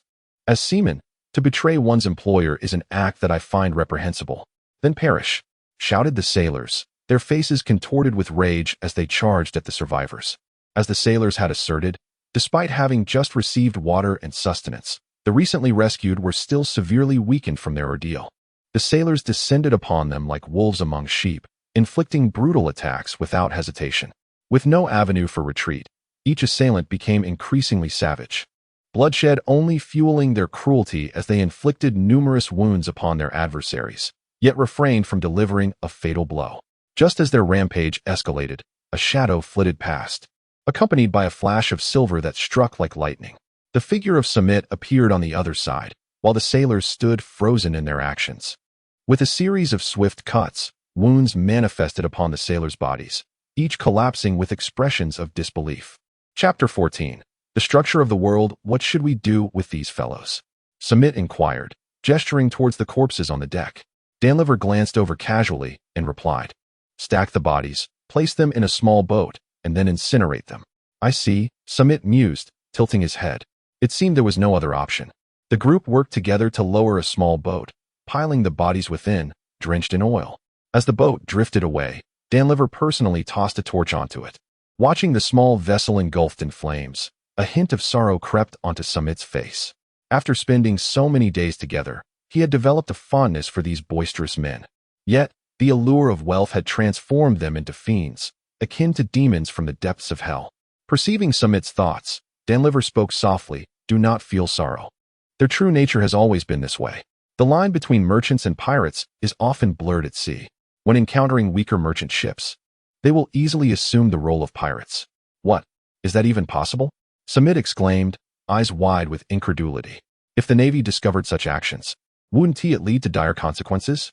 "Huh," Danliver scoffed, continuing, "And what if the Navy finds out? They are merely dogs of the world government. Without the funding from nobles like us, how could they maintain such an extensive presence? This world is starkly realistic. Those in power enjoy privileges. Small merchant associations without backing are either swallowed up or perish at the hands of pirates. Even powerful merchant factions will turn against rivals of equal standing." Samit's mouth gaped open in shock, rendered speechless by Danliver's revelations, which shattered his worldview. He understood that this world is one governed by the law of the jungle, where possessing great power allows one to seize everything from others. Most who have watched the anime One Piece share this belief. Yet, he now realized that there exists something more terrifying than mere strength, influence. He had always questioned why the celestial dragons, despite their foolishness, held such high status. Why did they commit heinous acts while the justice-seeking Navy continued to protect them? The answer lay in power. No individual, no matter how strong, can transcend the collective. No one is so powerful that they require no sustenance. Where there is demand, there is trade. Thus, those who seek strength and produce nothing become subservient to those who pursue wealth but are weaker, forming a hierarchy of power. This is the case for those with moral compasses. Those devoid of morals resort to outright theft. However, the majority of people in this world remain those who chase wealth, their interests representing the so-called justice of the world. Consequently, those who engage in direct robbery are labeled as wicked pirates. To safeguard their interests or sense of justice from the clutches of malevolent pirates, the wealthy contribute funds, while others offer manpower, thus forming violent organizations to combat evil, the Navy. In this current era of rampant piracy, though pirates may appear formidable, they remain insignificant compared to the global population. No pirate crew can contend with the Navy, which is why, in the future, the 4 pirate factions capable of matching the Navy will be referred to as the 4 emperors. The common folk occupy the lowest tier of power. The nobles of various nations hold the mid to upper tiers, while the celestial dragons stand atop the hierarchy. Because their interests align, no matter the atrocious deeds they commit, they are shielded from retribution. If the interests of the celestial dragons cannot be safeguarded, can the interests of anyone else be assured? It hardly requires contemplation. While there may be a connection, it is certainly not direct.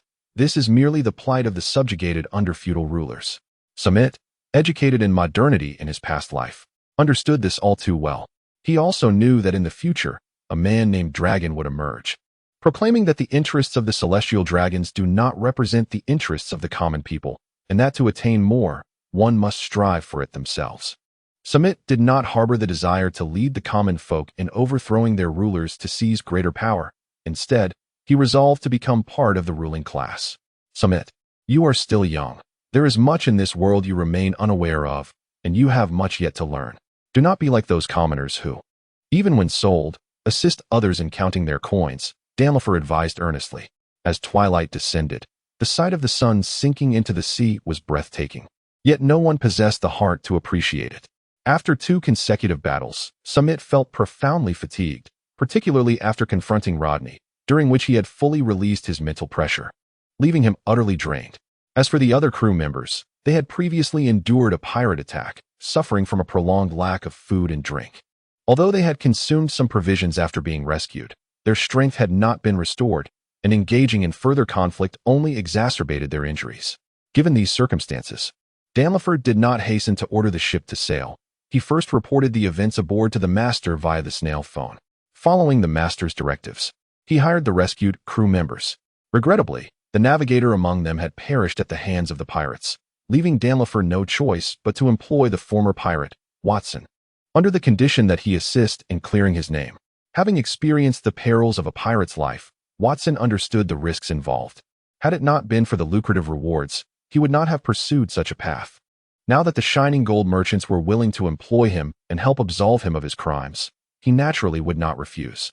Once all arrangements were made, Danlifer personally prepared a sumptuous feast and unveiled a cherished vintage of fine wine that had been stored for years, leaving everyone in awe.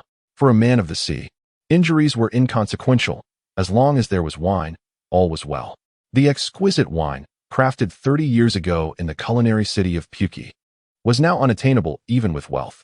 With the banquet in full swing, Danlifer had won the hearts of all present, prompting Samit to silently commend his impressive ability to forge connections and win loyalty, skills that Samit lacked.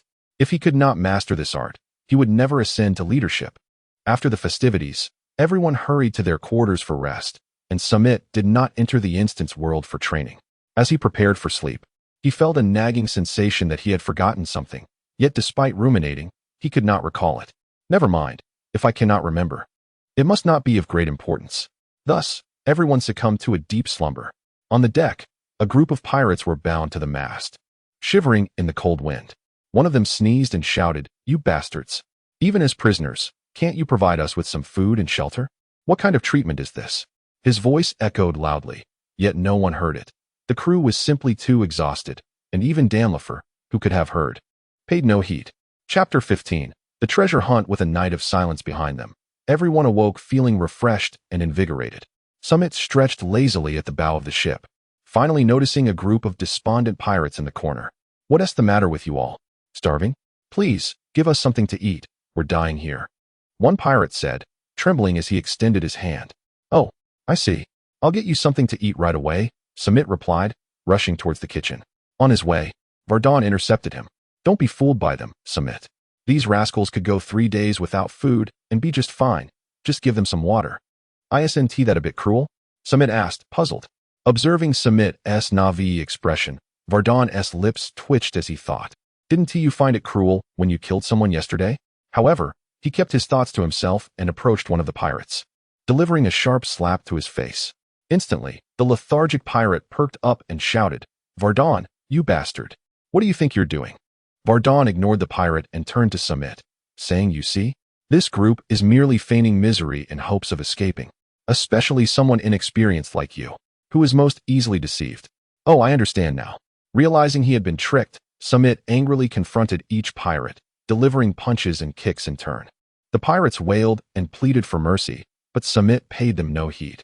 They could only direct their wrath towards Vardon, hurling insults like traitor at him. After venting his frustrations, Samit returned to the deck where the crew had risen. Despite their injuries, their spirits were high. They busied themselves familiarizing themselves with the new ship's structure, demonstrating remarkable skill. Danlifer looked on with satisfaction.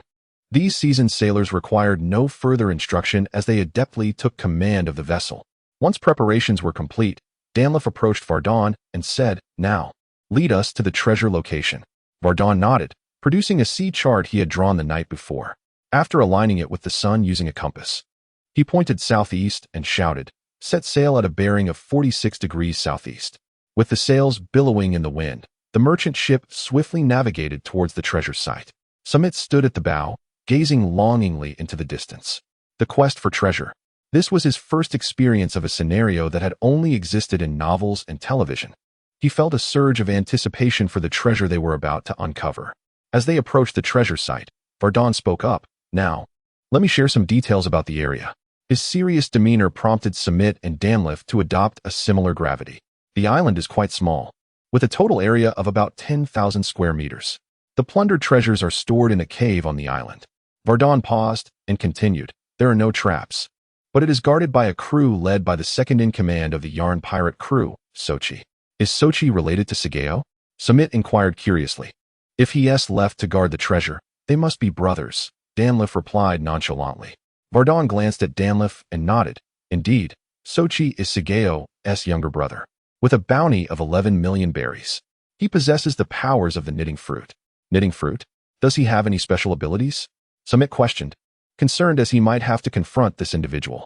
Vardon contemplated before responding. His greatest strength lies in coordinating with his brother Sageo's yarn fruit ability. He can weave any thread into the shape he desires. However, on his own, he can only attack with the knitting needles that alter his body, which is rather unimpressive. "Is that so? Then I have nothing to worry about." Danlif clearly did not believe that Sochi could pose a significant threat to Samit. Only Samit silently marveled. While Sochi's abilities seemed unremarkable, they had previously subdued the warlord Doflamingo. However, the disparity in their strengths was immense. Doflamingo could easily defeat him without utilizing his powers. Vardon continued to outline several points of caution, and Samit diligently noted the key aspects. Time passed, and as the sun reached its zenith, the treasure island finally came into view after the crew had finished their lunch. Upon sighting their destination, excitement surged through everyone. Treasure. Who could resist? Yet, as the ship drew closer, Samit's brow furrowed. Upon seeing the island, he activated his shared senses, discerning two merchant ships anchored off the southwestern shore. The flags flying from those ships sparked an unsettling thought within him. He turned to Vardon and asked, "Aside from your pirate crew, does anyone else know about this place?" "Others?" Vardon frowned momentarily before recalling. "The people from the Doberman Arms Company are aware of it." "Doberman Arms Company? Why are you involved with them?" Danlif's brow also knitted in concern. Seeing the expressions on their faces, Vardon sighed. "We pirates may appear prosperous, but life is quite challenging. Even if we seize large amounts of gold, few are daring enough to sell to us. Without resources, our treasures are merely piles of scrap metal. Most of what we acquire are goods, so we require partners for both purchasing supplies and selling goods." "So, the Doberman Arms Company serves as your supplier?" Samit interjected. "Not quite. We maintain a cooperative relationship. They can bring us the supplies we need from the outside world, particularly weapons, which are nearly impossible to procure. In return, we sell them our surplus goods at a low price. That's all." "Samit, do you suspect something?" Danlif asked, observing Samit closely. Having gained some understanding of his character during their time together, Sammy nodded knowingly and remarked, "Indeed, two merchant ships are docked at the southwest shore of this small island. If I am not mistaken, it must be them. If that is the case, we are in trouble." Danilov frowned, his face betraying a hint of doubt. Sammy, noticing this expression for the first time, felt a surge of curiosity. "What exactly is the significance of the Doberman Arms Company that makes you so apprehensive?" Their influence is far from trivial," Danilov replied gravely. "Behind the Doberman Arms Company lurks a band of notorious pirates, responsible for the destruction of towns in the North Sea without fear of reprisal. They have now entered the Grand Line, and their reputation continues to swell. They refer to themselves as the Don Quixote family." Chapter 16.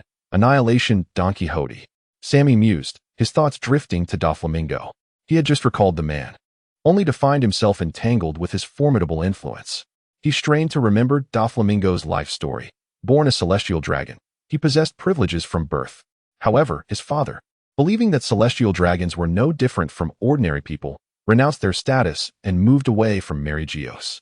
Stripped of their privileges, Doflamingo's family soon faced retribution from the oppressed populace, losing everything, including their mother, who succumbed to illness.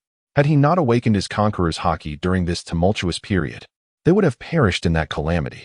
He held his father responsible for all their misfortunes, leading the young boy to shoot him in a fit of rage. Doflamingo returned to Mary Geos, clutching his father's severed head, hoping to reclaim their former life among the celestial dragons. However, the celestial dragons deemed the traitorous Doflamingo family to be heretics and refused their return. Thus, he vowed to obliterate the world that the celestial dragons had ravaged.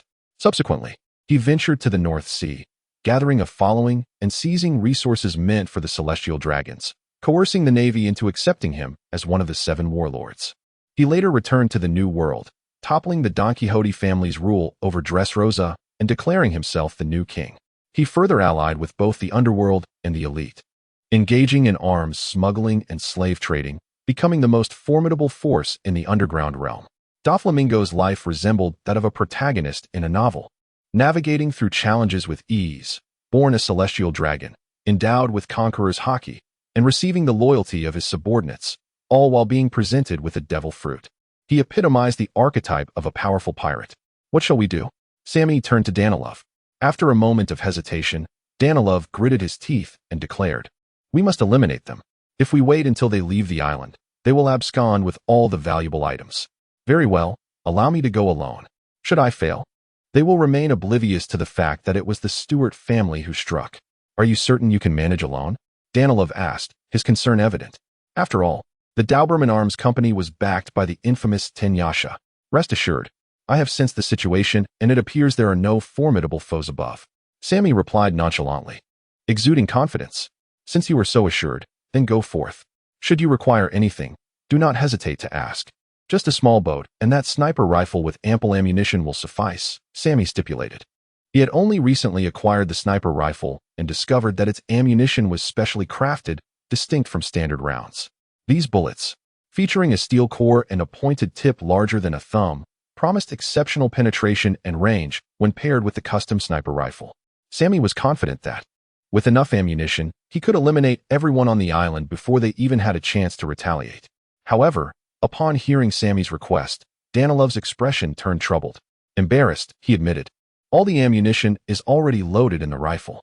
You know I only intended this weapon for decoration, so I hardly prepared any extra bullets." "I see," Sammy replied, clicking his tongue. "It's no matter.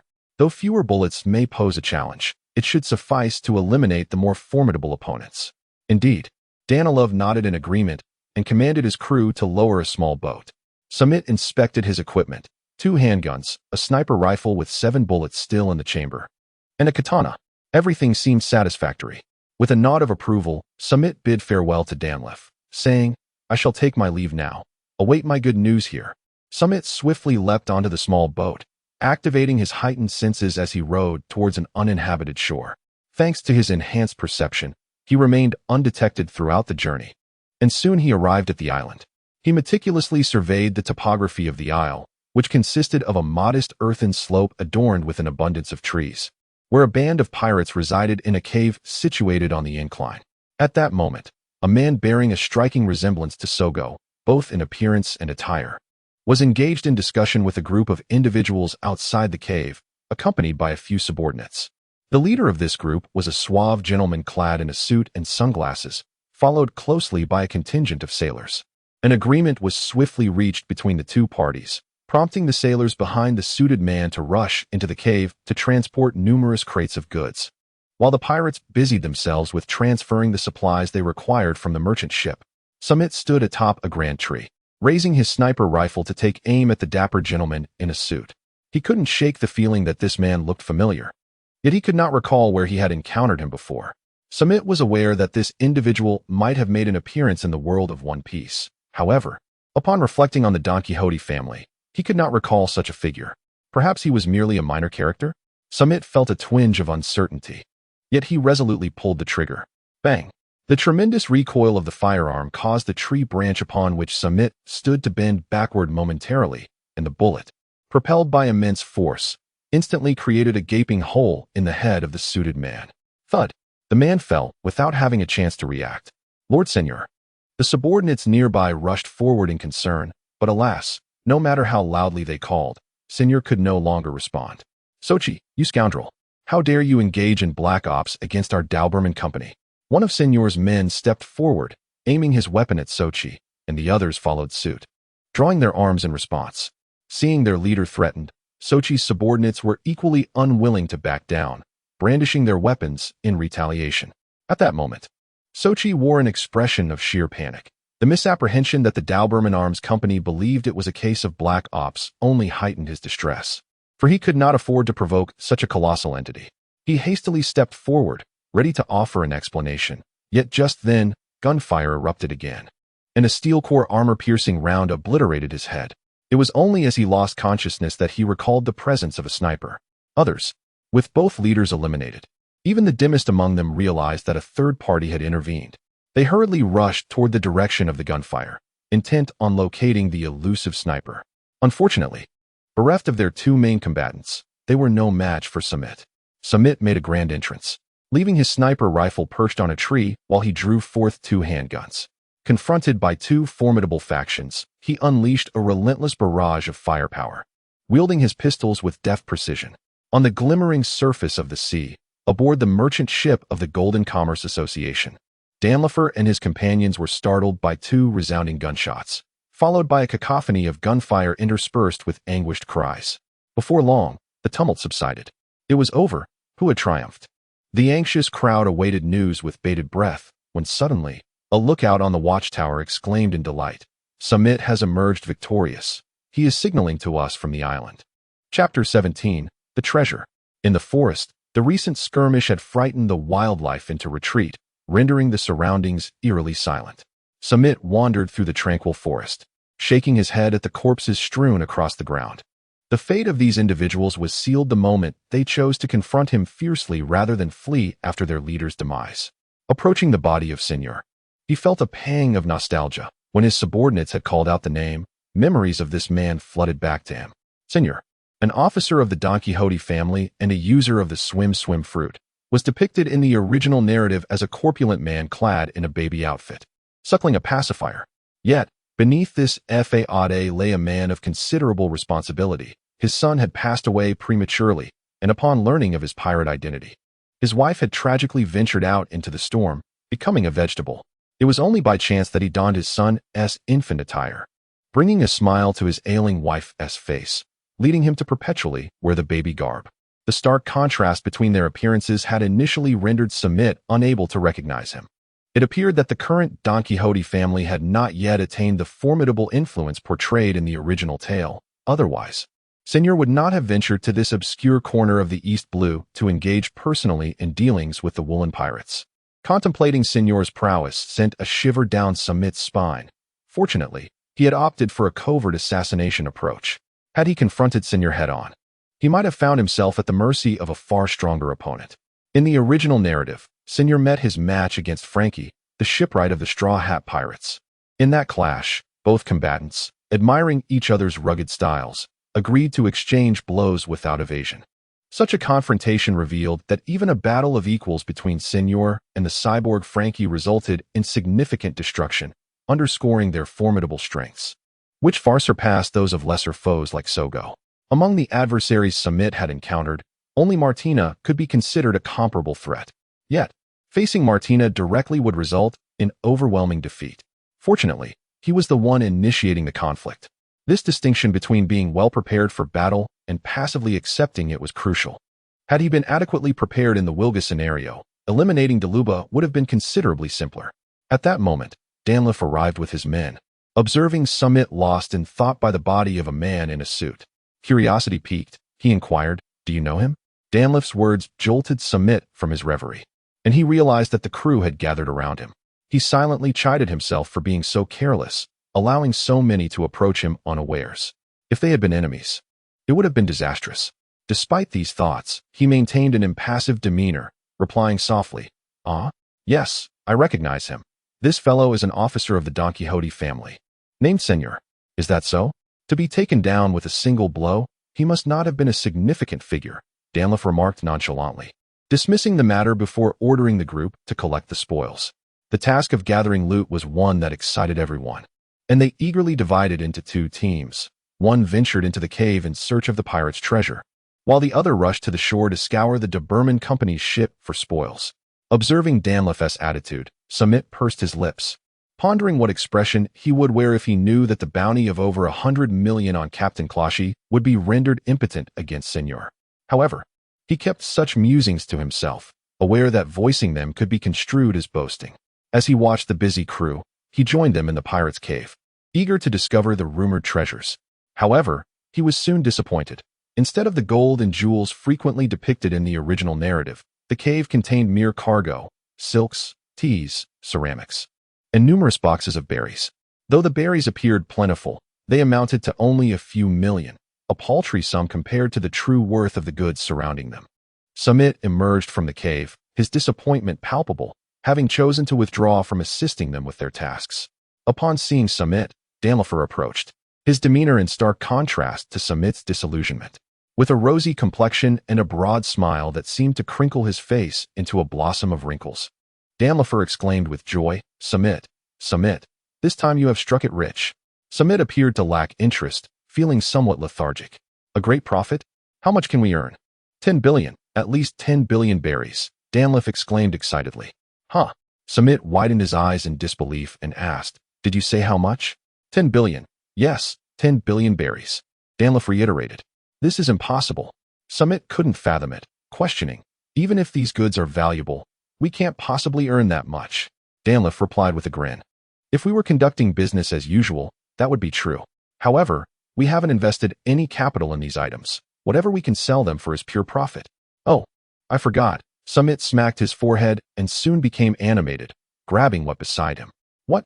Do all you pirates possess such wealth? How is it possible to be so affluent? What? Somewhat helpless, responded, we are pirates. Without a legitimate identity, we can't sell normally and must engage in dealings with companies having underworld connections. However, their prices are exceedingly low. For instance, the Doberman Company would offer us at most 10 million berries. Moreover, as pirates, our numbers lead to significant expenses, and we don't harvest rewards daily. Generally speaking, aside from the leaders, most of us are rather short on funds. Goodness, the Doberman Company is rather unscrupulous. Samit could only grasp the fact that they were being offered 10 million berries, and he couldn't help but click his tongue in astonishment. Even Danlifer felt the profits were exorbitantly high, expressing his concern, if we can gain such immense profits from dealing with an obscure pirate crew, how powerful must the Don Quixote family, who conducts business across both the legal and illegal realms, be? What's there to fear? No one knows it was us, Samit shrugged, feeling indifferent. In the original narrative, Don Quixote Doflamingo was indeed a significant character, yet he paled in comparison to the top-tier individuals. Moreover, considering the timeline, he should be occupied preparing for the massacre at Dressrosa, with little time to concern himself with events happening in a remote little country in the East Blue. Master Danlifer. Something's wrong. A crew member rushed over, panting, and presented a den mushy. I just found this on the Doberman Company's merchant ship. It has been ringing incessantly since we boarded, but we didn't dare to answer it, so it has now ceased. Chapter 18. The call from Don Quixote Doflamingo. One glance at the den mushy's design made it clear it was a specialized model cultivated by a certain faction, and given that it was discovered on the Doberman Company's vessel, there was no doubt it was connected to the Don Quixote family. Beep beep beep. The den mushy rang again, and everyone exchanged glances, uncertain whether to answer. Observing their hesitation, Samit decisively picked up the phone. Hello? Who are you? Always calling. Ha ha ha. Which of Senor's subordinates are you working for? How dare you be so impudent? Every subordinate of Senor should recognize this as my dedicated line. Who exactly are you, kid? Should I commend Doflamingo for this? Just from one line, he deduced so much. Samit glanced at Danlifer, who remained silent, signaling him to maintain his anonymity. Who am I? Why should I disclose that to you? By the way, who are you? Clap.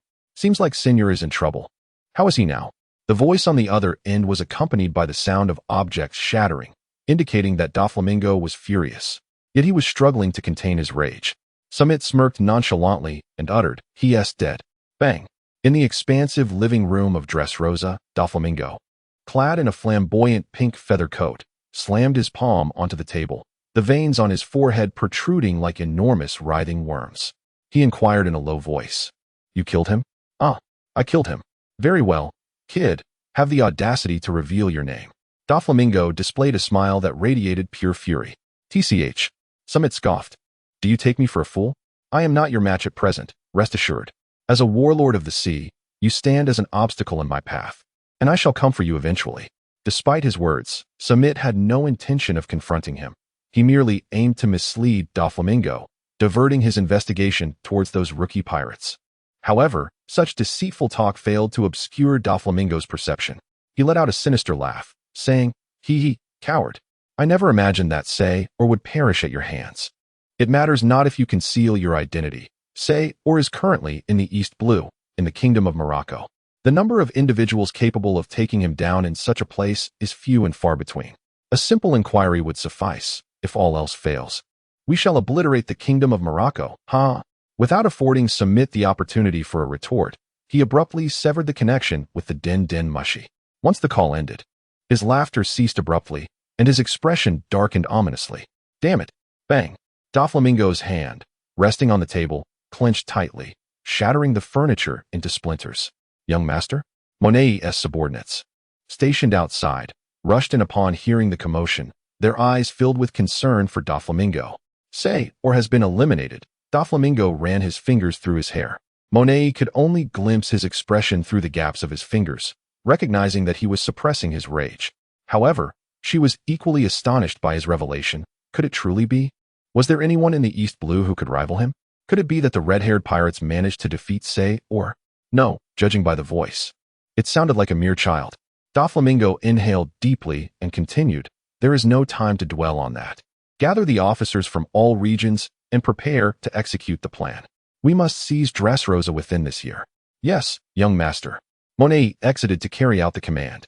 In the dimly lit room, only Doflamingo remained. The sunlight streaming through the door illuminated only the lower half of his figure, preventing his subordinates outside from discerning his expression. Nevertheless, they could feel that he was like a volcano on the verge of eruption. On a nameless isle, after Doflamingo ended the call, the others exchanged glances, and Danlifer's face bore evident concern. What shall we do? If Doflamingo truly intends to annihilate the kingdom of Morocco, it is likely that no one in the East Blue could stop him. Sammy was somewhat apprehensive. He understood that given Doflamingo's nature, he was indeed capable of such actions. However, it was reasonable to believe that Doflamingo would not have the time to venture to the East Blue at present. The journey from the New World to the East Blue would take at least 3 months through the Calm Belt, and even on a regular route with favorable winds, it would require a substantial 6 months. If he could strengthen himself during this period, no need to defeat Doflamingo. Merely to be able to engage with him, he would rely on his resilience and shared perception to contend with him. With this thought, Sammy felt a wave of relief wash over him. It was all right, for the East Blue was the homeland of the naval hero Garp, who would not dare to act recklessly. Danlifo, too, found solace in this reasoning. He then instructed the group, "Regardless of the circumstances, let us first move our belongings." Understood. The crew busied themselves once more. Due to the overwhelming quantity of goods, a single merchant vessel could not accommodate everything.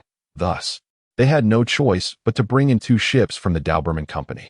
Originally, they had not intended to utilize these 2 ships, primarily due to the personnel issue. Currently, they had only a handful of crew members, and managing 3 merchant vessels would be exceedingly strenuous.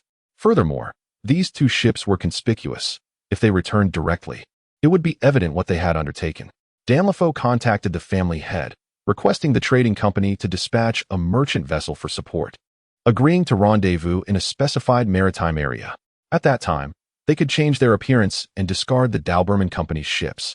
As night fell, the crescent moon was mirrored in the sea, shimmering as the merchant vessels glided over the gently undulating waves. Samit leaned against the bow of the ship, lost in contemplation. Over the past period, he had undergone experiences unlike any he had faced in his entire life.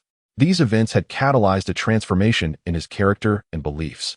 He was no longer willful or selfish, but had learned to consider the needs of others, marking his greatest progress. However, this newfound understanding was accompanied by a cascade of troubles and adjustments. Setting aside distant grievances, today he had to confront the animosities tied to the Don Quixote family, and he was acutely aware that in the future, he would undoubtedly face retribution from Don Flamingo. He understood the man well. For Don Flamingo, companions were akin to family, and he would seek vengeance for Sayor. The only uncertainty lay in the timing of this inevitable confrontation.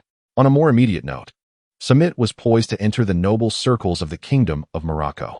Though backed by the Stewart family, he wondered if this would ensure a smooth journey. If they wielded such power, why would they deign to associate with someone of his humble origins? The depths of corruption within the political arena remained obscure to him. Yet he had gleaned some understanding from various television dramas in his previous life, which had illuminated the brutal realities that lay beneath. Could a man devoid of social experience truly carve out a path of success within this realm? He remained uncertain. Nonetheless, he would not falter. Even if a precipice loomed before him, he would press on, for lurking behind him were the wolves of adversity, ready to devour him should he fail to advance. Chapter 19. Stuart Desire. Time flowed slowly, and 5 days had elapsed since their treasure-seeking adventure on the nameless island, during which they encountered the Doberman Arms Company. Fortunately, the past few days had unfolded smoothly, devoid of unexpected calamities. The only challenge lay in the shortage of manpower, which kept everyone busily occupied. Thankfully, rain had held off, sparing them from further complications. Today, the merchant ship dispatched by the guild was finally set to arrive, eliciting a collective sigh of relief from the crew. During this period, Samit had assisted the sailors with their tasks, yet most of his spare moments were consumed by training within the instance world. This had left him feeling perpetually fatigued and dispirited. However, unlike before, Danliver refrained from reprimanding him. According to Danliver, those in power enjoyed privileges, and those who wielded strength were no exception. Numerous unconventional individuals commanded respect simply due to their possession of formidable influence or power. In summary, Samit's life had returned to a sense of comfort akin to his previous existence. On that bright morning, with the sun shining high and the sea tranquil, the weary crew finally spotted the merchant vessels sent to their aid. 3 ships approached, led by Stuart Morriswig's brother, Stuart Desire, the vice president of the Shanjin Guild.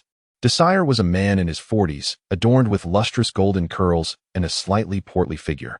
His right hand adorned with rings of various gemstones, a visage reminiscent of wealthy characters from ancient foreign dramas. Previously, Danliver had briefed Samit on the key figures of the Stuart family. Desire was a core member responsible for the family's finances. Despite lacking a noble title or official position within the Kingdom of Morocco, as the vice president of the Shanjin Guild, he was, in fact, the true authority behind the organization. The family head, Morriswig, merely held a nominal title, his energies devoted to the political arena.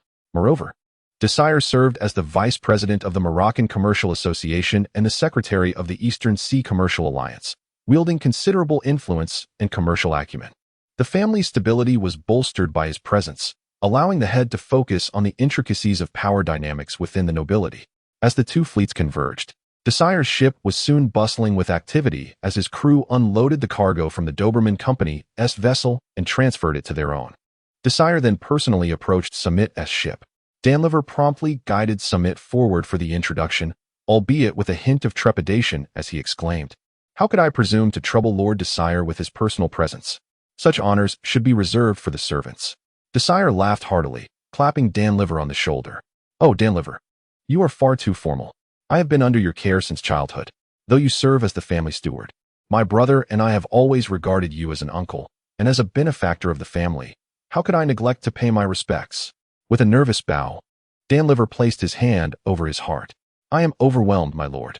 "Enough of this formality, Danliver," Desire responded, helping him upright. "And this young man beside you is Simon Samit, correct?" Danliver quickly introduced. "Indeed, this is the young man the family head instructed me to greet, Simon Samit. He surpasses my expectations, as I have conveyed in previous communications with both you and the family head." "Ah, I am well aware. Yet witnessing Samit in person allows me to appreciate the strength you spoke of. You have rendered great service to the family, and such merit cannot go unrewarded.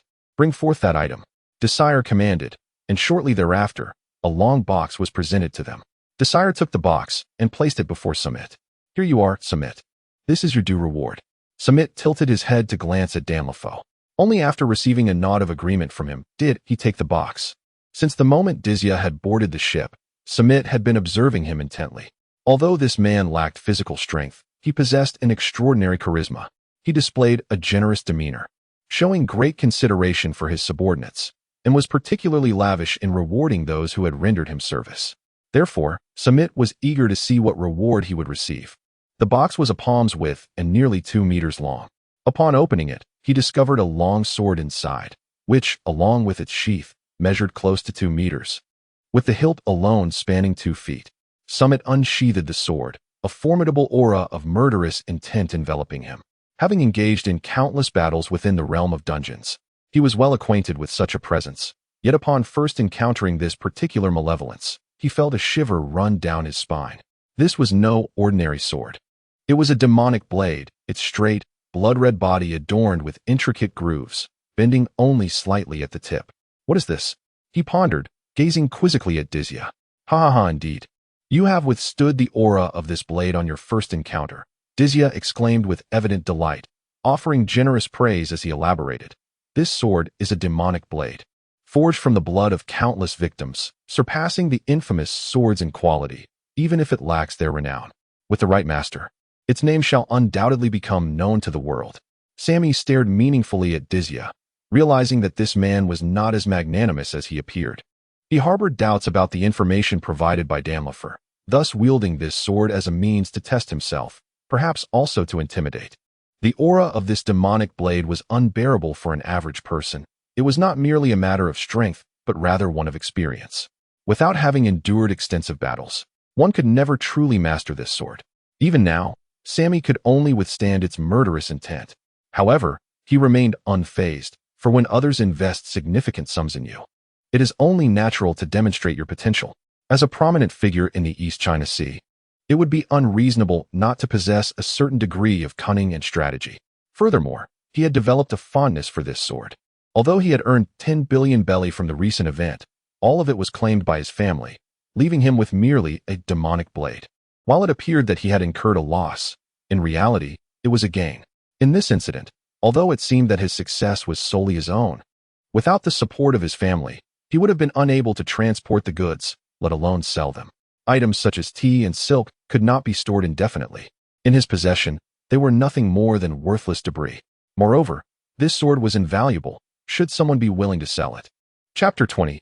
Arrival at Gaz City. What is the name of this sword? Sammy inquired, caressing the blade with evident affection. Murakumo, the demonic sword Murakumo, Dizia replied. Is that so? I am truly fond of this gift. I shall accept it. Sammy sheathed the sword, as its length was currently unsuitable for his stature, and he had yet to fully master the malevolent energy it exuded. Haha, I'm glad you like it. To be honest, I was unsure what to give you upon our first meeting. When I heard from Damlifer that you wield a sword, I thought of this demonic blade Murakumo. The safety of the Stewart family now rests in your hands. Indeed, I shall not disappoint Lord Dizia. Though Dizia spoke thus, Sammy took it with a grain of salt. Having spent 10 years in this world, he had come to understand the nobility here. Many aristocrats resembled the foolish caricatures depicted in comics from his previous life, looking down upon commoners, even if those commoners possessed remarkable talents. Such nobles typically belonged to ancient and long-established families.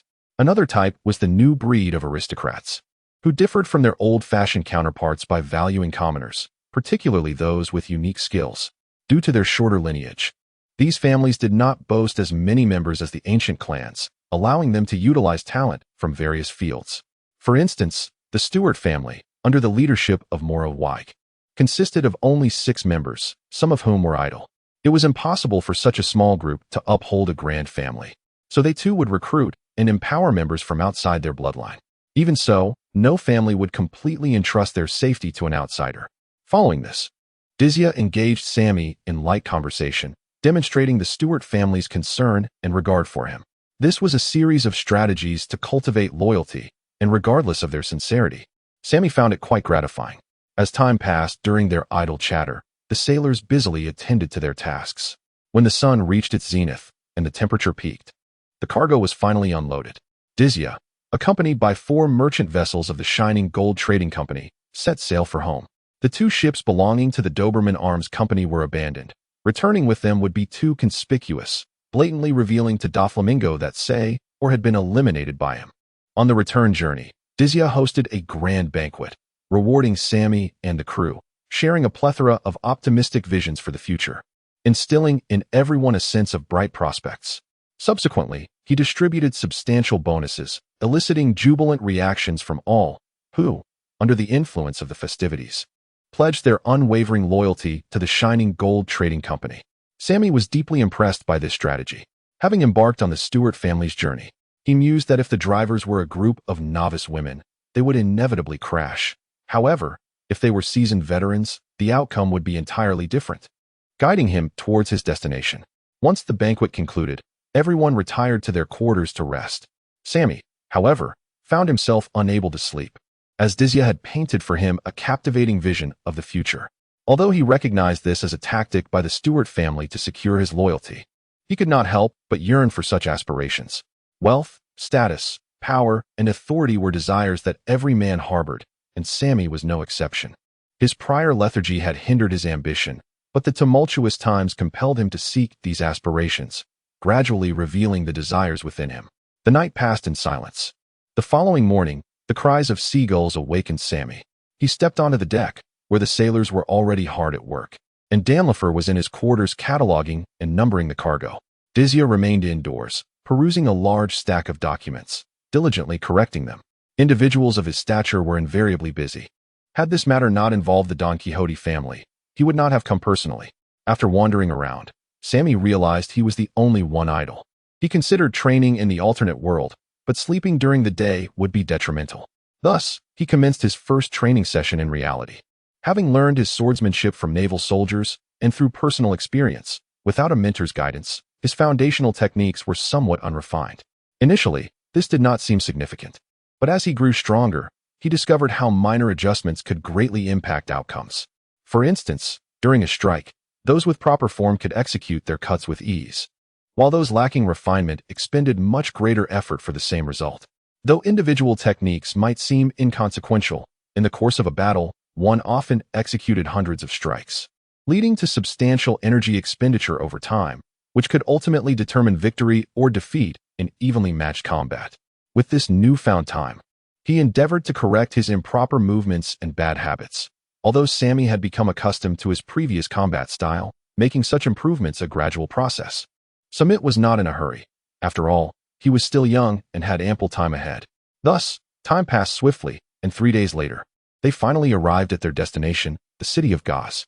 Gaz was a city characterized by Middle Eastern architectural styles, and its residents donned attire reminiscent of Muslim garb. Though it was merely stylistic, as there was no presence of Islam here. The inhabitants of the city were also quite open and generous. Even before the ship docked, Samit could observe a variety of vessels anchored in the harbor. The bustling port was filled with people, cruise ships and merchant vessels from distant lands, tourists, and workers transporting goods, all contributing to a vibrant and lively atmosphere. What do you think, Samit? Doesn't it feel completely different from your hometown? Asked Dis, a smile adorning his face as they stood at the bow of the ship. Sammy nodded in agreement, acknowledging that this place was indeed much larger than Coroni Island. What else with that expression? Aren't you a bit too nonchalant? Disma remarked, a hint of disappointment evident in her tone. Samit felt somewhat speechless. Could this prominent figure truly possess such a facet? Or perhaps all the characters in One Piece are imbued with a sense of humor. Even if it is not overtly displayed, there must be hidden attributes within. What expression do you think I should wear? Samit retorted. Discar pondered for a moment and replied, I presumed that, even if the grandeur of the metropolis does not astound you, you would at least be taken aback. You are mistaken, Samit said with a pout, thinking to himself that he had not witnessed the modern cities of his past life. Had he done so, he would not be so easily astonished.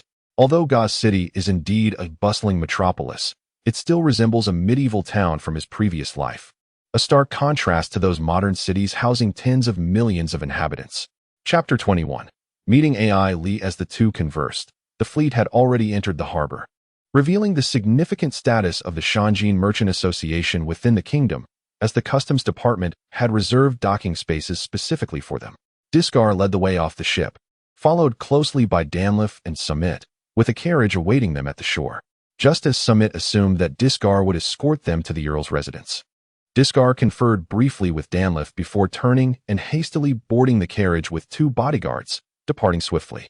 Sammy couldn't help but exclaim, such prominent figures are indeed busy, with scarcely a moment to spare. He vowed never to become such a person. Then, he found it amusing that he was relishing a Tenuan boxed meal while worrying about Jack Ma. Huh, Sammy, what has brought you such joy? Danliver inquired, noticing Sammy's sudden laughter. Sammy's smile faltered. How had he inadvertently revealed his thoughts? He had always aspired to embody the legendary quality of concealing his emotions. Yet his thoughts often betrayed him, manifesting on his face. The path ahead is indeed long and arduous, Sammy mused, before dismissively replying, oh, it's nothing. Just a rather amusing thought. Is that so? Danliver failed to detect the disingenuousness in his words, but he was not overly concerned. It was merely a casual inquiry. And thus he did not press further. Soon, some officials from the Shanjin Chamber of Commerce arrived, and after Danliver handed over his responsibilities, he and Sammy made their way toward the city center. Upon entering the city, Sammy could more vividly appreciate its vibrancy. The shouts of vendors, pedestrians adorned in exotic attire. The bustling streets filled with traffic and throngs of people, creating a lively atmosphere. Despite having been accustomed to the opulence of large metropolises in his past life, he still felt a sense of novelty. The area near the port had always been the most populated in Gauss City, hence vendors had set up their stalls here. Thanks to the development of artificial ice, the Kingdom of Morocco had now become the largest seafood market in the East China Sea. As they strolled down the street, Danliver continuously introduced Sammy to various sights. When he mentioned artificial ice, Sammy suddenly recalled that the method of making ice from nitrate had already been acquired by the Shanjin Chamber of Commerce.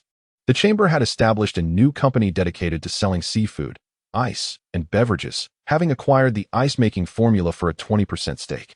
The two families had long been in partnership, and it was this connection that led the Stewart family to approach him, resulting in his agreement to join their ranks. As they ventured deeper into the city center, the number of vendors dwindled, replaced by an array of shops and squares, yet the flow of people remained unabated. It was not until they reached the administrative district that the crowds began to thin. There lies the residence of the Earl, Danliver pointed out, indicating a castle ahead. Following Danliver's gesture, Sammy beheld a castle in the style of Eastern European medieval architecture. He found it peculiar that while the city's pedestrians and buildings reflected a Middle Eastern aesthetic, this administrative district exhibited the architectural styles of European nations, particularly England and France, with the royal family bearing the surname Louis. It felt like two worlds converging. Perhaps this was the unique style of the kingdom. Sammy understood that Oda had drawn extensively from real-world nations when designing the city's backdrop, yet being a comic, it possessed its own distinctive flair. Still, the incongruity left Sammy feeling profoundly unsettled. Do you feel the administrative district contrasts sharply with the rest of Gauss City? Danliver seemed to sense Sammy's thoughts and posed the question, not waiting for a response before providing his own. The Kingdom of Morocco has long been regarded as a rustic backwater by other nations, particularly by the nobility, who have looked down upon it. Consequently, the upper echelons of this country have imitated the dress codes and architectural styles of other nations. Especially after the celestial dragons visited the white town of the Goya Kingdom last year, which incited envy among those nobles. Sammy, rendered speechless, contemplated the peculiarities of this nation. Having witnessed the formidable presence of someone like Disma, he had assumed the upper echelons of this country would resemble those of Alabaston. Yet, it appeared he had overestimated the situation. As their conversation unfolded, the two arrived outside the castle, where the guards clearly recognized Danliff and bowed in respect as he approached, showing no particular curiosity towards Sammy who accompanied him. Danliff merely nodded in acknowledgement to the guards before leading Sammy into the castle. The castle was even more expansive than it appeared from the outside. Upon entering, Danliff guided Sammy through a long corridor, eventually arriving at a garden adorned with lush lawns, fountains, sun umbrellas, and tea seating, an evident locale for family afternoon tea. Behind the garden, 2 rows of 3-story buildings stood tall. Not lingering in the garden, Danliff took Sammy directly into one of the high-rise buildings, ascending to the topmost 3rd floor. Along the way, maids and stewards paused in their tasks to greet Danliff, casting curious glances at Sammy trailing behind him. Sammy, however, chose to ignore their stares. After navigating a maze of corridors, Danliff finally halted before a door marked with a lounge sign. Just as he was about to knock, an exuberant voice echoed through the hallway. "Is that really you, Sammy?" Following the sound, at the end of the corridor stood a young lady gazing at him with eager anticipation. She possessed a head of golden hair cut to her ears, an attractive visage, and though she was only about 1.3 meters tall, her figure was striking, boasting long legs and a burgeoning silhouette. Clad in a long-sleeved shirt and fitted jeans, her physique was accentuated. Recognizing the familiar voice and vaguely reminiscent features, Sammy might not have recalled her name instantly, but could deduce her identity. Stewart Ailey, the youngest daughter of the Stewart family. "Ah, Ailey, it has been a while." Sammy greeted with a smile. "It really is you," Ailey exclaimed, tears of joy welling in her eyes as she rushed over and enveloped Sammy in a warm embrace. "I've wanted to find you for ages, but my father grounded me after that incident." The specifics of Ailey's words were lost on Sammy, who found himself blissfully overwhelmed, burying his face in a sea of softness, so much so that he hardly noticed the difficulty in breathing. The constraints of her shirt made Sammy acutely aware of the situation, prompting him to ponder a question. Was she too familiar? They had only shared a single meal together. Was this the customary behavior among pirates, or was it perhaps a reflection of his own introverted nature? Chapter 22. Stuart Moritz Wegehem. Miss, do mind your decorum. Danliff coughed lightly, attempting to remind Ailey. However, she remained oblivious to his efforts, compelling him to intervene, clearly accustomed to such occurrences. Following Danliff's gentle prompt, Ailey recognized the inappropriateness of her actions, pushing Sammy away, adjusting her appearance, and casting a furtive glance in his direction. Ha! Samit knelt on the ground, panting heavily. After a while, he finally lifted his gaze toward Ellie. Had she not taken the initiative to release him, he would have perished in the embrace of her gentleness. It seemed that this fellow was merely a year or two older than himself, yet he had developed so impressively. Suddenly, Samit realized something. The women in this world possessed remarkable figures. One might be plain or even unattractive, yet a splendid physique was an absolute requirement. Ample bosoms, curvaceous hips, and long, elegant legs were the standard, especially for those under 30. However, once a woman reached her 30s, many began to lose their shape, developing what could only be described as barrel waists and elephantine legs. What could he say? He could only lament Oda's peculiar sense of humor, which left him, a mere otaku in this two-dimensional realm, to fantasize about beauties without daring to take actual action. Of course, age was a significant factor as well. Danilvor helped Samit to his feet and turned to Ellie, advising, Miss, please be mindful of your appearance. Otherwise, if the Lord sees you, there will be reprimands. Got it, Grandpa Danilvor, Ellie replied, sticking out her tongue in a somewhat bashful manner. Then, noticing Samit, who was still blushing, she continued, Samit, ever since I witnessed your negotiation with Grandpa Danilvor 5 years ago, I have believed you to be quite remarkable. It seems my intuition was not mistaken. The news of your defeat of the notorious pirate has spread throughout the Kingdom of Morocco. Even His Majesty has heard of you. Moreover, everything that transpired on the way to Gauss City has already been communicated to my father by Danilvor through the telephone snail. You are truly an extraordinary individual, and I have a premonition that in the future, you will become a significant figure, not merely one of high status, but someone who will leave a profound mark in history. Oh, I am not that impressive, Samit replied, feeling somewhat bashful. Although he did not doubt his future accomplishments, he was surprised by Ellie's high opinion of him. No, you are indeed that impressive. When you arrive at the Rose Knights training camp, you must take good care of me. Just as Samit was about to respond, the door swung open, revealing a towering figure. Due to the backlight, he could not discern the visitor's features, but a rough estimate suggested a height of at least 3 meters and a massive build comparable to Delova. The difference lay in the fact that one was muscular, while the other was portly. The sudden appearance of this figure startled Samit, prompting him to adopt a defensive stance. Beside him, Danilvor and Ellie hastily bowed in greeting. Father, master of the house. However, the figure merely glanced at Samit before shifting his attention to Danilvor and then to Ellie. What are you all chattering about outside? If there is something to discuss, come in and say it. Having uttered these words, he disregarded them and retreated into the room alone. The 3 men exchanged glances, and Danliff nodded, suggesting, let us discuss this inside.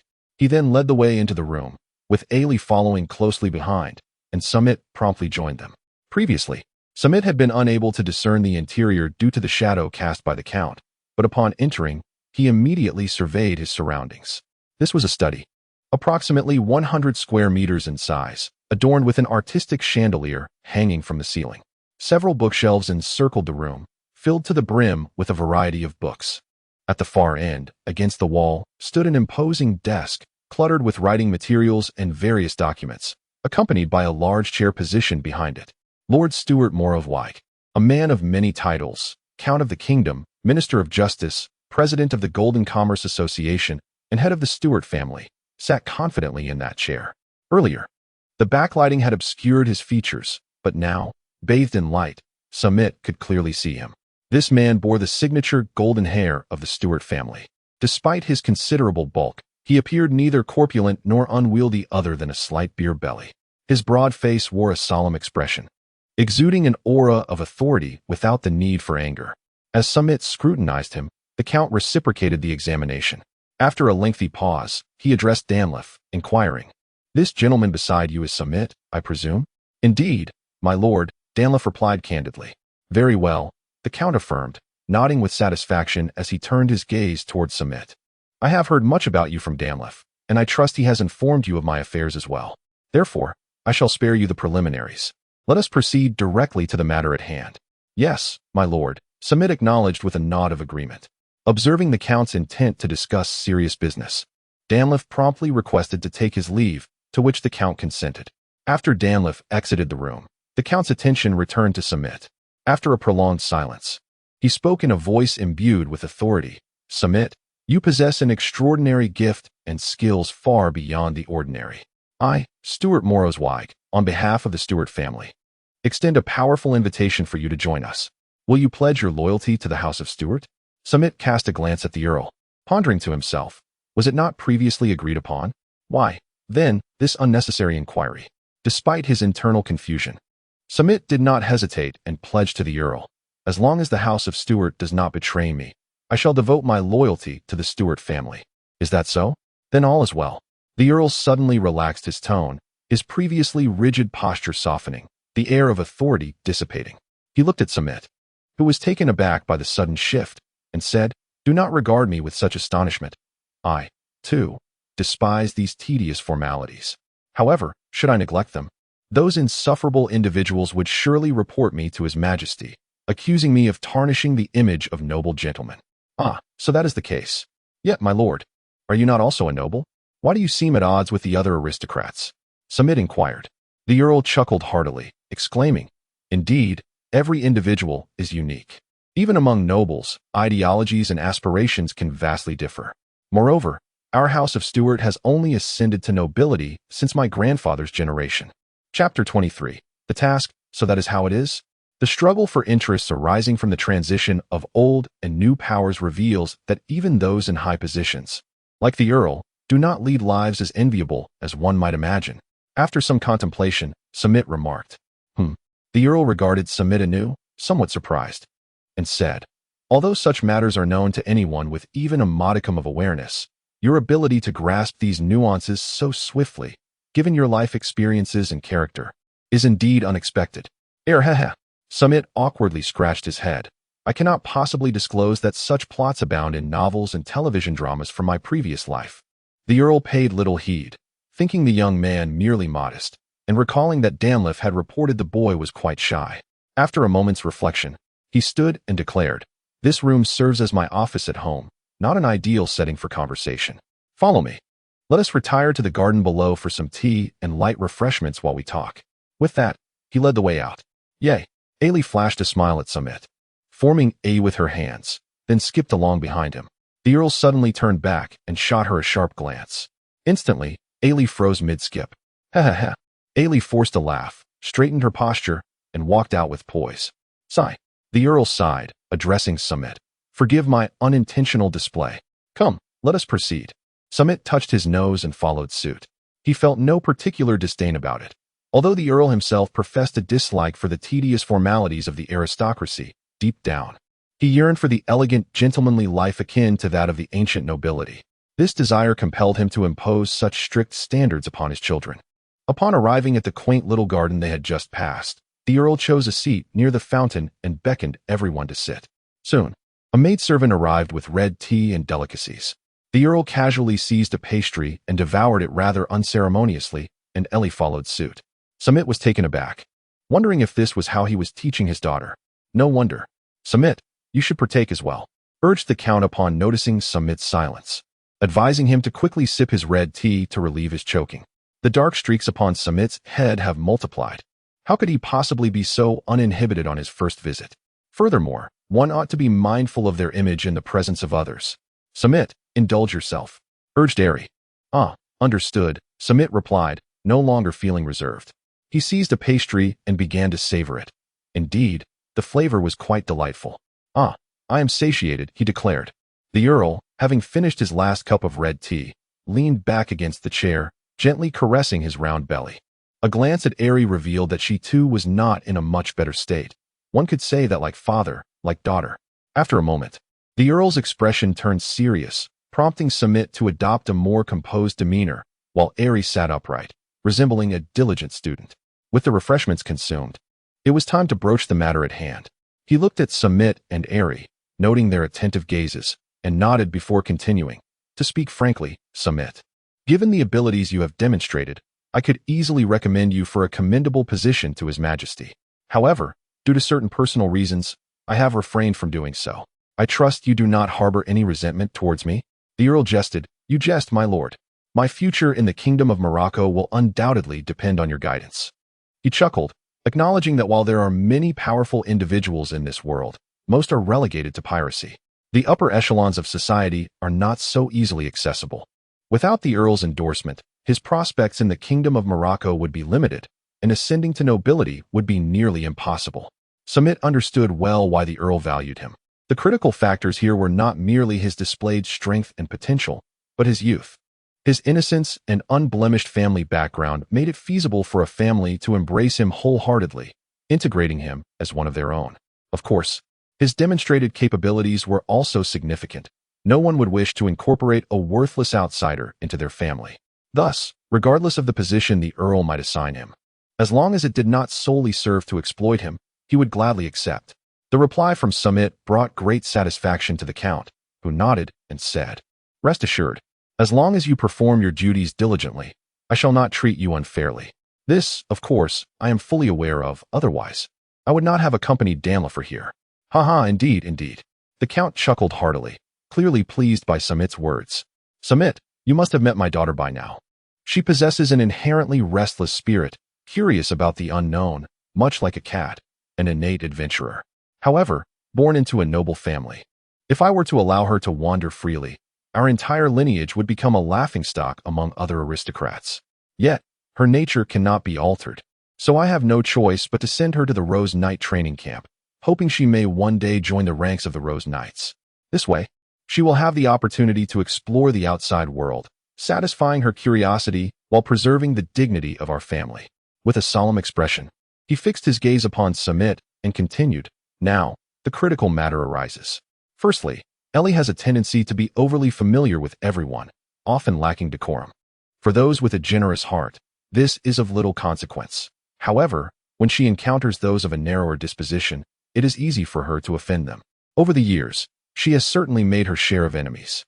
Indeed, Samit nodded in agreement, recalling his own encounter with her 5 years prior, which had led to her exuberant approach today. Even if one is naturally affable, this was excessive, to say the least. Moreover, I face my own challenges. Although I hold the position of Minister of Justice, wielding considerable power, commanding respect even from the Prime Minister, this role is fraught with complications. He sighed, alas. Whenever the families and factions of the nobility commit transgressions, they come to me seeking leniency. Should I grant them clemency, I would be derelict in my duties, and someone might leverage that against me to orchestrate my downfall. Conversely, refusing them would sow discord. Hence, I am concerned that individuals with ulterior motives may approach her. You need not worry, my lord. I am fully aware and will ensure that no one with ill intentions comes near the lady." Samit interjected before the Count could finish. The Count opened his mouth. "What I mean is, do not concern yourself with those who approach Ellie. Simply deal with them when their true nature is revealed. This way, Ellie will learn to discern whom she can befriend and whom she should merely encounter briefly." "I understand now. I shall not disappoint your expectations, my lord," Samit replied, slightly embarrassed, having intended to impress but inadvertently creating a blunder. Fortunately, the Count was unfazed, calmly detailing a few matters of importance. "I know you possess the ability to perceive the hearts of others. Thus, this task is well suited for you. However, you must also recognize that the noble circle is rife with cliques.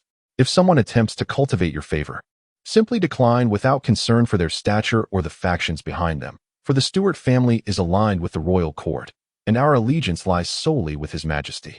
This is why many view me as a thorn in their side, yet are powerless to act against me." "Understood. Now, do you have any further questions or desires you wish to express?" the Count inquired, looking at Samit. "None really. On the way here, Butler Danlifer conveyed everything necessary." Samit replied with a nod. "Is that so? In that case, I shall take my leave."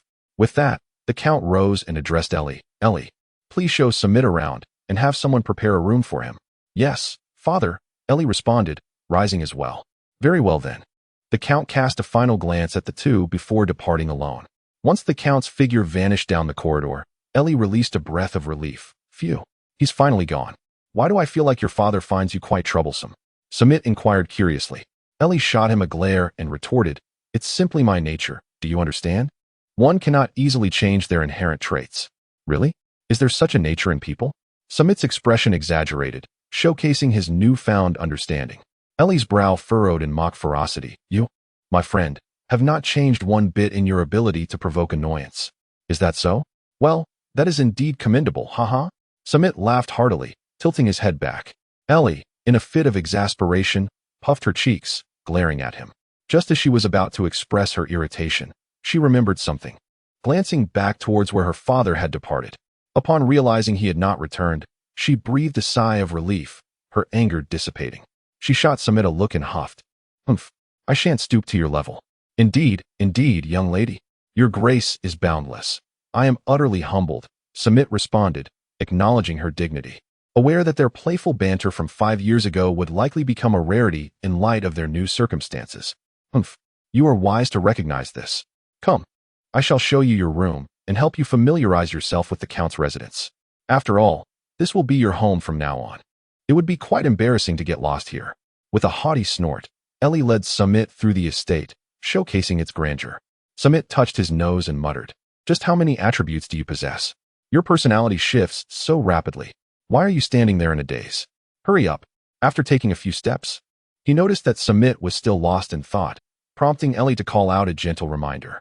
Samit soon realized and responded with a nod before following suit. The Count's residence was a castle embodying British architectural elegance, boasting over 300 rooms of varying sizes. The portion facing the street served as the office, study, lounge, restroom, and living room, primarily designated for entertaining guests. At the rear of the castle lay a quaint garden, flanked by 2 rows of 3-story residences, sprawling across 20,000 acres. Within these grounds were a library, art studio, kitchen, dining hall, guest rooms, ballroom, bar, and swimming pool. In essence, every amenity found outside was present here. Yet such an expansive castle was occupied by merely 6 individuals, with the remainder being servants and attendants.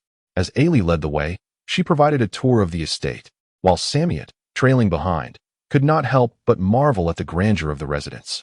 Observing Samit's astonishment, Ailey felt a sense of pride swell within her, and she subsequently guided him to his chamber.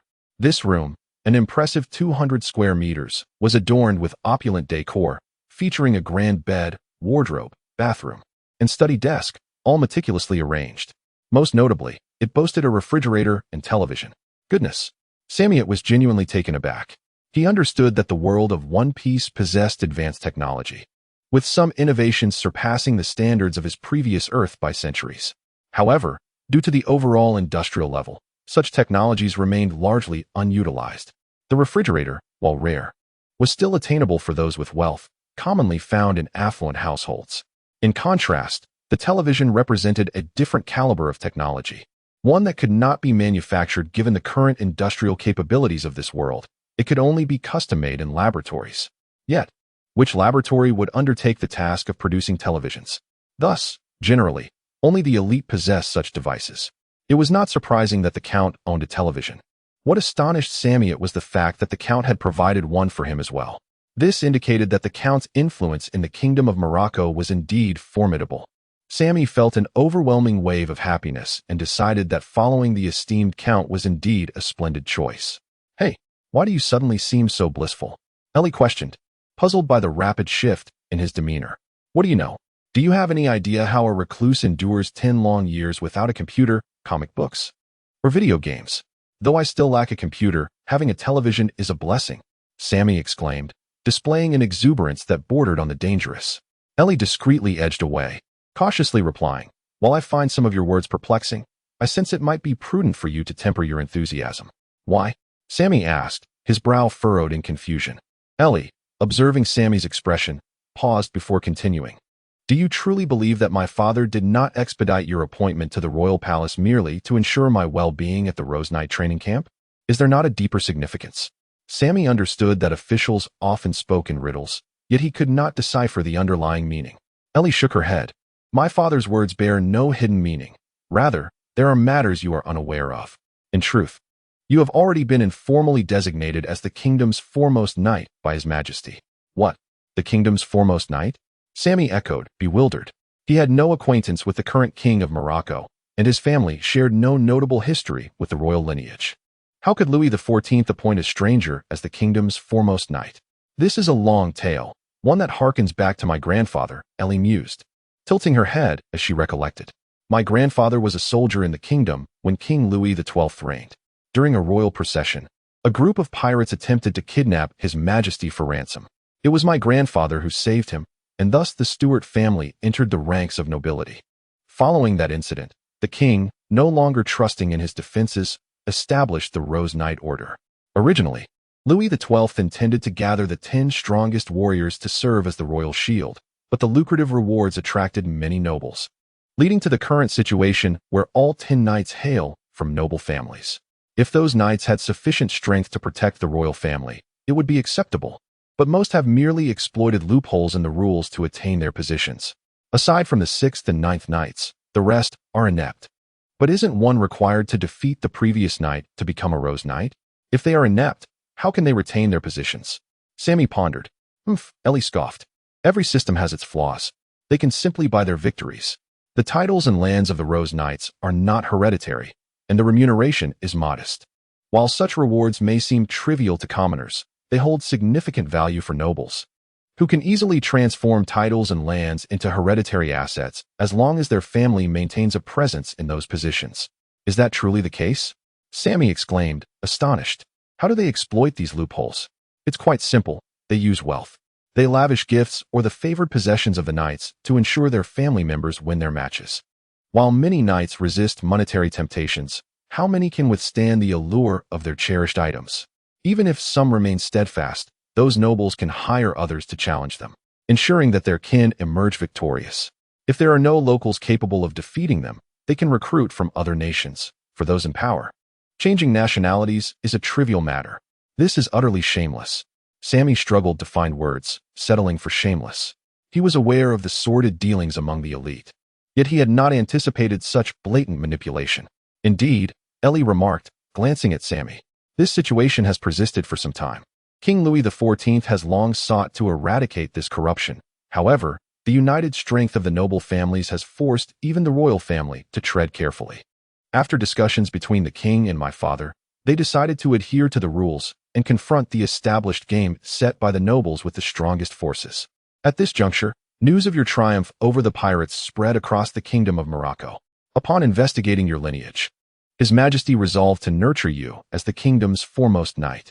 Initially, you were to undergo the highest level of training upon your arrival, but your displayed strength and potential along the way reassured the king and my father. They believed that excessive interference might hinder your growth.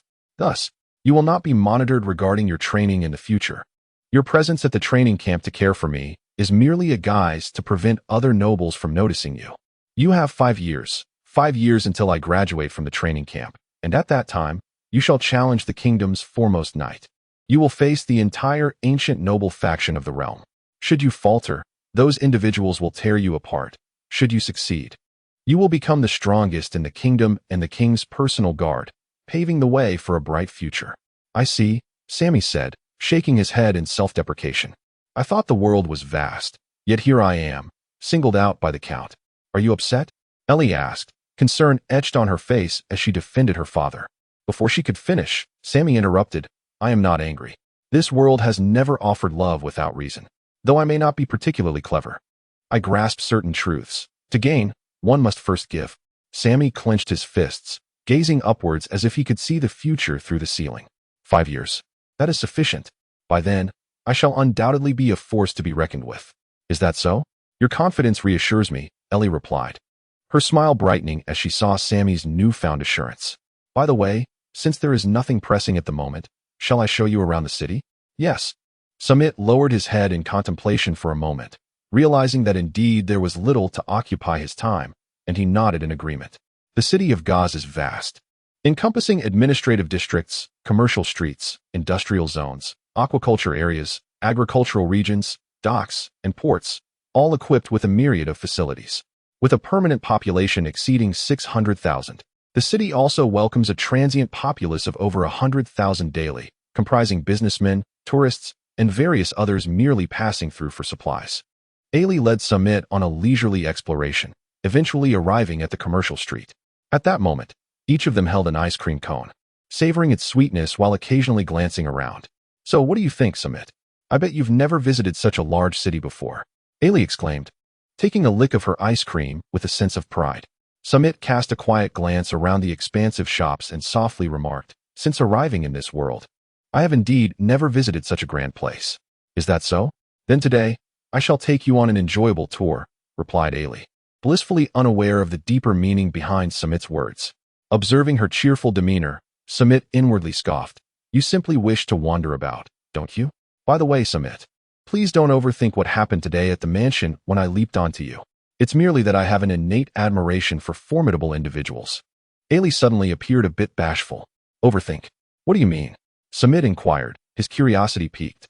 Oh, it's nothing. I've just been overthinking, Ailey replied. Chapter 26. The eccentric young lady Ailey, is that so? By the way, why do you hold such admiration for the strong? I don't mean the admiration of the weak for the strong, but rather, how should I put it? Your reverence transcends the ordinary, bordering on fanaticism. Ignoring her attitude, Samit found himself intrigued by her character, pondering what experiences could have led her to such a profound admiration for the powerful. Is there something difficult to articulate? Ailey hesitated, which only fueled Samit's curiosity further. It's nothing, she seemed to resolve, abandoning her shyness. Actually, it relates to my curiosity about the unknown world beyond. Huh. What connection could there be? Samit blinked, concocting a narrative in his mind. A noble young lady, driven by curiosity, sneaks out of her home, encounters danger, and is saved by a passing hero. From that moment on, she develops an unusual admiration for the strong. What a cliché storyline. Samit shook his head, dismissing his fanciful thoughts. Ailey remained oblivious to Samit's imaginings and continued. Due to this sense of curiosity, I have always longed to explore the world outside. But my father has always disallowed it. Although I have sneaked out before, how long could a mere child stay outside? Thus, my excursions have been limited to Gauze City, with my farthest venture being your hometown, Cabalone Island. Yet, my yearning for the outside world has never waned, leading me to read the tales of legendary adventurers. I discovered that to embark on adventures across the globe, one must possess great strength. Consequently, I developed a deep admiration for those who have undertaken perilous escapades around the world. They are truly remarkable. Huh, is that the reason? Samit tilted his head, appearing unimpressed. Noticing Ailey's expression dim, he asked, do you find my reasoning dull? Is it boring? Indeed, it is rather mundane. But who hasn't had their youthful fantasies? Samit gazed up at the drifting clouds, reminiscing about his own childhood when he often blurred the lines between fictional characters and reality. Having recalled this, he turned to Ailey and earnestly stated, you are far stronger than I. At least your infatuation stems from genuine legendary accounts, whereas I once muddled fiction with reality.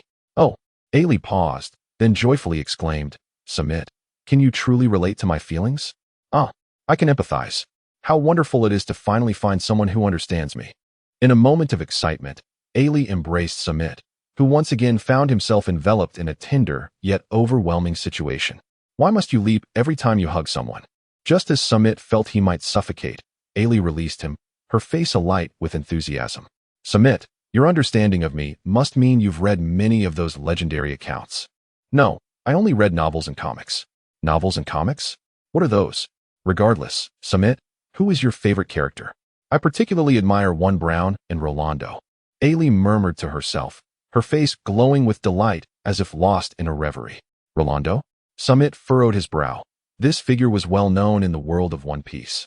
Notorious for his claims about discovering the fabled land of gold, which led his country's king to expend vast resources in search of it, ultimately returning empty-handed. The king deemed Rolando a fraud and sentenced him to death for deceiving the monarchy. Noticing Samit's expression, Ailey's demeanor shifted to one of displeasure. What's wrong? Do you also believe Rolando is a fraud? That's impossible. If he were truly a fraud, how much effort would he have to exert to weave such a believable tale throughout his legendary adventures? The land of gold must truly exist. Samit remained silent, fully aware that the fabled golden country indeed existed, and Roland had not uttered a falsehood. Yet, it was undoubtedly his admiration for the character of Roland that led him to this conclusion. It was akin to the days of watching anime in a past life, where beloved characters often appeared, and any disparagement directed towards them was intolerable. even when such characters possessed flaws within their narratives. There were always those who would conjure various justifications to dismiss the author's intentions. Observing the fervent defense of her idol by Ellie, Samit pondered the fervent idealism of youth, recognizing that the dreams of these young souls were profoundly pure and precious. It seemed best not to shatter her illusions, especially since Roland had truly spoken no falsehood. With this thought in mind, Samit paused momentarily, then fixed Ellie with a resolute gaze, declaring, "You are absolutely correct. Roland has not lied. The Golden Country is indeed real. Is that so? You think so too?" Ellie exclaimed, tears welling in her eyes. She threw herself into Samit's embrace, burying her head in his chest as she spoke with a trembling voice. "Thank you, Samit, for validating my beliefs. Even if you merely speak comforting lies, I understand. I know Roland is a charlatan. Countless souls have ventured forth over the last 4 centuries in search of the legendary Golden Country, yet all returned empty-handed. No one can substantiate Roland's fabrications, nor does anyone believe his claims. Yet, I cannot help but adore him. I cherish his vibrant life, the places he has traversed, and even if they are but a tapestry of lies, I yearn to experience them." Samit never anticipated that his words would elicit such a profound reaction from Ellie. Upon reflection, it is understandable.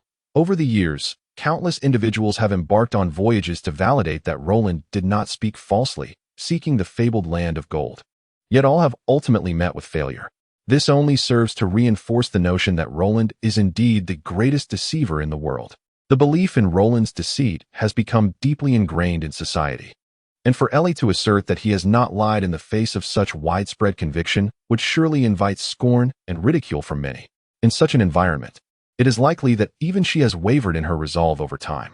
Samit pushed Ellie aside and exclaimed, "Since you are convinced that Rolando is not lying, then steadfastly hold on to that belief and seek out the land of gold. If you cannot uphold this belief yourself, allow me to assist you." With a deep breath, Samit shouted, "The land of gold truly exists." Chapter 27. The Agreement. The land of gold exists. The proclamation echoed through the streets, drawing the attention of passers-by who turned to gaze at the commotion. Ellie stood there in a daze, her mind consumed by the notion that the land of gold exists.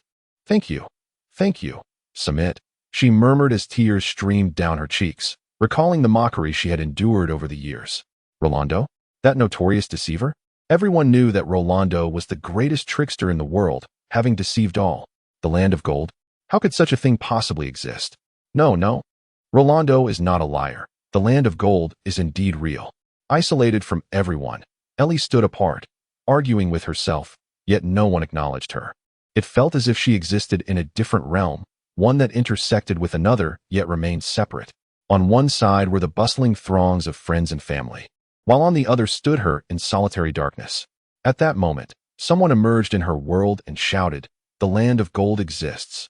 The world was illuminated, and Ellie realized that she was not alone. "Do not cry, Ellie," Samit called out, disregarding the gazes of passers-by. "I am not saying this merely to comfort you. The land of gold truly exists in this world. It has been lifted by the sea into the sky, becoming the sanctuary of the Sky Island dwellers, where all the structures are made of gold, complete with a magnificent golden bell." The street fell silent as the onlookers stared at the two with incredulity, before erupting into laughter. How naive of me to hold any expectation for the words of 2 children. One scoffed. "Indeed, the sea lifted it into the sky. More likely, it's your hot air that has done so. To think that even now, some still believe the words of that notorious deceiver, Rolando. What is there to say?" "Exactly. You all should be quiet," Samit thundered in anger, his voice so loud that his face and neck flushed red from the exertion. He gasped for breath and demanded, "Each of you claims Rolando is a fraud, but have you ever sought to verify his words? Have you even ventured beyond the sea? You blindly accept others' words and label Rolando a liar. How easily you are deceived. Kid, what kind of attitude is that? Are you implying that all those adventurers who have sought the land of gold for years are liars?" A passerby shouted, joined by the agreement of others on the street.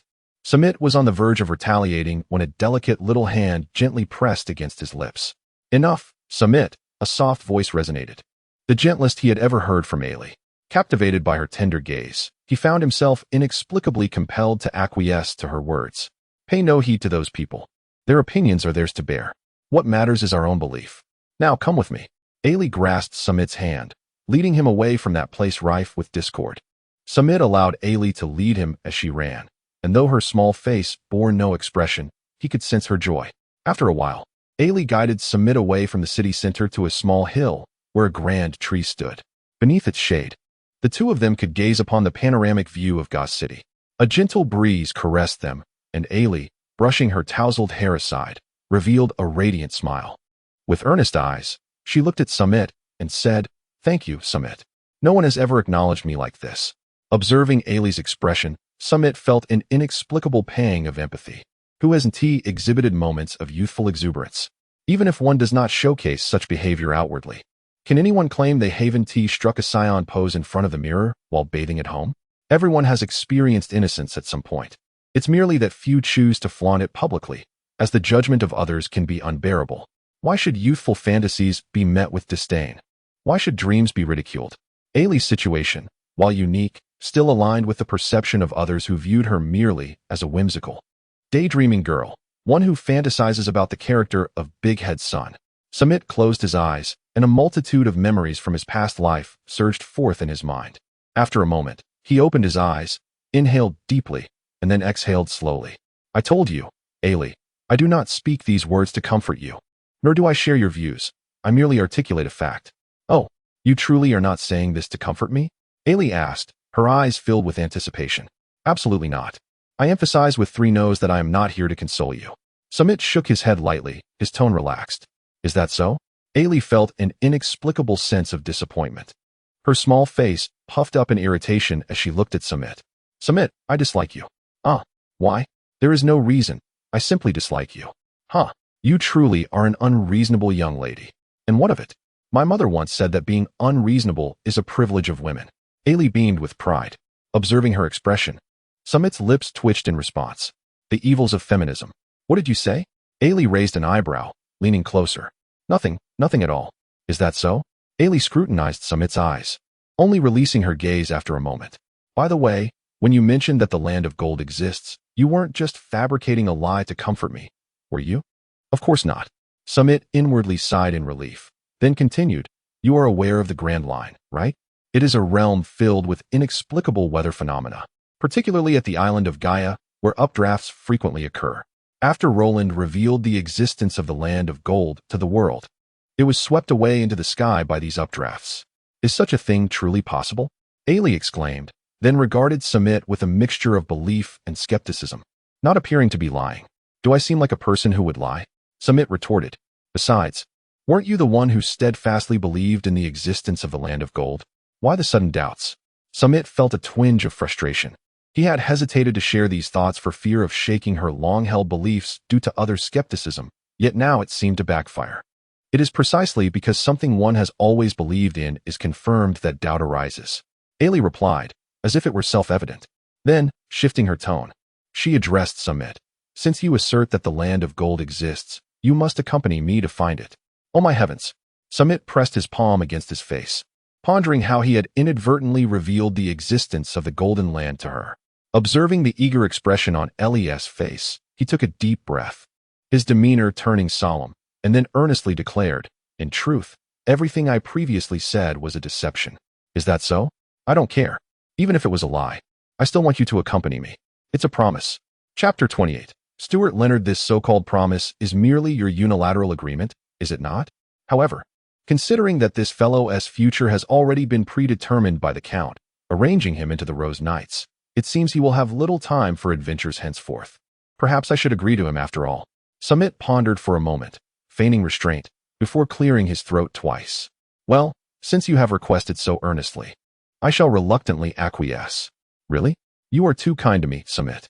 In an instant, Ellie leaped onto Samit, toppling him to the ground, and planted a kiss upon his cheek. Samit was momentarily taken aback.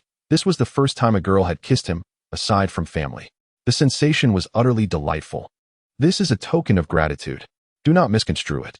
As Samit savored the moment, Ellie had already risen, her cheeks flushed. "Oh." Samit nodded dumbly, still lost in thought. Observing this, Ellie erupted into laughter. "Samit, you truly are quite innocent." "Ah, enough of this. It is getting late. We must return home. Otherwise, we shall incur the wrath of my father." Ellie smiled gently, and without waiting for Samit to gather himself, she dashed towards the Earl's residence. It was only after Ellie had run far ahead that Samit regained his senses. "Hey, Ellie, wait for me." Upon returning to the Earl's estate, they discovered that the household had already finished lunch. Fortunately, the Earl had gone to the palace.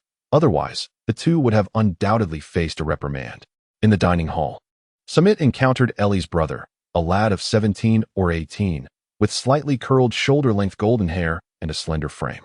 He bore dark circles under his eyes, appearing rather listless. He wore trousers paired with a white shirt, topped with a waistcoat, and adorned a white silk scarf around his neck. As Samit and Ellie entered the dining room, the gentlemanly yet artistically inclined youth had already finished his meal, meticulously wiping his long, elegant fingers with a white napkin. He glanced at the two newcomers and remarked coolly, "Your lunch has gone cold. You should have the servants reheat it." With that, he stood and departed, moving past them. "Brother," Ellie called softly, her eyes brimming with concern. Sammy furrowed his brow.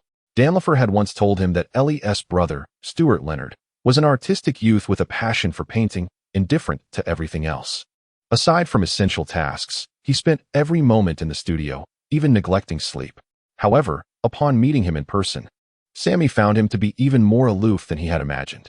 When the siblings encountered each other, they exchanged no greetings and did not even spare a glance. The only words that had managed to escape were perhaps a result of the Earl's upbringing, prompting an involuntary utterance. This behavior transcended mere indifference. It suggested a profound emotional absence. The brother he once knew was not like this. At this moment, Ellie spoke up to provide an explanation. Samit remained silent, observing Ailey as he patiently awaited her next words. Ailey sighed and made her way directly to a seat in the dining hall. Her brother was quite different from her. He had always been quiet, preferring to spend his time alone in their home, painting.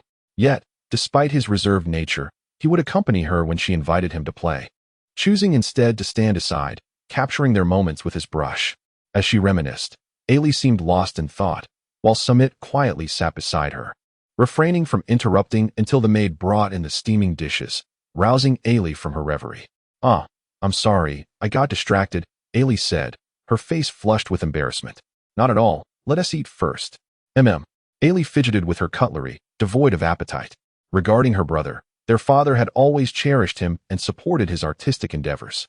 However, when her brother expressed his desire to pursue a professional career as an artist, their father's demeanor shifted drastically.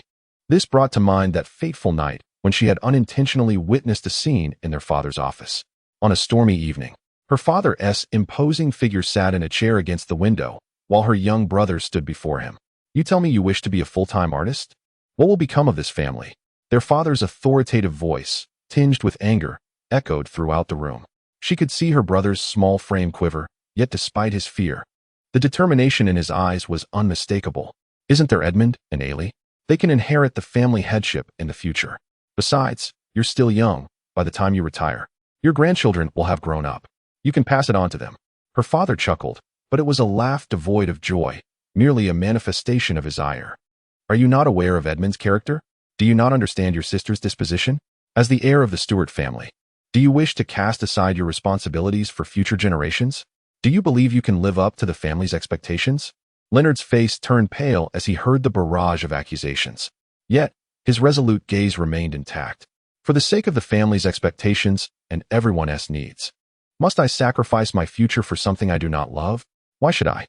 Why indeed?" Her father erupted into wild laughter, suddenly rising to shout. "Let me tell you why. Because you bear the blood of the Stuart family. Do you think you can paint in peace? It is the Stuart family that provides for you. The paints, brushes, and paper are all supplied by the family. Even the food you've consumed throughout your life has been provided by us. Without the family, you are nothing. With your disposition, you would struggle to survive outside. You have enjoyed the privileges of the family, yet refuse to bear any responsibility. Do you think you deserve to call yourself a man? I am your son. You raised me to be a mere commodity? A tool for carrying on the Stuart legacy?" Leonard shouted defiantly. "A tool? Is that truly your perception? Considering your youth, I will overlook your words, but it is necessary for you to grasp the harshness of reality." With a grand gesture, his father continued. "Do you know how the family has attained its current status? It is due to me. I am the Earl of this kingdom, the Minister of Justice, wielding control over countless lives. However, should I meet with disaster and no one in the family is capable of filling my position, the family's wealth will be seized. You think you can paint in peace? That is impossible. Do not entertain the naive notion that we have not provoked anyone to warrant their malice. Even at your tender age of 10, you should understand the struggle for the life you desire, let alone the temptations of wealth. Just to maintain the expenses of the Earl's estate, how many enemies does the Golden Flash Trading Company have? Surely, you can speculate. Leonard, my son, you may pursue painting, but it must remain a mere hobby. If you wish to forsake your family responsibilities, then leave the family. I shall consider you no longer my son. Chapter 29. The eerie canvas. Since that day, her brother had transformed into a shadow of himself, indifferent to everything, neglecting everyone. Aside from the academic tasks assigned by their father, he spent his days locked away in the studio, visible only during mealtimes. With that, Ailey rested her cutlery and let out a heavy sigh. Sammy silently savored his steak, reflecting on Ellie's recent words. Leonard, much like his former self, was nothing but a cad, lacking responsibility.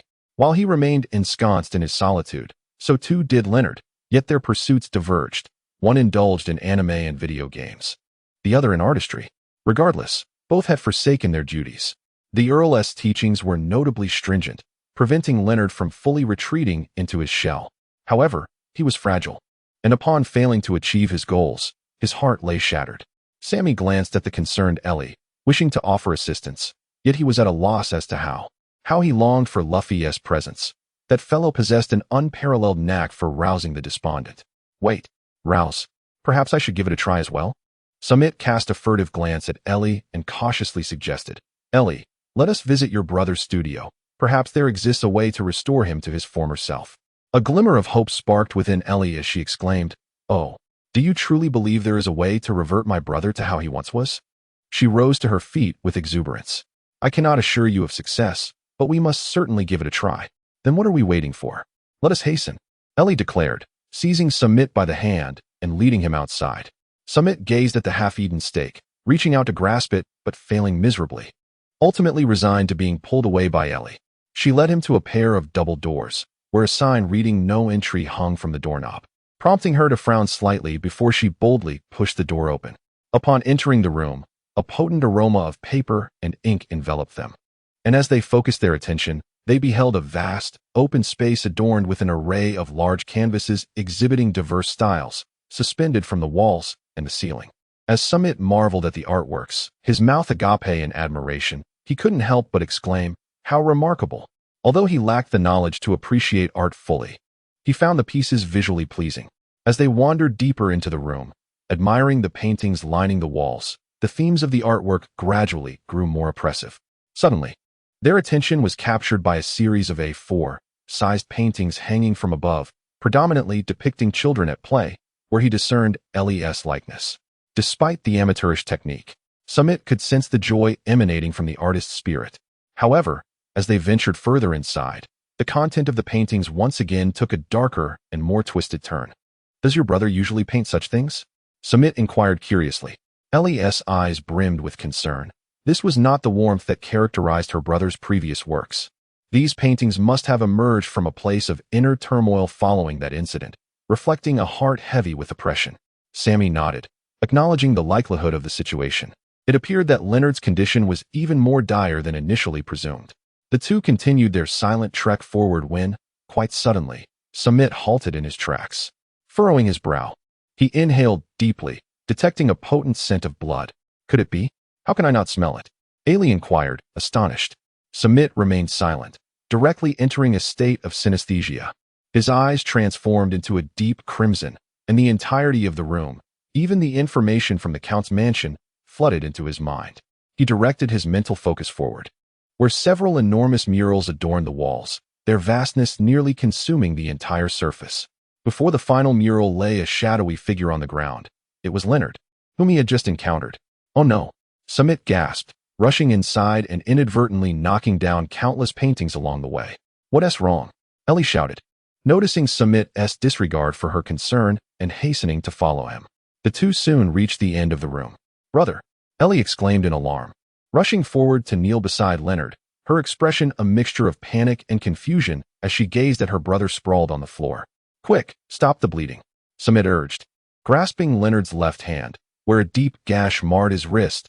blood pouring forth profusely. It was then that Ellie noticed the pool of blood beneath her brother. Samit, please save him, she cried out in desperation. Sammy nodded, and where he grasped Leonard's hand, a faint blue luminescence emanated, and the incision at his wrist healed as if it had never been made. What is this? Leonard awakened, albeit with a feeble expression. Thank goodness, brother, you're all right. Just wait, I'll fetch a doctor. Lee exclaimed, tears of joy streaming down her face as she attempted to rise and leave. Yet, Leonard clasped Lee's hand. What is it? Lee turned back in confusion, gazing at Leonard. It's futile. This is not something a doctor can remedy. I can distinctly sense that I am nearing death. Leonard gasped weakly, continuing, Lee, soon the shackles binding our family will cease to exist, and you will be free to pursue your desires. What are you saying? Brother, are you delirious? Please let go of me. I need to call for a doctor. Lee tried to pry Leonard's hand away, but was astonished to discover the surprising strength of her seemingly frail brother. No, my mind is quite clear. Lee, I have always had a penchant for conversation, but after I acquired the demon's power by the sea during my childhood, I became hesitant to speak freely. For whatever I utter may manifest into reality in the near future. What? Lee stared at him in disbelief, while Sammy's expression shifted to one of realization. Initially, he feared Leonard was contemplating suicide.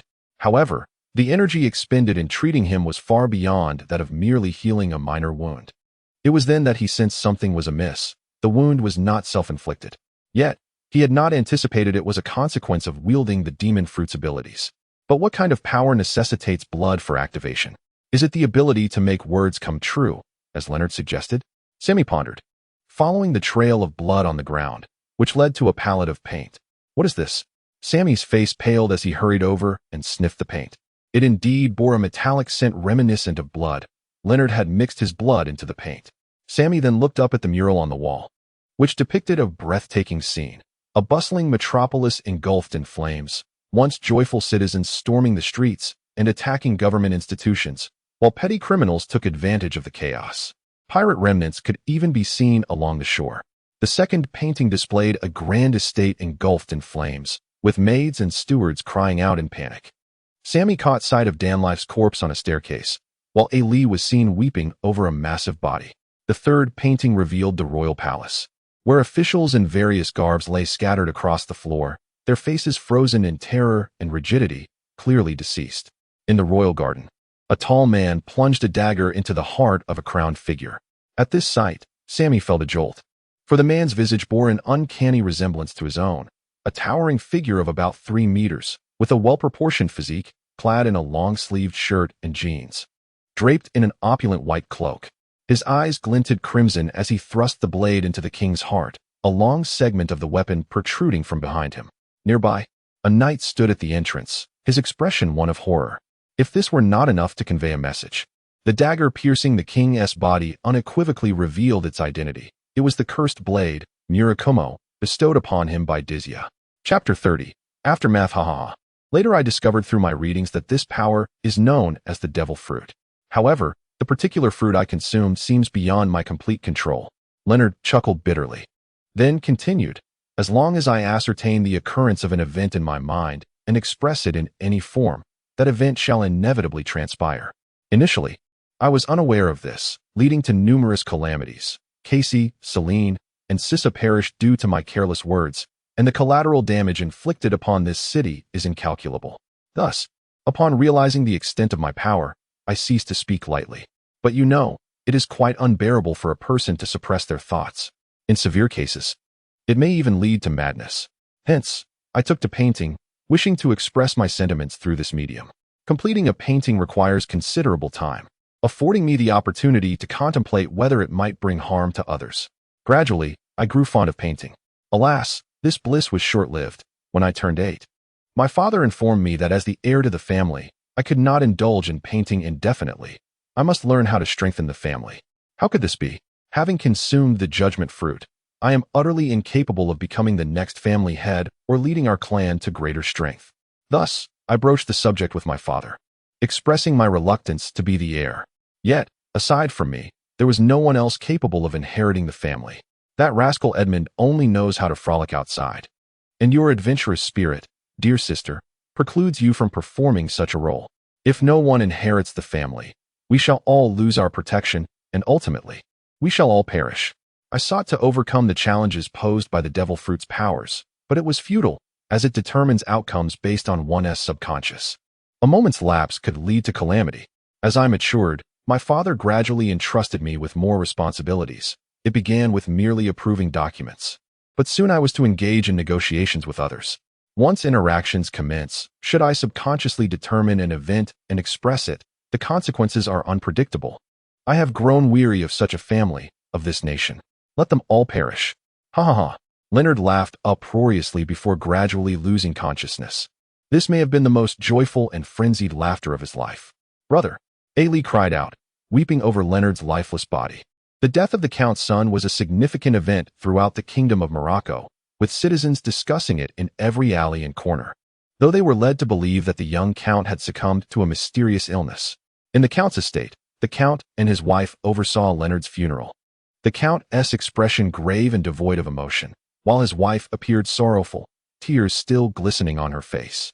Many notable figures from the kingdom attended the mourning, and Dizia, amidst his busy schedule, hurried back to pay his respects. He approached Leonard's memorial, his fists clenched tightly, and glanced at the Count, seemingly poised to say something, but ultimately said nothing and departed due to the crowd. After Dizia's departure, the atmosphere in the Count's estate grew even heavier. Visitors dared not utter a word, offering incense before quietly leaving. As night fell and the mourners departed, the servants locked the castle doors, and the Count gathered all family members in the council hall.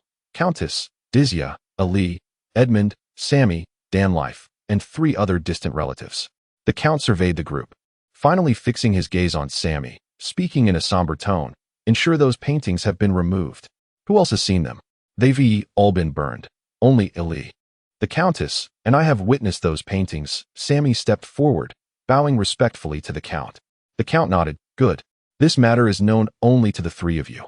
Do not divulge its contents to a 4th party." "Understood," Sammy replied, albeit hesitantly regarding the implications for himself. "There are no buts." With a decisive wave of his hand, the Earl proclaimed in an unassailable tone, "Do not concern yourself with the matter of the fruit's judgment. Even a devil fruit is not omnipotent. Certain matters cannot be accomplished without specific conditions." Samit nodded in agreement and stepped aside, yet his heart remained laden with unease regarding the content of that painting. The Earl then turned his gaze towards Edmund. "Edmund, your brother has passed away, leaving you as the sole heir of this family. The weight of our lineage now rests upon your shoulders, and you are to refrain from associating with those dubious companions of yours." A look of distress crossed Edmund's face. "Is there something troubling you?" "Well, uncle, I am merely a good-for-nothing wastrel. To bestow upon me the family legacy is to invite ruin upon it," Edmund lamented, exhibiting a keen self-awareness. However, upon uttering these words, Samit sensed the somber expressions that overtook both the Earl and Disma. The Earl, leaning on his armchair, admonished him, "If you are aware of your shortcomings, then strive to redeem yourself. If you put forth some effort, Leonard." The Earl's voice trailed off, steeped in sorrow, prompting an atmosphere of shared grief, while Edmund's expression turned to one of profound guilt. "Well, if you are unwilling to inherit the family, it is not a problem. Just ensure that you produce an heir soon, and I will arrange for their upbringing." Following this incident, the Earl had come to terms with certain truths and no longer imposed his will upon others. He then directed his gaze towards Ellie, saying, "Ellie, you too. If you wish to embark on adventures, I shall not hinder you. Go forth and pursue your aspirations." Surprised by her father's unexpected support for her dreams, Ellie felt a surge of joy. Yet, contemplating her brother's recent demise and the solitude that would befall their mother in her absence, she resolutely declared, "No, father. I have decided to heed your advice and join the Rose Knights training camp to become a Rose Knight. Is that so? Do as you wish. Should you ever regret your choice, you may depart at any time." Despite his words, the Earl's gaze betrayed a sense of relief. He then turned his attention back to Samit, stating, "Next month marks the beginning of the recruitment for the Rose Knights training camp. Prepare yourselves so that you are not eliminated." "Understood. In that case, you may all take your leave. I have matters to discuss with my brother." Chapter 31. A new application of the instance world. After the day's myriad events, everyone felt fatigued. "Let us return to our quarters and rest." The Countess addressed the assembly as they exited the council chamber. A murmur of agreement resonated as they nodded, each retreating to their respective rooms, the silence enveloping them as they walked, their heads bowed in contemplation of unspoken thoughts. Samit cast a glance at Ailey, who walked ahead. Her face was etched with weariness, and the sorrow in her eyes had yet to dissipate. Yao Yao lowered her head, swallowing the words she had intended to voice. After a while, Samit retreated to his room, gazing at the large television screen on the wall, yet devoid of the inclination to turn it on. His mind was consumed by the three grand paintings, particularly the last one, where the man who had slain the king bore an unmistakable resemblance to his future self. Would he truly take the life of the king with his own hands in the days to come? Samit found himself unable to discern any justification for the assassination of the king. However, the mere thought of Leonard's formidable abilities ignited a flicker of concern within him. Though the powers bestowed by the devil fruits are not infallible, some fruits possess an insurmountable potency in specific realms. Would Leonard's life-imbued abilities ultimately manifest in the future? Surely not. If his powers were indeed so overwhelmingly advantageous, why would he not employ them to extricate himself from his predicaments? For instance, he could alter the natures of Ellie or Edmund, persuading them to inherit the family legacy. Yet, it was evident that Leonard, who frequently interacted with the duo, subconsciously perceived their inability to transform his character. But could he genuinely believe that he could annihilate the kingdom and slay the king? He hardly knew him before. How could he envision his future self? After much contemplation, Samit found himself ensnared in confusion, opting to relinquish the matter entirely. Regardless of what the future holds, the undeniable truth remains that personal strength is paramount. Leonard's demise served as a poignant reminder for Samit. He was not the irresponsible man he had presumed, but rather a person of considerable accountability. Yet, what difference does it make? Without power, one can only succumb to overwhelming pressure, ultimately resorting to a desperate gamble with their life. I must resolutely avoid following in his footsteps. Samit's gaze grew resolute as he lay down on the bed without even taking a shower, plunging into the realm of dreams. Despite the fatigue that enveloped both body and mind, he once again embarked on the journey through the Valgar Navy-based dungeon. The dim sky, the sound of crashing waves, and the synchronized footsteps of naval soldiers disembarking filled the air. Returning to this familiar environment, Samit felt no turmoil within. He had devoted himself to conquering dungeons tirelessly during this period. The death of Leonard today left him with a myriad of reflections, making him acutely aware that orchestrating a person's demise is far more complex than merely employing brute force. Daruba, once a fervent advocate for justice, found his convictions severely tested by unique experiences that fortified his beliefs. However, in a bid to repay the favor of Vegapunk, he strayed from his principles, rendering himself vulnerable. In that moment, he lived in a state of self-deception. Should he be confronted with his true self, he would pose no threat and might even lead himself to ruin. In essence, it is mere rhetoric. Many anime depict protagonists vanquishing formidable foes with their words, a testament to the delicate balance of strength and fragility inherent in human conviction during such tumultuous times. When one's heart is touched, it is all too easy to shift allegiances. Thus, Samit resolved to adopt a similar approach. Approaching Daruba, who was engaged in conversation with Camille on the shore, Samit directly addressed him. Daruba, I wish to speak with you privately. May I borrow a moment of your time? Surprised, Daruba glanced at Samit and replied in a low voice, very well. Follow me, Samit said, leading Daruba towards the secluded beach. 10 minutes later, in the dream realm, Samit lamented as he tapped his forehead in frustration. Why was his eloquence so lacking? Not only did he fail to persuade Daruba to reconsider his stance, but he also provoked him to fury, resulting in Samit being swiftly defeated by the suddenly enraged Daruba. Damn it, he exclaimed. In the past, he had watched anime protagonists effortlessly employ their silver tongues to compel bosses to take their own lives. Now, he realized that reality is seldom as straightforward as it appears. Samit sat cross-legged, contemplating for an extended period before he resumed the instance. Daluba, please listen to me. Daluba, hear me out. Damn it.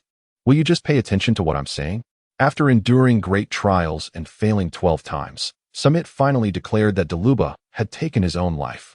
Although he did not achieve the redemption of the antagonist, nor did he assist the protagonist, the mere fact that the villain succumbed seemed commendable. With Daluba's demise, the remaining Camille posed little threat. Has this instance been completed? But what lies ahead? What shall be done next? Samit found himself in a state of bewilderment. The so-called dungeon world was merely a designation he had assigned. There were no actual conditions for completion. As long as he continued to exist, this realm would persist. The reason he established a so-called completion criterion was simply to create a goal for self-improvement, to become stronger. In the past, he had always met his demise, leading to the fragmentation of the dungeon world upon his death. He had survived solely due to the no-death rule of the dream realm. But now, what of his self-imposed completion criteria? Deluba was already deceased, yet this world remained. What was he to do? Assist Smog in capturing the Barabara pirates? Was he out of his mind? What purpose did such inertia serve? If he sought to challenge himself to continue his growth, would it not be more efficient to engage in other dungeons directly? Moreover, how was he to depart from this dungeon realm? The formation of this dungeon required effort.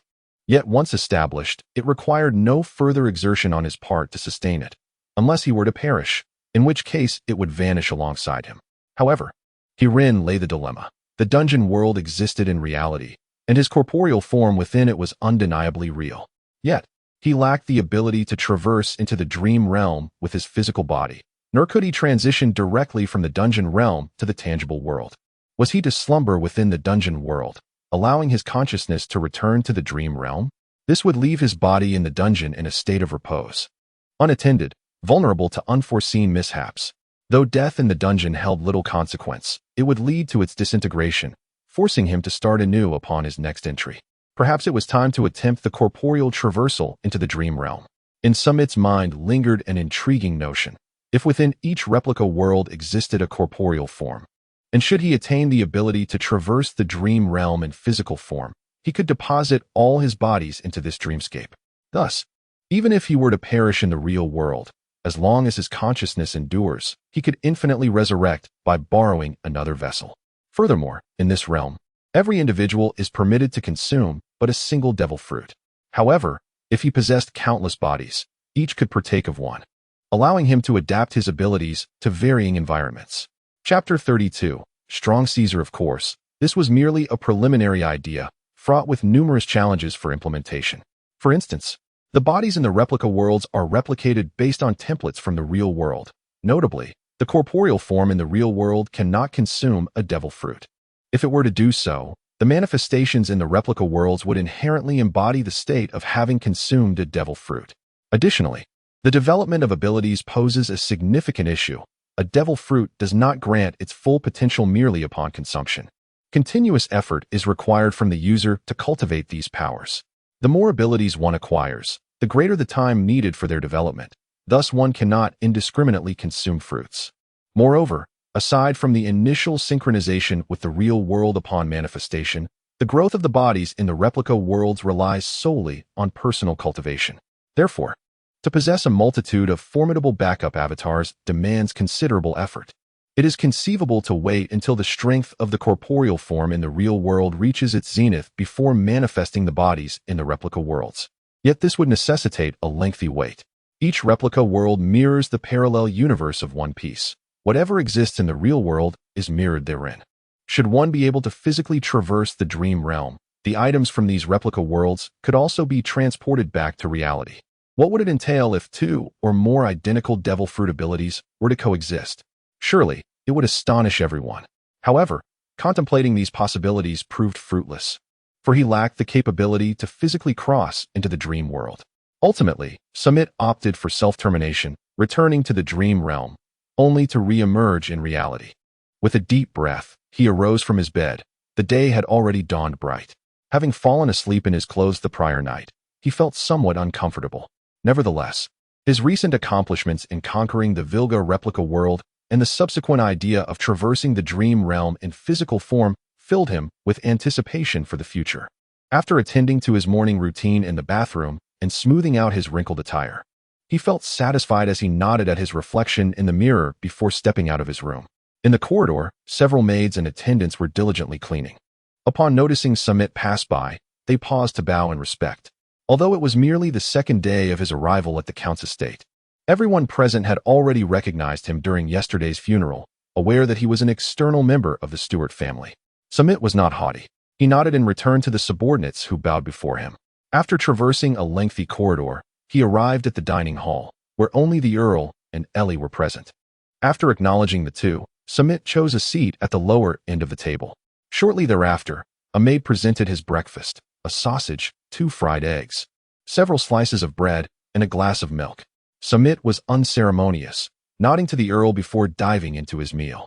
Ailey, Samit, after you finish your meal, head to the Rose Knight training camp. Suddenly, the Earl spoke. Huh. The two exchanged puzzled glances at the Earl. Ailey, unable to contain her curiosity, asked first, why? Isn't the recruitment for the training camp starting only at the beginning of next month? That's still half a month away, and with everything that just happened at home. Ailey's question mirrored Samit's thoughts, and he too looked at the Earl, bewildered by his intentions. The Earl, observing the confusion on their faces, sighed and replied, last night, I had a quarrel with your uncle. He believes that Leonard's tragedy is entirely my doing. If I had been more open with him, he wouldn't have hidden the matter of the devil fruit from me. Father. Ailey gazed at her father with concern, whispering softly. She shared the same sentiment, but she was taken aback that her normally domineering father, who never admitted to being wrong, would speak such words. You needn't look at me like that, the Earl said, perhaps sensing Ailey's thoughts. Sometimes, I wonder if I have erred in my ways. I was once pressured similarly by your grandfather. I understand all too well the helplessness that comes with being compelled. Yet, as the head of the Stuart family, I must prioritize the future of our lineage. As an Earl of the kingdom, positioned high above, I have little time to shower you with affection. Thus, it would not surprise me if you harbor resentment towards me. However, I do not mind, as long as you fulfill the mission bestowed upon you by our family. Prior to Leonard's incident, I held on to these thoughts. But after it, my perspective shifted. I had never considered your feelings, only aiming to ensure the family's prosperity. But if no one cares, then what is the point of my efforts to maintain it? Therefore, you may pursue whatever you desire henceforth. I will no longer hinder you, even if it results in our family's downfall, as long as you do not regret your choices. Father, Ailey cried as she threw herself into the Earl's embrace, tears streaming down her face. Yet, Samit still looked at the Earl with confusion, as he had not provided any clear reason for sending them to the training camp ahead of schedule, and his statements seemed disconnected from that notion.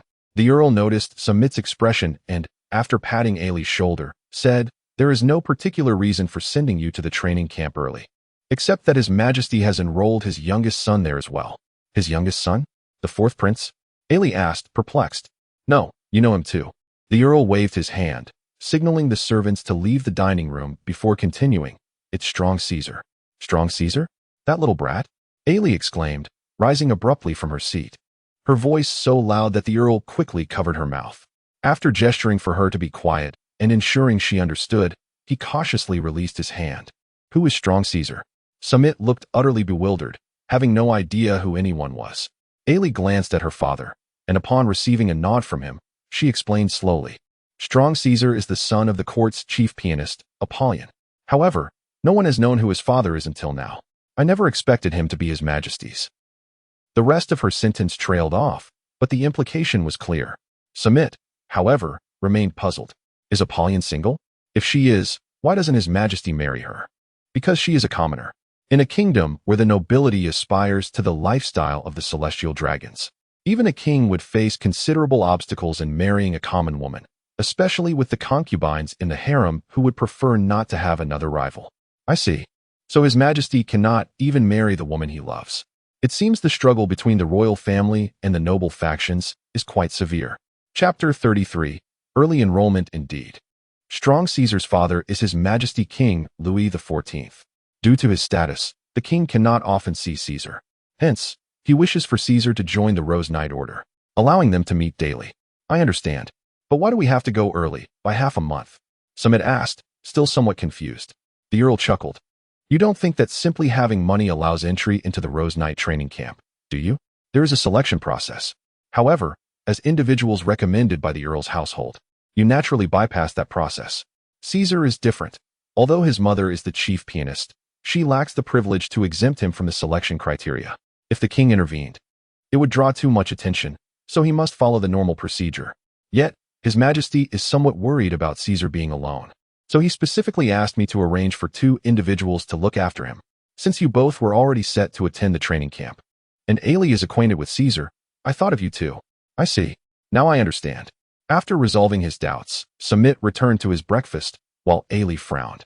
With her nose in the air, she huffed, humph. That little lion thinks I will serve him? Not a chance. It's not about serving him. It's merely about looking out for one another. Maintain your previous relationship with him. Otherwise, it would be quite obvious if the Earl's daughter were to care for a commoner's child. Is that so? That sounds more reasonable, Ailey said, her irritation dissipating as a smile appeared on her face. Very well, if there is nothing else, I shall take my leave. Remember to pack your belongings after breakfast. Afterwards, Danlifer will escort you to the training camp. Understood, my lord. Samit nodded in acknowledgement, and Ailey did the same. Seeing this, the Earl wiped his mouth, satisfied, nodded once more, and then departed. What is life at the Rose Knight training camp truly like? As soon as the Earl left, Ailey propped her legs up on the dining table, rocking back and forth in her chair. Don't we just find out once we go? Samit replied without lifting his head, continuing to eat his fried egg. Don't you feel excited about the new living environment? Ailey asked, her curiosity piqued. A new life? Samit pondered for a moment before casually responding. If it weren't for the environment, I would prefer to stay indoors reading novels and watching anime. Ugh, such a shut-in is truly repulsive, Ailey grimaced. Haha, you actually understood what I said?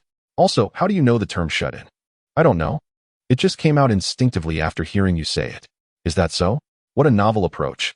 Their breakfast passed in playful banter, after which they returned to their rooms to pack their belongings. Sammy had just arrived at the Earl's residence yesterday, and his luggage remained unopened.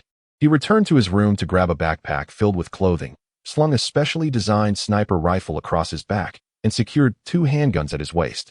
Finally hoisting the 2-meter-long demon blade, Muramasa, onto his shoulder. When Sammy presented himself before Ellie in this imposing manner, she was left utterly speechless. Are you preparing for war? She exclaimed. Oh, isn't the Rose Knight training camp meant for nurturing warriors? It's certainly not wrong to be thoroughly prepared. Ellie's lips twitched, while her words held truth. The camp did provide weaponry. She tiptoed and began removing the firearms from Sammy, reasoning that bringing such conspicuous weapons to the training camp was rather excessive, suggesting he should only take Muramasa. However, she then inquired, but what about the Louis XIII I gifted you? Tossing the firearms to a servant. She failed to notice the unique handgun she had previously given him. She glared at Sammy with an indignant expression. Oh, that gun was lost during the Barabara pirate group incident, Sammy replied sheepishly, scratching his head. That handgun was indeed unlike any ordinary firearm, its power and range aside. The materials and craftsmanship alone rendered it a valuable work of art. Losing it pained him, yet he surmised its original owner must feel even greater sorrow. Ellie puffed out her cheeks, glaring at Sammy as if she might bite him, before finally exhaling a sigh of resignation. Well, there's nothing that can be done. The fate of a weapon is to be wielded in battle. Its loss on the battlefield merely signifies its destined path. Despite her words, a look of regret lingered on her face, leaving Sammy at a loss for words to console her, standing awkwardly in silence. Fortunately, Danilford approached and announced, "The carriage is ready, Miss Ellie."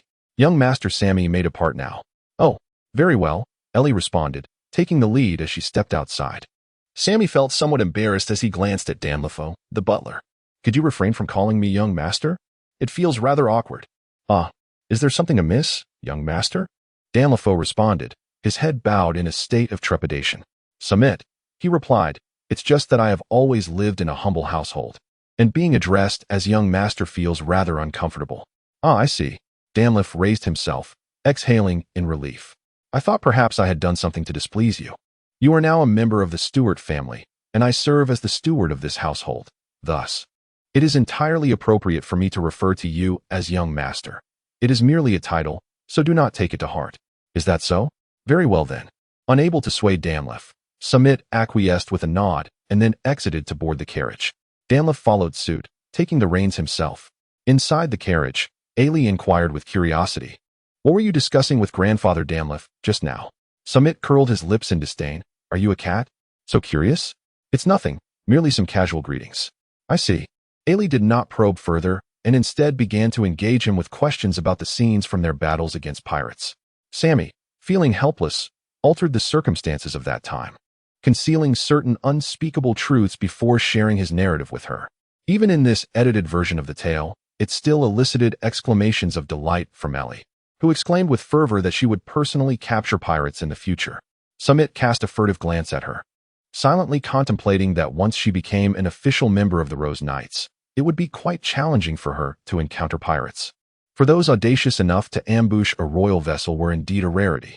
Time slipped away as the two engaged in lively conversation, and after approximately half an hour, they finally arrived at the entrance of the Rose Knights Youth Training Camp. Chapter 34. The Rose Knights Youth Training Camp nestled in a valley approximately 20 kilometers outside the city of Gauze. The Rose Knights Youth Training Camp is a military training institution that lacks official recognition. Consequently, it is unable to establish itself within the city or exist in the form of a military barracks. It resembles more of a school, with cliffs serving as its walls and an iron gate marking the entrance at the mouth of the gorge. As the carriage approached the gate, it slowed to a halt. The guard, clearly recognizing the insignia of the Earl's estate, proactively opened the gate as the carriage drew near. Danlifor expertly maneuvered the carriage into the campus, exchanging greetings with the guard, indicating that they were old acquaintances. After parking the carriage in the designated area, Danlifor led the two of them directly to the Human Resources Department. Along the way, they took in their surroundings. The Rose Knights Youth Training Camp was modeled after a naval officer academy, incorporating various physical training regimens alongside a diverse curriculum. While the Naval Academy focused on maritime knowledge, the youth camp emphasized court etiquette and literary studies. Thus, the campus boasted not only training facilities and student accommodations, but also a teaching building dedicated to cultural courses. This edifice stood several stories tall, housing 4 classrooms on each floor, along with restrooms for both genders and offices for the instructors. The Human Resources Department was located adjacent to the teachers' offices on the 2nd floor of the teaching building, where they were greeted by a balding middle-aged man. Samit had already completed his enrollment procedures, yet the bald man now appeared troubled as he gazed at Samit. Noticing the bald man's unease, Danlifor inquired, "Is there a problem, Minister Michi?" The bald man replied, "Lord Danlifor, the school regulations prohibit the admission of students over the age of 10. However, this Samit hardly resembles a 10-year-old. His height is particularly conspicuous, making it impossible for me to conceal the truth." At these words, everyone turned their attention to Danlifor, and Ailey couldn't help but burst into laughter, exclaiming, "Samit, you appear to have aged prematurely. Ha ha ha." Samit turned his head, his expression inscrutable as he addressed Minister Mickey. "You need not feel troubled. Although Samit may not appear so, he is indeed only 10 years old. You may verify his bone age, if you wish. Is that so? In that case, there should be no issue." Minister Mickey sighed with relief, as he too wished to avoid offending the Count. It would be ideal if all parties could coexist peacefully. However, as he looked up to reassess Samit, a look of doubt crossed his face. He was aware that many exceptionally gifted individuals existed in the world, some even taller than Samit at the age of 10. Yet their expressions generally exuded innocence, while Samit seemed entirely at odds with the demeanor of a typical child of that age. Perceiving Minister Mickey's internal conflict, Samit stepped forward, gazing at him earnestly. "Minister Mickey, you may proceed to test me according to the school's established protocols. Should I exceed the school's regulations in any regard, I shall withdraw from the institution myself, sparing the school any embarrassment." No. I certainly trust the reputation of the Count's household. There is no need for testing." Mickey replied hastily, wiping the perspiration from his brow. "Surely, now that you have spoken so forthrightly, I could not be so ungrateful. Is that so? Then let us expedite the enrollment process." The tone of Danliff was beginning to show impatience. The protraction of such a simple procedure was vexing him. When had the Count's influence become so ineffective? Yes, I shall attend to it immediately." Sensing the annoyance in Danliff's voice, Minister Mickey quickly returned to his desk, retrieving Samit and Ailey's documents, stamping them with a flurry of motions. Once he completed the process, he stole a glance at Danliff's expression, and seeing no signs of discontent, he cautiously inquired, "Lord Danliff, the paperwork is now complete. Shall your young master and miss remain at school now?" "Indeed, they shall enroll directly." "Very well. I will arrange for someone to escort them to their dormitories." With that, he dashed out to summon 2 students to lead the way. The male and female dormitories were situated on either side of the academic building. Samit accompanied Ailey to the girls' dormitory first, ensuring her accommodations were in order before heading to the boys' dormitory.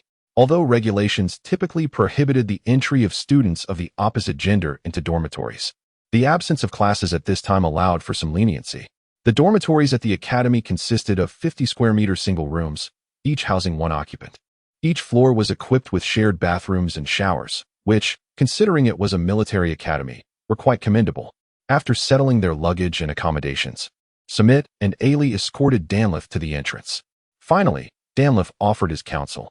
Miss Ailey, Master Samit, please take care of yourselves while at school, and should anything arise, notify home using the communication device.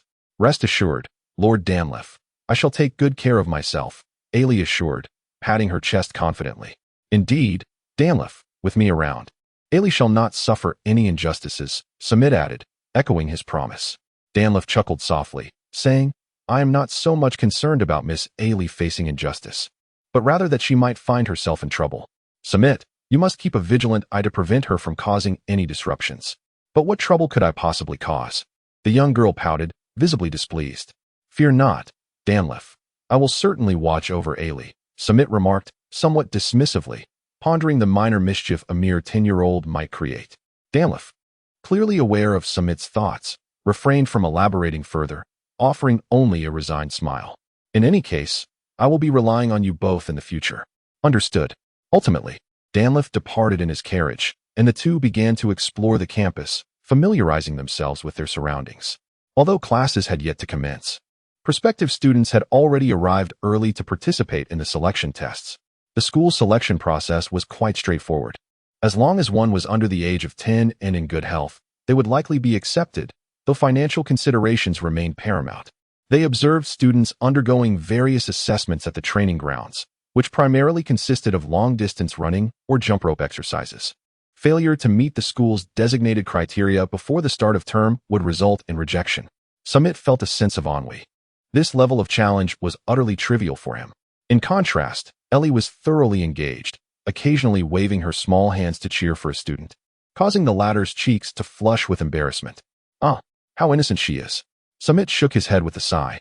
Clearly someone had forgotten that yesterday he had shown no reaction to the affections of a young lady. No, perhaps he still had not fully grasped it. Just as Samit began to feel bored, a child approached. This individual sported a mane of golden, curly hair, and his small face was filled with resolve, reminiscent of a young lion. This was the very person responsible for their early enrollment, Straughn Caesar. Do you need something? Samit asked, furrowing his brow. Caesar, oblivious to the fact that his father was His Majesty the King, and unaware of the purpose of their visit, indeed, he did not even know who he was, glanced at Samit, frowned slightly, but disregarded him entirely, instead fixing his gaze on Ellie, who was cheering for the students nearby. Ellie, huh? At the sound of her name, Ellie turned around in confusion, her face lighting up with surprise upon seeing Caesar, and she instantly rushed towards him. Alas, Samit sighed. The Count had specifically instructed him to keep an eye on Ellie, who had a habit of leaping into the arms of acquaintances, to prevent her from being taken advantage of in public. Thus, just as she lunged forward, Samit extended his leg. Thud! Ellie fell face first to the ground. Ouch, ouch, ouch! She exclaimed, lifting her head, her nose reddened, blood trickling from it. Witnessing Ellie's unfortunate state, Samit hastily retracted his leg. On the other side, Caesar was startled by this sudden turn of events, only snapping back to reality when Ellie let out a cry. Ellie, are you all right? He rushed over, intent on helping her up, but Samit had already levitated her. Are you okay, Ellie? Samit inquired, offering her a tissue with genuine concern. I'm fine, Ellie replied, tears welling in her eyes as she accepted the tissue, using it to dab at her bleeding nose, then pinching it shut. Shall I take you to the infirmary? Seeing Ellie in such a state, Samit regretted his earlier action. No need. I am destined to become a Rose Knight. How can I be defeated by mere pain?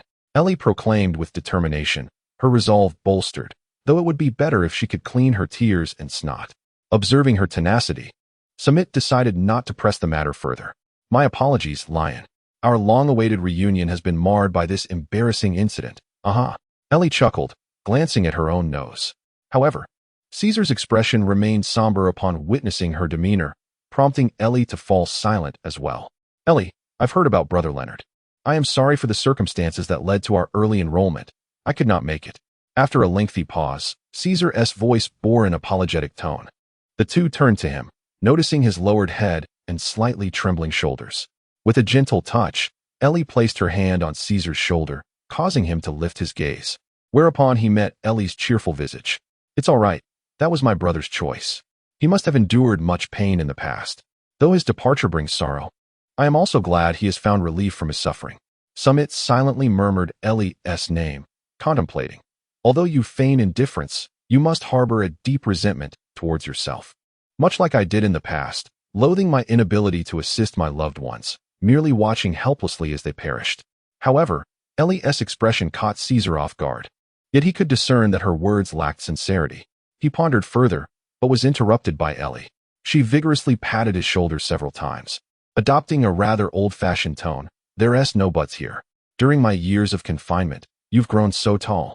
And you even went off to train at the Rose Knights Academy without informing me. Were you planning to secretly grow stronger, eliminate me, and then ascend to become the leader? Leader? What on earth is that?" Samit felt a twinge of confusion as he cast a glance at the two individuals, pondering the nature of their relationship. "Nonsense. How could I possibly usurp your position, boss?" Caesar's face flushed a deep crimson. "Why are you blushing? Is that so? Then what brings you here?" Ailey questioned, hands firmly planted on her hips, stepping closer to Caesar. What else could it be? It was his mother who sent him here. Samit rolled his eyes. Caesar was unaware that his father was the current king, thus the king could not divulge his intentions to him.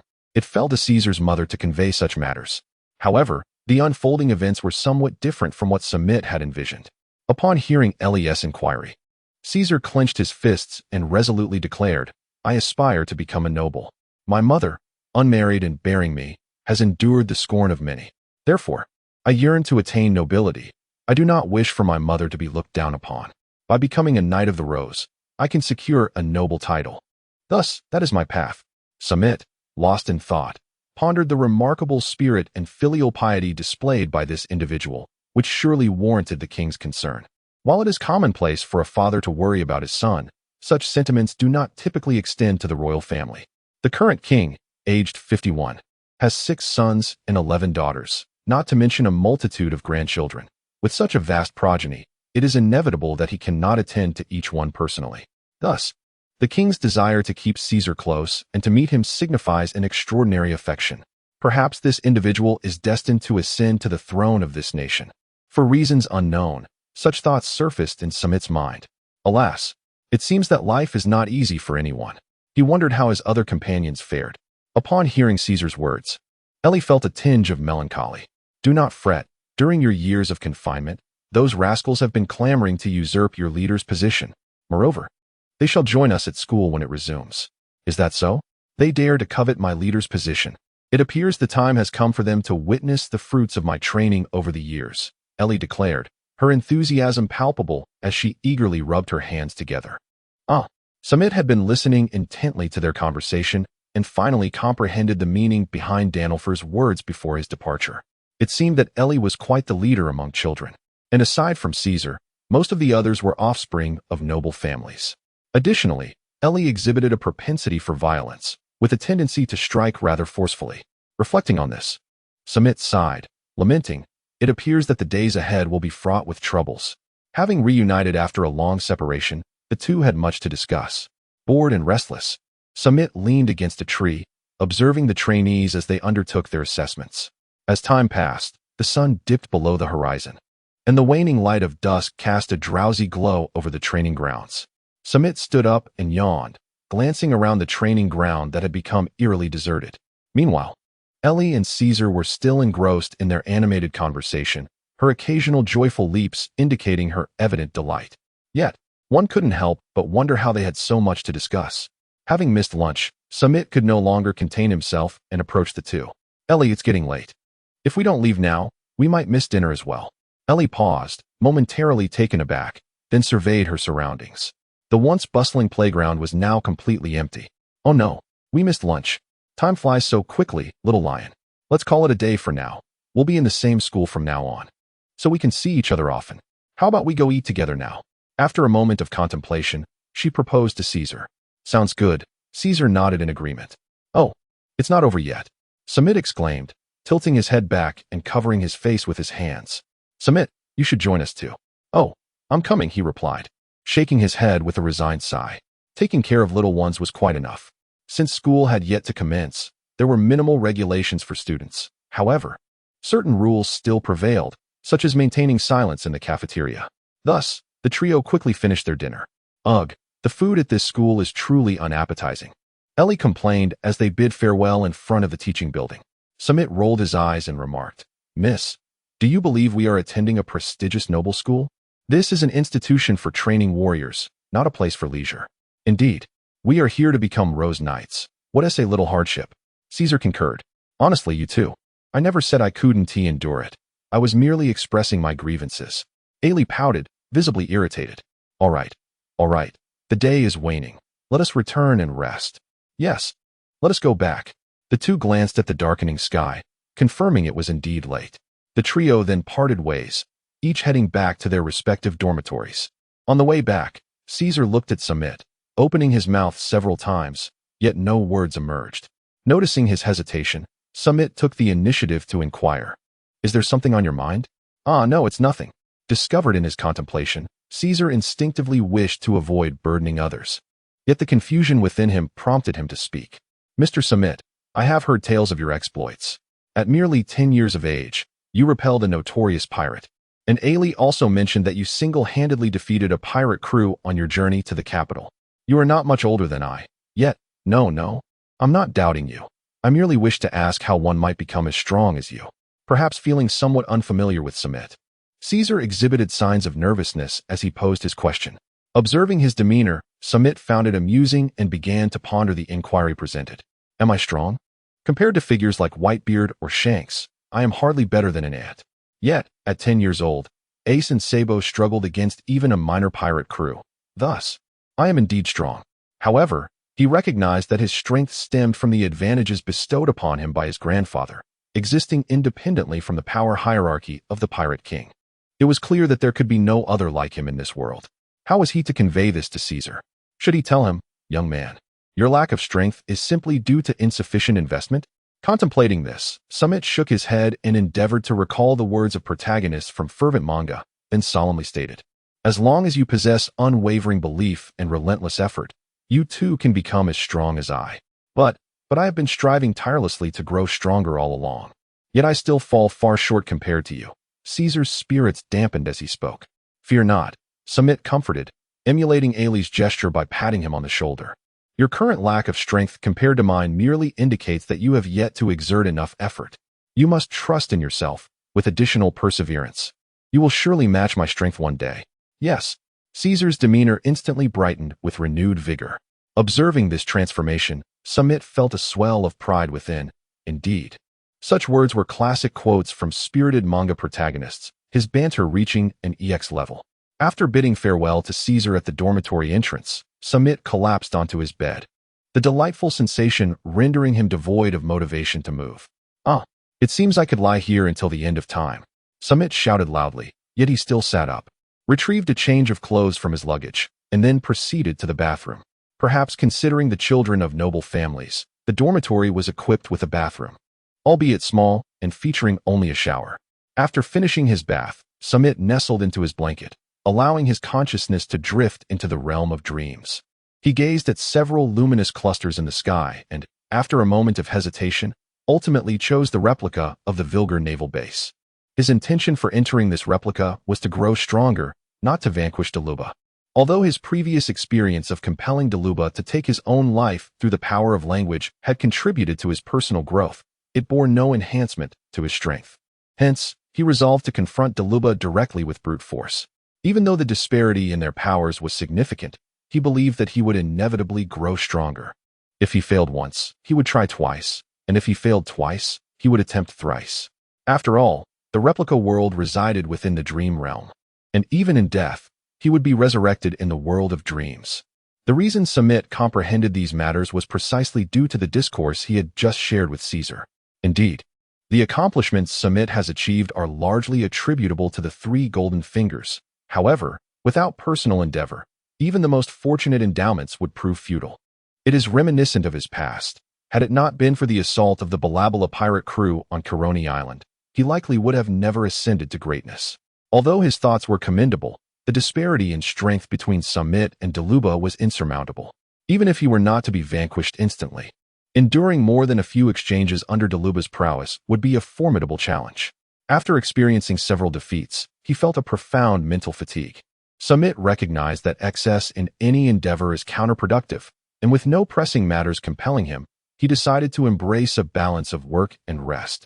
thus surrendering himself to deep slumber. The night passed without incident. The following morning, sunlight streamed through the window, casting its rays upon Samit's face. He felt a tickling sensation on his cheek, lazily rubbed his face with his hand, and then awakened. Ah! Samit stretched languidly, feeling an unprecedented sense of comfort. In the past, upon awakening from his slumber in the instance world, he would invariably feel a tinge of fatigue. However, today, such sensations were entirely absent. Was it due to the absence of animosity? Or perhaps it was because the inhabitants of Baroni Island had been revived, leaving him devoid of any objectives to spur him on, thus fostering a sense of ease? Or was it that he had grown accustomed to the cycle of killing and being killed within the instance world? He was uncertain, yet deemed it a fortuitous circumstance. Otherwise, awakening each day in a state of exhaustion might lead him to become like Gara. Chapter 37. Embrace the pretense with the dawn of a new day. A refreshed Samit approached the teaching building, brimming with vitality after a restful night. Caesar awaited him there. After exchanging greetings, they stood together, anticipating Ailey's arrival. Yet her presence was conspicuously absent. After 2 hours of waiting, just as Samit could no longer contain his impulse to venture into the girls' dormitory in search of her, Ailey finally appeared, sporting dark circles under her eyes. "What were you up to last night?" Samit inquired, astonished, while Caesar listened intently, curiosity piqued. "Let us just say, the flat beds in that dormitory are utterly unbearable," Ailey replied, a hint of annoyance evident in her tone. "Well, you'll just have to endure it for now. You'll get used to it eventually," Samit offered reassuringly. "Indeed. Yes," Caesar echoed in agreement. "Ah, forget it. Let us go have breakfast," Ailey declared, her earlier frustration dissipating. "Then let us be off." Samit nodded affirmatively. "By the way, what are your plans afterward?" Caesar asked the duo outside the cafeteria after they finished their meal. "I'm going back to catch up on sleep," Ailey responded decisively. "Is that so? I think I'll head to the gym to get some exercise." Samit mused before stating his intention. "And what about you?" Both turned their gaze toward Caesar. "I'll accompany Mr. Samit," he replied. "Very well then, let us part ways here," Ailey affirmed. With that, they bid Ailey farewell as she returned to her dormitory, and the two turned their attention toward the gym. The journey was marked by silence. Caesar felt hesitant to engage in conversation with Samit due to their unfamiliarity, while Samit found himself at a loss for words. Thus, they continued in silence until they reached the entrance of the gym. The gym, from the outside, boasted a 3-meter-high elliptical roof structure, approximately the size of 3 basketball courts. After pausing briefly to survey their surroundings, they stepped inside, where an array of training equipment awaited. Numerous students were already utilizing the various apparatuses, although no instructors were present, which was to be expected given that the school year had yet to commence. Samit searched around and then walked towards the innermost corner, where a desk was situated. A figure resembling a teacher was engaged in statistical work on a form. Approaching the desk, Samit politely inquired, "Excuse me, may I ask if the fitness equipment here is available for general use?" The teacher paused their task, turned to glance at the two, then returned to their work, responding, "The equipment inside is available for free use, but please exercise caution and do not injure yourself. If you have any questions, feel free to ask a senior."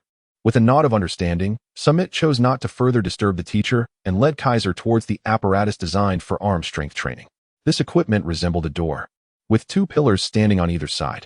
Atop each pillar was a fixed pulley through which a nylon rope passed, connected to a handle inside and a circular metal weight outside, allowing for additional weights to be added at will.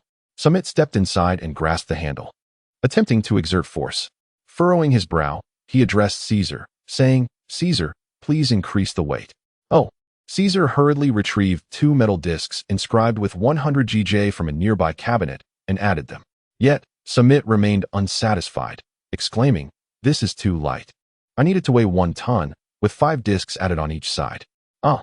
Caesar's expression turned to one of astonishment, followed by hesitation as he replied, "I'm afraid I cannot lift something that heavy." "I see. It was my oversight. My apologies, Caesar," Samit responded after a moment's contemplation. No, Mr. Samit. It is I who am inadequate," Caesar admitted, a hint of guilt in his voice. "Just call me Samit. And what is there for you to feel guilty about? Everyone has their own abilities and limitations. Only deities can accomplish everything." "Yes, Mr. Samit. No, just Samit," Caesar said, smiling brightly at Samit's encouragement. Observing this, Samit couldn't help but shake his head in amusement. In all narratives, whether in novels, animations, or history, individuals named Caesar exuded an aura of dominance. Yet this fellow, despite resembling a lion, possessed a personality that seemed somewhat mismatched. I hope this individual can grow stronger in the future. Samit approached the cabinet alone and retrieved 10 metal discs, each engraved with 1T. Each disc was the size of a grinding stone, and collectively they weighed nearly as much as the ceiling. Samit's actions swiftly captured the attention of everyone in the room. Upon witnessing him stringing 5 items together with nylon rope, their mouths fell agape in astonishment. Samit tugged at the rope with determination, testing its strength. Quite sturdy indeed. Samit nodded in satisfaction before stepping between the 2 pillars, grasping the handle and pulling it up and down.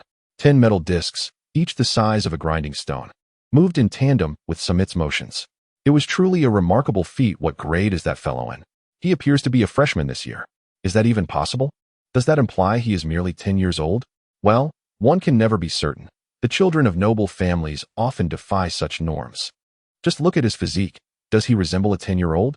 Indeed. Nevertheless, this is quite impressive. Samit's actions sparked discussions among other students, including some envious individuals who uttered a few spiteful remarks. After a few minutes of exertion, Samit furrowed his brow and then came to a halt. Alas, is it only possible to endure for a mere few minutes? I had thought it would be far more impressive. The previously envious voice sounded once more. But Samit merely glanced at the speaker without acknowledging him.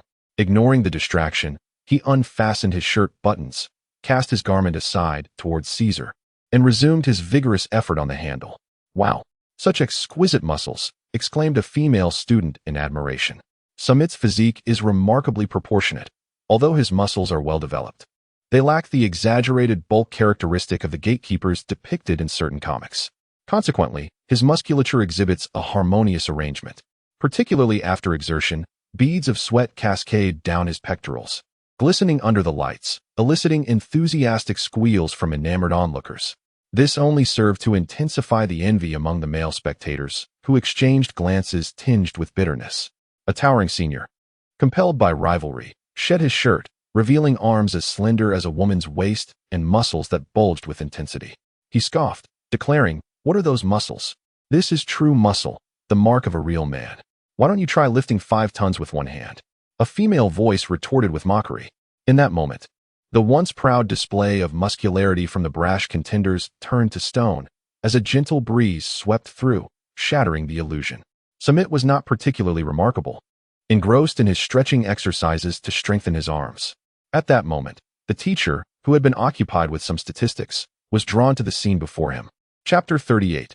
Guidance. The teacher approached Samit and observed him silently.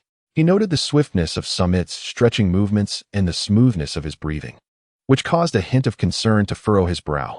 "Excuse me, sir, is there something you need?" Samit inquired, continuing his stretching without interruption. To his surprise, he still possessed the energy to converse. The teacher's face displayed astonishment, and he subsequently asked, "How long can you maintain this exercise?" "How long?" Samit pondered for a moment before responding. "I'm not entirely sure, but I believe I could manage for a day." "What? A day? Does this level of training not yield any results for you?" The teacher was increasingly astonished. "My body has reached the limits of my age. This extent of exercise merely helps maintain my physical condition," Samit explained. "I see." The teacher's expression shifted to one of contemplation. He then inquired, "You are Samit, correct? I have seen your information in the records. What combat skills do you study?" "Well, firearms and swordsmanship, primarily. I rely on these two. Although I do possess some basic knowledge of hand-to-hand combat, which is rather rudimentary," Samit replied candidly. However, Samit's response caused the teacher's brow to furrow with concern. He regarded Samit and hesitantly asked, "Do you not have a mentor to instruct you?" "Why do you ask that?" Samit questioned, somewhat puzzled. "Isn't it obvious? Who would teach you firearms and swordsmanship?" The teacher's voice escalated, his emotions surging. "Using a firearm requires maintaining a sense of touch, and swordsmanship necessitates the development of arm strength. Practicing both simultaneously will inevitably affect one of them." Thud. Samit released the grip, and the metal disc attached to the nylon rope fell heavily to the ground, producing a resonant sound. Furrowing his brow, he meticulously recalled the details of past battles. Just as his instructor had elucidated, after each session of kendo practice, he found it exceedingly challenging to hit his target during shooting exercises. At times, even when he could clearly aim, striking the target remained elusive. "Master, is there a solution to this predicament?" Samit implored, grasping his teacher's hands. His initial intention for attending the gym was to gain notoriety, as he bore the responsibility of caring for Ellie and Caesar. To mitigate future troubles, he planned to display his martial prowess, thereby compelling those who might consider threatening them to reconsider their intentions. Unexpectedly, however, he encountered a delightful surprise. Perhaps such experiences are fundamental knowledge on the path of the strong. He had merely traversed this journey alone. Accepting the invitation from the Stewart family had indeed been a fortuitous decision. Contemplating this, he gazed at his instructor with eager anticipation, hoping for sage advice. Yet, the response he received was disheartening. Regrettably, mastering kendo and shooting represents two conflicting combat styles. "I advise you to choose one as your primary discipline," the teacher replied, shaking his head. However, this was not altogether surprising. After all, the original text had never featured a kendo master proficient in firearms. Was it truly necessary to abandon one of these martial arts? Samit hesitated. Both marksmanship and swordsmanship significantly aided him in battle, particularly. The sniper rifle enabled him to eliminate formidable foes beyond his level. Indeed, his shooting skills represented his most potent means of combat at present. Yet, should he abandon swordsmanship? Mastery of the sword could elevate one to the pinnacle of the world, while marksmanship. The most formidable marksman he had encountered in the original narrative was Jesus Boo, who, despite being among the elite, still fell short when placed alongside the mighty generals and emperors. No, there exists a harmonious solution. A spark ignited in Samit's eyes as he recalled the realm of instances.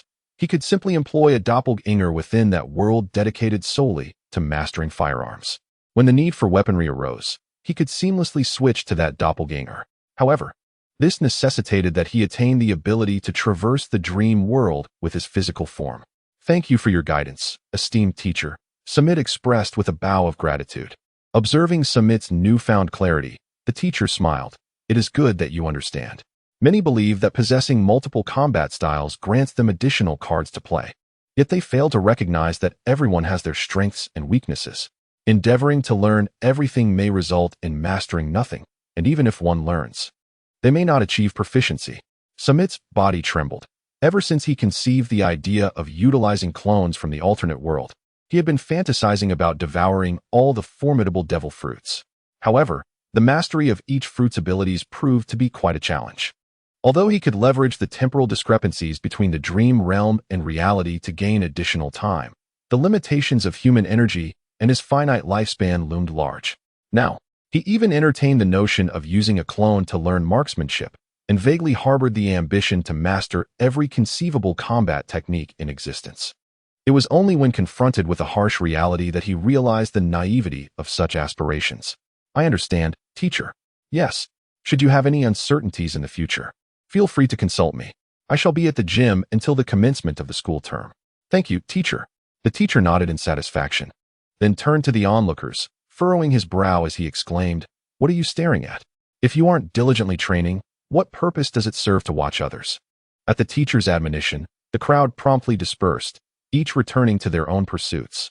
Samit continued his training, experimenting with various equipment, after which the instructor corrected some of his improper movements and highlighted aspects that required attention. With the teacher's guidance, he realized that his workouts became considerably easier and more enduring, far superior to the rudimentary exercises he had learned online. As time passed, Samit diligently visited the gym every day before the start of school, honing his skills and fortitude in the virtual realm each night. It is worth mentioning that Ailey and Caesar later joined him at the gym. Although Ailey incessantly complained about the drawbacks of the exercises, she never explicitly voiced her intention to give up. Caesar, seemingly timid, exhibited an unexpected resilience. He consistently intensified his training, using Samit as his benchmark, which motivated Ailey to push herself as well. However, as a girl, Ailey faced inherent disadvantages in physical strength, and despite her reluctance to accept it, she could not alter this reality. After half a month, the school officially commenced. During the opening ceremony, the institution invited 10 official members of the Rose Knights, each adorned in splendid attire, exuding flamboyance. The 10 individuals took to the stage, delivering a series of trivial remarks, which the students received with enthusiasm, applauding fervently. Chapter 39. 5 years later, following the commencement of school, students faced restrictions on their free time. Mornings were dedicated to learning knightly etiquette, the history of the kingdom, court protocols, and essential cultural subjects. Afternoons were reserved for physical training, which was far from merely utilizing gym equipment to build muscle. The regimen included weighted long-distance runs, frog jumps, push-ups, sit-ups, and various military exercises from the past, with a training intensity several times greater than that of previous eras. This rigorous training regimen proved daunting for the adolescent students, even in the world of pirates, leading many to withdraw from school due to the strenuous demands. Fortunately, Ailey and Caesar persevered. Caesar's willpower exceeded Samit's expectations, while Ailey, despite her daily complaints and several temptations to quit, found the strength to endure. Inspired by the memory of her brother's demise and her dreams for the future. However, what posed a formidable challenge for other students was alarmingly easy for Samit, so much so that it hardly served as effective training. As time progressed, and his physique gradually grew taller, this disparity became increasingly apparent. Consequently, Samit was compelled to approach the school administration to design a personalized training plan for himself. In addition to these endeavors, Samit also engaged in swordsmanship practice. While the instructors teaching the students were not masters, they were certainly more skilled than the naval soldiers. Their teachings focused merely on the fundamentals. According to these instructors, the foundation is paramount for a swordsman. As for techniques, each individual possesses unique attributes, rendering suitable techniques different for everyone. By mastering the basics, one will naturally come to grasp the most fitting techniques for future battles. After careful contemplation, Samit realized the truth in this matter. In the original narrative, Zoro merely acquired fundamental skills at the dojo. The intricate sword techniques he later mastered were born from the crucible of battle.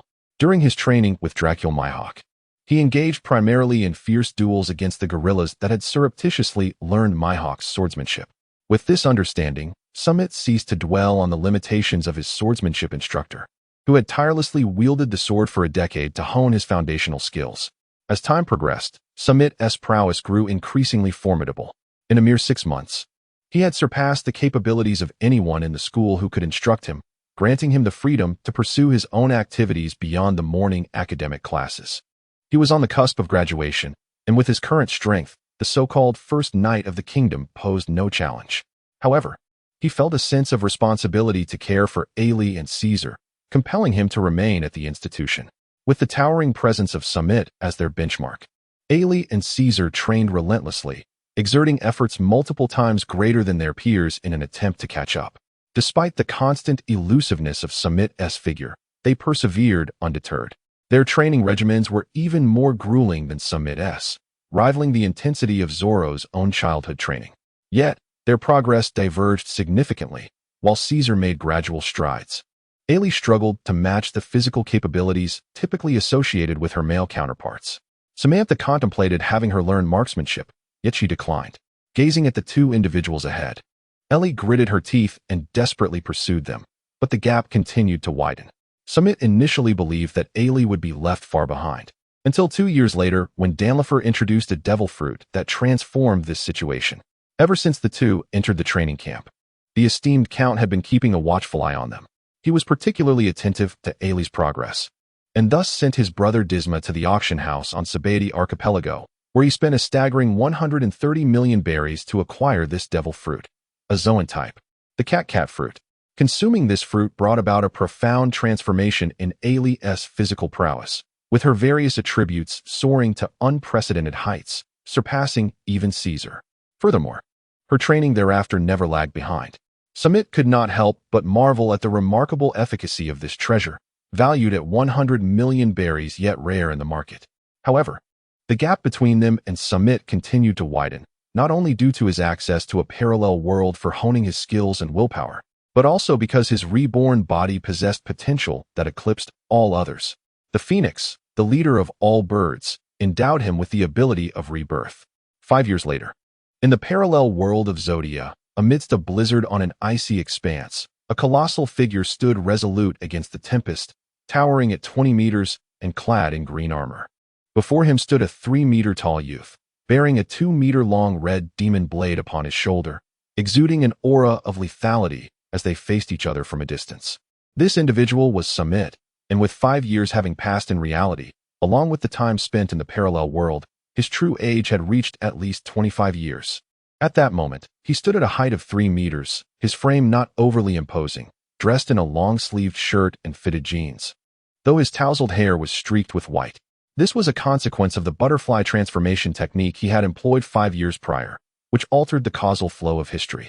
Although he had utilized the life essence from Vegapunk, it still fell short of covering the energy expenditure of the transformation, resulting in the extraction of his life force, leading to the premature appearance of his white hair.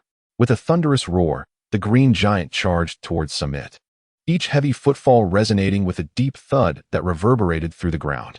Despite his immense size, the giant moved with surprising swiftness, closing the hundreds of meters between them in mere strides. With a mighty shout, his fist, as large as a grinding stone, descended upon Samit. The ground trembled violently where the fist struck, sinking and cracking into countless shards that scattered outward. Yet, just before the fist could land, Samit had already leaped up. Using the back of the giant's hand as a springboard, he dashed along the giant's arm, reaching its shoulder, where the red demon blade glimmered with an eerie blood-red light under the snowy backdrop. With a swift motion, Samit executed a horizontal slash aimed at the gap in the giant's armor around the neck, an opening that would not have been visible had the giant not grown to such proportions. The blade met flesh with a satisfying sensation, and Samit felt a surge of triumph. However, he was soon engulfed by a colossal shadow as the giant's massive hand swept towards him, sending him flying with a single, powerful strike. Samit felt an immense force surge towards him, propelling him forward in a straight line. He traversed a steep slope, only to vanish into the depths of the icy snow. It was not until that moment that the slope he had penetrated shattered into countless fragments, erupting with a thunderous explosion. Cough, cough. Samit emerged from the icy debris, wiping the blood from the corner of his mouth. At this moment, the green giant had diminished in size to approximately 10 meters, although reduced in stature. Its vulnerabilities had also significantly lessened. Samit furrowed his brow, acutely aware that he had squandered the best opportunity to eliminate Daluba. Chapter 40. The strength of Samit. Having traversed the Zodia replica countless times, Samit had engaged with every individual therein, thus gaining a clearer understanding of his own capabilities. First, there were the red-haired adversaries in Carp. While Samit could contend with them, he found himself relentlessly pressured, unable to withstand for long before succumbing. Then there was Ben Beckman and Daluba, whose strengths were comparable. Samit managed to exchange blows with them, yet ultimately suffered more defeats than victories, particularly with Daluba, whose bioarmor boasted remarkable defensive capabilities and could absorb energy to convert it into the wielder's strength. Engaging in a direct confrontation with him would undoubtedly lead to a disastrous end, yet this did not imply that Daluba surpassed Beckman in prowess. Rather, it was a matter of combat compatibility, which proved excessively constraining for both swordsmen and those reliant on brute strength. To date, Samit's success rate against Daluba stood at 0, while against Beckman, it was a mere 20%. In terms of offensive capabilities, Beckman outmatched Daluba, yet no matter how formidable his attacks, Samit could at least inflict some damage. In contrast, against Daluba, he found himself utterly helpless.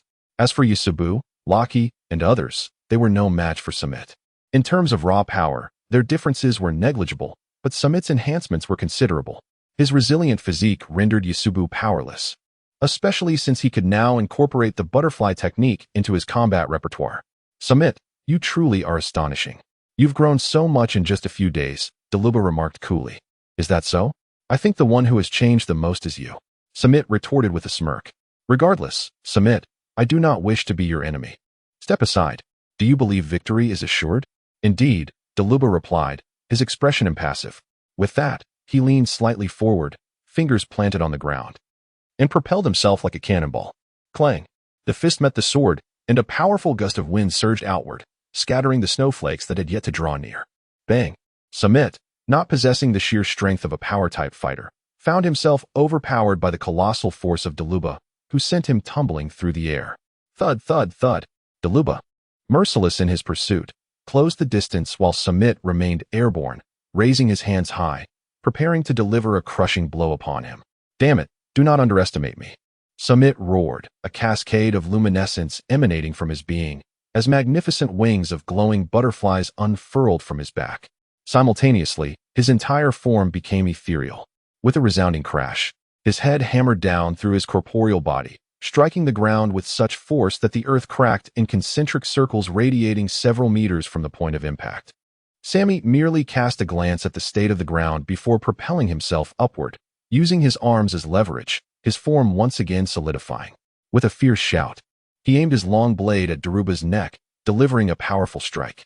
In an instant, the gleam of the blade sliced through the air, cleaving the earth on either side of Daruba's neck, yet leaving the neck itself unscathed.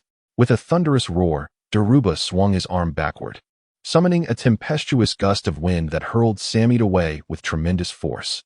Samit executed a graceful somersault in the air, landing steadily in the distance. His brow furrowed. Despite activating this state, he remained no match for Daruba. If only the butterfly technique could influence others, it would merely require dispelling that layer of armor. It appears you possess numerous secrets. However, I harbor no interest in them. As I have reiterated, I do not wish to be your adversary, Daruba stated flatly. Ha ha ha. Daruba, your tone is truly irksome. Although I have altered my family's fate, it does not mean I harbor no animosity towards the Barabara pirate crew. Is that so? It seems there is nothing left to discuss. Daruba closed his eyes momentarily before reopening them, a resolute expression illuminating his gaze. He then charged forward. Samit was not to be outdone. He wielded a blossoming blade. His long sword pointed defiantly at Daruba. With a fierce cry, the sword clashed against the fist. A collision of might against might that reverberated through the mountains and shook the heavens. The two engaged in relentless combat for 3 days and nights, but ultimately, Samit faltered in his strategy.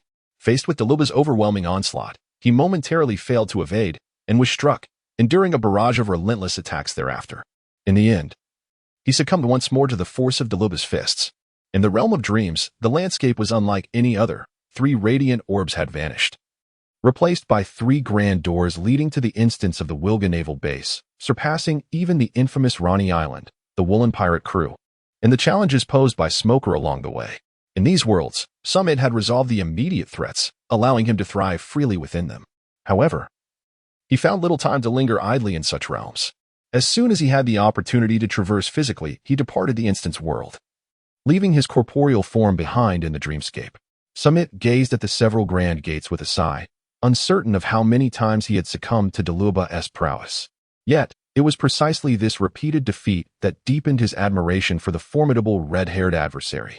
After a moment of introspection, he gathered his thoughts and returned to the reality of his existence. However, he did not manifest the progress he had made in the realm of the instances for 2 reasons. Firstly, at this juncture in his life, the physical advancements he could achieve were negligible. The true growth lay within the realms of his spirit.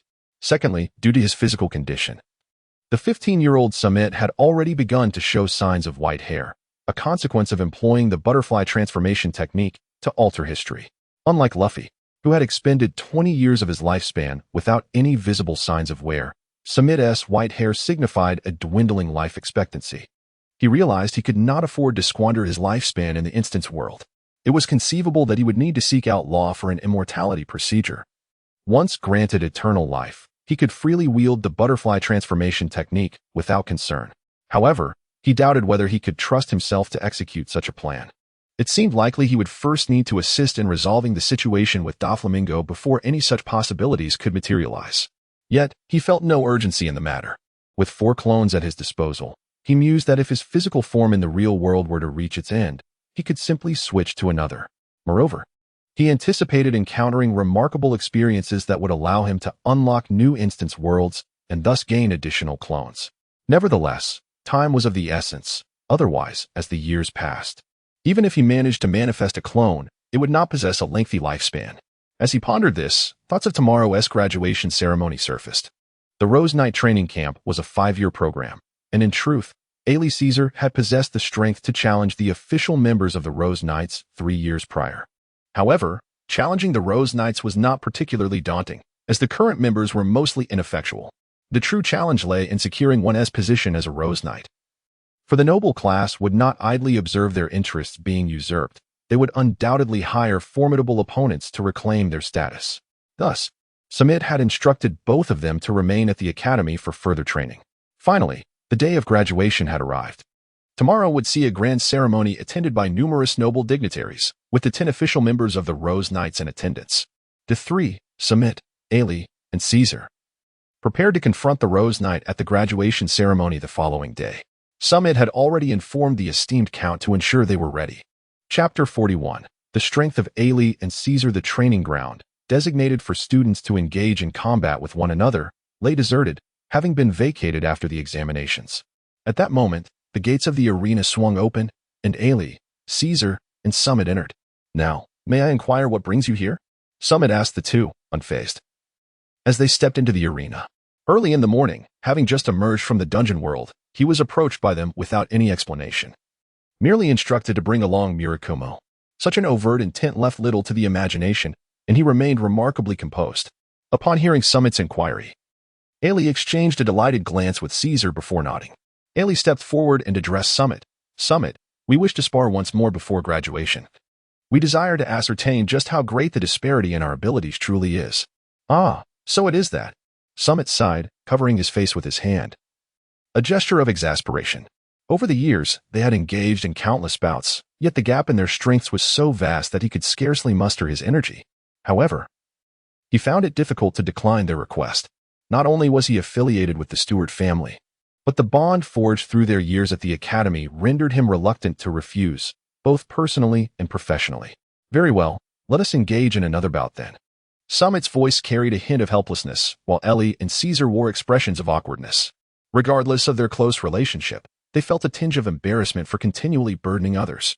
However, this fleeting emotion quickly vanished, replaced by resolute gazes as they declared, "Samit, this time, we implore you to exert your utmost strength.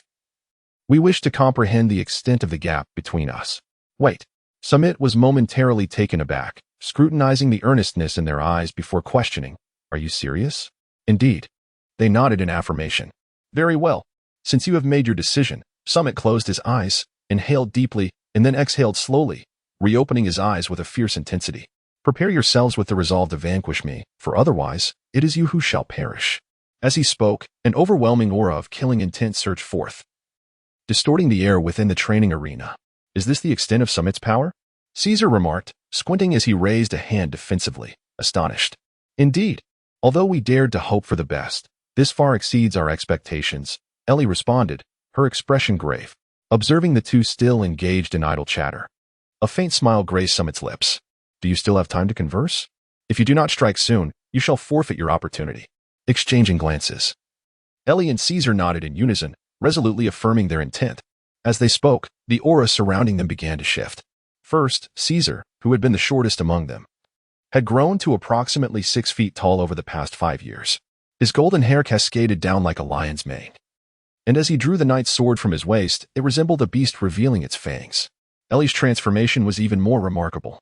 Over the years, her physique had developed astonishingly. She now possessed an elegant frame, curvaceous and strikingly reminiscent of a heroine from a pirate tale. At that moment, she stood slightly taller, her hair having turned a shade of gray, with fluffy cat ears emerging from her locks. Additionally, soft fur adorned the backs of her hands, her fingers elongated and sharpened, and her legs appeared to possess newfound power, hinting at explosive potential.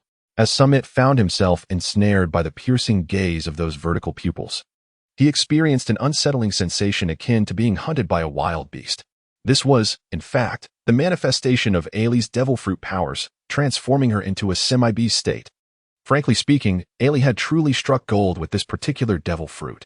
Perhaps it was due to the perception that the cat fruit lacked potency that her predecessor had consigned it to the auction house. However, the cat fruit consumed by Ailey was no ordinary feline variety. It was that of the Pallas's cat, the most ferocious member of the feline family, which has existed for over 5 million years, maintaining its form without succumbing to the trials of nature, a testament to its dominance at the apex of the food chain. It would not be an exaggeration to refer to this zoan-type fruit as an ancient breed. Observing the two individuals radiating an imposing aura, Samit nodded in satisfaction. Their current prowess rivaled that of Luffy and Zoro when they first set sail. "Bring it on. Do not concern yourselves with causing me harm. If you lack the resolve to kill me, you do not even deserve the right to compel me into action. Samit, be cautious." With a thunderous roar, Caesar lunged towards Samit, wielding his great sword, while Ailey silently vanished from her position. When she reappeared, it was above and behind Samit. her glinting claws poised to strike at his nape, just as Caesar's sword descended from the front. Samit smiled gently, drawing forth a segment of the demonic blade, Miracumo. The already formidable aura of death materialized into a tangible force, piercing the very essence of the two individuals like twin swords. They stood frozen in their attack positions, beads of sweat cascading from their foreheads like raindrops. With a thud, Ellie fell to the ground, her eyes darting about, betraying a profound sense of terror.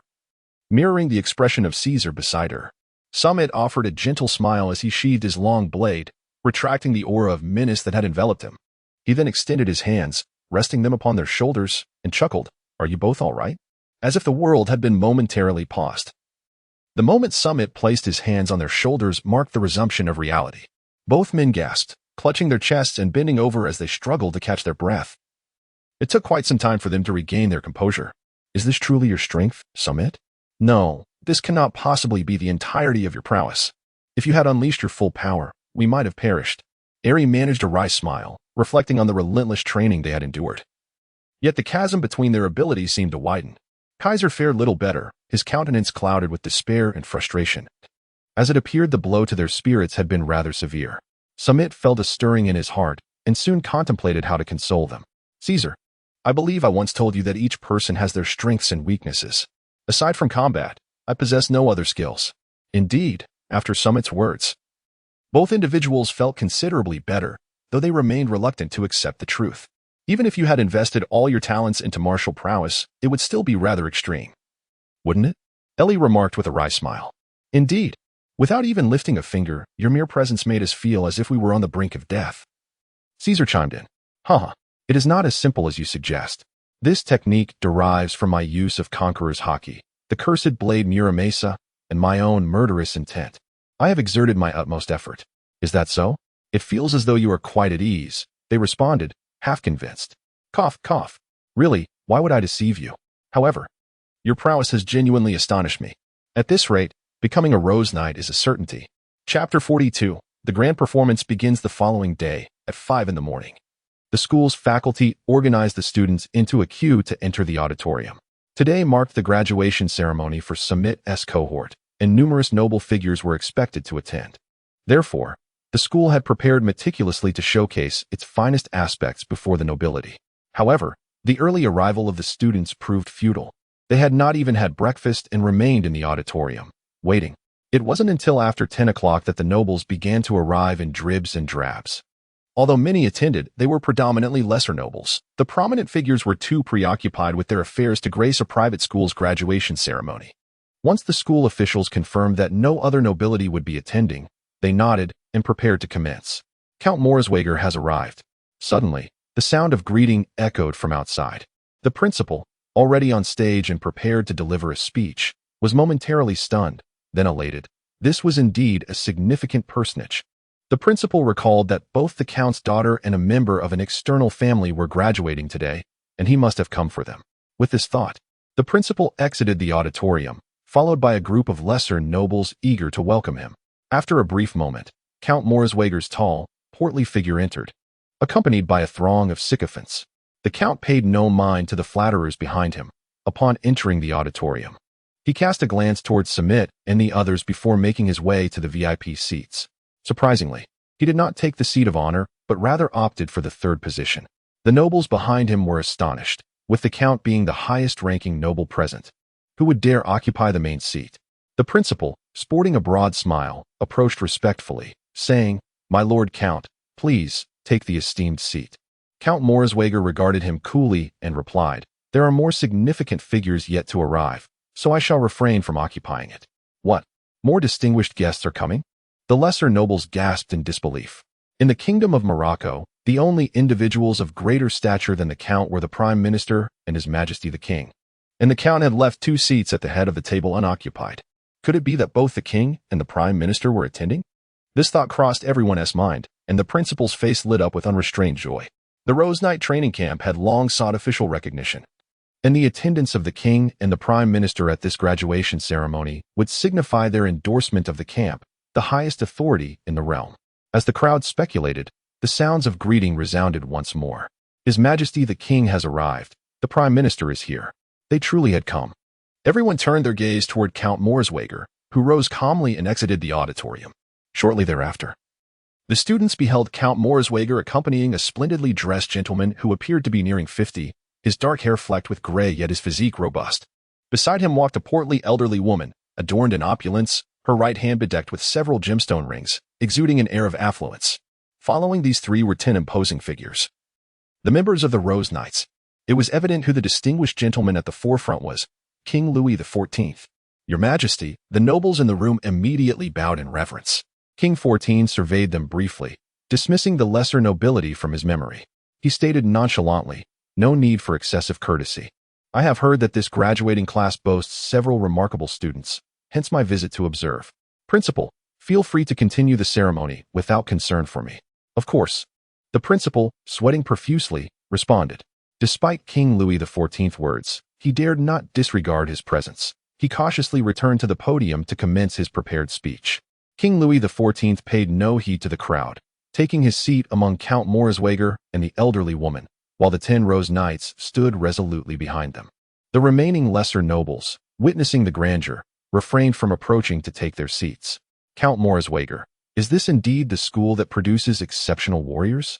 The elderly woman cast a derisive glance at the nervously fidgeting principal, scoffing. Can a man so lacking in worldly experience cultivate outstanding warriors? Ultimately, this is merely a private institution created by aspiring lesser nobles. Whether or not it can produce outstanding warriors is unrelated to the principal's experience, Count Morswager retorted calmly. Humph. Do not presume I am unaware. Your daughter is graduating today from this very institution. You must have deceived His Majesty into attending her ceremony to garner his attention. The Prime Minister declared, a self-satisfied expression upon his face. Prime Minister, just watch patiently. Whether the Count deceived me will soon be evident, the Count replied, unfazed. It is enough. Let us not continue this quarrel. King Louis XIV interjected, halting the two. The Prime Minister, realizing the Count had likely not deceived His Majesty, refrained from further commentary. After all, such a transparent ruse was unnecessary. It was plausible that his daughter possessed remarkable talents, which would naturally capture the king's attention, leading to potential promotions. Count Morswager cast a sidelong glance at the Prime Minister, ignoring the self-important individual. On the podium, the principal grasped his speech draft and proceeded to invite the top 10 students of the graduating class to the stage. As the top student of the entire school, Samit was the first to ascend the stage, followed closely by Ellie, Caesar, and the remaining 7 students. Each of them wore a flushed expression, their faces alight with excitement. For this was a stage upon which they could showcase their talents before His Majesty. To earn His Majesty's favor would undoubtedly pave the way for a boundless future. Regrettably, only Samit, as the foremost scholar, possessed the privilege to conduct research. Samit, holding a sheet of paper, recited a lengthy acknowledgement of gratitude to various leaders before directing his gaze towards a towering knight position behind His Majesty the King. Samit bowed before Louis XIV. And in that exhilarating moment, he declared, I have a significant decision to execute, and since Your Majesty is present, I would be honored to have you as my witness. Arrogance. Who do you think you are to request such a favor from His Majesty? The Chancellor slammed his hand on the armrest, rising to glare fiercely at Samit. There's no need for concern. Simply articulate your intentions, Louis XIV interjected, speaking calmly to quell the Chancellor's indignation. Samit cast a glance at the impassive visage of His Majesty the King and silently marveled at the remarkable performance. Had he not been privy to the entire scheme beforehand? Who could have fathomed that it was you orchestrating all of this?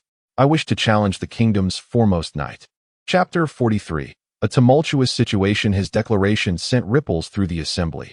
Samit's words ignited a fervor that stirred the students below, who buzzed with whispers and turned their gazes toward the kingdom's premier knight. The foremost knight, a man in his 40s, possessed a robust physique and donned resplendent golden armor, complemented by a flowing crimson cape that lent him an air of undeniable authority. The words of Samit rendered him momentarily speechless. However, he quickly regained his composure, scoffing haughtily. Humph, although you are the top student of this academy, you are still leagues away from challenging the foremost individual of the kingdom. Have you perhaps misunderstood something? What I meant was to claim the title of the kingdom's foremost knight. The provocative words exchanged by Samit have once again stirred up a tempest, leaving the kingdom's foremost knight with a pallid expression. As the most esteemed individual in the realm, he undoubtedly commands a legion of admirers and devotees, all striving to emulate him.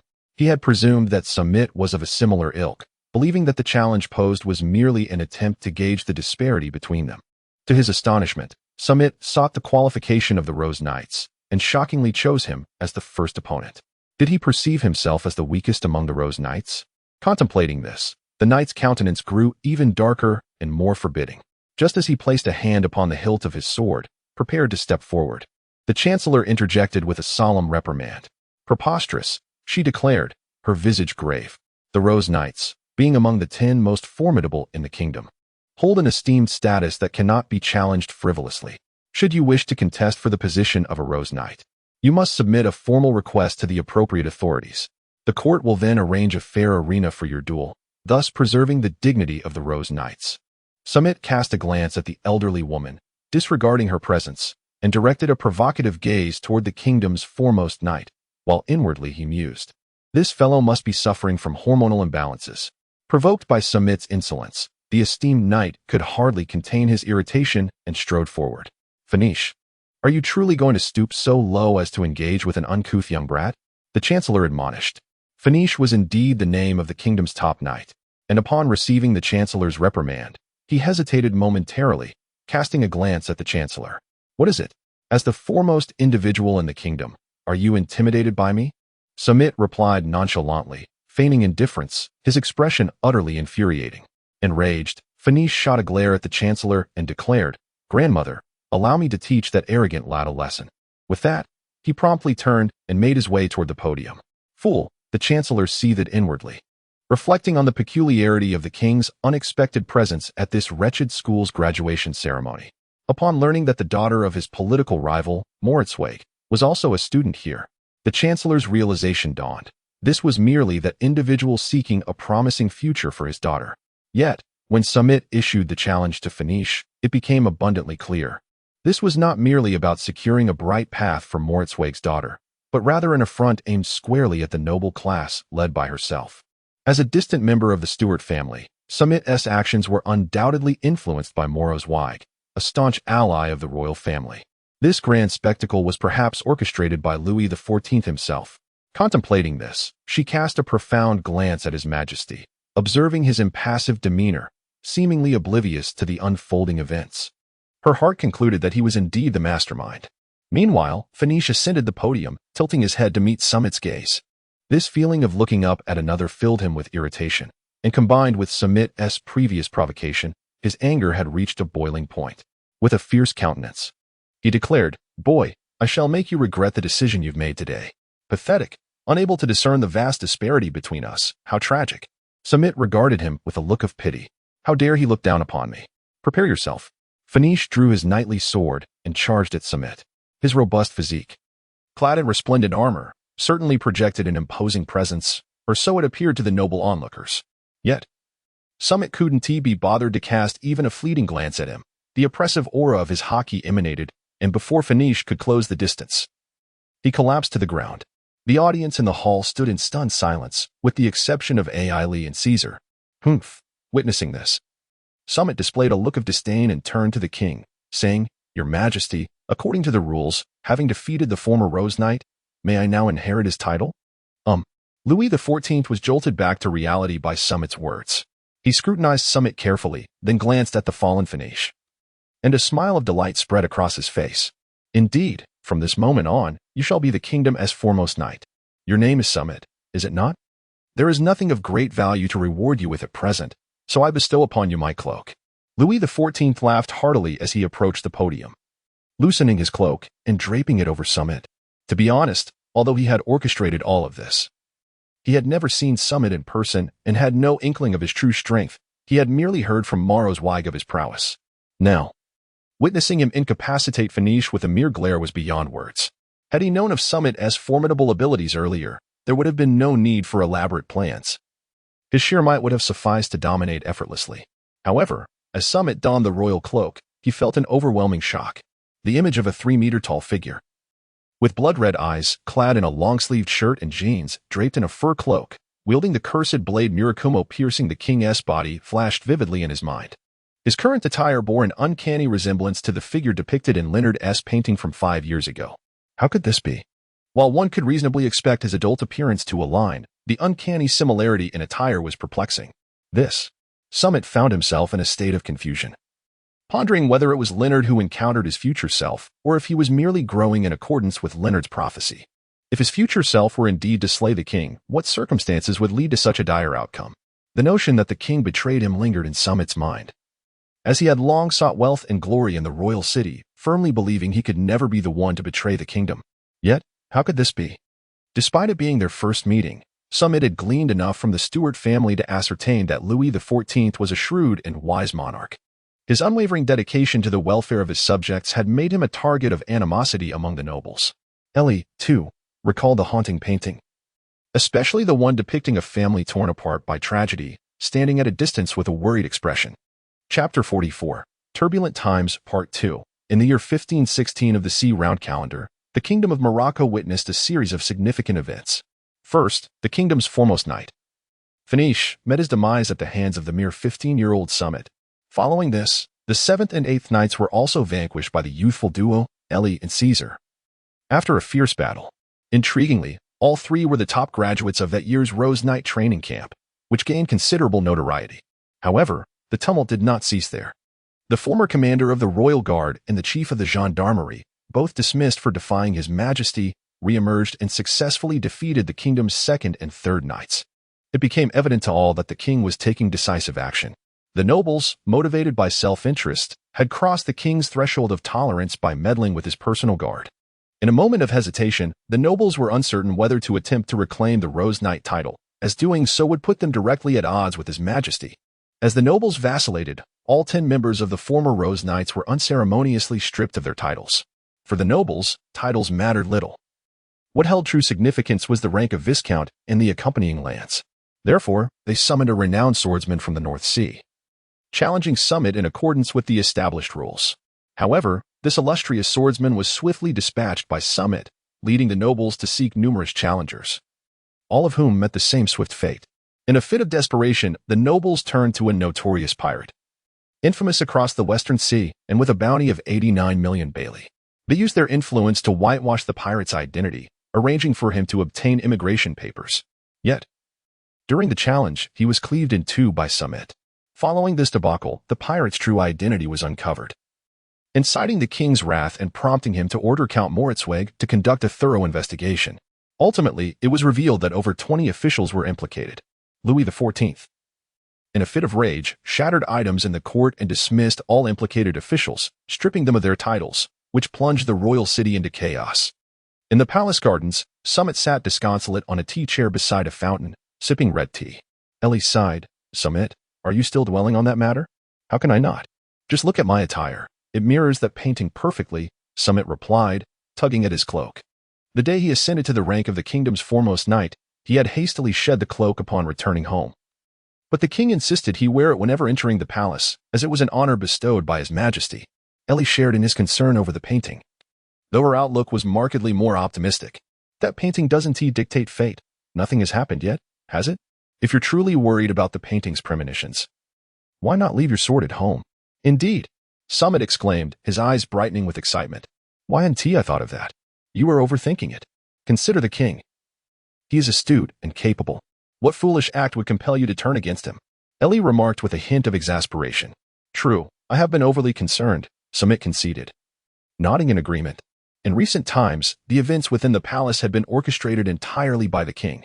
The challengers to Samit, apart from the initial few, had all been summoned by the noble lords, including the pirate, who had been procured from the naval prison at the king's behest. The noble had provided the pirate's family with substantial wealth to stage the charade, and the officials who facilitated the pirate's legitimization were merely acting on the noble's orders. These nobles were not oblivious to the political antagonism posed by the noble lord. They contemplated whether he was ensnaring them in a trap. However, they recognized that he was the mastermind, and should the scheme unravel, he would be the first to suffer. Thus, they assisted him, hoping to establish a debt of gratitude or leverage for future negotiations. Little did they realize that the true orchestrator was none other than the king. When the pirate was slain by Samit, the noble lord presented evidence to the king, thus distancing himself from the scandal. From these occurrences, it was clear that the king was, without a doubt, a wise and capable sovereign. He would never engage in acts that could force him into rebellion. Nor did he harbor ambitions of self-proclamation, rendering the notion of assassinating the king utterly unfathomable. With these realizations, Samit's earlier gloom dissipated. "Thank you, Ellie. It is of no consequence. I am simply glad you have come to understand." Ellie smiled upon seeing Samit's spirits lift. At that moment, a messenger hurried over, announcing, "Lord Samit, Lady Ellie, the court session is commencing. His Majesty requests your presence." "Understood," Ellie replied, turning her gaze to Samit. "Shall we?" "Indeed." After finishing his final sip of tea, Samit rose to accompany Ellie as they followed the messenger to the council chamber. Upon arriving at the chamber's entrance, the messenger departed, leaving Samit and Ellie to await the king's arrival. Soon, the king approached, flanked by several attendants, his demeanor cheerful as he addressed them. "Samit, Ellie, I entrust today's affairs to you once more." "It is our duty," they replied in unison. "Let us proceed." The king nodded in satisfaction, leading the way into the chamber. Samit and Ellie followed closely behind, flanking the king. Inside the grand hall, the noble officials had divided themselves into civil and military factions, standing on either side of the chamber. The king, seated authoritatively on the throne, summoned Samit and Ellie to stand beside him. Clearing his throat, he began. "Before we commence today's session, I have joyous news to share." He paused, gauging the expressions of the gathered officials, all of whom leaned in attentively. With a pleased nod, the king continued, "I shall welcome my ninth beloved consort during the next full moon." The assembly exchanged glances, a silent communication passing between them. Before the prime minister stepped forward to inquire, "Might your majesty disclose which noble lady will be honored?" The words of the chancellor elicited a look of disdain from his majesty the king. The nobles of the kingdom, led by the chancellor, were fervently emulating the lifestyle of the celestials in every conceivable aspect. If it weren't for these individuals, the king would have openly married April long ago. Chapter 45, The Sudden Incident. Yet, despite his disdain, the chancellor's capabilities were undeniably impressive, and she had not transgressed any laws of the kingdom. The king could not take any action against her. To fabricate a charge and dismiss her would likely deter anyone from supporting him in the future. Contemplating this, a congenial smile graced his face as he spoke. That individual is the court's chief pianist, Strang. Ilip. What? The chancellor's eyes widened in shock, and she immediately opposed. "It is unacceptable. Your majesty, as the sovereign of this nation, embodies its dignity. How could you possibly marry a commoner, especially one who has borne children?" The other noble officials were equally agitated, voicing their objections. "Silence!" The king bellowed, and the hall fell into a hush, though the nobles continued to regard him defiantly.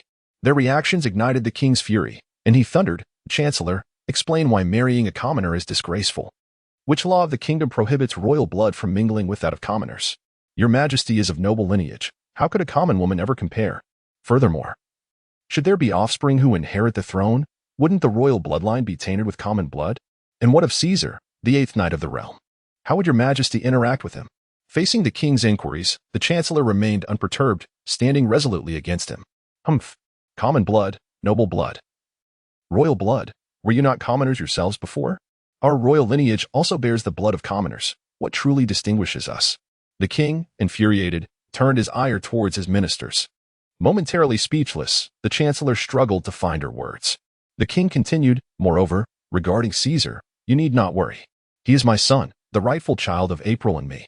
A wave of astonishment swept through the hall. Samit had not anticipated such a bold declaration from the king. Aside from the count, the other nobles were rendered speechless, struggling to process the revelation. Caesar is the king's son? The chancellor stood momentarily dazed, but quickly regained her composure, her emotions surging as she pointed an accusatory finger at the king. Just then, Samit stepped forward, his voice booming. "What do you intend to do?" He radiated an aura of menace, directly targeting the chancellor. The sudden intensity of his presence left the chancellor aghast, her fear palpable, and the words she had intended to speak fled her mind. Realizing the gravity of the situation, Samit tempered his demeanor. After all, she was the chancellor, and any impropriety on her part during the assembly would reflect poorly on him. The chancellor, having hesitated, withdrew her finger, casting a complex glance at Samit before returning her gaze to the king. "Your majesty, something is amiss. An urgent matter has arisen." Before she could elaborate, her words were abruptly interrupted by a sudden voice as a messenger rushed into the chamber. Frowning, she scolded, "What is so alarming that you dare intrude upon the assembly?" All eyes turned to the messenger. "Your majesty, it is dire news. The tribute of heavenly gold intended for the celestials has been stolen." The assembly erupted in shock, mouths agape. The king sprang to his feet, urgently demanding, "What has transpired? Who stole the heavenly gold?" "I do not know. We just received a report from the second knight escorting the gold. They encountered pirates, and when we inquired about the pirate crew, we only heard screams before the line went dead. These detestable pirates." The king slammed his palm onto the armrest in a fit of rage, casting a glance at the tearful messenger. "You may leave. This matter does not concern you." "Thank you, your majesty." The messenger bowed and exited the chamber. Once the messenger had departed, the king turned to his ministers, asking, "What shall we do now? Speak up." The room fell into a tense silence, with everyone exchanging glances, none daring to voice their thoughts. Infuriated, the king exclaimed, "Weren't you all so vocal just moments ago? Now that a crisis has arisen, you are all rendered mute. Your majesty, please calm your anger." At this moment, the count stepped forward. Seeing the count, the king took a moment to compose himself before saying, "Count, please share your thoughts." "Indeed," the count replied, gathering his thoughts. "Our immediate priority must be to secure the heavenly gold.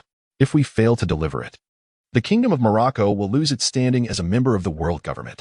Given Morocco's geographical position, losing this status would severely hinder our merchant vessels' access to other kingdoms, resulting in a catastrophic blow to our economy. Your assessment is astute. But the heavenly gold is no trifling sum. The populace can barely bear the burden of a second tribute, and our treasury is insufficient. How shall we procure this second tribute? Your majesty, I propose hosting a soiree for the elite of the capital, inviting all notable nobles. We could then solicit contributions during the event." "That is unacceptable." The chancellor interjected impatiently, her eyes darting to the king as he turned his gaze upon her. "Your majesty, these nobles have made significant contributions to this nation. They should not be subjected to such treatment. If they have indeed contributed, then aiding the state in its hour of need should not pose a burden, should it?" The count retorted, a mocking expression adorning his face. "You speak as if the Stewart family has been devoid of assistance. Rest assured, the Stewart family will contribute. At the soiree, our Golden Flash Trading Company will be the first to pledge donations." Rendered speechless, the chancellor retreated, while the other nobles found themselves at a loss. The count's disdain grew palpable as he regarded the assembly, a bunch of short-sighted individuals, oblivious to the fact that your power and wealth stem from the kingdom. Should the kingdom falter, all that you possess will vanish. Seeing the minister's futility, the king decisively proclaimed, "We shall proceed as the count suggests. Summon the staff to prepare a banquet, one that can accommodate all the nobles and luminaries of the capital. It must be arranged at once, for I wish to convene it tonight." "Understood." Chapter 46. The gathering at the ball. After the court session, the entire royal palace buzzed with activity, as preparations commenced for a grand banquet to host the elite of the capital within a single day. The workload was immense, and the palace chefs seemed overwhelmed, prompting His Majesty the King to summon the chefs from esteemed hotels to assist. With the influx of invitation bearers, the palace resembled a bustling market. In stark contrast to this hurried atmosphere were the Rose Knights. While the king presided over matters in his study, these loyal guardians found themselves idly congregating in the back garden, sipping tea. Yet, the recent incident involving the stolen treasure weighed heavily on their minds. "Why do you all wear such grim expressions? This atmosphere is quite uncomfortable," remarked the fifth knight, an adventurer who had roamed various lands for 2 decades before returning home, where he was subsequently recruited by the king with generous remuneration. Perhaps his extensive experiences granted him a broader perspective, for he appeared notably composed in light of the troubling news. "Uncle Halford, how can you remain so calm after such a significant event?" asked Caesar, noting Halford's unflappable demeanor. "Ah, worry not. If the sky were to fall, a tall person would bear the brunt. There is little we can do to aid in this matter, and fretting is futile. Let us rest well. Once the treasure is gathered, I suspect His Majesty will assign us to escort it back," Halford replied with a hearty laugh. "Indeed? That would be ideal. If we encounter those pirates again, we shall not let them escape," stated Samit, firmly tapping the ground with his sword sheath. "Huh. Those pirates who could annihilate the guard before a message could even be dispatched are no ordinary foes. However, I believe you would manage just fine," Halford chuckled, impressed by Samit's prowess. "Let us hope so," added the second knight, a former commander of the royal guard, who gazed silently at the clouds, lost in thought. The others, influenced by his mood, fell silent. Throughout the day, the palace bustled with activity, with even the king remaining in his study, attended by aides bearing documents. This continued until dusk. As the sun sank and the crescent moon ascended, the weary king emerged, whereupon a servant promptly draped a cloak over his shoulders. Rubbing his eyes, he waved the servant away. "Your Majesty," came the greeting from the Rose Knights, led by Samit, who offered a knightly salute. "You have endured a long wait outside today. Come, let us partake in the banquet." The king approached Samit, assisting him to his feet, and gestured for the others to rise as well. "It is our duty," they replied respectfully. The king nodded in acknowledgement and led the way towards the banquet hall, with the Rose Knights forming 2 lines behind him. Upon their arrival at the castle, they were greeted by a throng of elegantly attired nobles, mingling in groups for socialization. As the king and the Rose Knights entered, the hall fell silent, all eyes turning towards the monarch. Ignoring the myriad gazes, the king ascended the platform and faced the assembly, while the Rose Knights positioned themselves at the sides below.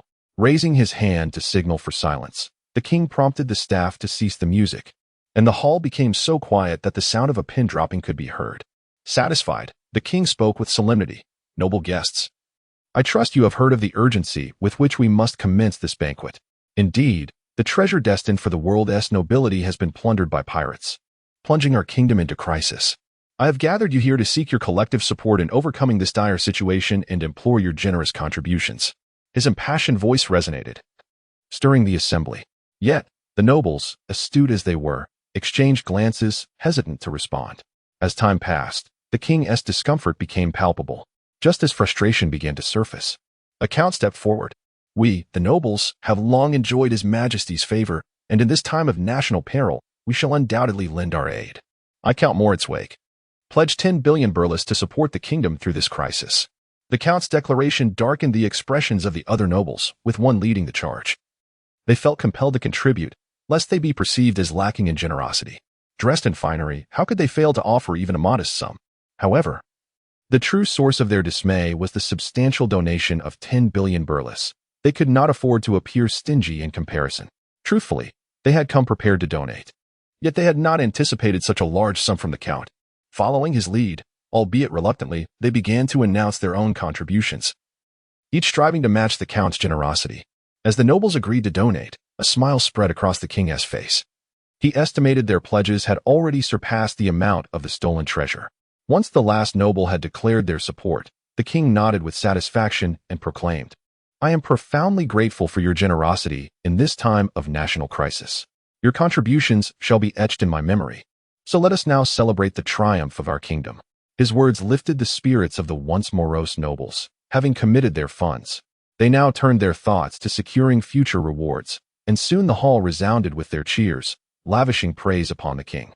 Thus commenced a jubilant feast, where dapper gentlemen and elegantly adorned ladies took to the dance floor, while attendants navigated the crowd with wine and delicacies. Observing the revelry, the king descended from the platform and addressed Samit and the others, saying, "You have all worked hard today. Go and enjoy yourselves. There are many lovely ladies awaiting invitations to dance. Yet, your Majesty, your safety." Samit hesitated. "Do not fret. This is the royal castle."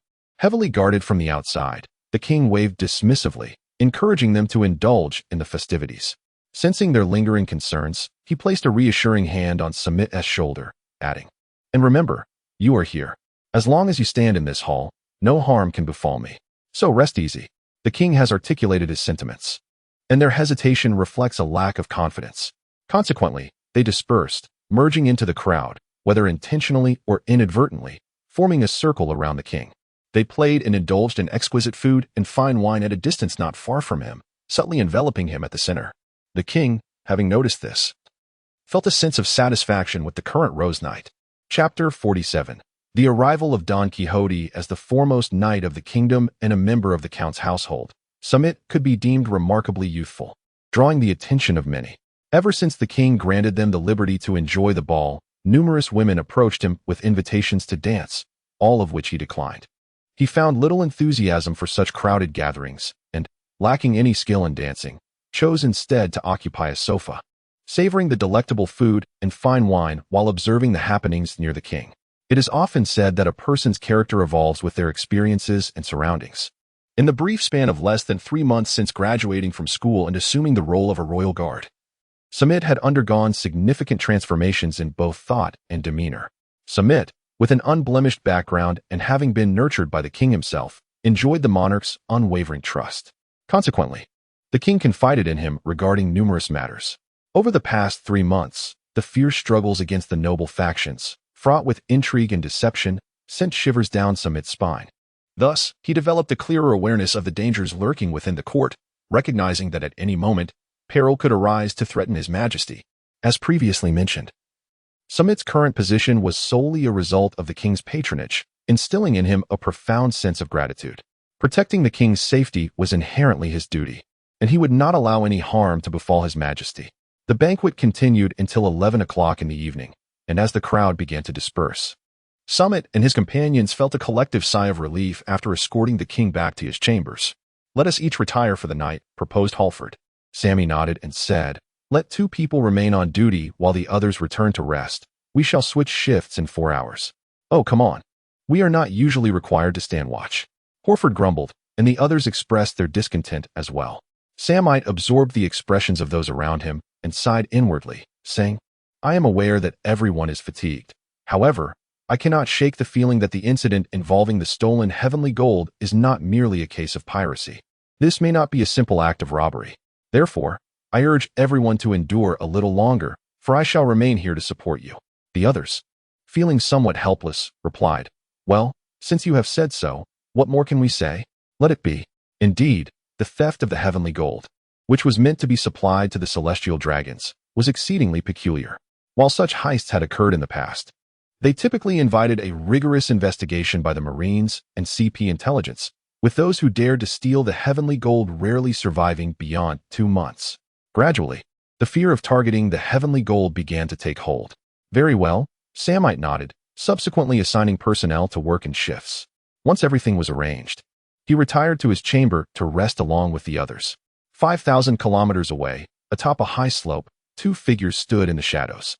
One, with dark skin and a tall, slender frame, possessed sultry lips and captivating eyes, exuding an aura of fiery passion in her flowing purple gown.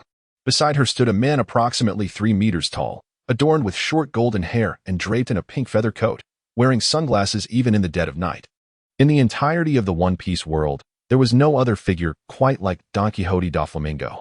Fufufu, Doflamingo chuckled with a sinister glee, turning to the woman beside him. "Violet, what is the situation?" 2 Rose Knights are stationed outside the king's quarters, while the rest remain within the castle. The kingdom's foremost knight, Samite, is present. "Is Doflamingo planning to take action?"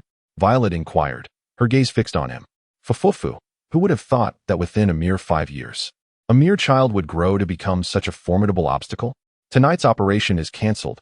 We shall proceed with Plan B," Doflamingo replied, his thoughts tangled. Shortly after Or's demise, he had uncovered the identity of the killer, Samite. Yet, he had been preoccupied with the aftermath in Dressrosa, establishing an underground arms factory, and liaising with influential figures from both the underworld and the Yonko, Kaido, leaving him with little time to act. He had considered sending a capable subordinate, but Samite's impressive prowess at such a young age suggested a fortuitous rise. Doflamingo feared that the attempt might backfire, turning into a lesson rather than a victory, as he had often faced similar challenges on his own path to power. However, when he finally found the time to act personally, the once easily squashed child had matured into an adversary worthy of caution. Should he be grateful for his prudent approach all along? Had he charged into the kingdom of Morocco impulsively, many of his family members might have perished. "Dispatch orders for tomorrow as plans," he commanded, leaping into the air, his feathered coat billowing like the wings of a great bird, before vanishing into the darkness after a few agile bounds. Violet remained in place, contemplating Doflamingo's disappearing figure. The following day dawned bright and clear, with the sun ascending high into the sky. After a night of meticulous preparations, the second shipment of heavenly gold was ready and transported aboard the warship. As Halford had stated, this time the king arranged for all the Rose Knights, except Caesar, to escort it personally. At the port of Ghost City, His Majesty the King personally saw them off, saying, "Lord Samite, I entrust this task to you.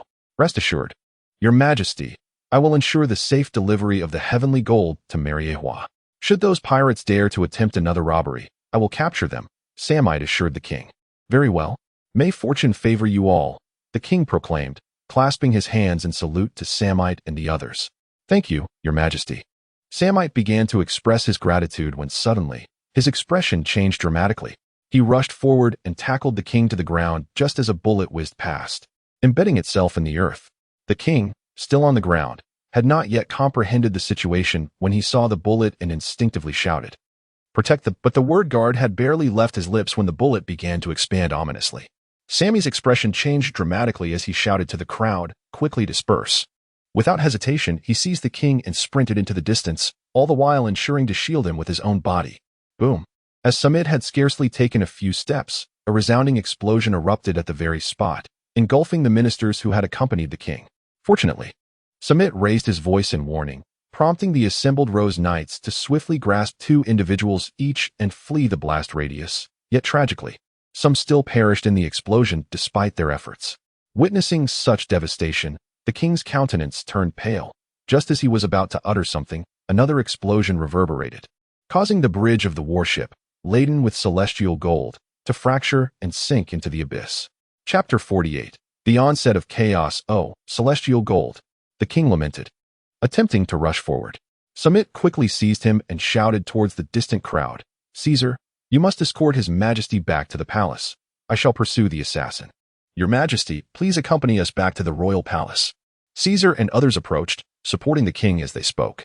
"Do not concern yourselves with me. Save the celestial gold," the king implored, striving to push past Caesar in a desperate bid to rescue the celestial gold, but he could not break free. Bang! Another gunshot rang out, with a bullet soaring through the air. Samit's countenance darkened as he unsheathed his demonic blade, a swift motion that cleaved the bullet in midair. "Your Majesty, rest assured. Though the battleship has sunk in the harbor, the celestial gold can be easily retrieved.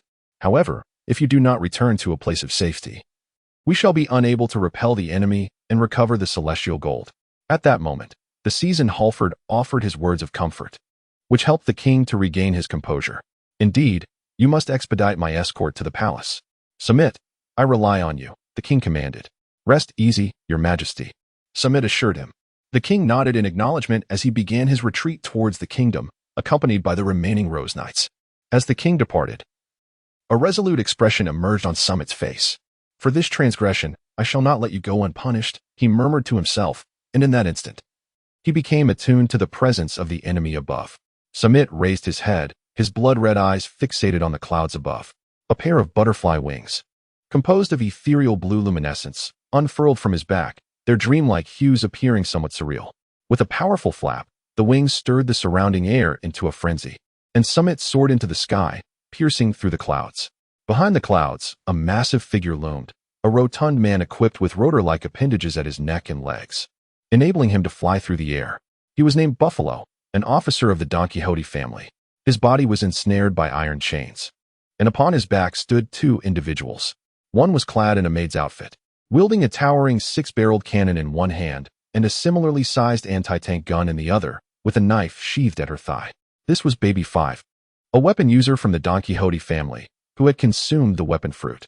At that moment, she donned blue-tinted sunglasses and held a cigarette between her lips, her rugged weaponry contrasting sharply with her petite stature, exuding an unusual charm. "Gladius is charging in," Baby 5 declared, directing her attention to a figure clad in black. Gladius, another officer of the Don Quixote family and a user of the explosive fruit, wore a high-collared black outfit and a mask, his silver hair spiking up like a hedgehog. Upon hearing Baby 5's words, Gladius replied in a deep tone, "I didn't expect this fellow to have the ability to fly. Buffalo, retreat quickly. Leave this to the young master." "Understood," Buffalo responded, increasing the rotation of his rotors as he carried the 2 away towards the sea. "Humph, trying to escape?" Samit scoffed, sensing the trio's situation through his shared perception. He flapped his wings vigorously, accelerating instantly and trailing a long blue phantom behind him as he pursued them. In no time, the distance closed. "This troublesome guy." Baby 5 spat out her cigarette, raising her anti-tank gun and firing a shot at Samit. The shell, enveloped in smoke and a whistling sound, hurtled towards him. Samit chuckled lightly, slightly tilting his body to evade the projectile, then maintained his speed, continuing the chase. At this point, he could discern the figures ahead clearly. The emblem of the Don Quixote family and the distinctive traits of the 3 made their identities instantly recognizable to him. "Don Quixote Doflamingo? No wonder you dare to plunder the heavens.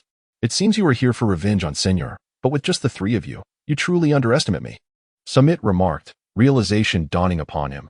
and continued nonchalantly, "You scoundrel." Upon hearing Senior's name from Samit, Baby 5 aimed her cannon at him, unleashing a storm of orange bullets that transformed into streaks of light as they surged towards him. Samit furrowed his brow, enveloped in the aura of armament. His body instantly transformed into a dark, gleaming figure. The relentless barrage of bullets striking Samit proved futile, merely halting his advance momentarily. Infuriated, Baby 5 discarded her machine cannon, bending her form forward to morph into a formidable cannon. Boom! The shell was launched towards Samit. However, he continued unabated, drawing his demonic blade with a flash of cold light, slicing through the projectile midair. Only after Samit's sword passed the shell did it split in two, plummeting into the depths of the sea. Undeterred, Samit then unleashed a flurry of slashes towards the trio from afar. Instantly, the air was rent asunder by the sword's aura, piercing the clouds for miles around. "Scatter!" Gladius cried out in alarm. Even at a distance, the trio felt the chilling dread of the blade's presence. Bahafalo remained silent, acutely aware of the bone-chilling sensation that penetrated deep within him. He focused intently on the sword auras, gauging their trajectory before solemnly advising, "Hold on tight." He then straightened his posture and ascended skyward, for Samit's sword energy seemed to constrict his escape routes, leaving only upward or downward as viable options. Bahafalo summoned all his strength, narrowly evading the edge of the sword energy. Phew! The group exhaled in relief. But just as Gladius was about to commend Bahafalo on his impressive maneuver, a shadow loomed overhead, obscuring the sun.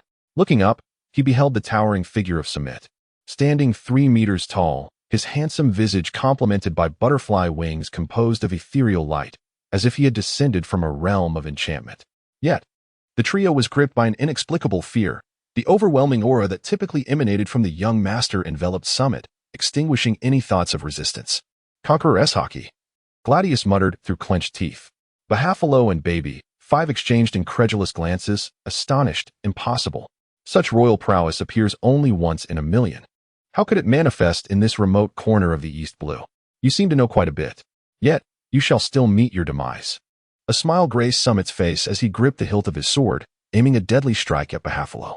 "You won't find it so easy to kill us," Gladius declared, his body swelling as he leaped from Bahafalo's side, charging towards Samit. Mid-flight, his form expanded dramatically, and just as Samit's blade descended upon him, an explosive eruption ensued. From the capital, onlookers beheld a mushroom cloud blossoming in the distant sky, the shockwave radiating outward, dispersing the clouds and creating a vast vacuum. What on earth just happened? Many pondered, but before they could dwell on it further, the long-quiet alarm bells of the capital rang out, their urgent toll echoing in every ear, leaving people frozen in place. What is happening? Chapter 49, The Battle Within the Palace in the Sky. Gladius plummeted from a great height, and just before he plunged into the sea, Bahafalo glided across the water's surface, while Baby 5 caught Gladius's falling form. "Did we take him down?" Baby 5 murmured, gazing at the sky obscured by flames. Gladius had succumbed to unconsciousness, unable to respond, leaving her to silently pray. As the flames gradually dissipated, a figure adorned with magnificent wings emerged unscathed. "How is this possible?" He is completely unharmed. Shock washed over Baby 5. She understood that it was improbable for such a powerful being to be vanquished by a single explosion. But to emerge without so much as a speck of dirt upon him was utterly beyond belief. Samit gazed down at the trio of Baby 5, his brow furrowed and a look of hesitation crossing his face. Yet, this moment of uncertainty was fleeting, cast aside in less than a second. He glanced at them and remarked, "Consider yourselves fortunate." With those words, he soared away towards the palace without a backward glance. "Phew, has that fellow departed?" Watching Samit's retreating figure, Bahafalo let out a sigh of relief and quickly inquired. At that moment, Baby 5 appeared to have lost half her strength, slumping against Bahafalo's back. Upon hearing his question, she exhaled, "Ah, he has gone. Perhaps he has discovered the situation with the young master." "Is that so?" "It's truly fortunate that the plan proceeds smoothly without casualties." Bahafalo expressed his relief. Baby 5 felt the same. It was her first time so close to death. She stared blankly at the sky, and gradually her expression brightened with resolve. "Regardless, we must inform the young master." With that, she retrieved a transponder snail and dialed Brother Ming's number. "Baby 5, how is the plan progressing?" Brother Ming's voice echoed as soon as the transponder snail connected. accompanied by intermittent sounds of screams and weeping from the other end. The plan is proceeding smoothly. However, Gladiolus has self-destructed and is currently unconscious. That fellow possesses the ability to fly and should be heading your way. Baby. 5 relayed the situation to Brother Ming accurately. Inside the palace, Brother Ming sat atop a rooftop, one hand holding the transponder snail while the other manipulated strings extending from his fingers, controlling several rose knights as though they were mere puppets. Doflamingo. Ellie had now completed her transformation and, along with the other unaffected rose knights, stood protectively behind the king, glaring at Brother Ming.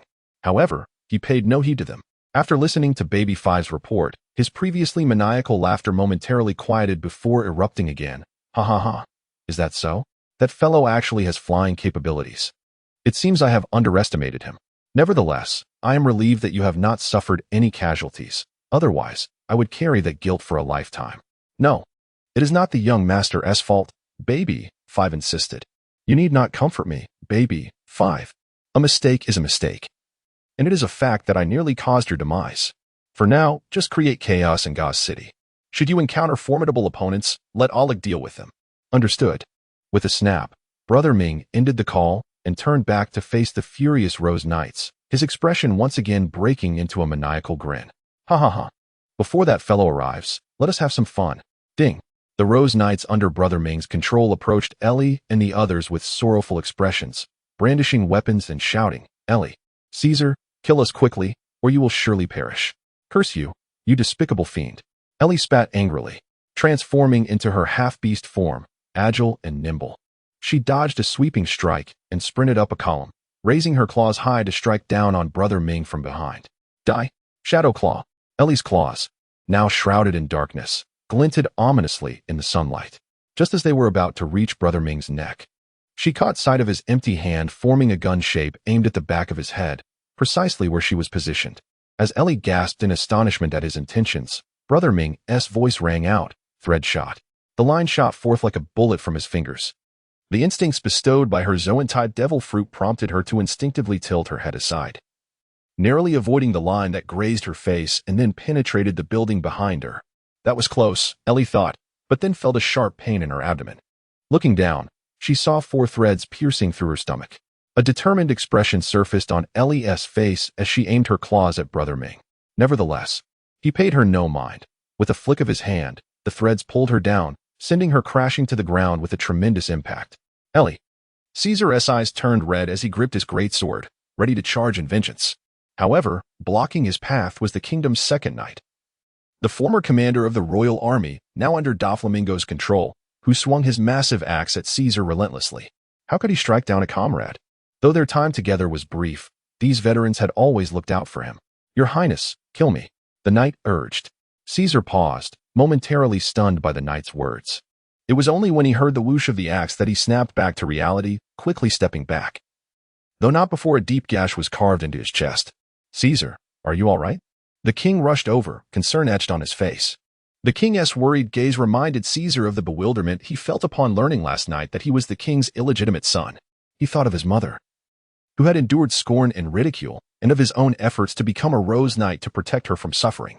All the memories flooded back, culminating in the sight of Ellie being pierced by the threads and crashing down from the rooftop. Think carefully. What are you truly fighting for to become stronger? Samit's words echoed in his heart. His gaze sharpened with newfound determination. I strive to become stronger so that my family and friends will no longer suffer. Caesar roared. As the former commander swung his axe once more, Caesar deftly sidestepped, propelling himself forward. In the instant their paths crossed, he severed the commander's limbs. Those under Brother Ming's control were manipulated by the threads, so even if he severed the tendons in the commander's arms and legs, it would not halt his movements. Only by severing his limbs could he ensure the commander could no longer fight. Though this would render him a cripple, it was far better than losing his life. If he could survive this ordeal, the kingdom would not forsake a man who had devoted his life to its service. Someone would surely care for him thereafter. Chapter 50. The realization of the painted vision. Doflamingo, as a member of the 7 warlords, do you not fear the loss of your title for openly attacking Morocco, a world government ally? The king could no longer maintain his composure upon witnessing the devastation before him. He forcefully pushed aside the guards protecting him and glared at Brother Ming. Fu. Brother Ming laughed uproariously, his wide grin and maniacal laughter eliciting involuntary frowns. You struck first. 5 years ago, the flashing gold trading company's ship sank my subordinate's vessel and killed my family, senor. That's impossible. 5 years ago. How could anyone surpass the Don Quixote family's cadres? Do you have evidence? If you do, I will personally see to their execution, the king responded skeptically. However, Brother Ming paid no attention to the king's disbelief, chuckling merrily, ha ha ha. Evidence? Have you lost your mind? I am a pirate. You dare speak to me of evidence? What I deem to be true is the truth. The king's visage was ashen, as he sought to engage in political maneuvering akin to that of Doflamingo, yet the latter disregarded his prescribed rules of engagement entirely. To the king, the concept of force was merely a last resort, employed when diplomatic negotiations failed to yield results. In stark contrast to Doflamingo and his fellow pirates, politics served only as a bargaining chip when brute strength could not secure what they desired. Though both men held the title of king, their divergent upbringings had engendered a profound ideological rift. Rendered speechless, His Majesty was shielded by a handful of knights who positioned themselves protectively behind him. Meanwhile, Doflamingo reveled in the success of his schemes, a sinister grin adorning his face. With a flick of his fingers, a rush of wind heralded an impending attack. As the king's voice echoed from behind, cautioning his knights, Halford, Caesar, be vigilant. Startled, they turned to see the king seize a fallen dagger from the ground, slashing furiously at the remaining Rose Knights. The knights were taken aback by the king's unexpected betrayal. Two nearest knights fell victim to the king's wrath, their heads severed in an instant. Ah! The king cried out in anguish, tears of regret streaming down his face. Yet he pressed forward relentlessly, intent on striking down the rest. Faced with the king's onslaught, the knights dared not retaliate, instead evading his frenzied attacks. Caesar, Halford, you must end my life. The king bellowed in agony. This lamentation stemmed not only from the horror of slaying his own men but also from the excruciating pain inflicted upon him by Doflamingo's manipulation, causing his muscles and bones to tear apart. The torment of his body, coupled with the guilt in his heart, ignited within him a desire for self-destruction. As knights, how could they ever bring themselves to slay their sovereign? And worse still, he was their father. Caesar was engulfed in despair, utterly at a loss. Doflamingo, observing the chaos, erupted into laughter, exclaiming, "Ah, what a splendid script! Since you are so devoted to loyalty, let us resolve your fates last. Now, King Louis XIV, go forth and eliminate the others. Stop, please, cease this madness." The air was thick with the acrid scent of flames. The ruins of once magnificent structures lay in shambles, and the cries of the wounded and weeping reverberated throughout the palace, transforming it into a veritable hellscape. Meanwhile, Samit raced toward the palace, witnessing calamity and chaos along his path. Countless pirate vessels bombarded the capital from the sea, as if every pirate from the East Blue had converged upon this single location. Among them, he recognized a particularly familiar figure, Click, the tyrant of the East Blue, commanding dozens of pirate ships to dismantle the coastal defenses, while his crew descended upon the land, brandishing weapons and pillaging the streets. Furthermore, the cells housing criminals had been breached, unleashing a horde of malevolent offenders who wreaked havoc, compounded by opportunistic ruffians taking advantage of the chaos. In an instant, the once thriving capital devolved into the most disorderly of realms. The alarm bells rang incessantly, as citizens fled in terror, their cries, wails, and screams weaving together a tapestry of infernal despair. Indeed, this was precisely the scene Samit had encountered 5 years prior in Leonard's studio, now fully realized in all its horrific splendor. Samit's face turned ashen. He was uncertain whether Leonard had foretold the future or if the world was advancing according to his will. Nonetheless, the sensation of being ensnared by fate filled him with profound discomfort. Regrettably, he felt powerless to alter the course of events. The echoes of battle and tragedy from the palace reverberated incessantly in his mind, compelling him to rush to their aid. He glanced at the cursed blade, Murakumo, in his hand, and a realization dawned upon him. Ever since he had assumed the role of the kingdom's foremost knight, he had kept the cursed blade stored at home, inspired by a fear of the images it conjured. However, with the need to set sail and escort the celestial gold, he had taken Murakumo with him. Little did he know, this journey might lead him to slay the king. In a fleeting moment of contemplation, Samit arrived at the palace, a place once orderly now stained with blood, where countless guards and servants lay lifeless in pools of crimson. Suddenly, he spotted a familiar figure and hastily descended to the ground, rushing to the body that lay in the pit. "Ailey, are you all right?" Samit turned her body face down, revealing 4 gaping wounds on her abdomen, from which blood flowed incessantly, soaking her entire upper body. Ailey. Upon witnessing this tragic sight, Samit let out a scream, then employed her butterfly transformation technique to heal her. The 4 wounds on her body were not of grave concern. The true peril lay in the secondary injuries inflicted upon her internal organs by the pulling of the threads. Fortunately, the butterfly transformation technique rendered the injuries ethereal, transforming them into a chaotic dreamscape. Thus the severity of the wounds mattered little, as long as she remained alive. After Samit's healing efforts, it was not long before Ailey's injuries were restored to their original state. Ailey awakened, albeit still mentally frail. She noticed the joy on Samit's face and urged, Samit, quickly go rescue His Majesty and Caesar. The enemy is Doflamingo, one of the 7 warlords of the sea. Indeed, rest assured, I shall defeat Doflamingo. Samit assured Ailey with a nod. Then I can rest easy, Ailey said before slipping back into unconsciousness. Samit gently lifted Ailey's body and placed her in a secluded spot, before unfurling his wings once more to soar towards the garden, the very domain of Doflamingo. The royal garden, a once enchanting sanctuary adorned with fountains, lay now shrouded in carnage, the ground soaked in blood and the waters of the fountain stained a deep crimson. At this moment, all had succumbed to despair, save for His Majesty, King Louis XIV, who knelt on the ground, wailing in anguish. Why? Why must it be this way? Doflamingo? You scoundrel, end my life. Doflamingo sat cross-legged upon the rooftop, and upon witnessing such a tragic spectacle, he burst into uproarious laughter. Ha ha ha. Why the haste to meet your demise? Would it not amuse you to witness the self-destruction of your own nation? Fear not. Once you have vanquished the last of your foes, I shall grant you the peace of death. You wretch. Chapter 51. Regicide, ha ha ha ha. The lamentations of Louis XIV only served to heighten Doflamingo's exhilaration, his maniacal laughter echoing through the skies. Just then, a furious voice resonated from above, causing Doflamingo's mirth to abruptly cease.